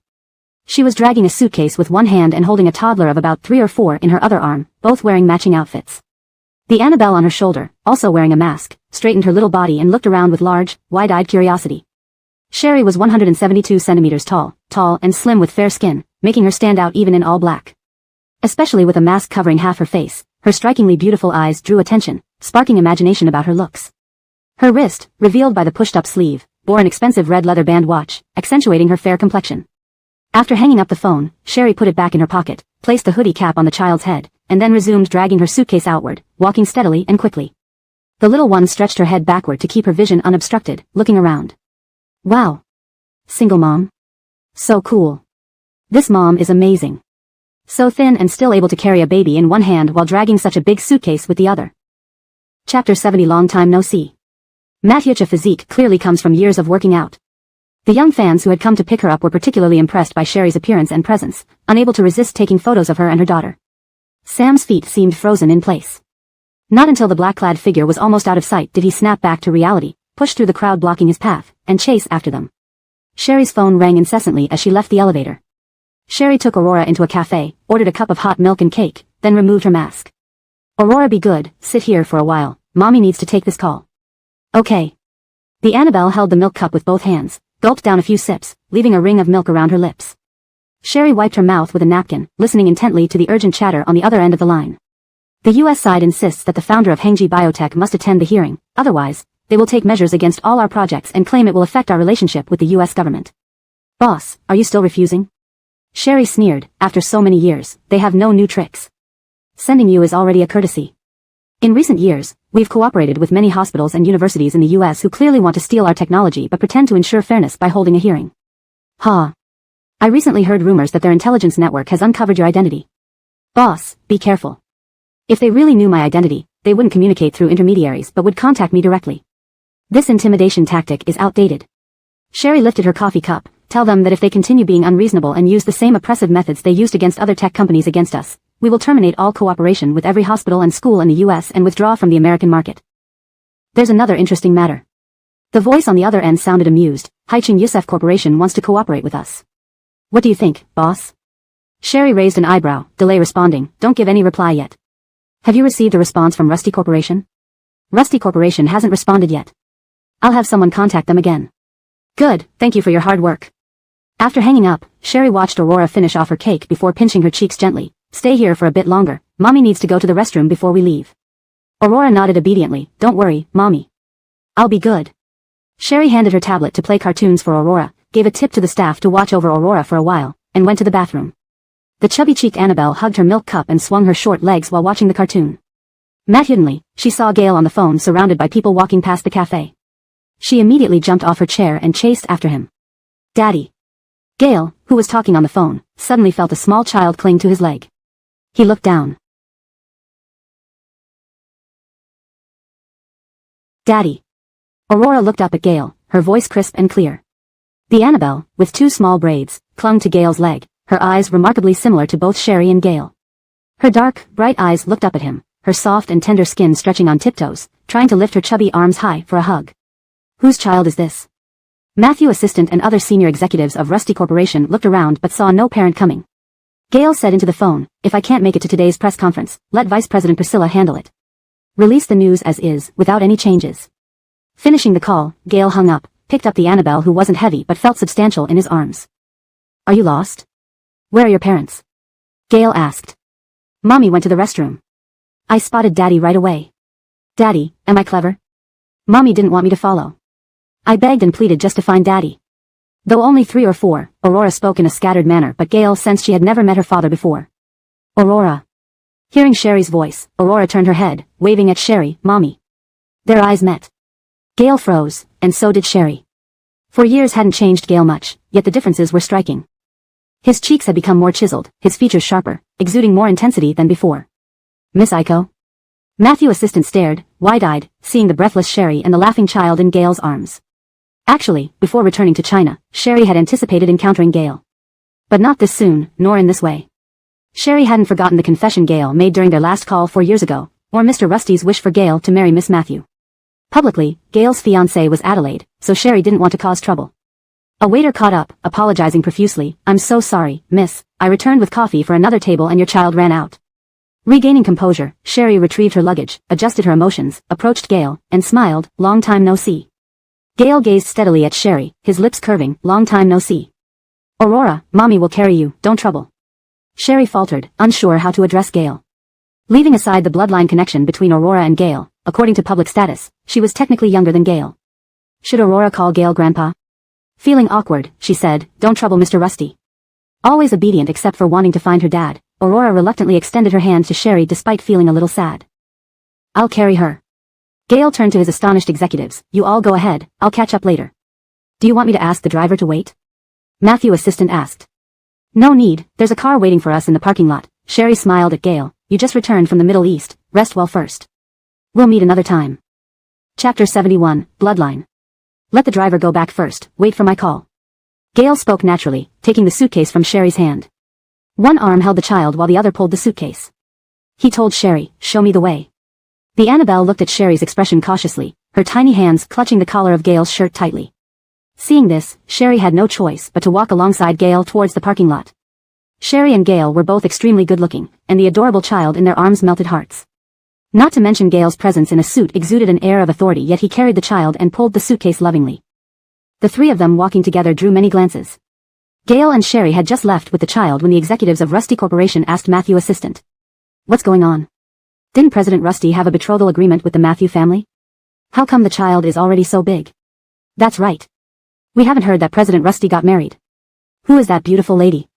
Not just beautiful, she has a child already. She must be the boss's wife. The couple even look alike. Gossip is a human trait, and even the high-ranking executives of Rusty Corporation weren't immune. This is President Rusty's private matter, I'm not very clear about it. If you're interested, you can ask President Rusty yourself when he returns, Matthew assistant smiled. Oh, forget it. The executives walked away. Last time I asked President Rusty when he was going to have his engagement party with the third Miss Matthew so we could join in on the celebrations. Do you know what happened? President Rusty sent me to Africa for 2 months. I almost didn't make it back due to exhaustion. Sam stood rooted to the spot, watching as Gail and Sherry left with the child. His breathing quickened, nearly unable to stand up straight against the wall. Looking at the age of that child, did it mean? When Sherry fell back then, the child was saved? No, he clearly went to the hospital and was told the child did not survive.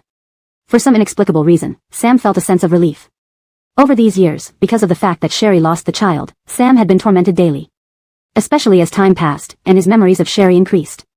Yes, after 4 years, Sam had regained more memories of moments with Sherry, albeit still fragmented and incomplete. Like during the summer vacation when he and Sherry returned to Ridgejiang ancient town and stayed at Piper's home. On the day he recovered those memories with Piper at her grave, his eyes red, he kneeled there barely able to stand. He remembered Piper's fried egg with Chinese tune, the cold soda she handed him, and how she patted his head saying he was the most handsome young man. After retrieving those memories, Sam couldn't stop regretting why he pushed Piper that day. He had promised Sherry he would treat Piper like his own mother. But he pushed Piper, causing her to lose her life.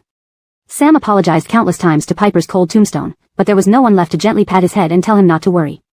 He wanted to apologize to Sherry, but due to the child, he didn't dare meet her. Even though it was only a small part of his 20-plus years of memories, it was enough to make Sam regret endlessly. He constantly prayed to heaven, not to let him remember the past, not to restore any of his memories. He feared recalling everything Sherry had constantly mentioned in the past, fearing that he truly loved her to the point where he would give up his life for her. Then, what did all he did to her after she woke up mean?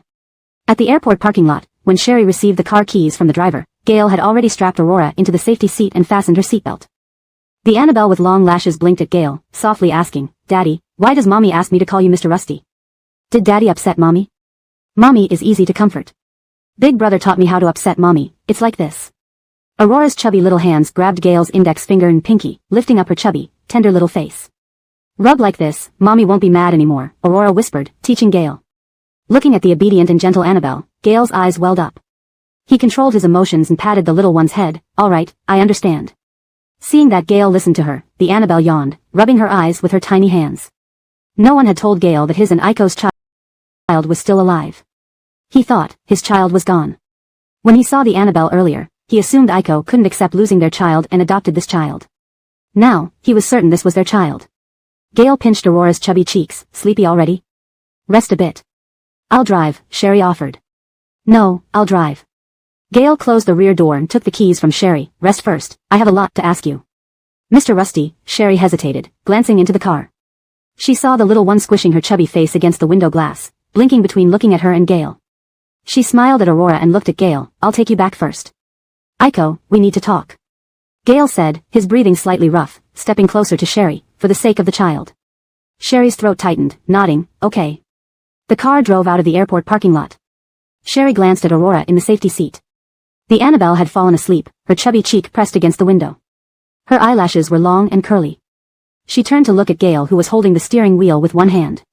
Finding words to say, she apologized. "Sorry, I didn't tell you about the children back then. It wasn't until later that I found out neither of them had really been lost." "Who was taking care of Sherry abroad?" Gail asked. "Sherry is being taken care of by Kevin." After thinking, Sherry truthfully informed Gail, "Arranged by old Mr. Rusty." These few years, old Mr. Rusty would bring Mrs. Rusty to visit the children. They all love old Mr. Rusty and Mrs. Rusty. Because Sherry never told the children about the relationship between her and old Mr. Rusty or Rusty Veronica, the children referred to Rusty Jigua as old Mr. Rusty. As for Rusty Veronica, the children called her beautiful Rusty. Perhaps due to blood ties, Rusty Veronica liked the soft and adorable Aurora and Sherry very much. Chapter 72, Impossible to Let Go. Especially Kim was not as steady as Sherry. The Annabelle had a sweet mouth and knew how to speak, always managing to charm people with her cuteness. Rusty Jigua would bring Rusty Veronica to see the two children abroad every year. Whenever they were together, Rusty Veronica would smile more than usual. Thus, Rusty Jigua often sent Kevin to take Kim and Sherry to cities with pleasant climates, where they would live with him and Rusty Veronica for a while. Though Kim didn't know the relationship between Sherry, Rusty Jigua, and Rusty Veronica, sensitive Sherry already guessed that they were family. Being children, they felt the obvious affection from Rusty Jigua and Rusty Veronica, naturally liking them in return. However, Sherry dared not appear before Rusty Veronica, only finding it enough to watch them play from afar. Gail finally understood. Over the years, Rusty Veronica's mental state had fluctuated. Following the advice of the psychologist, Rusty Lauscher, Mr. Rusty, accepted the idea of Rusty Veronica keeping small animals and later began traveling with her to places with suitable climates, ostensibly for leisure but truly to meet the two children. Rusty Lauscher has always believed the children are Sam's. Sherry gently pinched the corner of her clothes. I haven't explained, Rusty Lauscher's health hasn't been good these years. I feared he couldn't bear learning the children belonged to you. Rusty Gigua valued the honor of the Rusty family greatly, something Sherry realized after prolonged interaction with him. Gail subconsciously gripped the steering wheel tightly, his lips pressed together. Sherry's words held meaning, he could hear it. Are you responding to my confession 4 years ago? Gail directly exposed Sherry's vague hints. Or do you want a divorce? Your fiancé is Miss Matthew of the third generation. I'm worried our marital status will affect you if unresolved promptly. This was also part of Sherry's purpose for returning. However, she hadn't anticipated meeting Gail with the children at the airport. Exiting the highway, Gail turned on the indicator and parked by the roadside, turning his head to look at Sherry, hand resting on the steering wheel. The engagement with the Matthews is just an oral agreement between our elders, no engagement ceremony. I didn't deny it because I have a cooperative consensus with Adelaide, nothing more. He explained calmly, then removed his glasses and gently pulled Sherry closer by the back of her head. His cold, austere face seemed to hold some aggressive desire. Sherry's heart raced. Rusty. Gail. Gail kissed her passionately, and when Sherry tried to push him away, he tightened his grip on her wrists, deepening the brutal, cold kiss. Vehicles occasionally passed their car, headlights flashing through the window. Sherry opened her wide eyes, seeing Gail's expression in the flickering light, filled with wild passion, intense possessiveness that almost consumed her. Her scalp tingled from the kiss, her whole body feeling dazed. Until Sherry nearly suffocated, with a throbbing tongue, Gail released her lips. She gasped for air, hearing only her heavy breaths and heartbeat in the tight space, her palms sweating. Sherry, my desire for you surpasses your imagination, even exceeding Sam's. I've restrained myself, not wanting to disturb your life or scare you. He stroked her neck again, gently kissing her swollen lips. After that night, all barriers were broken. This desire is growing wildly, so it's impossible for me to let go. Her rapid heartbeat made Sherry feel numb as she stared at the sharp-featured man before her. Usually composed and reticent, this man was now confessing his uncontrollable desires, making it hard for her not to panic. I came back for Wendy and Laurel, Sherry's voice trembled slightly. I know, the man replied. I support everything you do, and for 4 years, I've kept out of it. But, don't push me away. Don't leave my sight again. Sherry grabbed his sturdy wrist. Let's go back first, Kim is asleep. It's not safe here. Gail glanced at their daughter sleeping in the child's seat, touched her slightly cold feet, and covered her legs with his jacket before restarting the car. When the car stopped at a landmark apartment in the city center, Sherry was surprised. Where's this? I rarely stay here. You and the children can stay temporarily. Gail unbuckled Sherry's seatbelt. It's better than a hotel, there's housekeeping staff to care for your meals, which puts me at ease. Gail, Sherry tugged his wrist. We'll be leaving for Hai Cheng after handling business here, won't be staying long. Why would it be troublesome for a few days? Gail countered. Ultimately, Sherry watched Gail carefully cover the sleeping Kim with his suit, holding the little bundle and pulling the luggage, following him upstairs. Placing Kim on a soft bed and covering her, Gail went to the kitchen to pour water when he saw Sherry on the phone outside the floor-to-ceiling windows. On the other end was Rusty Gigua. I unexpectedly met Mr. Rusty at the airport, and we're at his place, Sherry honestly reported. Rusty Gigua paused before replying slowly. That's fine. After you handle things in Hai Cheng, you'll join Rusty Group and work with Jeremiah. Also, he's your uncle, and once Veronica and I are gone, you'll need each other's support. Sherry clutched her phone, feeling guilty. Bring Kim back to the old residence tomorrow, Rusty Gigua continued. Don't take the child to Hai Cheng. Okay. Sherry agreed. Tomorrow. Rusty Gigua hesitated. Join us for dinner. It was the first time in years Rusty Lauscher invited her to dine, making Sherry tense up. But I'm afraid it might upset her. Sherry frowned. Maybe I'll drop off the child and leave. Just try once. If Veronica reacts badly, you can leave immediately, Rusty Gigua said. Chapter 73, exactly the same. Sherry's breathing quickened slightly as she murmured softly, okay. After hanging up, she couldn't hide her smile. Coming in from the balcony, there was still a trace of nervousness in her voice from her conversation with Mr. Rusty. She laughed and said, Mr. Rusty said that tomorrow I can have dinner with him. Just as Sherry finished speaking, Gail's phone rang. He answered. It was a call from the old family residence. Aunt Claudia informed him that Rusty Gigua wanted him to come back for dinner the next day. All right, I know. I'll be back on time, Gail said before hanging up. He gestured for Sherry to sit down. Tomorrow, I also need to return to the old house for dinner. Sherry was stunned, then slowly walked over, then. I will tell Aurora not to shout around. What do you plan to have my child call me? Gail asked. Call you Mr. Rusty, alright? Sherry bit her back teeth in annoyance after saying this. So many years had passed, yet Sherry was still like she used to be. She handled situations effortlessly with everyone, except when facing Gail. Perhaps because of the guilt of having 2 children through an encounter with Gail while under the influence of a drug. Especially making the child call him Mr. Rusty. Okay. Sherry didn't expect Gail to agree. Thank you. Sherry thanked him. Gail walked up to Sherry, leaning against the back of the sofa. Seeing Sherry try to move away, he grabbed her wrist, pulling her closer and caressed her delicate wrist. I know you haven't decided how to handle our relationship yet. His deep gaze locked onto Sherry's eyes. I know your conditions for returning to the Rusty family. Go to Hai Cheng and take care of your affairs first. As for the Rusty family side, I will announce my separation from the Rusty family after stabilizing Rusty Corporation. Sherry widened her eyes. No way. This is something I've been planning to do for many years. But since Mr. Rusty never agreed to let you return, it couldn't be done. It sounds ominous, but I originally planned to bring you back after Mr. Rusty passed away, Gail calmly explained. Now that he accepts you back into the family, I should sever ties with the Rusty family. However, in the past 4 years, Rusty Corporation has led domestic semiconductor companies to overcome lithography machines and chips. They are just holding a press conference now, so I can't leave the company immediately. You can't leave Rusty Corporation. Sherry gripped Gail's arm, sounding somewhat anxious. Even though we have overcome lithography machines and chip technology, it's just the beginning. There's a chance country might flood the domestic market with chips. The calling power of Rusty Corporation is given to you. Now, you should use the company's and government's resources to quickly increase chip production capacity. You can't let country make money by deceiving us. Additionally, you should take advantage of their delayed response and within half a year to 1 year, enhance domestic lithography machines and chips. This will break through country's semiconductor blockade strategy. To achieve all this, you cannot leave. Gail gently pulled her close. These past few years, you've been concerned about Rusty Corporation and me? Sherry didn't respond. Aiko, you care about me, Gail said with certainty. In the bedroom, Aurora woke up, rubbed her eyes, and seeing no sign of Sherry, crawled out of bed, pouting. Then she tiptoed to open the bedroom door. Mommy. Aurora called out groggily in a soft voice. The light in the living room was blinding, so little Aurora squinted and reached out towards Sherry for a hug. Sherry came to her senses, breaking free from Gail, quickly walked over to Aurora, squatted down, and picked up the child. You're awake. Are you hungry? Gail also approached, stroked the Annabelle's head, and naturally put his hand around Sherry's shoulder. What does Aurora want to eat? Daddy. The little one stretched out her hands towards Gail, her eyes sparkling like a sunflower seeking sunlight. Hold me. Gail took the child from Sherry's arms, and the little chubby hands wrapped around his neck tightly. He gently caressed Aurora's back, carrying her towards the kitchen. Do you want some milk first? Yes. Aurora replied brightly. Still in his jacket without changing, Gail skillfully heated up the milk with one hand, holding the little white tender child. The scene felt both contrasting yet heartwarming. Sherry stood by the countertop outside the open kitchen, her eyes moistening. She couldn't figure out how Aurora knew Gail was her father. Was it because of blood relations? After heating the milk, Gail poured it into a large cup and carried it outside the kitchen. Daddy is awesome. Aurora praised freely, giving Gail 2 thumbs up and started massaging his shoulders obediently, massaging Daddy. Aurora's personality was nothing like Sherry's or Gail's. She was like a small, bright, and sweet son, effortlessly earning everyone's affection.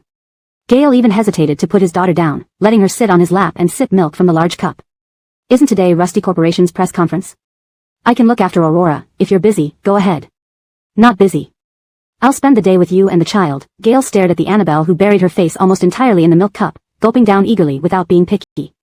So, you play with Aurora while I check the fridge and cook something for us? I'll cook. Gail said smiling. Looking at Aurora sitting comfortably in Gail's arms, Sherry laughed. Spend some time with Aurora. After washing her hands, she went into the kitchen. In the dining area, Aurora had finished drinking her milk, licked off her milk mustache, and then dragged Gail to a suitcase taller than her, wanting to pack with him. Gail squatted down and opened the suitcase. The Annabelle sat beside him and rummaged through it, pulling out a photo of her and her brother with Mom. She pointed to the fair-faced boy, Lyle. The boy in the photo looked exactly like Aurora. His eyes were similar to both Gail and Sherry, long and curled eyelashes, dark and bright pupils, and a flawless pink face. Yet, unlike Aurora's carefree smile, his eyes conveyed a stable and heroic demeanor. The photo was taken in the afternoon. Sherry was seated cross-legged on the lush green lawn, holding 2 children, one on each side. The sunset cast warm, brilliant hues, illuminating the children's and her beautiful faces clearly, including every fine hair. Please note that I translated this part carefully, maintaining the paragraph structure, tone, and style of the original text. If there's more content to translate, please provide it. Chapter 74, Missing Dad. A Labrador retriever was lying ahead of the 3, sticking its tongue out at the camera, looking carefree. Beside Sherry, there was a black blob drawn by a child with watercolor pens. Before Gail could ask, Kim pointed to the black blob with her chubby little finger and said, "Dad." Gail turned around and saw Kim's bright eyes waiting for praise. He was momentarily speechless but still managed to smile and say, "Yes, it's very well drawn." "Right? Right?" "My brother also praised me, but he told me not to draw again next time." The Annabelle's smile grew even wider as she scooted closer to Gail, tilting her head up at him. "Lyle also told me not to ask about Dad because it might make Mom sad." "Dad, did you upset Mom?" Not knowing how to explain to his daughter, he pinched Kim's small hand gently, maybe a little.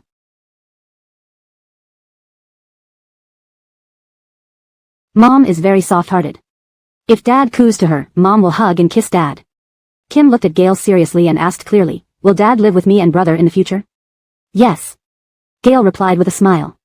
Did Kim miss Dad a lot before? The Annabelle nodded vigorously. "When Mom spanked my bottom, I missed Dad the most." "Do you want Dad to protect you?" Kim nodded again. "Next door, Kala's dad hugs her and calls her a little angel whenever Mom beats her. Then he takes her to buy lots of snacks. I really envy her. But now it's okay. I found Dad."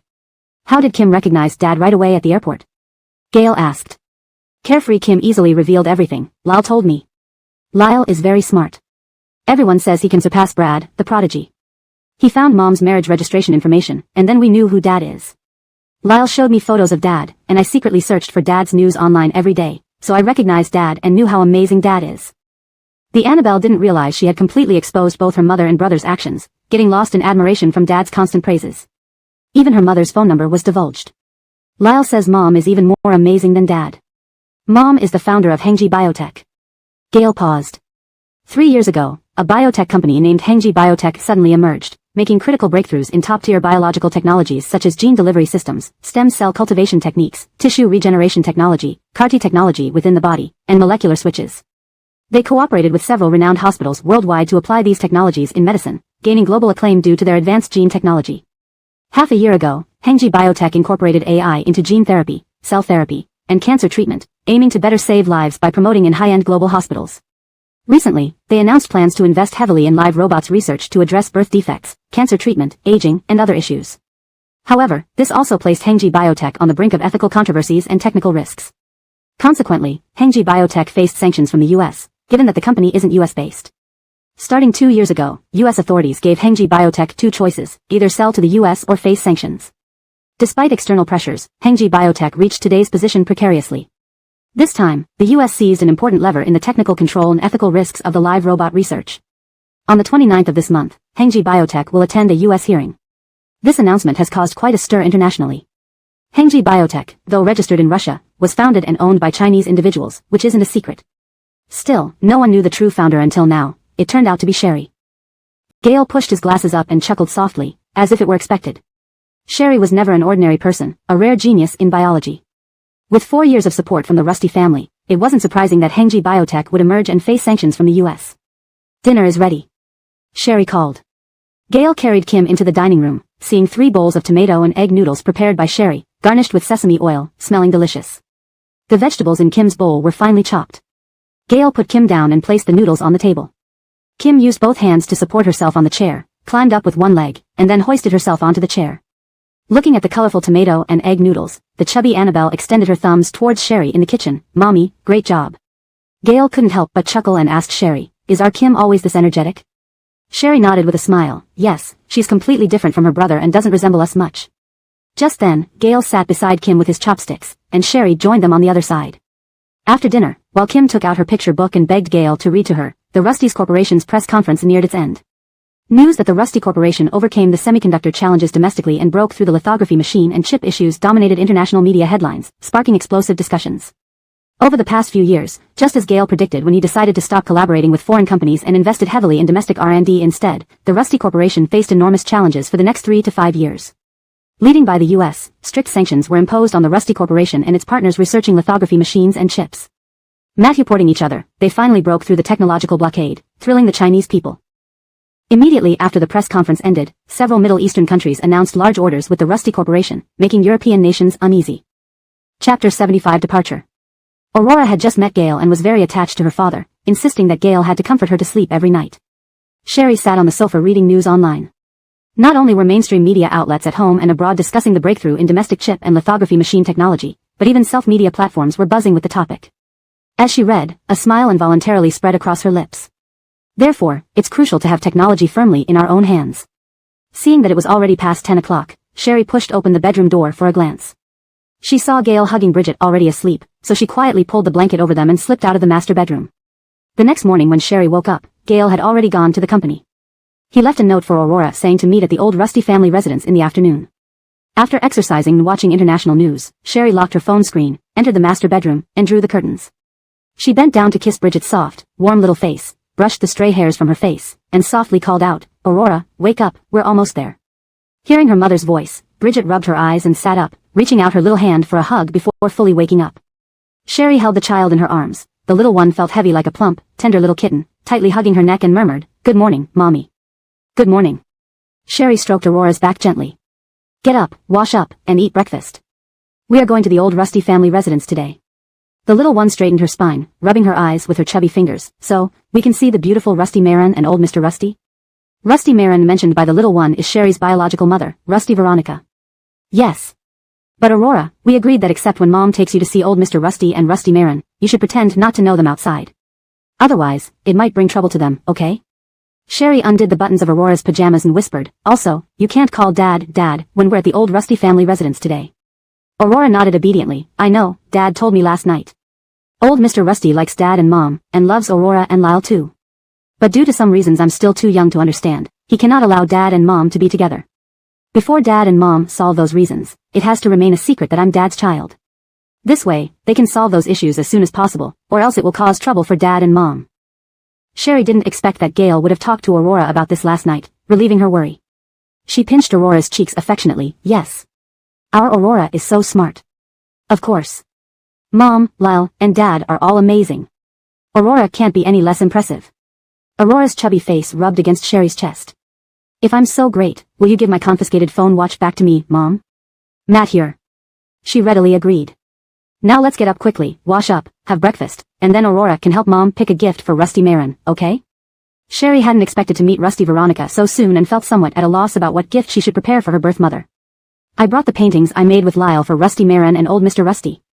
Aurora sat obediently while Sherry dressed her, thinking aloud, what should Mom give Rusty Marin? Sherry released the Annabelle's hair from under her collar. "Matt Huddenly," Bridget's eyes lit up. "I know, Mom. Jeff once took Lyle and me to live with old Mr. Rusty and Rusty Marin really loves flowers. Can we buy her pretty flowers?" Sherry remembered hearing from old Mr. Rusty that Rusty Veronica liked growing flowers. "Good idea. Hurry up and finish washing up. After breakfast, we'll head out." "Yes, ma'am." The Annabelle jumped off the bed swiftly, set the stool for washing up that Gail had given her last night, brushed her teeth and washed her face, then sat obediently at the dining table for breakfast. Seeing Sherry making a call outside the balcony, the Annabelle used her phone watch to video chat with her brother. The call connected quickly, revealing a small face identical to Aurora's inside the tiny phone watch. However, the little boy wore a serious expression, typing something on a notebook keyboard before coolly uttering, "Speak." The Annabelle stole a glance at Sherry outside the balcony and whispered, "Lyle, I saw Dad, and he tucked me in last night." While Sherry was on the call, Aurora had already recounted the events of yesterday to Sherry. "Lyle, Dad's embrace feels different from Mom's, his arms are very strong," Aurora said happily. "Lyle, I don't think Dad is a bad person. Our country has an ancient saying, knowing someone's face does not mean knowing their heart." Sherry's fair little face remained stern. "You must protect Mom. Let me know if anything happens." "I know, Lyle. Soon I'll help Mom pick out flowers for Rusty Marin. Gotta go now. I need to drink my milk properly. Next time I see you, I want to be as tall as you." After hanging up the video, Aurora embraced her large mug and gulped down the milk, rinsed her mouth using the stool, put on a pumpkin-patterned hoodie, packed her pumpkin backpack and sun hat, and waited obediently on the sofa for Sherry. Seeing Sherry smiling and pacing during the call, Aurora snapped a picture using her phone watch and added Gail to WeChat following the number her dad taught her last night. "Wow, our Aurora is all ready." Sherry looked at the neatly dressed, fair-skinned Annabelle, noting she had already packed her water bottle. "Even your water bottle is ready." "Of course, I'm Mom's most adorable baby." Aurora hopped off the sofa. "Let's go. Let's go." Sherry patted Aurora's head. Sherry wasn't very familiar with Jingdu but knew there was a flower market in the southern suburbs. Due to its remote location, few people visited, but old Mr. Rusty mentioned once finding rare orchids there. She planned to take Aurora to try their luck there today. Perhaps because she had accompanied Rusty Veronica in tending to flowers before, 4-year-old Aurora seriously browsed through the flowers with her little hands behind her back. Mommy, come look. This flower is so beautiful. Just as Aurora exclaimed, and Hudson lying on a rocking chair moved the newspaper from his face, looked at the lively Aurora, and smiled. My, aren't you quite the expert despite your young age? This translation retains the original tone and style, ensuring natural and fluent English with no grammatical errors. It also maintains coherence with the previous content, preserving the paragraph structure and line breaks of the original text. Chapter 76, Anxiety.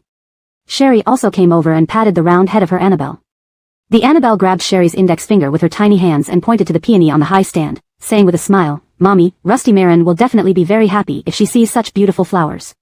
Sir, are these flowers for sale? Sherry asked with a light laugh. The Hudson sized up Sherry and smiled gently. Do you recognize this flower? Or are you just buying it for your child to play with? This flower is not easy to take care of. I only know that it's a peony, Sherry answered honestly. It's not for the child to play with, it's a gift for my family member. My elders at home really love flowers, so today I brought the child here to pick a flower as a gift. That is indeed a peony. It has a beautiful name called engsub Winston and Ding, silver thread top. There isn't a more beautiful one than mine in the entire country, the Hudson said smilingly.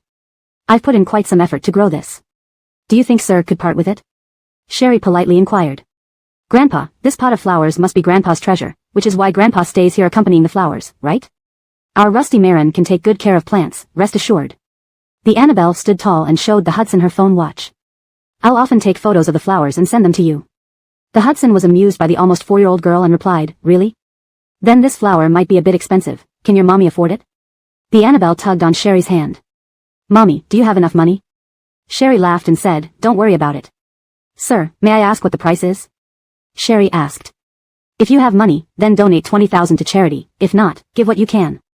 I'll gift you this flower. The Hudson stood up and wiped the flower pot with a cloth. Sir, that's not appropriate, Sherry looked puzzled. The Hudson smiled warmly, the doctor said I have less than 2 months left to live, and I have no children. Hearing from your daughter that you're good at taking care of flowers reassures me that I can leave this plant in your care. The Annabelle's expression was blank, blinking her bright black eyes, not understanding what living for less than 2 months meant. Little girl, we made a deal. You have to take photos for me, the Hudson bent down and smiled at the Annabelle. The Annabelle nodded. Matt here. Grandpa, don't worry. Then she opened her phone watch, Grandpa, tell me your WeChat ID. In front of the Hudson, Sherry transferred $50,000 via mobile payment. The Hudson glanced at Sherry with surprise, his smile deepening, looks like I didn't choose the wrong home. Enid, wearing a mask and sunglasses, looked at the photo in her phone and the shop sign, holding Sam's mother's hand while entering the shop. Is the boss here? We would like to buy some flowers. Sherry held the heavy flower pot in one hand and held the Annabelle in the other. She turned around and immediately bumped into Enid, Yusef's mother, and Sam who was following behind. Yusef's mother was taken aback when she saw Sherry, and then she was stunned again when she saw the Annabelle who was almost 4 years old standing next to Sherry. When Sam saw Sherry turning with the flower, he withdrew his hand from his pocket, his eyes falling on the face of the Annabelle who had big round eyes resembling Sherry's, making his breathing quicken. Enid's nervousness was hidden by the sunglasses, especially when she saw the child. She subconsciously tightened her grip, unintentionally pinching Yusef's mother's hand, snapping Yusef's mother back to reality.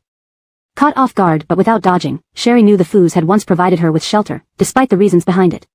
Though Yusef's parents were often away due to business, they still included her whenever they returned for festivals. Their distance later was mainly because of Sam. Her last meeting with Sam's mother wasn't pleasant. She was berated by Yusef's mother for clinging on to her son who had lost his memory. Sherry was ordered to ensure Enid stayed away from Sam as repayment for their past generosity. Perhaps feeling helpless over losing control over her son, Yusef's mother took out her frustrations on Sherry. Sherry pulled the Annabelle forward, greeting, Auntie Yusef. The Annabelle bowed sincerely, sweetly calling, Grandma. Maternally wide-eyed, Yusef's mother tightened her grip on Enid's hand and stared shockingly at Sherry. This child.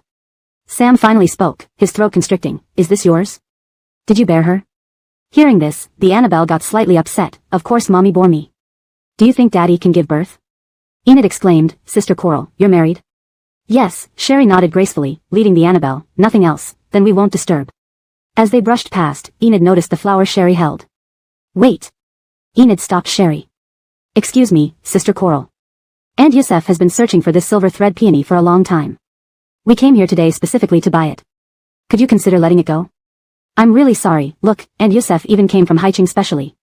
Sherry smiled faintly at Enid. Laura seems to really enjoy taking things from me. Feeling the implication, Sam stepped forward, calming Enid, forget it, we'll find another. Rules apply, we came late. After saying that, Sam couldn't help but look at the chubby face under the sun hat, her big black eyes flickering between Sherry, him, and Enid. Sorry, Sister Coral, and Yusuf really likes it. Enid whispered apologetically. I know you're still upset about what happened back then. Without waiting for Enid to finish, Sherry led the child away. Yusuf's mother stumbled slightly, steadying herself against a flower stand. Nanshan. That girl looks about 3 or almost 4. Counting the years, is this before you and Sherry divorced? Was it during that incident? Mom. Sam cut off his mother, gently supporting her. Enid's eyes welled up as she watched the departing Sherry and her daughter, anxiety and fear swelling within her. ####Chapter 77, Paternity Test. This unease was even more intense than when she had first learned that Sam had recovered some of his memories. Senior Coral is already married, so the girl might just be taller than average. Enid controlled her rapid breathing, steadied her emotions, and supported Yusuf's mother on the other side. I'm sorry, Auntie. I arrived a bit late and couldn't buy the silver thread flowers you like. I will continue to look for someone willing to sell them. Yusuf's mother was too preoccupied with thoughts of the Annabelle who had been with Brielle earlier to care about the flowers. That Annabelle looked so much like young Brielle. If that Annabelle were really Sam's child, then, how could she let her granddaughter wander outside? Brielle drove with Aurora to the entrance of the Rusty family estate and turned to look at Aurora sitting obediently in the car seat. Aurora immediately raised her hands above her head, forming a heart shape toward Brielle. Mommy, I love you.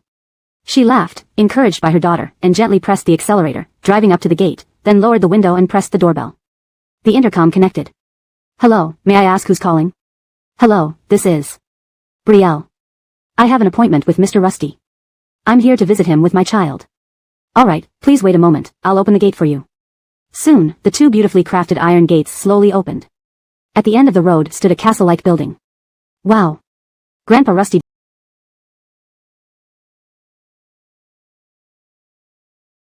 didn't lie, they really do have a big castle. Aurora exclaimed. Brielle drove into the Rusty residence very slowly, her hands sweaty on the steering wheel. It had been over 10 years since she last saw her birth mother. She wasn't sure if Rusty Veronica would recognize her. In fact, Brielle felt conflicted but mostly hoped that Rusty Veronica wouldn't recognize her. She preferred Rusty Veronica only see her as Aurora's mother, preventing any painful memories from her time in Coralgiacan from resurfacing. Rusty Jigua, dressed casually in house clothes and leaning on a cane, had Claudia Ma support Rusty Veronica out of the inner courtyard, preparing to welcome Aurora and Brielle. Earlier, Mr. Rusty had instructed Claudia Ma to take Rusty Veronica inside if anything seemed amiss after Brielle got out of the car. Allowing Brielle to meet Rusty Veronica was somewhat risky, given her mental stability over the past couple of years.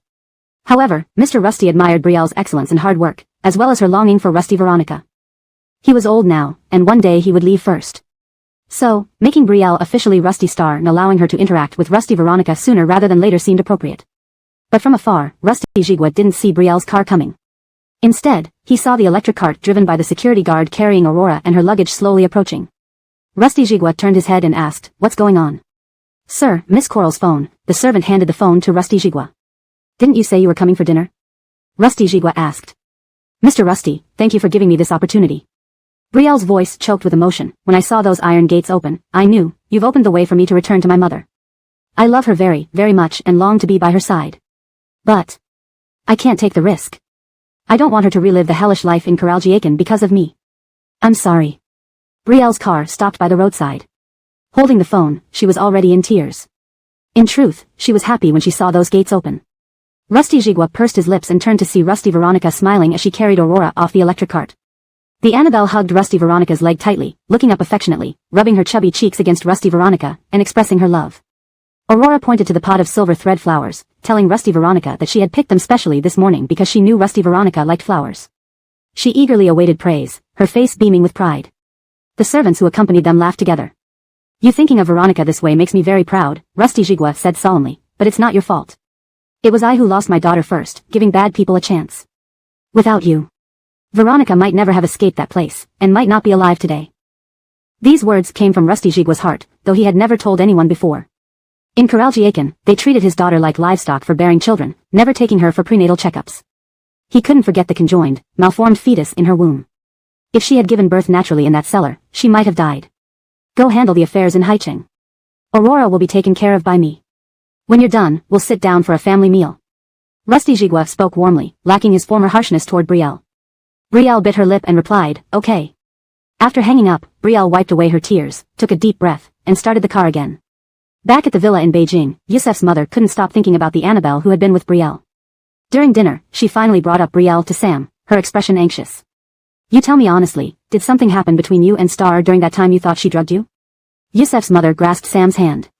If the child was conceived then, that Annabelle belongs to our Yusef family. We can't let our flesh and blood wander outside.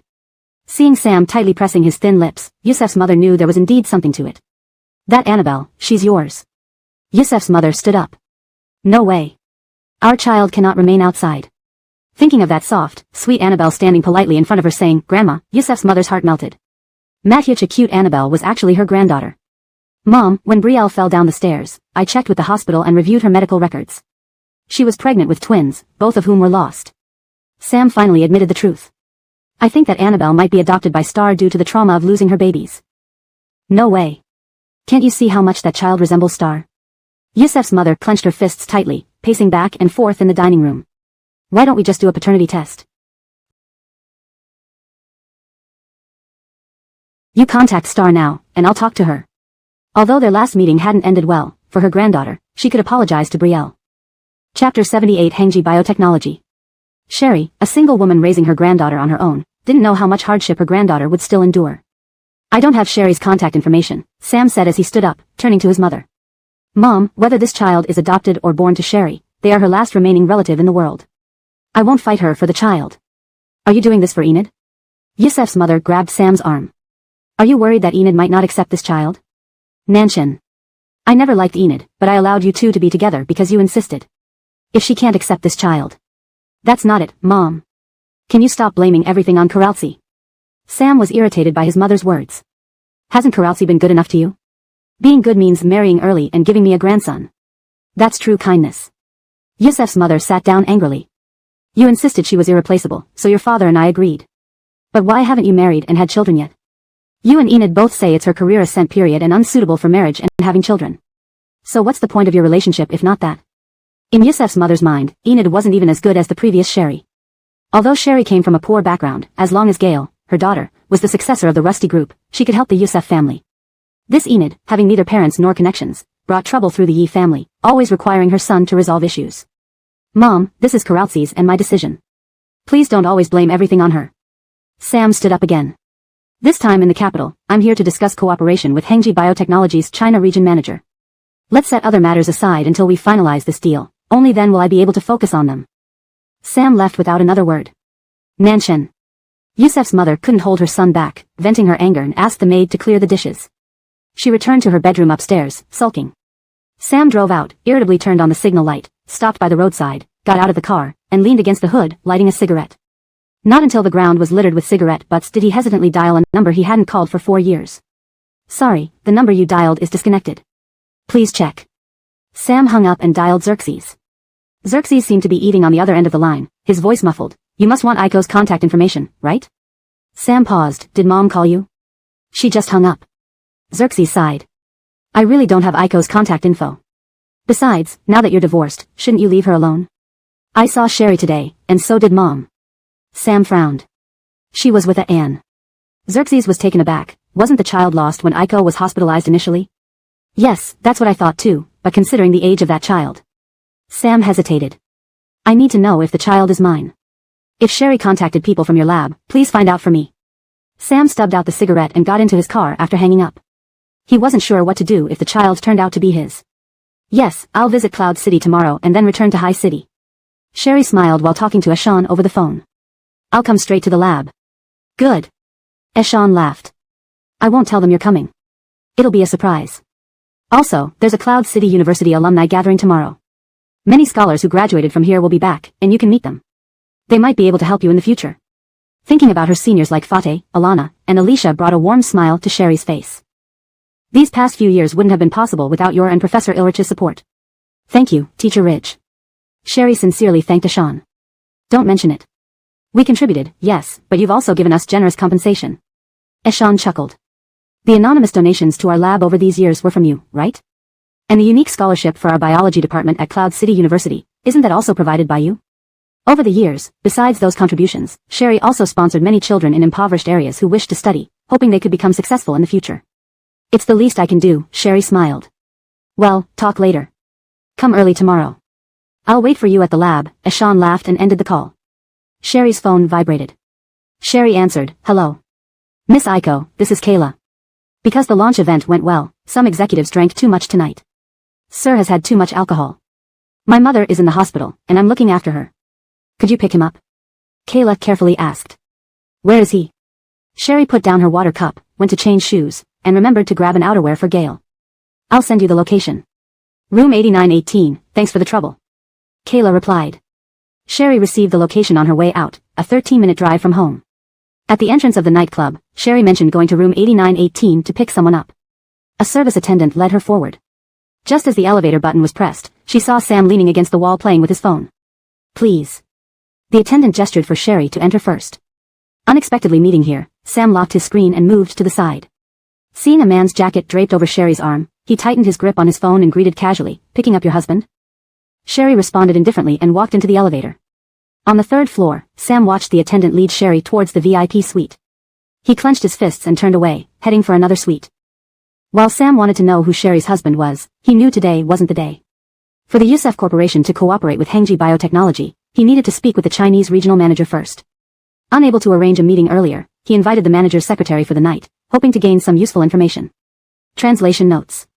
Paragraph structure, line breaks, and the overall tone have been maintained from the original text. Character names have been transliterated using pinyin. Names of places such as Cloud City and High City are direct translations for consistency with context clues provided. Ensured fluent English while preserving the story's integrity and style. Chapter 79, Inquiry. Sherry walked directly through the side door of the lounge area in room 8918, where only Gail was present. Gail was leaning his head on the sofa backrest, eyes closed in exhaustion. A pair of glasses and a steaming cup of tea sat on the coffee table in front of him. Behind the glass door separating the lounge from the private room, the company executives Sherry had met at the airport were still celebrating. She retracted her gaze, walking over to Gail's side. Before she could speak, he had already opened his eyes. How did you come here? Gail adjusted his posture, pressing his temples before putting on his rimless glasses. Matthew's assistant had some family matters, so she asked me to pick you up, Sherry said as she bent down to pass the tea to Gail. Are you okay? Do you want me to buy you some hangover medicine? I'm fine, just a bit of a headache, Gail replied, taking the teacup. I'm sorry I couldn't make it back to the old house for dinner with you today. It's all right. I dropped Aurora off and left after that, Sherry said, sitting beside him on the sofa. Gail looked at her deeply, confused. I still don't have the courage to face her, afraid it would remind her of the past, Sherry smiled, feigning relief. Let's wait a bit longer. Gail nodded, gently blowing into his teacup before sipping from it and pressing his temples again. He put down the cup and said, let's go back. Sherry draped her coat over Gail and supported him as he stood. He glanced at her hand supporting his arm, leaning closer towards her and pretending to be too tipsy to support himself, putting all his weight on her. Sorry. Gail apologized as he straightened up, but Sherry held him tighter. It's all right, I'll support you. Should I say goodbye to your colleagues? There's no need. They're enjoying themselves, let's not disturb them. Then let's go. Gail watched Sherry struggle to help him out, admiring the scene with an unrestrained smile in his dark eyes. After helping him into the car, seeing him uncomfortably resting, she carefully fastened his seatbelt. On the way back, when they passed a pharmacy, Sherry pulled over to get medication for Gail. He watched her briskly enter the store, a smile playing on his lips as he rested his hand on Aurora's safety seat, feeling very pleased. His phone buzzed in his pocket, and he answered it. Mr. Rusty, where did you go? I have a headache, so my family came to pick me up. You all seem to be enjoying yourselves, so I didn't interrupt. Seeing Sherry run out of the pharmacy with a plastic bag, Gail said into the phone, that's all for now, good night. After getting into the car, Sherry glanced at Gail who was closing his eyes. She placed the medicine on the passenger seat and took him home. She struggled to help him out of the elevator and inside, managing to close the door just as she was pressed against it by Gail, who dropped his windbreaker on the ground. Gail? Sherry supported Gail who leaned his head on her shoulder. Can you stand steady? Let me turn on the light. Before she could finish, she was kissed unexpectedly by Gail, catching her completely off guard. Sherry widened her eyes, gripping his wrists tightly, her body tense. In the spacious apartment, the shoe cabinet sensor light dimmed, leaving the neon lights of the bustling city outside the floor-to-ceiling windows as the only source of illumination. Her mind blanked momentarily as she was enveloped by his familiar yet unfamiliar male scent, tinged with a faint alcohol aroma. The kiss wasn't deep, but it felt suffocating to her. As Sherry was lost in the moment, Gail pulled away, their foreheads touching. Is this okay? Gail's deep voice echoed in the confined space, causing her ears to burn. What? Sherry found her voice trembling. Gail touched her pale, delicate cheek, his thumb caressing her lips. Can I kiss you? Without waiting for a response, he kissed her again. Alcohol-laden breath filled her lungs, clouding her thoughts. Her face flushed as she panicked, pushing him away, turning her head. You're drunk. Just as she pushed him a bit, both of her wrists were captured by his hand, pinning her hands behind her and deepening the kiss, prying open her mouth, making the kiss more intense and forceful. Her car keys and the plastic bag fell to the ground with a clear clatter, startling her further. She tried to end the kiss, struggling free from one hand, pushing him against his chest.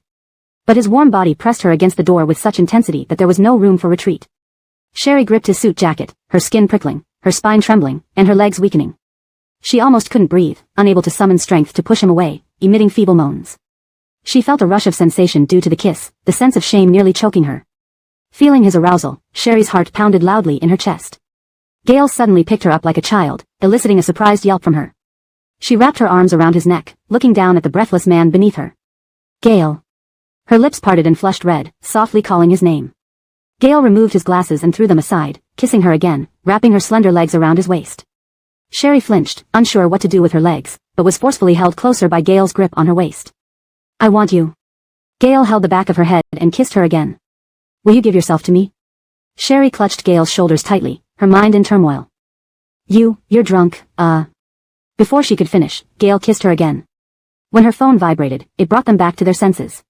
Sherry pushed Gale away, running to the balcony clutching her phone. The cold air helped lower her burning cheeks, slowing her rapid heartbeat. She answered the call. Hello.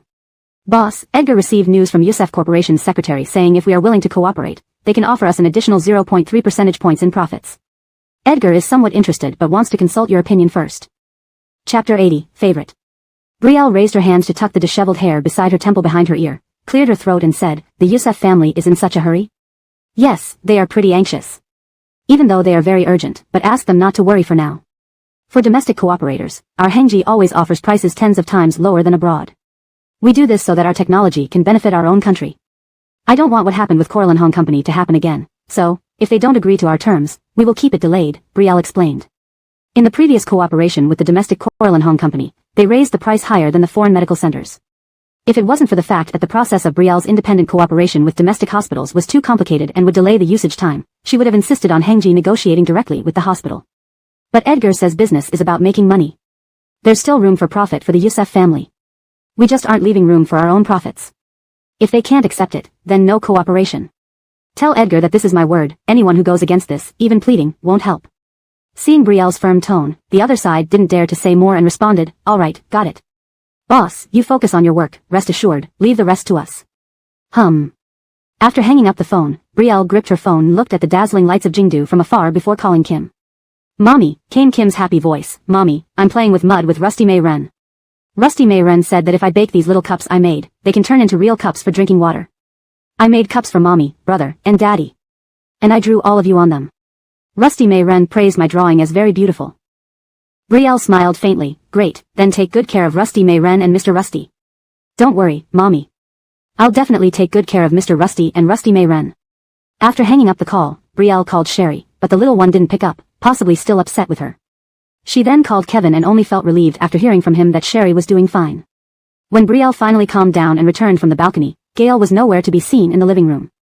Seeing the hangover remedy and car keys he left on the dining table, she poured herself a glass of warm water and placed the medicine on the coffee table. Just as she opened the door, she saw Gale emerging from the bathroom wrapped in a towel. Brielle was startled, quickly closed the door, bit her lip, and blushed feverishly.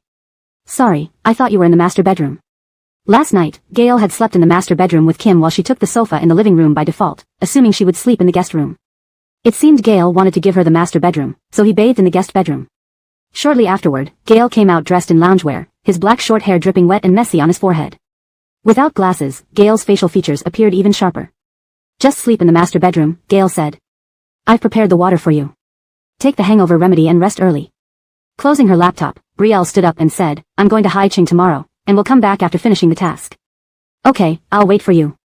I'll often return to the old Rusty family residence to spend time with Kim. Don't worry too much. Gale's gaze fell on the corner of Brielle's lip which had been bitten. Wait, sit down first. Huh? Brielle was confused. Gale fetched the first aid kit from under the TV cabinet and pointed at Brielle's lip. Here, it's broken. A gentle touch hurt. Gale guided Brielle to sit down, twisted open a bottle of purified water, and dampened a cotton ball to wipe away the blood. They were close enough that Brielle could see Gale's long eyelashes. Her breath became unsteady again, and she shifted her gaze. Thank you. Sorry. Their voices rang simultaneously. Gale couldn't resist drawing closer. Brielle hastily moved back, hugging the laptop. My lip is broken. I know. Gail's deep eyes stared straight into hers, then leaned closer, gently kissing her lips, tenderly caressing the corners. Sorry, I'll be more careful next time. Brielle hugged the laptop, said goodnight, and rushed back to the master bedroom. Tomorrow morning, she had to return to Coroncheng, but Brielle spent a restless night. Her thoughts revolved around the kiss with Gail. Every time her fingers brushed against her swollen lips, her body seemed to recall the sensation of Gail's kiss, sending tremors to her toes, causing her to curl up and bury half her face in the pillow. Standing once again in front of the experimental building of Coroncheng University, a smile involuntarily curved on Brielle's lips. It felt like nothing had changed. Carrying the coffee she bought for everyone in the lab, she climbed the steps and saw Winston Corlson in a suit, holding a milk bag in his mouth, pushing the door open while talking on the phone. It's been a while. Brielle greeted Winston Corlson with a smile. Winston Corlson widened his eyes, hung up immediately, and came forward to help with the coffee, muttering through the milk in his mouth. Why did you suddenly show up? I just returned from abroad, and came over to see you guys. Brielle laughed, walking towards the lab with Winston Corlson.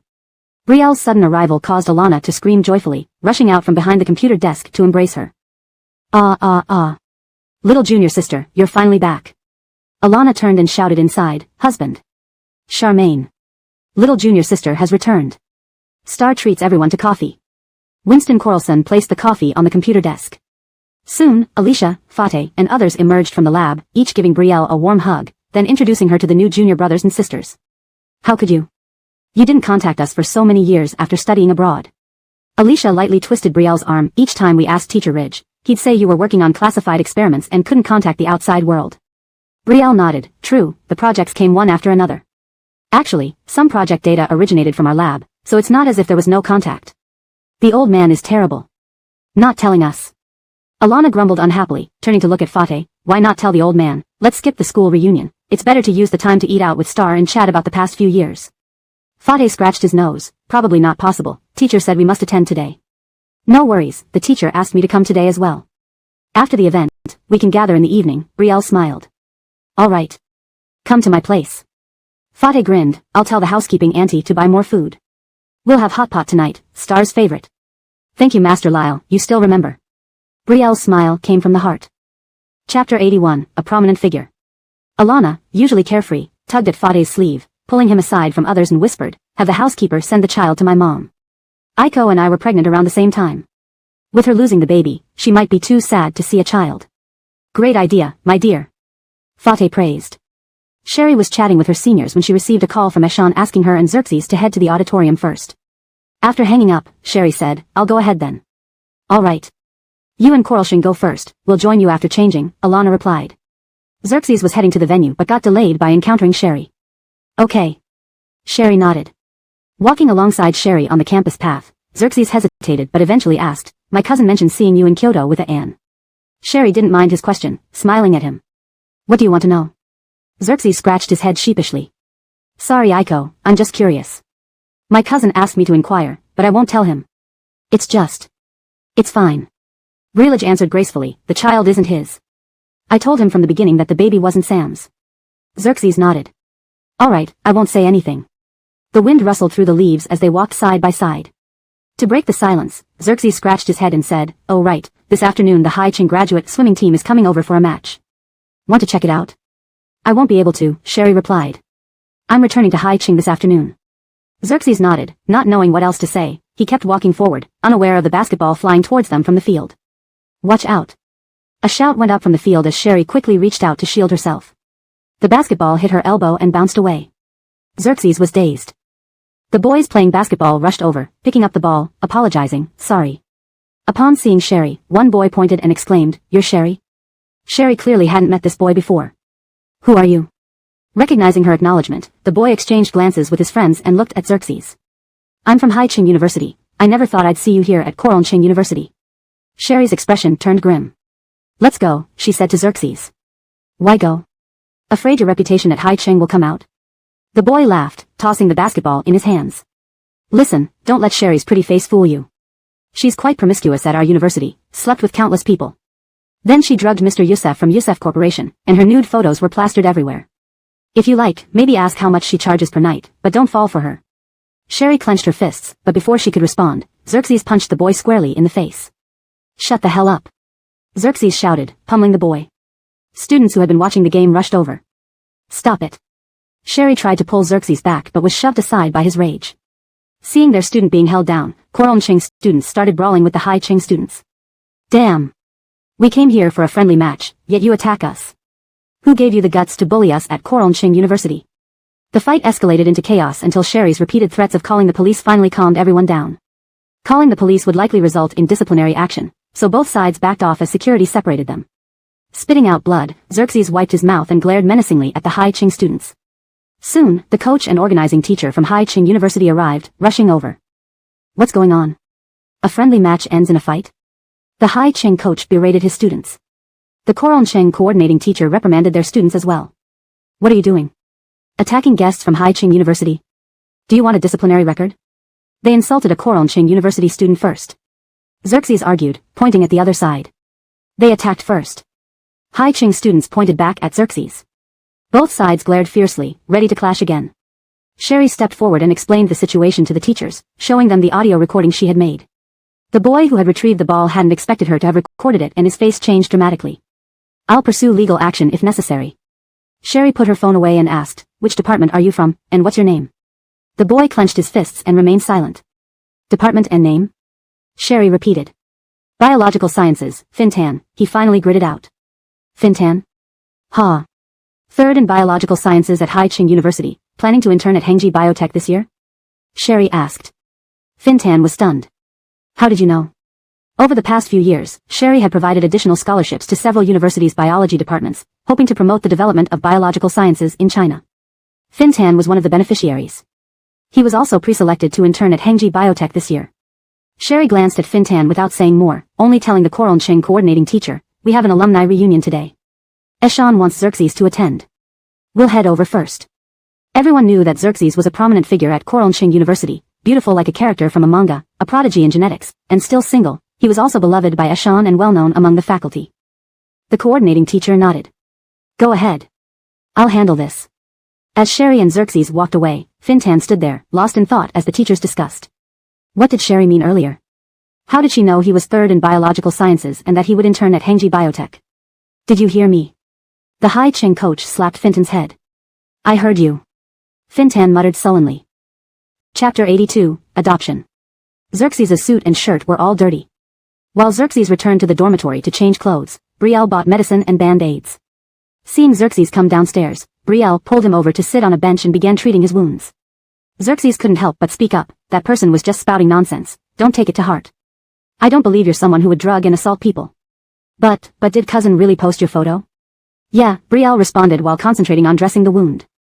Xerxes clenched his fists, I'm sorry. It's not your fault. Brielle chuckled softly, you don't need to feel apologetic. What is going on between you and my cousin? Xerxes' large clear eyes looked at Brielle, don't mind me.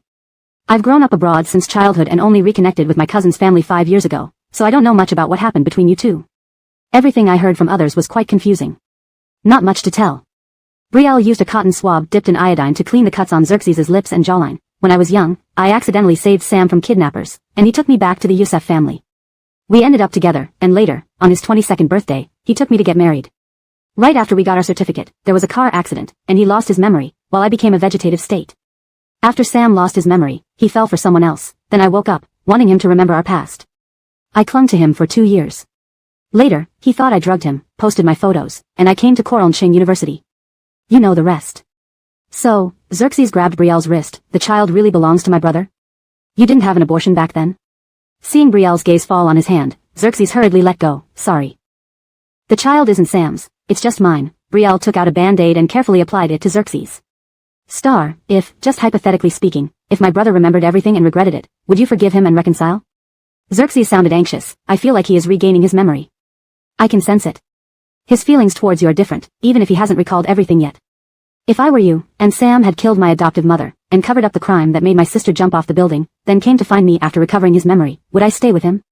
Brielle laughed, but her eyes remained cold. Xerxes pressed his lips together, so, you regret being with my cousin, right? To the past me, Sam was salvation. He transformed me from a pitiful creature wallowing in self-pity into a resilient person. Brielle vaguely mentioned this. But such a person threw her back into darkness, trampled on her dignity, tormented her spirit, and harmed her loved ones. He used the very hands that once led her to the light to push her into a deeper abyss. How could she not regret and hate him? Brielle packed all the items into a plastic bag. Let's go. Eshan is still waiting for us in the auditorium. In the auditorium, Eshan, who was chatting with several university leaders and some top scientists, immediately waved when he saw Brielle and Xerxes. Star, Coralshing, come over here. Approaching, Eshan paused, seeing the band-aid on Xerxes' face. I wasn't careful and bumped myself while walking. Star helped me handle it. Xerxes smiled. This is Xerxes. Eshan introduced him to the scientists, a genealogy genius whom I finally managed to lure back from overseas after much effort a few years ago. Xerxes greeted everyone with a smile as they shook hands. And this is Brielle. Eshan remembered Brielle's request not to reveal that she was the founder of Hengji Biotech Company, so he simply smiled. She works at Hengji Biotech now. Brielle, your name has been known for years. Your performance 4 years ago at the Moscow conference was impressive. The senior biologist shook hands with Brielle. Unfortunately, I didn't attend that time, but my colleagues still speak highly of you. I haven't heard much about you recently. Is it because you're working with Hengji Biotech? Yes. Brielle nodded. Most experiments involve confidentiality, but I enjoy immersing myself in the lab. Everyone chatted happily. Since Brielle said she was fully devoted to experiments, others' inquiries about the founder of Hengji Biotech Company were deflected by Brielle using excuses that she hadn't met or cared about them. In the evening, Brielle and her former lab mates went to Fateh and Alana's home for a hot pot dinner. The housekeeper had prepared everything and taken the children to Alana's mother's place long ago. Now, everyone circled around the hot pot, sharing amusing stories from their laboratory life, mostly about jokes made by Alana, which made Brielle laugh until tears filled her eyes. Xerxes' phone kept vibrating in his pocket. He glanced at Brielle laughing and wiping away tears, then got up to answer outside on the balcony. Lyle, stop calling me, Xerxes said. I won't give you any information about Star. I won't deliver any messages for you either, and I certainly won't tell you that the child is yours. Realizing he had blurted out too much, Xerxes quickly covered his mouth. There was a dead silence on the other end. After a moment, Xerxes spoke again. Lyle, please leave Star alone. Get married to Enid properly. Forgive yourself, and also forgive Star. Hanging up, Xerxes returned to the dining table and enjoyed the hot pot with everyone else. On the other end of the line, Catherine urged, what did he say? What did Kale say? Sam felt something explode in his head. So, that cute Annabelle really was his daughter. Seeing Sam pale with rapid breathing, Catherine became increasingly anxious, grabbing Sam. Is it really our Yusef family's child? Sam regained consciousness and realized that if he told his mother, she would do everything to take the child back. I don't know, Sam replied. Then ask him again. Catherine insisted. This morning when I talked to Kale, I heard Brielle's voice. Kale suddenly hung up, so he must be with Brielle. Ask him if the child is with Brielle and whether she's taking good care of the child. That child doesn't resemble me at all. It should be adopted by Brielle, so don't worry about it anymore. Sam got up and headed for the door. Catherine followed closely behind. If you had married earlier and given me a grandchild, would I be this worried? If you can't live without Enid, then hurry up and get married and have a child. Then I wouldn't always be thinking about it. This translation captures the nuances and emotions of the original text, preserving the tone, style, and story continuity. It adheres strictly to the guidelines provided. #### Chapter 83, At Any Cost. Sam slammed the door as he left. Catherine frowned deeply, tightening her shawl in annoyance before angrily stomping upstairs to her room. Sam's mind was still replaying Catherine's words. I heard Brielle's voice this morning when I was on the phone with Kale. He gripped the steering wheel with one hand, certain images gradually becoming clear in his mind. During their joint military training in high school, someone from the second middle school had confessed to Brielle. Without hesitation, Sam beat him up. It was Brielle who took him to the infirmary and treated the cut on his lip. In his memory, Brielle wore 2 braided pigtails. Matin light streamed through the window, casting a soft glow on her fair and delicate features. She dabbed at his wound with a cotton swab, gently blowing on it to soothe the pain. Caught in a moment of inexplicable impulse, he kissed Brielle lightly, like a fleeting touch of a dragonfly skimming water. The softness and fragrance of her lips startled him awake, his whole body feeling as if he had just been pulled out of boiling water. He grabbed his camouflage uniform and scrambled out of the infirmary. He also remembered that every exam, no matter when, Brielle always held the top spot at school, while he always hovered near the bottom. Standing before the results board, Brielle, with her high ponytail, would first look for his name, accepting congratulations calmly but beaming with joy at any improvement he made. You did better this time, keep working hard. Godric once sighed and told them, Star scored full marks in science because the test was only out of 300. We're different. Sam frowned, his fingers tracing his lips. The sensation of Brielle's lips and the accelerated heartbeat that followed lingered in his memory, making it hard for him to control himself. Even now, he could recall the tiny sense of inferiority he felt back then, always believing he couldn't match Brielle's brilliance. No matter how hard he tried, he could never catch up to her. He whipped the steering wheel, pulling over to the side of the road, clutching his chest tightly, the pain almost suffocating. Memories flashed through his mind, the day he met Brielle in the elevator, where she mentioned picking up her husband while carrying a man's jacket. His heart clenched even tighter, making it hard to breathe. Sam clutched his shirt tightly, veins bulging on his forehead as sweat dripped down. Her voice seemed to echo in his mind. Brielle, let's go to the amusement park this weekend. If I score 90 on this month's math test, I'll go. Do you like me? What do you like about me? My narcissism? My aloofness? Or my slender frame? Why did you secretly kiss me? We're even now. These were Brielle's voices, some teasing, some raspy, and some tear-choked. I tried, but it was too exhausting. So, Sam. I don't want you anymore. Lifting his head, Sam's eyes were bloodshot and red. I heard Brielle's voice this morning when talking to Cale, who suddenly hung up. He must be with her. Thinking about what his mother said earlier, Sam felt a surge of intense desire to see Brielle. Although he didn't know why or what to say when he saw her, he impulsively turned his car around and headed toward the airport. He wanted to go to Coral City, a desire so strong it had never been stronger. The next morning, Xerxes, wearing a crossbody bag, with messy hair and holding breakfast, rushed towards the lab building. To her surprise, she saw Sam sitting on the bench outside. Xerxes stopped mid-step, staring at Sam, who removed a milk bag from his lips. Lyle? Sam looked cold, as if he had sat there all night. Standing up, he asked, Where's Brielle? She left last night, Xerxes replied. Sam pressed further, Left? Where? Xerxes hesitated, biting her lip. Lyle, is it because of the baby? I already confirmed it isn't yours. Now that you're engaged to Enid, please stop bothering Star. Without a word, Sam started walking away. Lyle. I asked Star if she regrets being with you.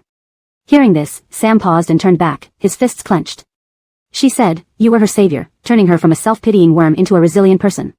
But you killed her adoptive mother and shielded the murderer of Star's sister. She can never be with you again.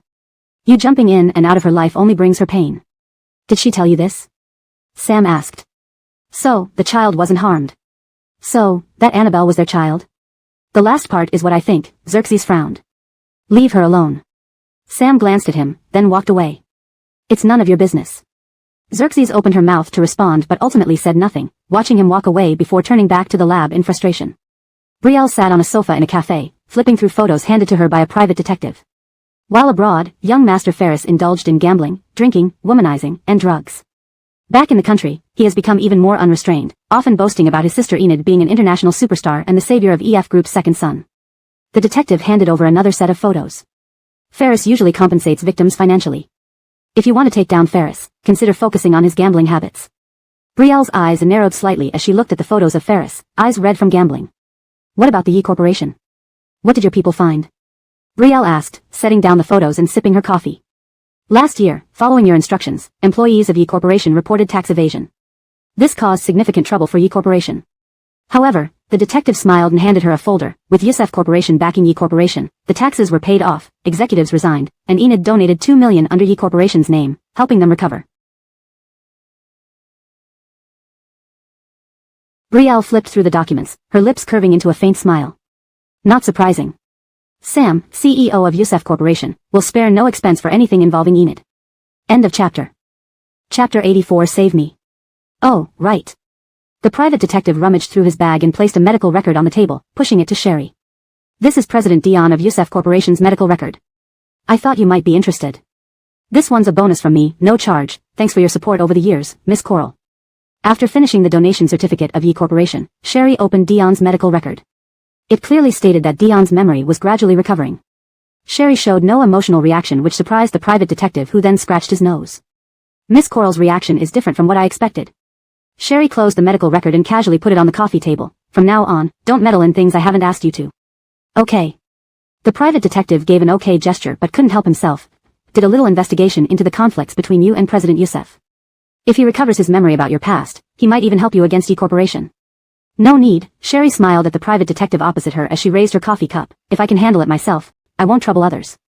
After all, she planned to take revenge on Dion as well. Thank you for the coffee. Sherry finished, grabbed her bag, and left. As Sherry stepped out of the cafe, she met Fintan, who was there with some classmates. Fintan wore the same sneering expression upon seeing her. Well, isn't this Sherry? Last week, you were seducing Coral University students. Now, you're at Hai Ching University's entrance. Are you bored with Coral University students and want to make money here? Sherry was about to leave but reconsidered and asked, we seem to have no intersection in life, yet ever since we met yesterday at Coral University, you've shown strong hostility towards me. Do you know if Mumming is President Yusef's cousin? You drugged and framed his cousin, of course Mumming would hate you. Fintan's classmate jeered. cousin? Sherry raised her eyebrows. Why don't you set a price? Mumming can't offer as much as President Youssef, but he wouldn't let you down. A friend of Fintan leaned on him, sizing up Sherry. Even after being played by so many men, you're still beautiful, so Mumming should give you at least 20,000, right? Matt here. Fintan crossed his arms. 20,000 is nothing, just dinner money. I grew up with Dion and have never seen you. Yesterday, Sherry had spoken to the principal of Hai Ching University. She wasn't going to cancel Fintan's scholarship lightly. After all, if he earned it, it was his merit. However, Fintan's name was on the list of impoverished students sponsored by Sherry. This fund was specially established to prevent poor students from having to work part-time due to financial difficulties, allowing them to focus entirely on their studies. If Fintan were Dion's cousin like Xerxes, the Youssef family would have provided support. Why would he accept this money? Moreover, Sherry had never heard of any relatives surnamed Xiao during her time growing up with the Youssef family. Sherry didn't want to delve into why Fintan pretended to be Dion's cousin. But seeing Fintan in designer clothes and mentioning extravagant dinners, Sherry suspected either Fintan was using Dion's identity to pose as a rich second-generation student or there was a problem with the oversight of the assistance fund she provided to Hai Ching University. Fintan felt uneasy but feigned calmness. What are you? Everyone knows my cousin loves Enid. You're just a lowly person living off the Youssef family. What do you know? At least I know one shouldn't be too fake and forget one's roots. What the hell do you mean? Fintan flared up, reaching out to strike Sherry. Before his hand landed, it was caught firmly. Fintan's companions instantly changed their expressions. President Youssef. President Youssef. Fintan's face paled. Nanchin Lyle. Dion pulled Sherry behind him, his face darkened, and he delivered a fierce kick to Fintan's abdomen, making Fintan clutch his stomach and kneel. Dion didn't stop. Another kick landed on Fintan's face. Fintan fell, his terrified eyes looking up at Dion while supporting himself on his hands. Nanchin Lyle. Dion shoved his hands in his pockets, his sharp features cold and agitated. He stomped on Fintan's head, slightly turning his neck. Sherry gripped her bag tightly, standing behind Dion. The image of Dion in school uniform fighting for her at 16 merged with his current suit-clad figure. The actions were identical. Both times, he stomped on the head, nonchalantly and agitatedly turning his neck. Back then, Sherry would approach, throw some money at the beaten person, issue threats, and take Dion away. Now, Sherry just stood rooted to the spot. The students from Hai Ching University, who came out with Fintan, saw his bloody face and tried to intervene. President Youssef. This is your cousin, please go easy on him. Yeah, President Youssef. Mumming was trying to avenge you. President Youssef. Though it happened years ago, as your cousin, Mumming is just avenging you. When the hell did I get such a thing as a cousin like you? Dion crushed Fintan's head underfoot indifferently. Fintan screamed, grabbing onto Dion's foot, not daring to retreat. President Youssef. President Youssef. We've met before. When you last came to Hai Ching University, I led you to the new building's director's office. So, they assumed we were related when I called you Lao Nanchin. It's their misunderstanding, I just didn't explain. Please let me go. Shouldn't you apologize to me? Dion pressed harder, glaring at Fintan. Fintan understood and hurriedly reached toward Sherry. Senior Coral. Senior Coral. I'm sorry, Senior Coral. It's all my fault. Senior Coral, please save me. Hearing this, the Hai Ching University students who were with Fintan widened their eyes in horror, retreating further. Chapter 85 The Drug. Since they knew that Sherry had drugged Sam back then, it was only natural that they were aware of his extreme obsession with her before he lost his memory. Sam had once almost beaten someone to death over Sherry. He allegedly grabbed a student from Hai Ching No. 1 High School by the collar and intended to throw him off the rooftop. If not for Sherry stopping him, that student would have been dead. Could it be that Sam has recovered his memory? Without a word from Sherry, Sam continued stomping forcefully, not sincere enough. Senior Coral, I'm a despicable person. I pretended to be Master Youssef's cousin but I am nothing. Please ask Master Youssef to let me go, I won't dare again. If you're still upset, kick me more, treat me like a fart, please. Rock screamed as if grasping at straws, desperately pleading for help from Sherry. Rock had heard that in the past, whenever Sam fought, he would fight to the death regardless of who tried to stop him. However, as long as Sherry showed up and said, Nanchin, let's go home, Sam would drop whatever he was holding like a golden retriever and obediently follow her home. Therefore, he clung onto this hope and begged Sherry fervently. Louder. I can't hear you. Sam's anger simmered beneath the surface, and he did not hold back underfoot. Rock felt his head might burst under Sam's stomping. Senior Coral, I'm sorry. Please save me. I really know I was wrong. I will never do it again. Rock screamed until his voice was hoarse. Sherry looked at Sam's back, feeling somewhat dazed and puzzled. What is he doing? Is he forcing Rock to apologize or pushing her to speak? In the past, during arguments, he always liked to force her into speaking first. Ah. Rock screamed in terror as his head seemed about to explode. Sam, that's enough. Sherry finally spoke. Sherry's cold, indifferent voice made Sam clench his hand inside his pocket and ultimately lifted his foot from Rock's head. Thank you, Master Yusef. Thank you, Senior Coral. Rock scrambled up and ran away with his companion like they had just been pardoned. Sherry stared at Sam's back, watching as he turned around. Their eyes met. Seeing Sherry's features, nearly unchanged from her memories, Sam's breathing quickened. His dark circles were pronounced due to lack of sleep, and there were red bloodshot veins in his eyes. She watched him for a while but eventually said nothing and turned toward the traffic light. Sam took 2 steps forward, then stopped. What could he say to Sherry if he pursued her now? He couldn't forget what he did to her after she woke up from the hospital and came looking for him. But thinking of the Annabelle accompanying Sherry that day, Sam gritted his teeth and followed her anyway. Sherry. Sam called out as she was about to cross the street. She turned around, filled with questions. Sam walked up to Sherry. Let's talk. Sherry looked at Sam for a moment and smiled bitterly. I don't think there's anything left for us to discuss. It's about the child. Sam said guiltily. If the girl that day was my child, I have the right to know about her existence. The child isn't yours, I told you that last time. Sherry answered plainly. I've admitted at least twice in front of you that nothing happened on the night I was drugged. This matter has been over for years, so let it go. The only thing you should feel guilty about is nearly killing my unborn child a few years ago.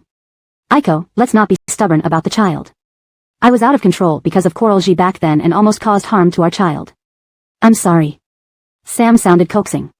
But considering the age of the child, those days, you didn't see anyone else besides me. Sherry was taken aback, then laughed bitterly. Did you forget the drug you gave me at Ginny Hotel? My child was conceived that night. The drink you prepared for me brought consequences you should understand better than I do. Didn't you hope I'd sleep with someone else? How could you think I'd stay pure even as the drug tortured me to death? Recalling how he forced Sherry to admit they didn't consummate their relationship under the influence of the supposed truth serum in front of many people. Remembering how he throttled Sherry when she was pregnant, truly intending to strangle her to death for Duoyasi. Sam felt his heart clenched tightly. Aiko, don't speak so sharply. Sam reached out to pull her. She dodged his hand. My child was indeed conceived that night at Ginny Hotel. If you don't believe me, I can cooperate for a DNA test. I only hope you never show your face to me again. It's nauseating. The word nauseating pierced Sam's heart like a dagger. He had once said these very words to Sherry. Back then, when Sherry had just regained consciousness from a coma, she had tried desperately to remind him of their shared past, wanting to take him back to Hai Ching No. 1 High School. He pushed her away and said, I can go to Hai Ching No. 1 High School with you one last time. From now on, please don't appear before me, it's nauseating. Watching Sherry being swept away by the crowd crossing the road, disappearing from sight. Sam's eyes turned red, and he bit down hard on his back molars. It wasn't until his phone rang several times that he regained focus. Seeing Duoyasi's call, he silenced his phone and put it back in his pocket, then returned to his car. As Sam started the car to leave, Sherry's words resurfaced in his mind. My child was indeed conceived that night at Ginny Hotel.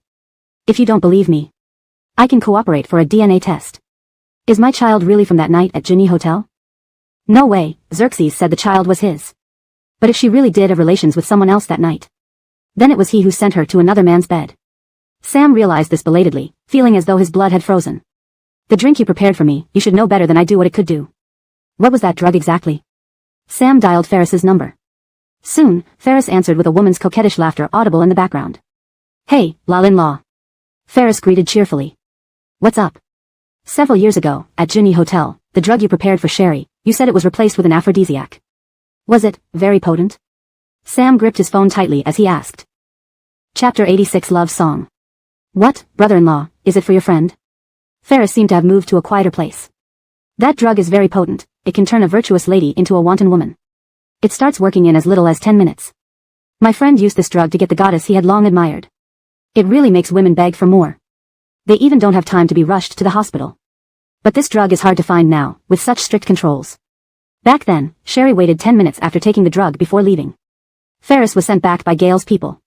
Would Gale have just watched Sherry be with another man? Sam hung up, clutching his phone, breathing rapidly, his heart pounding painfully. He loosened his tie, feeling choked. In a last desperate attempt, he called Gale. The first call wasn't answered. Sam dialed again, and again. He didn't even remember how many times he called until Gale finally picked up. Speak quickly, Gale's deep and authoritative voice came through, carrying the weight of an absolute ruler. Uncle Rusty. Sam's voice trembled. That night at Junyu Hotel when Aiko was drugged, did you send her to the hospital? No time. Those 4 words felt like thunderbolts to Sam. He hung up dejectedly. He didn't even have the courage to ask Gale who the man was that ended up with Sherry that night. That night, it was him who forced Sherry to take the drug. It was him who handed Sherry over to another man. At that time, Sam knew Sherry loved him. When he blocked Sherry from leaving, insisting Godric come to send her home, he said it was his last wish. Sherry had looked at him with eyes full of despair, as if her world was collapsing. He thought she was being overly dramatic back then. But how much pain must she have been in? She said she overheard his conversation with Ferris in the hospital. So, did she think he planned for her to sleep with Godric, so she wouldn't have the face to chase after him anymore? Sam closed his eyes, recalling Sherry's smile when she said sending her home would be his last wish, a smile filled with heartbreak, her clear eyes reflecting a desolate wasteland. If only this can make you believe I won't bother you anymore, as you wish. That's what she had said. And she fulfilled his wish. Sam slammed his hand on the steering wheel, the car making a sharp noise, startling pedestrians who hurried to move away.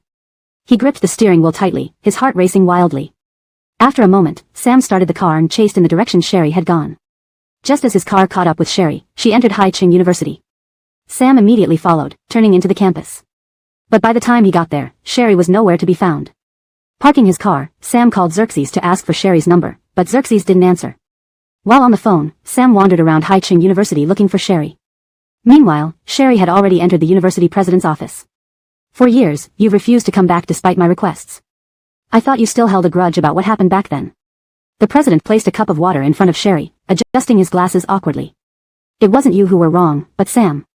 You did your best to protect me back then, including helping to contact Ashan. I know and appreciate your efforts deeply. After exchanging pleasantries, Sherry broached the subject of Artemio receiving financial aid despite wearing branded clothing. Do you think there might be a problem with supervision? Sherry spoke gently, without any intention of causing trouble or stopping the aid. I hope the scholarship is used for those who truly need it, otherwise, it loses its meaning. When Sherry arranged for Hengji Group to provide this donation, to maintain the dignity of the needy students, she insisted the list remain confidential, which left room for abuse. You're right. The president nodded, frowning. Let me get the vice president to explain the situation. He's more familiar with these students' backgrounds. The president made a call, and soon the vice president arrived. Seeing Sherry, the vice president exchanged pleasantries before discussing Artemio. Artemio's family situation is indeed tough.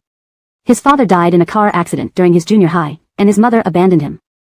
Only his grandmother and he are left, surviving by selling recyclables. The vice president handed Sherry Artemio's file. This is Artemio's file. Sherry browsed through the file, her brow furrowed.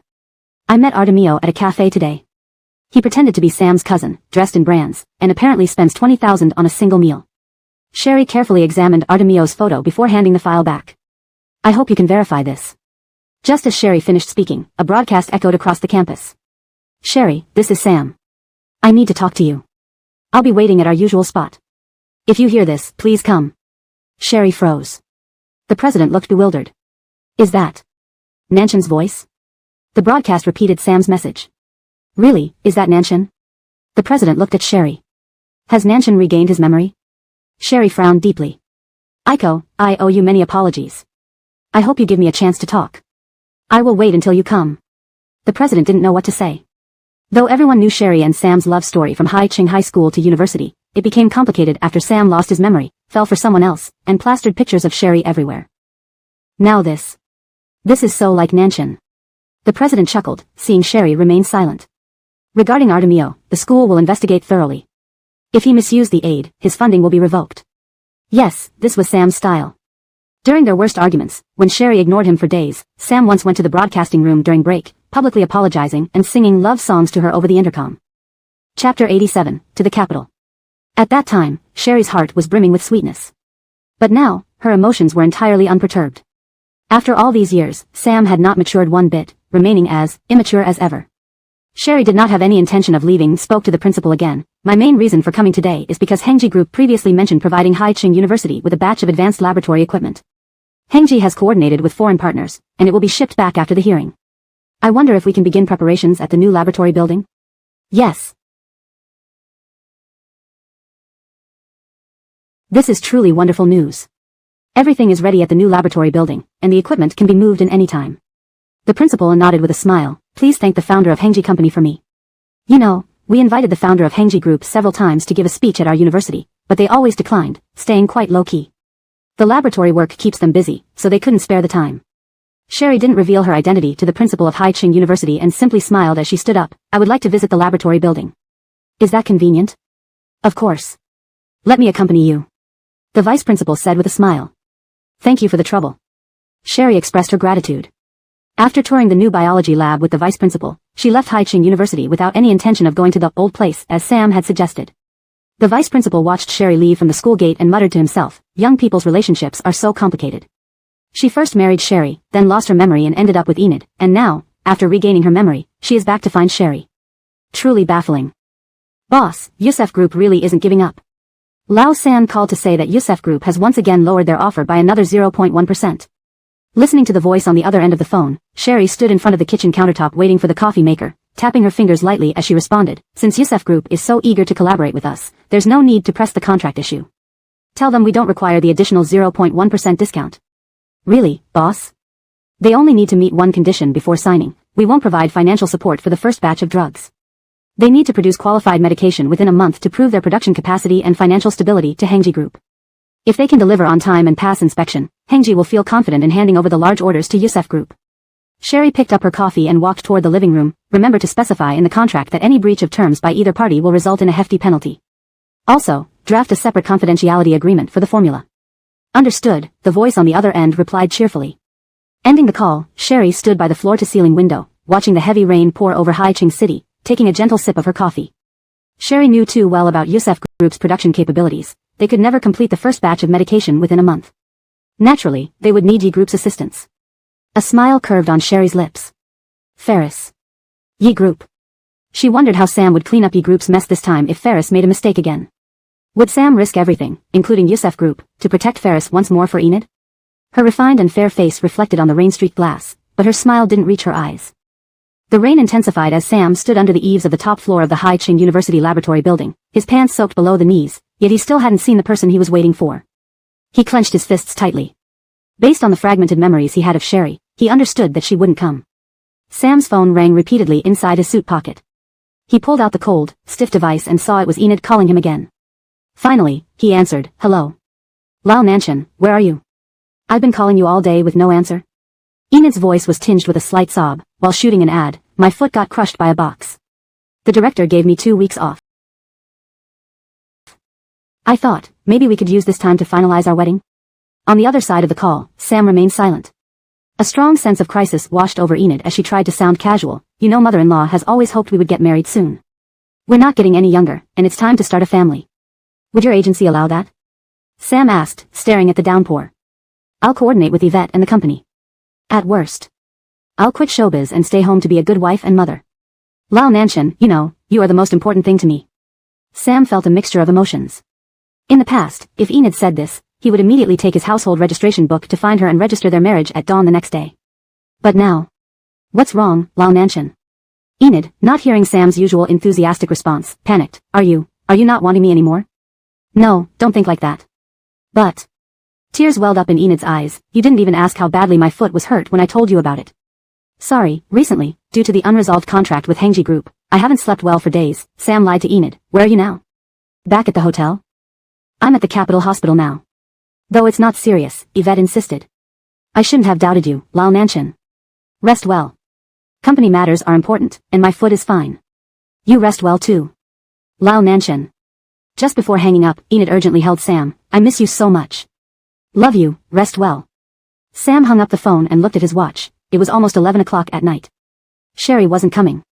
At that moment, Sam's guilt and frustration reached its peak. He had already wronged Sherry, and now he was treating Enid like this. Enid hadn't done anything wrong. She only loved him wholeheartedly. Sam pressed his lips together and, dragging his weak legs downstairs, called his driver, "Come pick me up at Haiching University. We're heading to the capital." Before he even reached the bottom of the stairs, Sam received a call from the manager of Yusef Group. Mr. Yusef, Hengji Biotechnology has given in. However, they want to revise the contract. They don't require the proposed 0.1% discount but insist we prove our production capacity and financial stability. For the first batch of drugs, they will only provide the formula, not financial support. We must produce all the drugs within a month and ensure they all pass quality control. If this batch goes smoothly, not only the Alzheimer's order but also the cancer drug orders will be awarded to us. Chapter 88, Wealth Star. The manager's voice was tinged with excitement. This was a wonderful opportunity that had just dropped from the sky. Sam paused mid-step while gripping the stair rail. Based on our Yusef Corporation's current production capacity, can we manage to deliver within a month? Sam asked. What concerned Sam more was whether the Hengji Group would provide financial support. Would their cash flow be sufficient for raw material procurement alone? Based on our current production and capital, We won't be able to meet the deadline in a month. But, opportunities like this don't come often. The manager hesitated slightly. We can exploit a loophole in the contract. I've reviewed the new contract, and it doesn't specify that outsourcing is prohibited. We can subcontract part of the project, which means sharing some of the profits. Although it looks like we are splitting the profit for the first batch of medicine, as long as we keep receiving orders afterward, we will still make money. You should send me and the legal department a copy of the contract first. Let's review it thoroughly before proceeding. Sam remained cautious. Matt, your thing. The manager replied. Sherry sat inside a private VIP room at the casino, watching the news on TV about the signing ceremony between Hengji Biotech Company and Yusef Corporation. On screen, Sam, impeccably dressed, signed at the long table, shaking hands with Haim, the China regional manager of Hengji Biotech Company, with a smile. Sherry turned her head toward the expansive one-way glass window, observing Ferris downstairs who was enthusiastically celebrating his winnings. A smirk played on her lips. She was eagerly anticipating how far Sam would go to protect Ferris for Enid's sake. Inside the casino. Ferris won again. The lady on his right couldn't help but kiss his cheek, eliciting cheers. This made the long-haired beauty on his left upset, and she stormed off with her handbag. Ferris, engrossed in his game, didn't even notice the departure of the long-haired lady. As the long-haired lady left, she glanced up at Sherry in the VIP room upstairs before striding away. In the next round, Ferris lost. It's alright, Zion, you've been winning all along. Losing one round is normal. The beauty beside Ferris comforted him. Exactly. Just one round. Let's try again.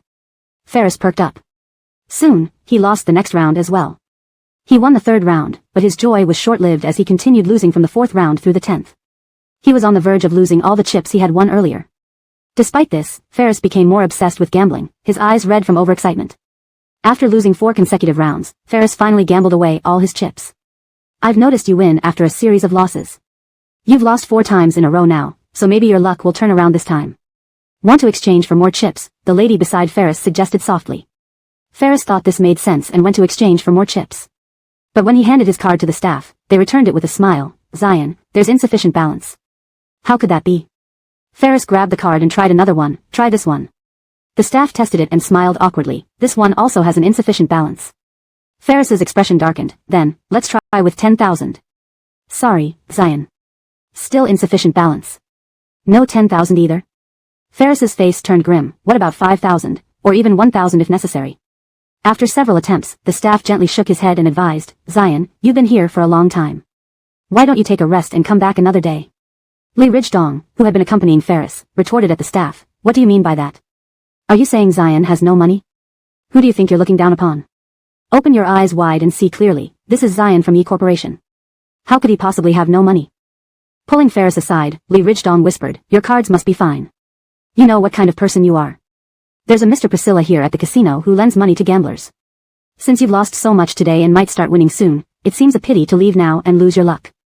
Seeing Ferris hesitating, Li Rijdong hugged his arm and grinned, I'm counting on you to win more and tip me generously. I believe in your luck. Hearing this, Ferris smiled, if I win back what I lost, I'll buy you a bag. You're such a good person, Zion. Then I'll place bets with you too. Under Li Rijdong's persuasion, Ferris approached Mr. Priscilla to borrow money. Ferris originally planned to borrow 10,000. Mr. Priscilla chuckled, sorry, Zion, the minimum loan here is 100,000. 100,000. Ferris was taken aback, he had already lost 50,000 today. Li Rijdong looked at Mr. Priscilla and smiled, hugging Ferris's arm, Zion, your luck is turning. 100,000 is nothing to you. Pay it back once you win. Listening to Li Rijdong, Ferris eventually signed and borrowed 100,000 to return to the casino. But this time, he lost all the borrowed 100,000, and so did Li Rijdong who placed bets following him. After leaving the casino, Li Rijdong comforted Ferris, don't worry, Zion. Even though I lost 10,000 betting with you, I still believe you'll win it back. What caused this? Ferris felt infuriated, wanting to lash out, but hearing that Li Rijdong had also lost 10,000 by betting on him, he suppressed his anger. I remember now. It seems like you started losing only after Lily left. Li Rijdong exclaimed, feigning realization. Think about it, Zion. Didn't you win continuously when Lily was with you? Ferris froze, recalling the previous night at the casino. Indeed, that was true. You're right. Do you have Lily's contact information? Ferris hurriedly asked. Li Rijdong shook her head, but I can help you find her. If you find Lily, I'll give you 10,000. Ferris grasped Li Rijdong's shoulders firmly. Matt here, you can count on me, Zion. Watching Ferris leave, Li Rijdong got into her car and dialed Lily. Hey, Lily. I've done as you instructed and lost 10,000 alongside Ferris. And I said what you taught me. Now Ferris definitely believes you're his wealth star. He's bound to become Mrs. E if you play your cards right.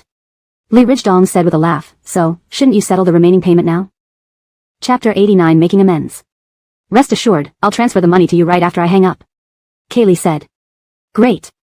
So if there's any more quick money to be made, don't hesitate to call me. Liang Rijdong laughed, his eyes squinting into crescents. On the other end of the line, Kaylee hung up and transferred the money to Liang Rijdong before turning to look at Brielle. Sister Star, what's the next step? Sitting on the sofa, Kaylee turned her head to look at Brielle who was brewing coffee in the kitchen. Let Ferris stew for a while.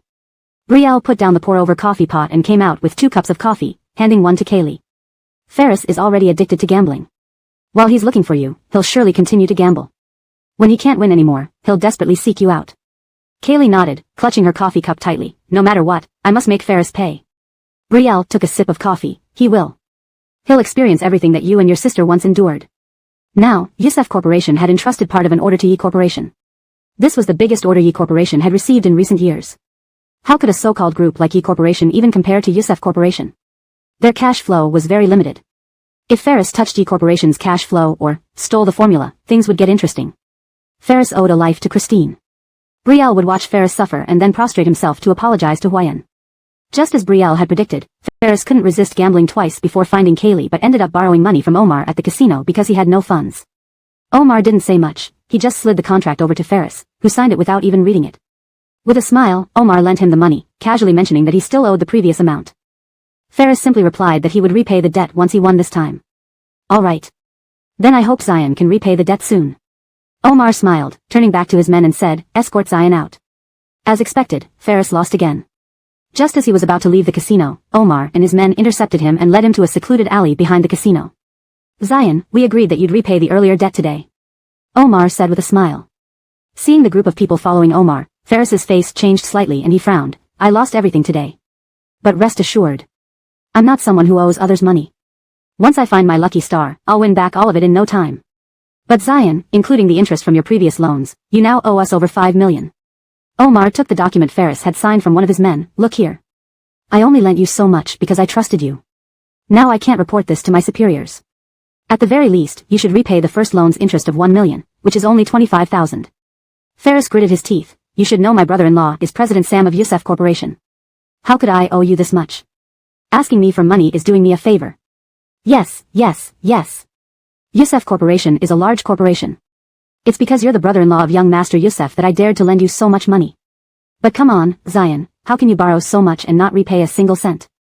Considering young Master Yusef, let's not make things difficult for each other. Pay the 25,000 interest first. It's a small amount for you, isn't it? Omar still had that smiling demeanor, but the tall thugs behind him looked menacing. Fine. Ferris relented, biting his lip and taking out his phone. 25,000, big deal. Ferris scrolled through his contacts until he found Enid and called her. Why are you calling me at this hour, Doug? Enid answered, quite pleased. Big sister, I ran into a bit of trouble. Can you transfer me 25,000 urgently? Ferris covered the mouthpiece. A week ago, Uncle said we needed funds for a big project with Yusef Corporation, so I gave him over 50 million from my account. Is there a problem with the project? Enid asked hurriedly. Right. Ferris quickly agreed, with Lilan Law signing the contract with Hengji Biotech, hearing about the astronomical penalty clause. I can't delay Lilan Law's matters. Okay, I'll send it to you right away. Enid said, then warned, this time, Lal Nanshan is trusting us. You must get things done properly and not cause him trouble. Otherwise, I can't answer to Aunt Yusef. Don't worry, big sister. Ferris replied, then added, if you have extra money, transfer it over too. I'll pay it all back when the project ends. I got it. Good luck. Don't worry, big sister. After hanging up, Ferris quickly received a total of 500,000 from Enid. Ferris smirked as he transferred 25,000 to Omar, glaring at him. In the future, I won't borrow from you. No trust towards customers at all. Watching Ferris turn and re-enter the casino, Omar spat and left with his men. Looking at the photos sent by the private detective, Brielle found the situation amusing. Ferris had indeed become a full-fledged gambler. The private detective continued on the phone. These days, Zion has stopped pursuing women, fully engrossed in the casino. He reportedly owes at least 4 million to the casino and signed a contract where interest would multiply tenfold if not repaid within half a month. Brielle knew about this. I see, she replied. Oh, and apparently Zion is eagerly searching for a girl named Lily. Several models named Lily have met Zion and accompanied him in and out of casinos. Hearing this, Brielle realized how desperate Ferris was. After hanging up with the private detective, Brielle called Kaylee. It's time to meet Ferris. Tonight. Got it. Kaylee replied. Hang up. Brielle turned to look at a photograph of her, Wendy, and Christine. She smiled softly. Soon, Ferris will get his comeuppance and come down to apologize to you. That night, having found his lucky star, Ferris regained his confidence at the casino. Feeling invincible, Ferris bet generously. Just as he was deeply engrossed in gambling, Kaylee excused herself to the restroom. True to her belief, Ferris started losing. Frustrated, he slammed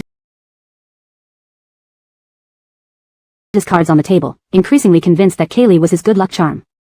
Chapter 90, I accept.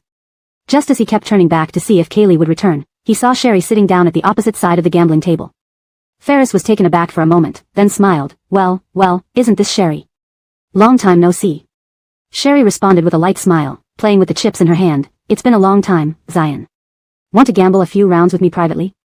Who is this beauty? Never seen her before. Kaylee returned, laughing, and sat next to Ferris. She leaned into him jealously and gave Sherry a provocative look, trying to get Zion's attention, huh? Yes, Sherry, are you trying to get my attention? Ferris hugged Kaylee and laughed. You've grown up quite a bit after a few years. If you had been this compliant earlier, that little mute wouldn't have gone through so much, right? Sherry didn't get angry, she just smiled. I came here today to make you lose everything. Hearing this, Kaylee laughed. Are you joking, miss? Everyone in this casino knows that Zion has the best luck. He never loses once he sits at this table. Is that so? Will Zion bet or not? Sherry asked calmly. Why wouldn't I bet when Miss Coral is offering herself up like this? Ferris kissed Kaylee on the cheek. Come on. The dealer dealt the cards. Sherry looked at her cards, gently placed them face down, and glanced up at Ferris, who was grinning triumphantly. She chose to fold. After 9 rounds, Sherry kept losing while Ferris won handsomely. Seeing Sherry's gloomy expression, Ferris became even more delighted. Didn't you say you were going to make me lose everything? Sherry sneered and glared at Ferris. How about we go all in? Ferris chuckled at Kaylee. Oh, getting impatient now. All my chips in one shot. Winner takes all, what do you think? Sherry revealed the fervent eyes of a gambler. Ferris hesitated but then felt Kaylee stroke his chest, smiling. Why would Zion be afraid of you? Have you ever won against him since sitting here? Still boasting. Beautiful lady, let me advise you, leave with whatever chips you have left before you lose everything. Hearing this, Ferris laughed. Exactly, and you don't have as many chips as I do. Why should I risk it all on one game? Then how about betting myself? Would that be acceptable? Sherry leaned on the table, veins throbbing on her forehead. Ferris's eyes lit up. He had wanted Sherry for some time. Back then, he had taken revenge on the little mute because he couldn't get Sherry. Letting go of Kaylee, he propped his elbows on the table. All right. But Miss Coral, please don't go back on your word. Do you want me to sign anything? Sherry asked. That would be perfect. Ferris beckoned to the casino staff. This kind of arrangement was common in the casino, so there was a streamlined process. Soon, under the supervision of the casino, Sherry and Ferris signed the agreement and resumed their seats at the table. This time it was an unlimited stakes table. The dealer dealt the cards, and both Ferris and Kaylee smiled, the latter looking smugly at Sherry. This time you're definitely going to lose, Miss Coral. Kaylee snuggled closer to Ferris. Yi Shao, listen, even if Miss Coral loses, you can't leave me. Of course not, you're my little fortune bringer. There's no way I'd leave you. Ferris said, caressing Kaylee's face. Texas Hold'em, 5 community cards, 2 whole cards. The community cards showed a 4 of spades, a 5 of spades, and a 7 of diamonds. Winner takes all. Ferris put in all his chips. Sherry matched his chips with hers and added herself. You're definitely going to lose. Ferris grinned from ear to ear. He held a 2 and a 5, a full house. He couldn't believe Sherry could have better cards. Ferris revealed his cards, drawing applause from everyone. Indeed a great hand. Yeah. There shouldn't be any better hand than this one. Yi Shao sure has good luck. Ferris couldn't resist kissing Kaylee again. Who wins or loses is still undecided. With that, Sherry flipped her cards. A 6 and an 8, a straight flush, the top combination in this deck. Ferris stood up abruptly, staring wide-eyed at Sherry. His hand was so strong, how did Sherry end up with a 6 and an 8? Holy cow. This must be the best hand possible. What incredible luck, landing the best possible hand. Unbeatable. Everyone marveled at Sherry's luck. Game's over, Yi Shao. Sherry gestured to the dealer to collect the chips. Hold it. Ferris slammed his hands on the table. One more round. Sherry chuckled lightly, but Yi Shao doesn't have any chips left. I'll wager myself against you. Ferris slapped the table forcefully. Yi Shao, stop kidding around. What do I need you for? I'm not interested. Sherry laughed. Ferris clenched his fists, suddenly thinking of Omar, who lent money behind the casino. He abruptly stood up. Wait here, I'll be right back. I have over 5 million in chips now. Still want to go all in, Yi Shao? Sherry asked. Of course. Ferris replied. How long do you need? Sherry played with the chips in her hand and smiled. 10 minutes. Ferris told Kaylee, don't leave, stay here and keep an eye on this coral. Got it. You can trust me. Kaylee nodded. Ferris almost sprinted to Omar's office. Omar, I need a loan. Hurry, 5 million. Seeing Ferris rush in breathlessly, Omar took out some loan documents from the drawer, smiling, Yi Shao, you haven't repaid the previous loans yet. The interest and principal already amount to over 8 million. And now you're asking for another 5 million? That's hard to explain. I'll repay everything tonight. Ferris anxiously said, give me the money quickly. Yi Shao has always had good luck, which I fully believe. Omar toyed with the walnuts in his hand, but company rules are company rules. I'm just working for the boss. Just tell me. What do you want for me to borrow 5 million today? Ferris was worried about running out of time. Double the interest? Other conditions? Just say it. I accept. Chapter 91, The Formula. Omar was silent for a moment, then there's only one way left. What way? Well, the casino has that kind of gambling method where you can bet on yourself, right? Zion, you could do that. Omar smiled. They don't want me to. Ferris frowned deeply, noticing the 10 minutes were almost up.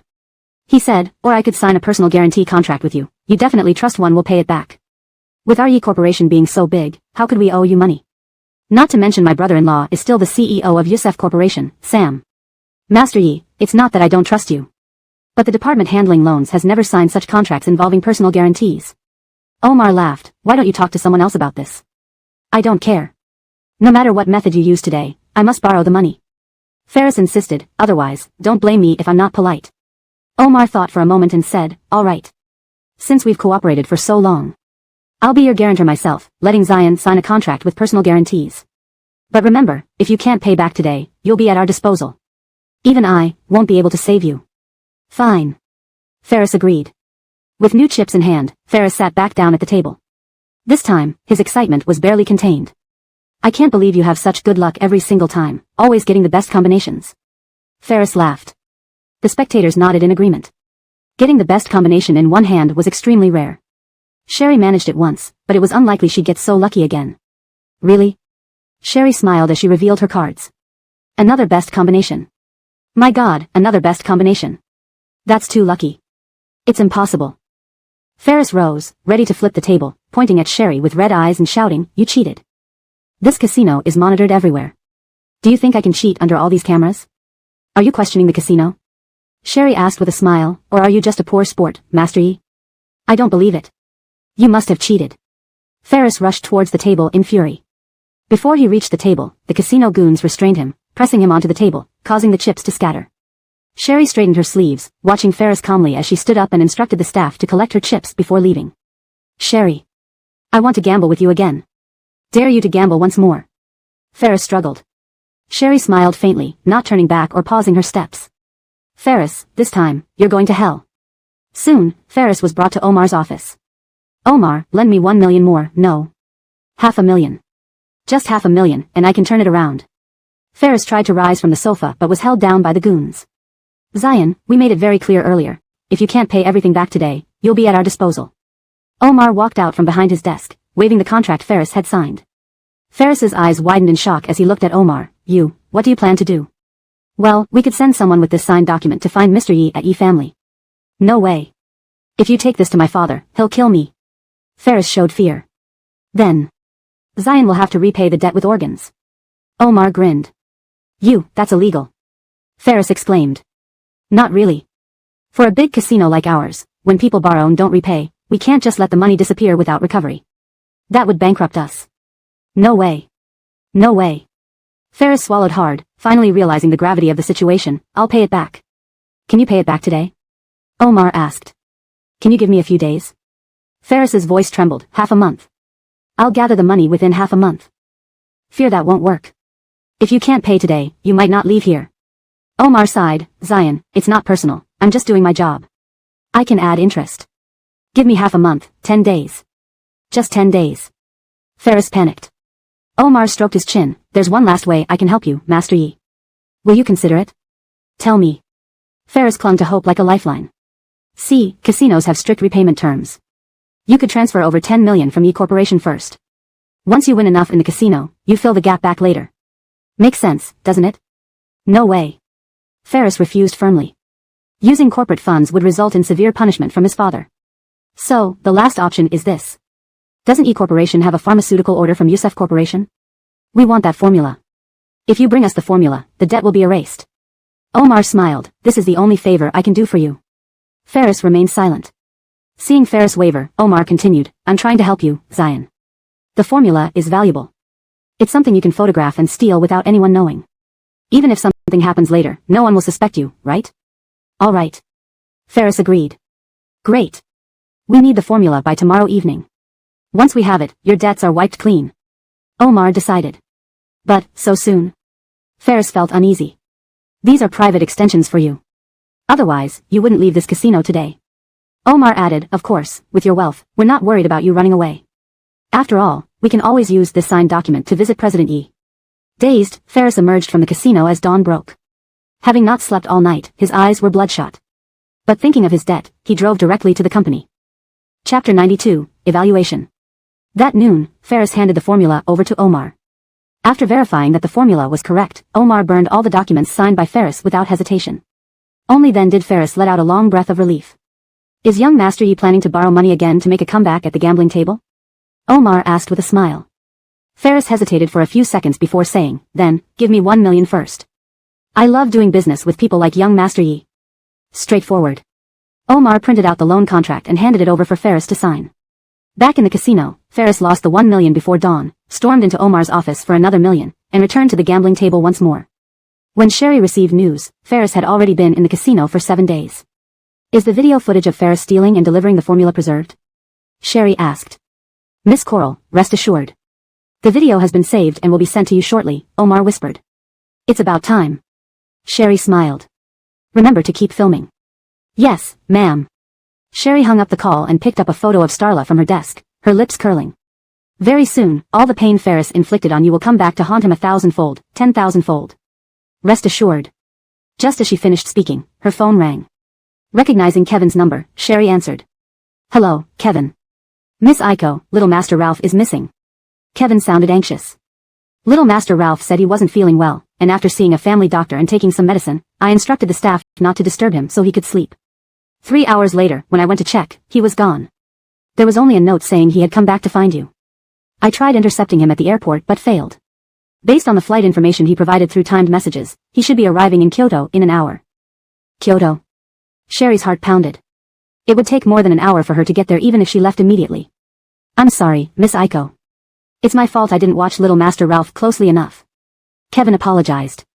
Don't blame yourself, Kevin. Ralph is always quite resourceful, nothing can stop him when he sets his mind to it. Sherry frowned. I'll send someone to pick up Ralph. Once we have him, I'll call you. Please don't worry too much. Send me the flight details. Sherry hung up without disturbing Mr. Rusty due to the late hour and called Gail instead. Aiko.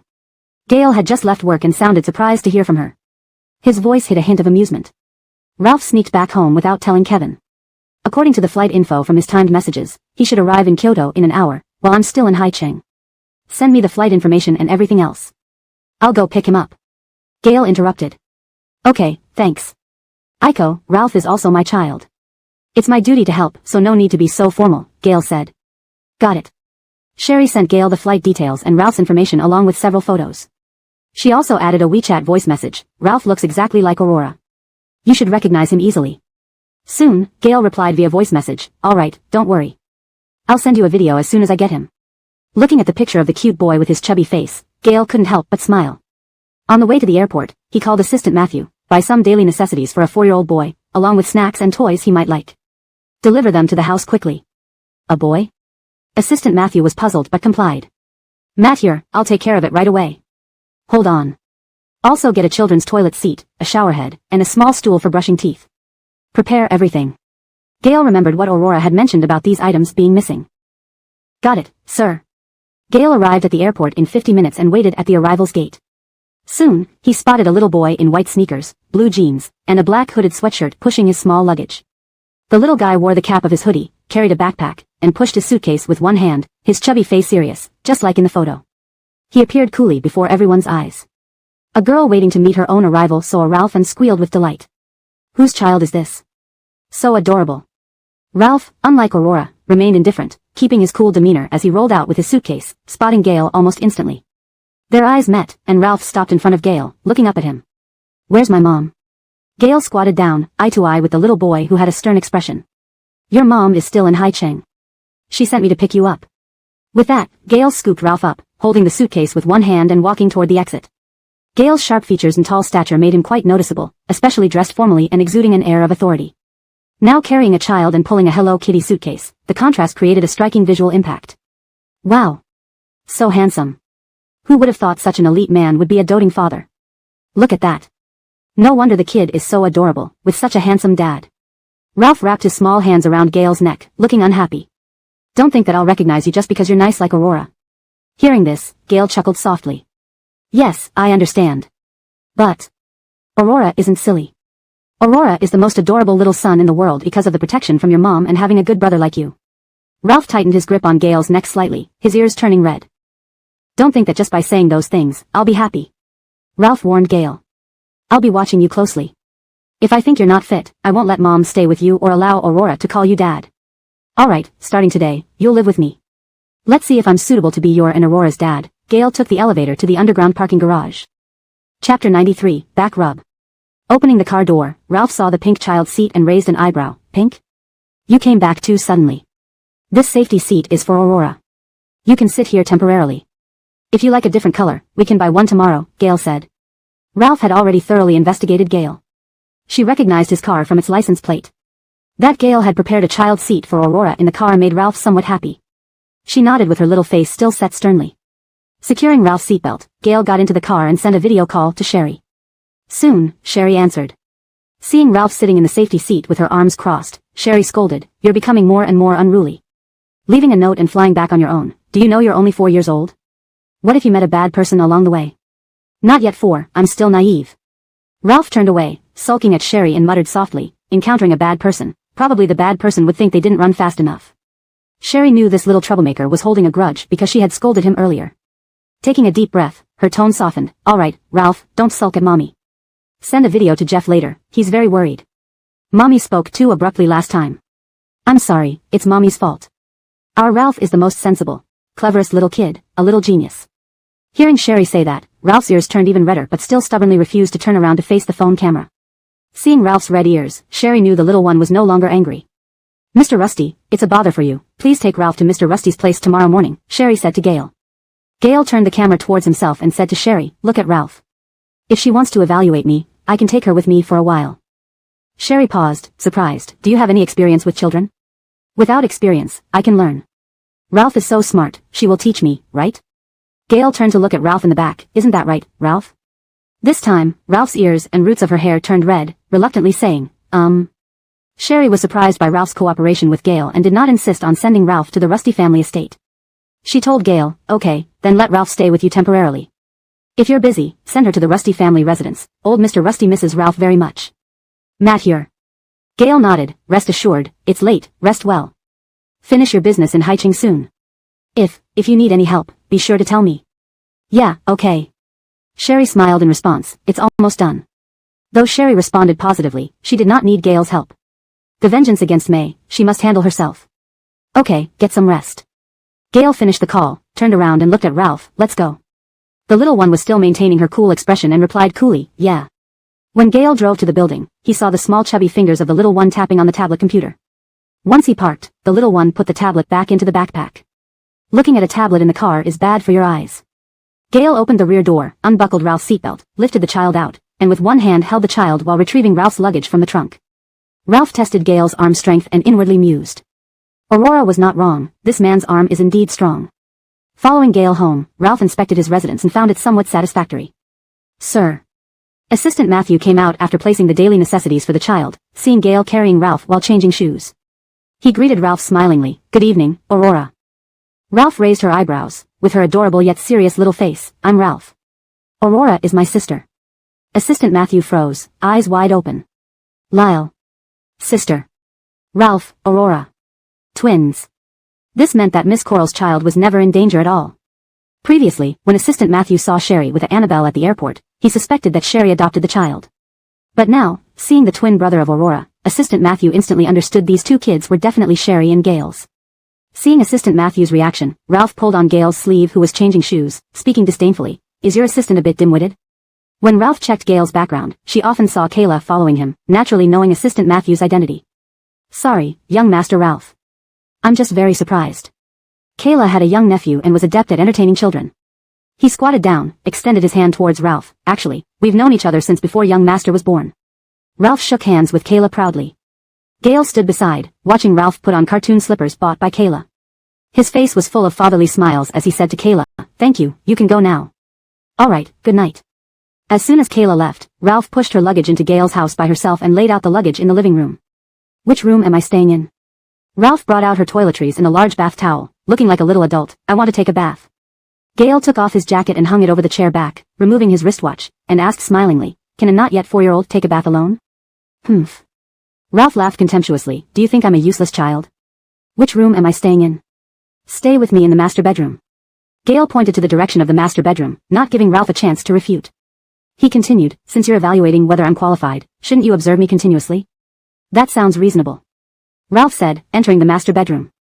Pushing open the bathroom door, Ralph saw the child's step stool under the sink, the children's toilet next to the toilet, and inside the glass door of the bathroom, she could see a child's shower head. Her lips curved slightly. She placed her clothes on the sink, pushed open the glass door, and entered obediently. Seeing the children's shampoo and body wash next to the shower head, her smile deepened. She pulled up the hem of her shirt and swiftly undressed.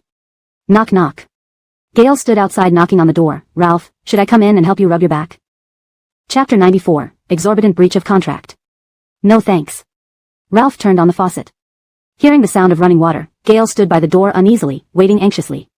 Only when the water stopped and the sound of Ralph moving the footstool from inside the bathroom was heard did Gail knock again. "Can I come in?" "Please come in." Gail pushed the door open and saw a tiny little figure wrapped in a wet, fluffy towel like a freshly steamed glutinous rice ball, using a hooded bear towel to cover themselves, topped with a bear hat that made them look like an adorable baby bear, though their face retained a cool demeanor. "Is there something?" the little figure in the towel asked. "It can be dangerous for kids to use hairdryers. Let me help you dry your hair," Gail said as he plugged in the dryer, removed the cap from the little one's head, and began drying their hair. Ralph's hair got all messy from the dryer, but through the mirror, he saw the man behind him.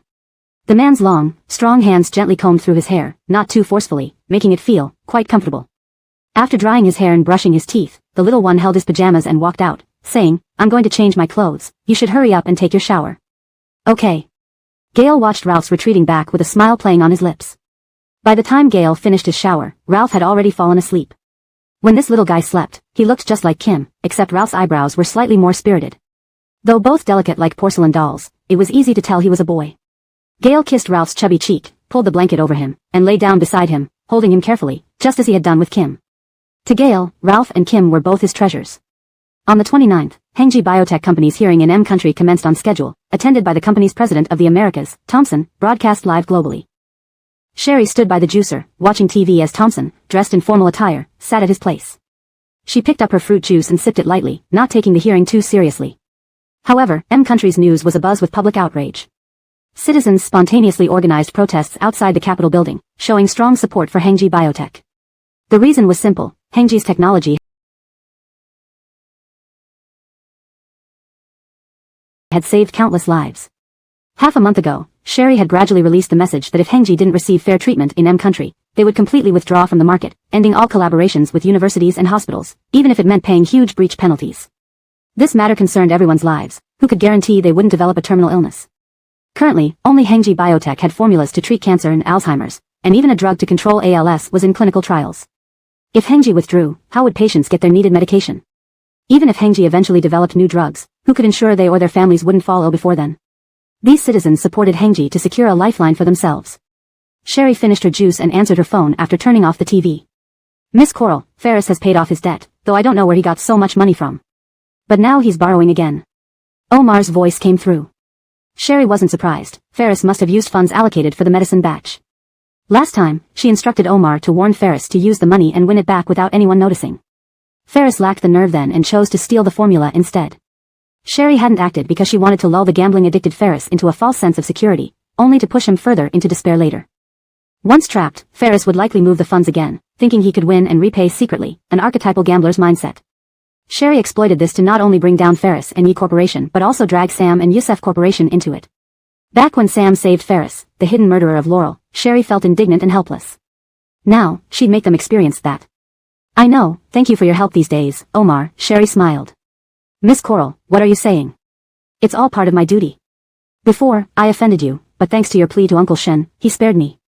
Your kindness is deeply appreciated, Omar hurriedly replied. Hanging up, Sherry awaited the discovery of Yi Corporation's misappropriated funds. She wondered how Sam would fill this hole given Yusef Corporation's own financial strain. Oh, and Enid. Would she help her uncle's family? As expected, soon, Yi Corporation discovered the missing funds, transferred several times by Ferris. His father found out Ferris had lost nearly $100 million at the casino. Enraged, he fainted and was rushed to the hospital. Enid quickly took leave from the production crew to return to Haicheng. Upon arrival at the hospital, Ferris immediately knelt before her. Sister. You have to save me. I thought I could win it all back, so I dared to embezzle public funds. Dad said he'd send me to jail, unable to explain it to brother-in-law. Sister, please save me. Knowing the whole story, Enid trembled with anger. How could you gamble? When you called me for money, was it for gambling? Ferris hesitated, then nodded, yes. Enid covered her chest. Are you insane? $100 million. How could you do this? Knowing Yusef Corporation assigned this project to Yi Corporation to benefit us, Nanshan signed a contract with Hengji Biotech. If we fail to deliver the drugs on time, we'll owe an exorbitant breach penalty. Chapter 95, Disgraced Artist. Karautsi. Karautsi. Ferris's mother grabbed Enid's hand. Look, your uncle is still in the operating room. Doug really did something terrible this time, but, now the money has already been squandered by this good-for-nothing. Look. Why don't you give Mr. Yusef a call and see how we can resolve this? Enid bit her lip. She had hoped to help the Yusef family through this incident so they would look favorably upon the Yi family. After all, Sam's mother had always disdained her and the Yi family, thinking they constantly caused trouble for Sam. But she didn't expect things to go wrong again. If Sam's mother found out, she would certainly despise her even more. Big sister, only you can solve this problem by calling Lyle in law. I beg you. I swear. I'll never gamble again. I swear. Ferris raised his hand, swearing.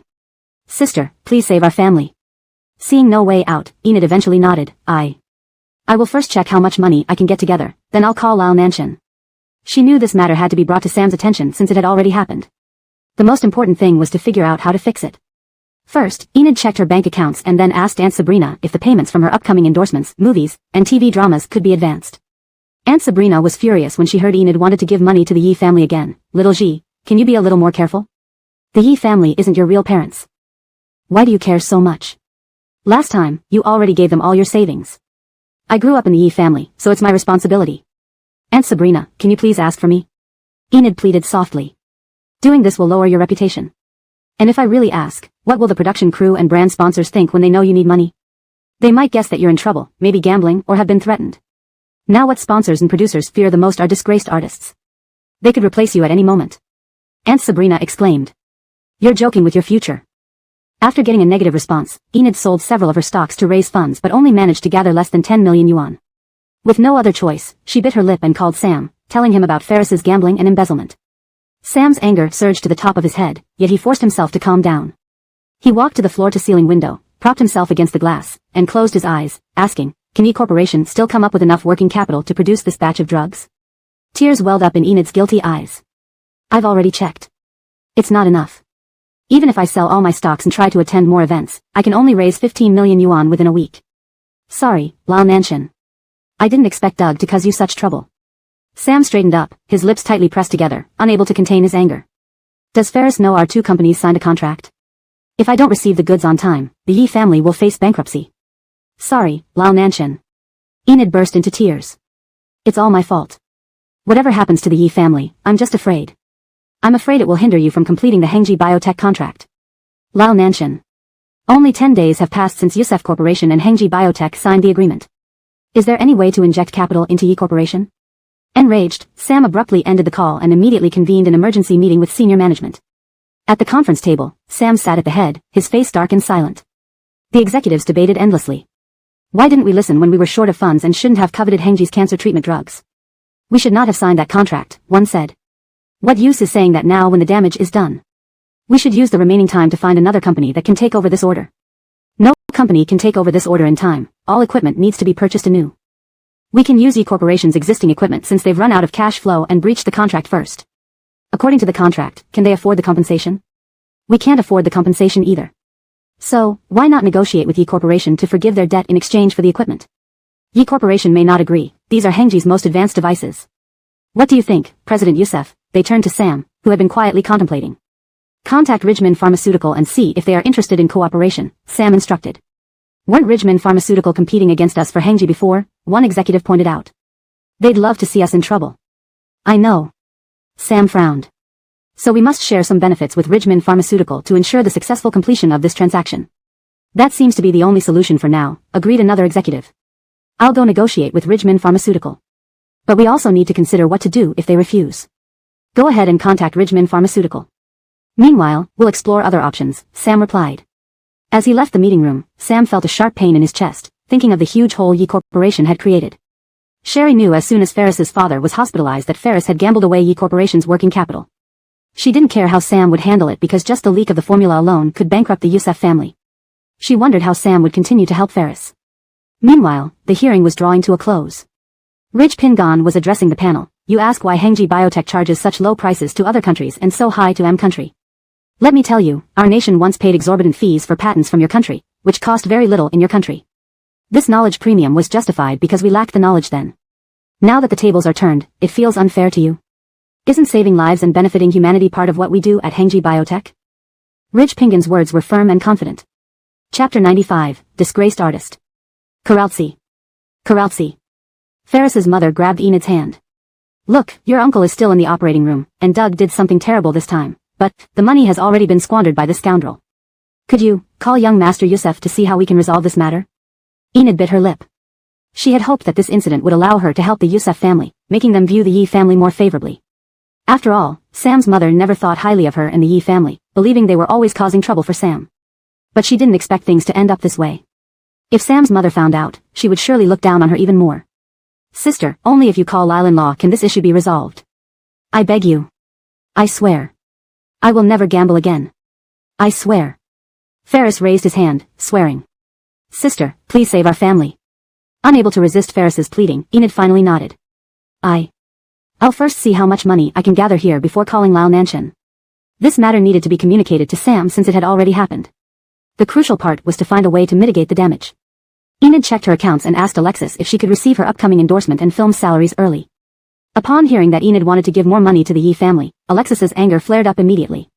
Karaltsi, can't you be more sensible? The Yi family isn't your biological parents, why do you care so much? Last time, you gave them all your savings. I grew up in the Yi family, this is my responsibility. Can you help me ask, Alexis? Enid begged softly. This will lower your reputation. If the production team and brand sponsors find out you're short on cash, what will they think of you? They'll suspect you're in some kind of trouble, maybe gambling or being blackmailed. Now, sponsors and production teams fear disgraced artists most. They might replace you instantly. Alexis said. You're joking with your future. After getting a negative response, Enid sold some of her stocks but only managed to gather less than 10 million yuan. She bit her lip and called Sam, telling him about Ferris's gambling and embezzlement. Sam's anger surged, but he forced himself to calm down. He walked to the floor-to-ceiling window, leaned against the glass, and closed his eyes. Can Yi Corporation still cover the cost of manufacturing this batch of medicine with the available working capital? Tears welled up in Enid's guilty eyes. I just asked, and it's not enough. Even if I sell all my stocks and try to attend more events, I can only gather 15 million yuan within a week. Sorry, Lao Nanshan, I didn't expect Doug to cause such big trouble for you. Sam stood up straight, lips tightly pressed, trying to contain his anger. Does Ferris know that our two companies signed a contract? If the goods aren't delivered on time, the Yi family will go bankrupt. Sorry, Lao Nanshan. Enid cried. It's all my fault. Regardless of what happens to the Yi family, I'm afraid. I'm afraid it will affect you and prevent you from completing the contract with Hengji Biotechnology.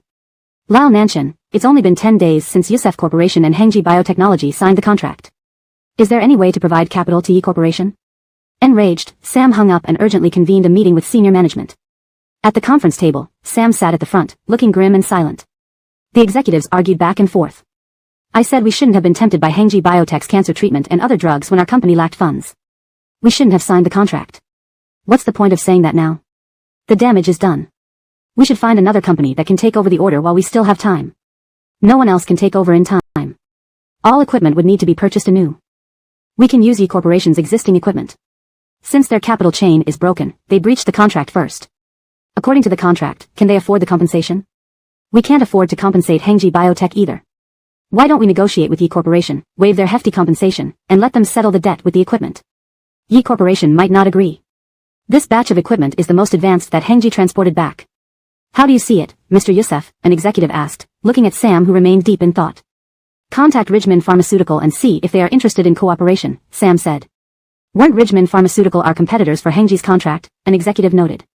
They'd love for us to run into trouble. I know. Sam frowned. So we must offer part of the profit to Ridgeman Pharmaceutical as long as the transaction can be completed successfully. That's the only solution right now, an executive agreed. Let's contact Ridgeman Pharmaceutical and consider what to do if they refuse.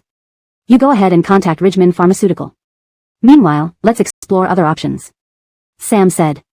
Leaving the meeting room, Sam felt the pain from the huge hole Yi Corporation left. Sherry knew that once Ferris's father was hospitalized, news of Ferris's gambling and the loss of Yi Corporation's working capital had spread. She wasn't concerned about how Sam would handle it. Just the leak of a single formula could bankrupt Youssef Corporation.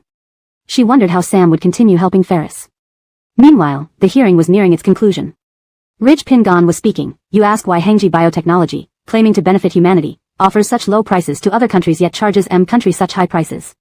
Let me say that our country once paid exorbitant prices for your patents, which were very inexpensive in your country. That was knowledge surplus, and we paid the price for lacking it then. How does it feel now when it's your turn to pay? As for benefiting humanity, hasn't Hengji's research saved many lives? Ridge Pingon spoke with great confidence and conviction. Note, for context, country was translated based on typical usage in sensitive narratives to avoid introducing undefined variables. Chapter 96, Granddaughter. Since their laboratory and all experimental data were not in the US, he was not afraid. At worst, they could withdraw from the US market, as Brielle had put it. Brielle turned off the TV and looked at the photos little Coraline had sent her over the past few days. The Annabelle had been with Rusty Veronica and the elderly Mr. Rusty, and after they visited an amusement park together because Coraline liked it, the old man decided to build a playground for the Annabelle. After hearing this, Brielle rubbed her forehead. She had intended to offer some advice but was silenced when the old man said that Rusty Veronica also enjoyed it. The elder's unreserved love for his descendants was something Brielle did not quite understand, possibly due to her age. Still, she couldn't argue and could only watch helplessly as the preparations for the amusement park began. Ding dong. The doorbell rang, and Brielle got up to open the door. Seeing Sam's mother standing outside, Brielle was surprised but still greeted her politely, Aunt Youssef. Sam's mother pushed Brielle aside and walked inside. Where is the child? Where have you hidden the child? Brielle watched as Youssef's mother walked around in high heels searching for the child and immediately called Sam. Sam, busy dealing with issues in the Yi group, saw the unknown number and directly hung up. After searching every room and finding no child, Sam's mother angrily confronted Brielle. Where did you hide the child? The child is with my husband's family, Brielle calmly replied. How did Aunt Youssef know where I live? Youssef's mother switched the bag to her other hand and looked sternly at her. In Hai Cheng, if I want to find out, I can. That child must be ours, right? Aunt Youssef, I've already said before that the child isn't Sam's. If needed, I can cooperate with Sam for a paternity test. Brielle stated frankly. I've never had any intimate relationship with Sam. How could I have his child? That's impossible. It's obvious that the child's age matches perfectly. Because of your mother being mistreated in Coral Village, you originally repelled contact with men. Even during our dating period, because of your psychological shadow, you two never went too far.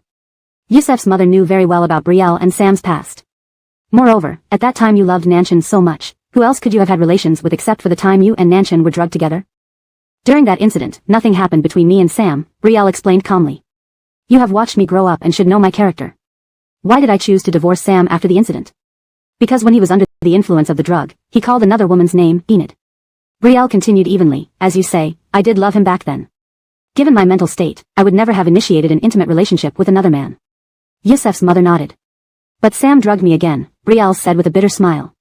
He wanted me to sleep with another man and then wouldn't have the face to bother him. You can ask Sam or Ferris, they both know this. The child was conceived then with someone else. Youssef's mother looked disbelieving. Do you want some tea? Brielle asked calmly. Sam's mother couldn't remain, biting her lip, she asked, are you saying this because you're afraid we'll fight for custody of the child? Aunt Youssef, I said I will cooperate with the paternity test. Brielle said, calculating the timeline. The child is currently with my husband's family. If we need a paternity test, it might take around 20 days. Feel free to contact me anytime. In 20 days, perhaps Sam's mother won't even have the mood to discuss a paternity test. Brielle's confident words made Sam's mother hesitate. She exhaled heavily, looking at Brielle. If the child isn't Nanshan's, just leave. Don't return to the country. It's better for everyone. Aunt Youssef, I have my own life plan, Brielle responded. Youssef's mother lost her temper, raising her voice, speaking as commandingly as always, then change your life plan. Brielle chuckled lightly. My life plan isn't subject to interference by others. You. Yusef's mother's chest heaved with agitation. We raised such an ungrateful wolf. Aunt Yusef, it's true the Yusef family supported me for those years, but it wasn't without benefit. If the Yusef family hadn't taken me back then, would Rusty Corporation have helped Yusef Corporation expand to its current scale? Brielle remained composed. We are aware of these things, yet I do appreciate how you and Uncle always brought gifts for me during holidays, even if it was just to impress Mr. Rusty. It gave me rare warmth at that time. Yusef's mother didn't expect Brielle to bring this up.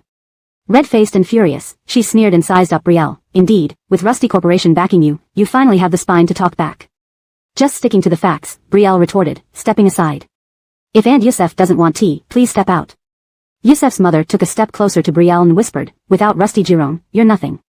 And Rusty Giron is merely a foster son of the Rusty family. Without them, he's nothing too. Brielle smiled and nodded. Shall I convey that message to Mr. Rusty?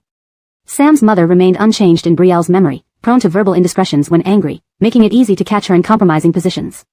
This temperament led her to lose the battle against the third party 3 years ago. Although Sam's parents haven't divorced, his father hasn't returned home for a year now. Realizing her outburst, Sam's mother left abruptly. Leaving Brielle's house, she calmed down in the car. She shouldn't have said that Rusty Giron was nothing without the Rusty family. Concerned after learning from the private detective that Brielle frequented casinos, she rushed over worried about the child. How could she tolerate Brielle abandoning her granddaughter to gamble all night in a casino? Eusephius, she lashed out at the driver. Drive. Translated by AI. Chapter 97, Protecting the Yi family. Just as Catherine returned to the Yusef residence, she saw Enid sitting in the living room, her mood immediately turning sour. Why are you here? Enid quickly put down her cup and stood up to greet her. Aunt Yusef. Thinking that Catherine's cold reception was due to the news about the Yi family, Enid explained, when I went to the company, they said Nanshan wasn't there. I thought he might be at home, so I waited for him here. I wanted to ask if there's anything more we can do to help Yi Corporation. After all, it's the mess Longming created, and I'm very worried it will affect Nanshan's contract with Hengji Biotech. Upon hearing this, Catherine straightened up sharply. What new trouble has Brandt caused? Looking puzzled, Enid stammered, well, it's an issue with Yi Corporation's funds. Although Catherine no longer involved herself in company affairs, she was not uninformed. Initially, Yusef Corporation chose to collaborate with Yi Corporation on this deal with Hengji Biotech because they lacked the capital, thus having to share a portion of their profits. Catherine had reservations at first but relented when Sam assured her that only Yi Corporation could assist with this contract-specific confidentiality clauses. However, despite everything, Yi Corporation still encountered problems. Call Nanshan back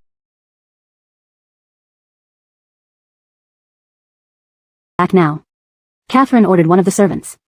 Madam, young master has just arrived, the servant reported.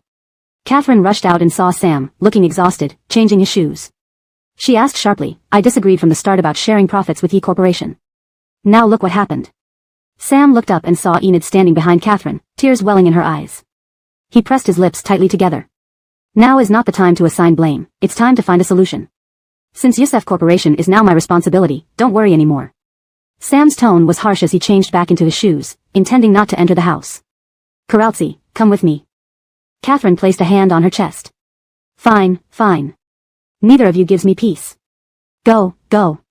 If you must leave, do whatever you want, but make sure you take care of the paternity test right away. If that child isn't part of our Yusef family, it's better. But if it is, I absolutely cannot allow the child to have a mother who frequents casinos. With that, Catherine turned to go upstairs. Sam caught onto the crucial point in Catherine's words. What do you mean by casino? How could Aiko possibly go to a casino? Catherine pulled out a photo taken by a private detective showing Sherry coming out of a casino and thrust it into Sam's hands. See for yourself. As Sam flipped through the photos, Enid leaned closer. Enid's mind raced. This was the same casino Brandt had been frequenting. She suddenly had a bold idea. Could Brandt's gambling addiction be related to Sherry? Mom, do you know where she is now? Sam asked Catherine. Sam knew well how destructive a gambling addiction could be. He needed to find out whether Sherry was merely passing by or needed money for a quick gamble, or worse, also became addicted. Catherine gave Sam the address where Sherry currently lived and reminded him, do the paternity test as soon as possible. Seeing Sam head out, Enid hurried after him. Just as he reached for the car door, she grabbed his arm. Nanshan. Sam reassured her, don't misunderstand, I'm just worried Aiko might be like Longming, hooked on gambling. Nanshan, this is the casino Longming gambled at. What if Coral Sr. did this out of revenge because I took you away from her? Aiko isn't that kind of person. Sam interrupted Enid. Enid bit her lip, her grip loosening as she choked back a question. Nanshan, do you regret it? Do you regret choosing me over Coral Sr.? No Guai, that's not what I meant. Sam struggled to explain. Even as friends, I wouldn't wish a gambling addiction on Sherry, especially not for her to end up like Longming. What if we let Zihua try to persuade Coral Sr.? Enid asked, seeing Sam's silence as agreement. She finally conceded. If you really must go, then I'll go with you. Sam opened the car door. Get in. Enid promptly climbed into the passenger seat. On the way to Sherry's place, Enid gripped the seatbelt, asking softly, Nanshan Ge, have you found a solution for Longming's problem? I've contacted Ridgemin, but we may have to give Ridgemin Pharmaceuticals a long-term share of the profits, Sam replied with a frown. Enid tightened her grip on the seatbelt, unable to voice the words her aunt had told her before leaving. Don't take anything my mother said to heart. I know this isn't your fault, Sam consoled her. Nanshan Ge, what will happen to my uncle's family? Enid bit her lip. Will they have to pay an astronomical breach of contract fee? I hope you won't get involved in this matter, Sam told Enid. Favors are favors, business is business. But he's my uncle. He knows you entrusted this task to Yi Corporation to help them and because you trusted them. He wanted to do well too. The one who messed up was Longming, but... What are you trying to say? Sam's tone grew impatient. To secure the machinery from Youssef Corporation, Yi Corporation borrowed heavily from the bank, causing significant cash flow issues. Plus, Brandt misappropriated funds, leaving the entire corporation struggling. But if Youssef Corporation doesn't abandon Yi Corporation and provides financial support, Yi Corporation can survive. Otherwise, my uncle. Nanshan Ge. I've never asked you for help regarding Yi Corporation before, but this time, can you? If Youssef Corporation had sufficient funds, I wouldn't need to share profits with Yi Corporation, Sam cut her off bluntly. The troubles Yi Corporation has brought upon us are overwhelming. Where am I supposed to find the funds to help them? This was the first time Sam had spoken so harshly to Enid since they started dating, her tears threatening to spill over. Sam signaled to pull the car over to the side of the road. He rested one hand on the steering wheel and turned to face Enid. If we fail to deliver the order to Hengji Biotech this month, even the entire Youssef Corporation wouldn't be enough to compensate. How do you expect me to help your uncle? Sacrifice Youssef Corporation to protect the Yi family? Chapter 98 Capture. I didn't mean to, I didn't know. Enid explained hastily. I didn't realize it was so serious. Don't get involved or inquire about this matter. Sam warned. If the Youssef group gets through this safely, I might not hold the Yi family accountable. But, if the Youssef group can't make it through and fails to deliver on time to Hengji Bio, no one from the Yi family will be spared. Finishing his statement, Sam was about to restart the car when his phone rang. Hello. Sam answered. Whatever was said on the other end caused his expression to turn grim immediately. It's fine, I'll handle this. Don't worry. Okay. After hanging up, Sam called his assistant. Contact the Yi family and tell them Ridgemin Pharmaceutical must enter the premises today. Tell them I said so, otherwise, we will hold them liable for breach of contract. Enid's heart raced, and upon seeing Sam hang up, she hesitated to speak. Lao Nanshan, what happened? Do you need help? Before Sam could respond, Enid's phone rang. It was her aunt. Enid glanced at Sam before answering. Aunt. Karaltsi, have you talked to Nanshan? Why are Youssef Group people trying to let Ridgemin Pharmaceutical take over our Yi factory? They're offering to cover the usage and rental fees for the plant, Enid's aunt said anxiously. Does this mean we Yi family have nothing to do with the cooperation with Hengji? Your uncle hasn't woken up yet, how can they proceed like this? Sam, overhearing the conversation, took the phone directly from Enid. Does the Yi family have working capital? We need to compensate as quickly as possible to deliver on time to Hengji. If we can deliver on time, I won't pursue the liability for Ferris causing the breach of contract. But if you obstruct Ridgemin Pharmaceutical again and delay the delivery, I will hold you legally responsible according to the contract. If not for the fact that dismantling and installing equipment would require coordination with Hengji, Sam would have had the machinery removed immediately. Nanshan, no matter what, we're still Karaltsi's family. This time Doug has caused trouble, but please help the Yi family, help Doug once more. Enid's aunt pleaded. The amount and the deadline are too tight this time, I can't help. Choose either letting Youssef Group's legal department investigate responsibility or allow Ridgemin Pharmaceutical to enter now. Sam remained calm. Silence came from the other end. Just as Sam thought she had nothing else to say and was about to hang up, Enid's aunt spoke again. Youssef Group and Hengji signed a contract requiring delivery within a month and quality assurance, or else there's a hefty penalty. The Yi family and Youssef Group's agreement is the same, delivery in a month. Time hasn't run out yet. Sam's eyes darkened with anger. What are you implying? Nanshan, since marrying Karaltsi, we're one family. I don't want it to come to this. This is the last time, help the Yi family one last time. With your investment, it benefits both sides. Otherwise, it will be a lose-lose situation. We won't allow Ridgemin Pharmaceutical in. At worst, we Yi family will drag it out until the end of the month, leading to our bankruptcy and yours too. Consider it carefully. Enid's aunt spoke firmly and hung up abruptly. Sam's deep eyes were filled with rage and disbelief. He never expected that helping the Yi family for years out of respect for Enid would result in such ingratitude. Lao Nanshan, what did my aunt say? Enid asked cautiously. Xiao Gui. Sam adjusted his emotions and did not blame Enid. Don't stay in Haicheng recently, go to the production set first. But my uncle is still unconscious in the hospital. I grew up with him, I can't ignore Yi family matters. Enid's eyes welled with tears. I'll try to gather funds in the coming days, but I'm worried it'll be too slow and hinder the progress of Youssef Group. Even if Yi family borrows from banks, it might be too late. Lao Nanshan, can Youssef Group lend us some funds first? Once we get through this, I will repay every penny. While Sam was struggling due to the Yi family's lack of cooperation, Sherry received news elsewhere. Sherry knew Enid's aunt was firm in not allowing Ridgeman Pharmaceutical to intervene. She showed little reaction, only quietly tidying her belongings. Ridgeman Pharmaceutical was very interested in the Hengji project. For Youssef Group to convince them to participate, there must have been significant incentives, Sherry said slowly. And Yi Group wouldn't give up easily on something already within their grasp. They were too accustomed to relying on Sam and always expected him to help them without any repercussions. On the other end, Haim, the head of Hengji Bio's China division, laughed. I haven't gotten the exact details yet, but if needed, I can send someone to find out. No need, let's see how Sam handles it. If Youssef Group delivers on time, we can reveal the video about the formula leak later. Youssef Group won't escape liability. Just after speaking with Haim, Sherry saw an incoming call from Gail. After briefly informing Haim, she answered. Hello, Mr. Rusty.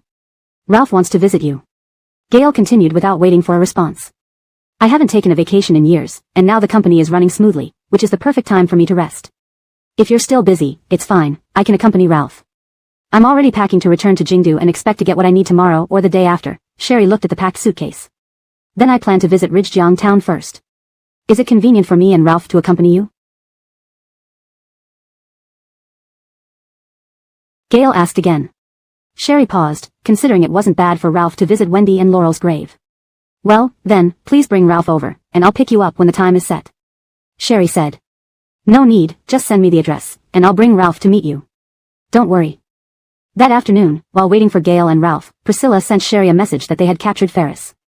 Hearing that Sam personally went to Yi Group and refused to help further, Ferris, fearing retribution from the casino for unpaid debts, fled overseas overnight. Unluckily, he was caught by the casino and tied onto a large yacht. Chapter 99, Critical Situation.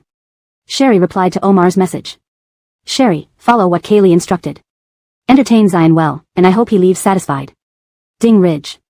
Just as Sherry sent the message, the doorbell rang. She quickly put down her phone and opened the door. Gail and Ralph were standing there.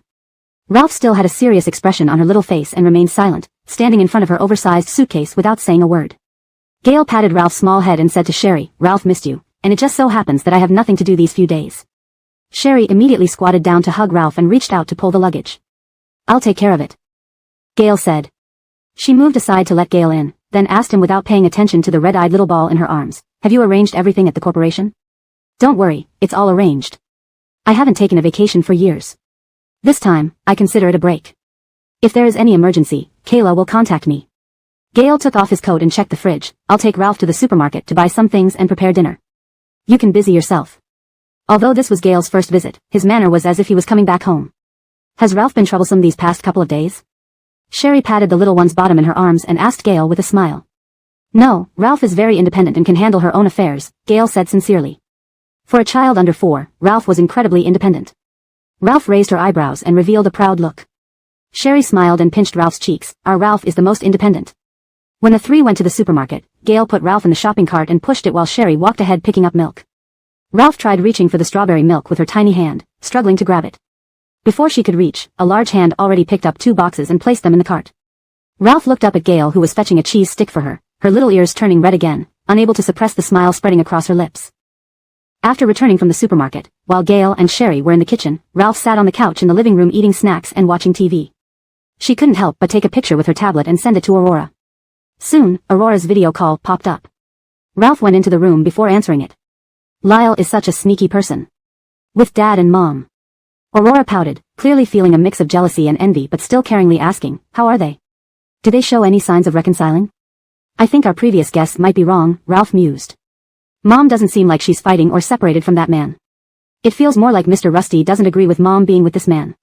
Try not to slip up these few days and quietly investigate a bit. Got it. No problem, leave it to me. Aurora gave an okay sign and asked cautiously, Lyle, what do you think of Dad? Ralph pursed her lips without responding. Aurora chuckled. Actually, Dad isn't bad, right? He reads bedtime stories and is very strong. Behave and stay with Mr. Rusty and Mayren. Remember to video call me if anything happens, Ralph instructed. Don't worry. Mr. Rusty is domineering and formidable. Nothing would happen with me by his side. Aurora clearly had a good time these past few days, her face looking rounder. Aurora. At that moment, Mr. Rusty's voice came from the video. Noticing Aurora was on video, the casually dressed Mr. Rusty also came over. Aurora quickly ended the call, afraid Mr. Rusty would find out Ralph was with her parents and get upset. That night, when Sherry was putting Ralph to bed, her phone buzzed with a WeChat notification. She glanced at the sleeping Ralph, muted the phone, and opened the WeChat. Inside was a video clip and a message from Omar. Omar, Miss Coral, Ferris has no integrity as imagined. Less than half a day, he is willing to grovel for mercy. Sherry did not open the video but only replied, telling Omar to follow what Kaylee instructed. After sending the message to Omar, Sherry also sent a message to Kaylee. She reminded Kaylee not to go too far and not to kill anyone. People like Ferris should suffer public condemnation and psychological torture before being handed over to legal authorities. Kaylee's hatred for Ferris was no less than Sherry's. Ferris killed Kaylee's sister who lived together with her. Ferris liked to use videos to control inexperienced girls, torturing them before releasing the videos as the final blow. This is how Kaylee's sister was ruined by Ferris and developed severe depression. Initially, they could have prosecuted Ferris, but Kaylee's sister chose to settle for money due to concerns about Kaylee's hardships. But after Kaylee and her sister left High City to start anew in Jingdu, Ferris sent insulting messages and deleted videos to Kaylee's sister, leading her to commit suicide in the bathtub.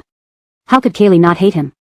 If not for the person Sherry sent to monitor Ferris 2 years ago discovering Kaylee hiding in the garage corner with a knife intending to kill both herself and Ferris, Kaylee would have gone through with it. However, Sherry believed it wasn't worth risking Kaylee's future life for a scum like Ferris. So, Sherry sponsored Kaylee's education and made her wait for revenge. Now, Sherry fulfilled her promise, but she hoped Kaylee would live well afterward. Repeating her sentiment, it wasn't worth risking Kaylee for Ferris. Meanwhile, the standoff between the Yi family and Sam continued. Enid looked at her unconscious uncle in the hospital bed and finally broke down to her aunt-in-law, Auntie, now we must protect the Yi Corporation rather than worrying about profit. Think carefully. If you block Ridgeman Pharmaceuticals from entering, when Yusef Corporation falls in a month, can Yi Corporation stand alone? Don't you know how powerful Yusef Corporation's legal team is? Enid's aunt clenched her fists, staring at her husband lying motionless on the bed, then turned to Enid. Since this is so important to Yusef Corporation, why can't Sam help us Yi Corporation? For so many years, didn't he always clean up your brother's messes? Why not this time? Auntie, this time is different. If this issue isn't properly resolved, even Yusef Corporation will be in danger. Enid hastily explained. Chapter 100, Rusty Family Group. I don't care. I think, Doug turning out this way is inseparable from Nanshan Yusef. If minor issues he caused before had made him learn his lessons, maybe this time Doug wouldn't have made mistakes again. Sam has indulged Doug to become like this now. After getting into a big mess this time, he has simply left us Yi family alone. This cannot be. Enid was stunned by her aunt's irrational logic. Lal Nanshan has always helped Doug, but isn't that because of me? How can helping Doug be considered wrong? Seeing Enid upset, her aunt quickly reached out and grabbed Enid's hand. Karaltsi, talk it over with Nanshan properly. Look, your uncle hasn't woken up yet. If your uncle wakes up and finds out that our cooperation with Hengji Biotechnology Company has nothing to do with the Yi family, and that we have to allow Ridgeman Pharmaceutical to use our factory and the expensive machinery we bought at a high price, your uncle would die of anger. Aunt, hurry and let Ridgeman Pharmaceutical come in. It's still not too late. If Yusef Group falls, our Yi family will also go bankrupt. By then, it will be too late to cry. Enid felt utterly powerless. In the end, the Yi family group belonged to her uncle's family, not hers. Enid could only suggest but couldn't make decisions beyond her aunt's authority. Before Enid's aunt could say anything, Enid's phone rang. Seeing it was a call from Sam, Enid took the call outside the ward. Hello, Lal Nanshan, don't worry, I'm still persuading my aunt. Tears welled up in Enid's eyes. Little obedient one, I've been kind and considerate to the Yi family all these years. Sam's voice carried heavy fatigue. You don't need to persuade your aunt anymore. I will renegotiate with Ridgeman Pharmaceutical and won't need Yi family's equipment or premises. But little obedient one, if Yi family can't deliver by the end of the month, I will follow the contract. I hope you don't blame me then. Hearing Sam speak like this, Enid clenched her fists tightly. Sorry, Lal Nanshan. It's all Doug's fault. Lal Nanshan, I know you've tried your best to help the Yi family, and they're just too greedy. I won't blame you, do what you must do. After hanging up the call, Enid leaned against the wall and wiped away her tears. Enid's aunt emerged from the door, staring at Enid intently. How did it go? Did Nanshan agree to invest in our Yi family? Enid looked up at her expectant aunt and said, Yusef Group has already found another way. At the end of the month, if Yi family fails to deliver on time, Lal Nanshan will act according to the contract. How could this be? Enid's aunt clutched the door frame, her legs weakening. Obviously, with just investment, we could solve Yi family's trouble. Why is Sam unwilling? Aunt. If Yusef Group had sufficient working capital, why would they give Yi family a share in cooperating with Hengji Bio? Enid's chest tightened. If we had allowed Ridgeman Pharmaceutical to enter earlier, even if we didn't get a share, Lao Nanshan might not have treated Yi family so harshly for my sake. But now, your stubbornness has hurt Lao Nanshan's feelings. Do you think he'll spare Yi family when enforcing the contract? You think Yusef Group is bluffing us? Enid's aunt seemed to have an idea, looking convinced. Just as you said, if Yusef Group could take on the order from Hengji Biotech without needing us, why share profits with Yi family? Sam must be scaring me. He wants me to agree to let Ridgeman Pharmaceutical in fast. Aunt. Enid was almost in tears.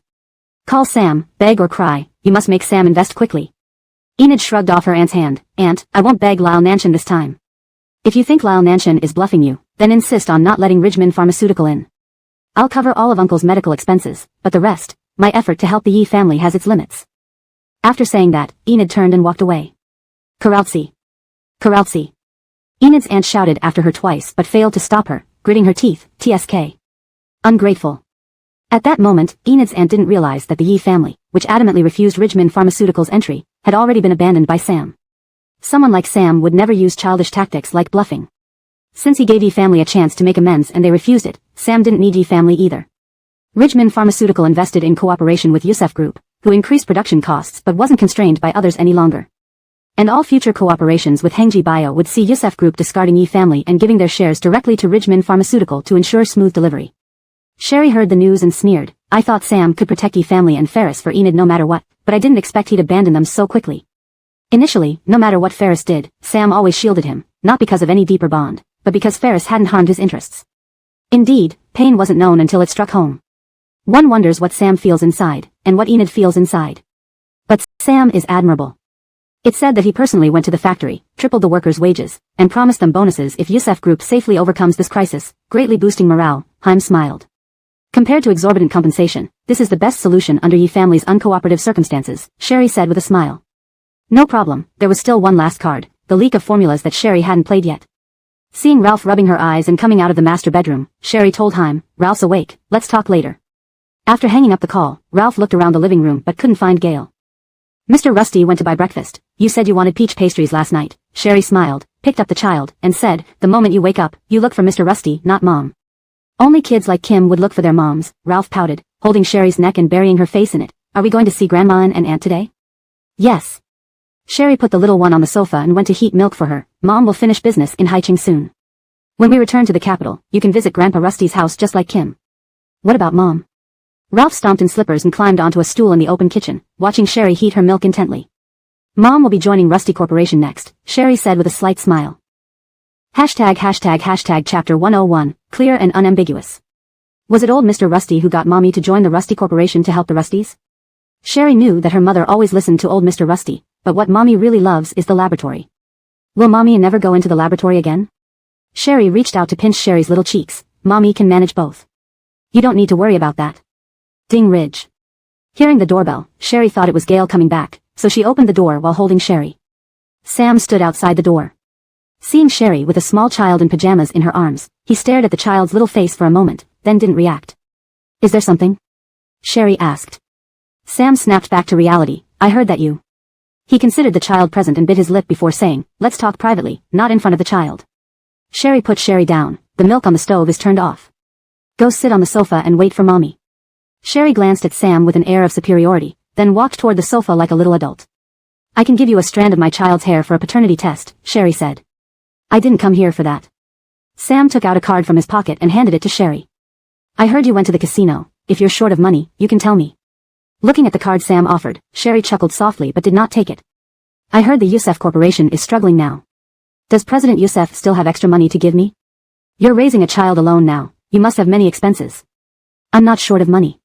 Sherry. Can you stop being stubborn? How can a single woman with a child not be short of money? What can you do? You transferred from Haicheng University to Koronchang University and didn't graduate. Just because someone called you a genius, you think you're really a genius? How are you going to support yourself and your child? Sam couldn't control his anger. Make your child suffer along with you?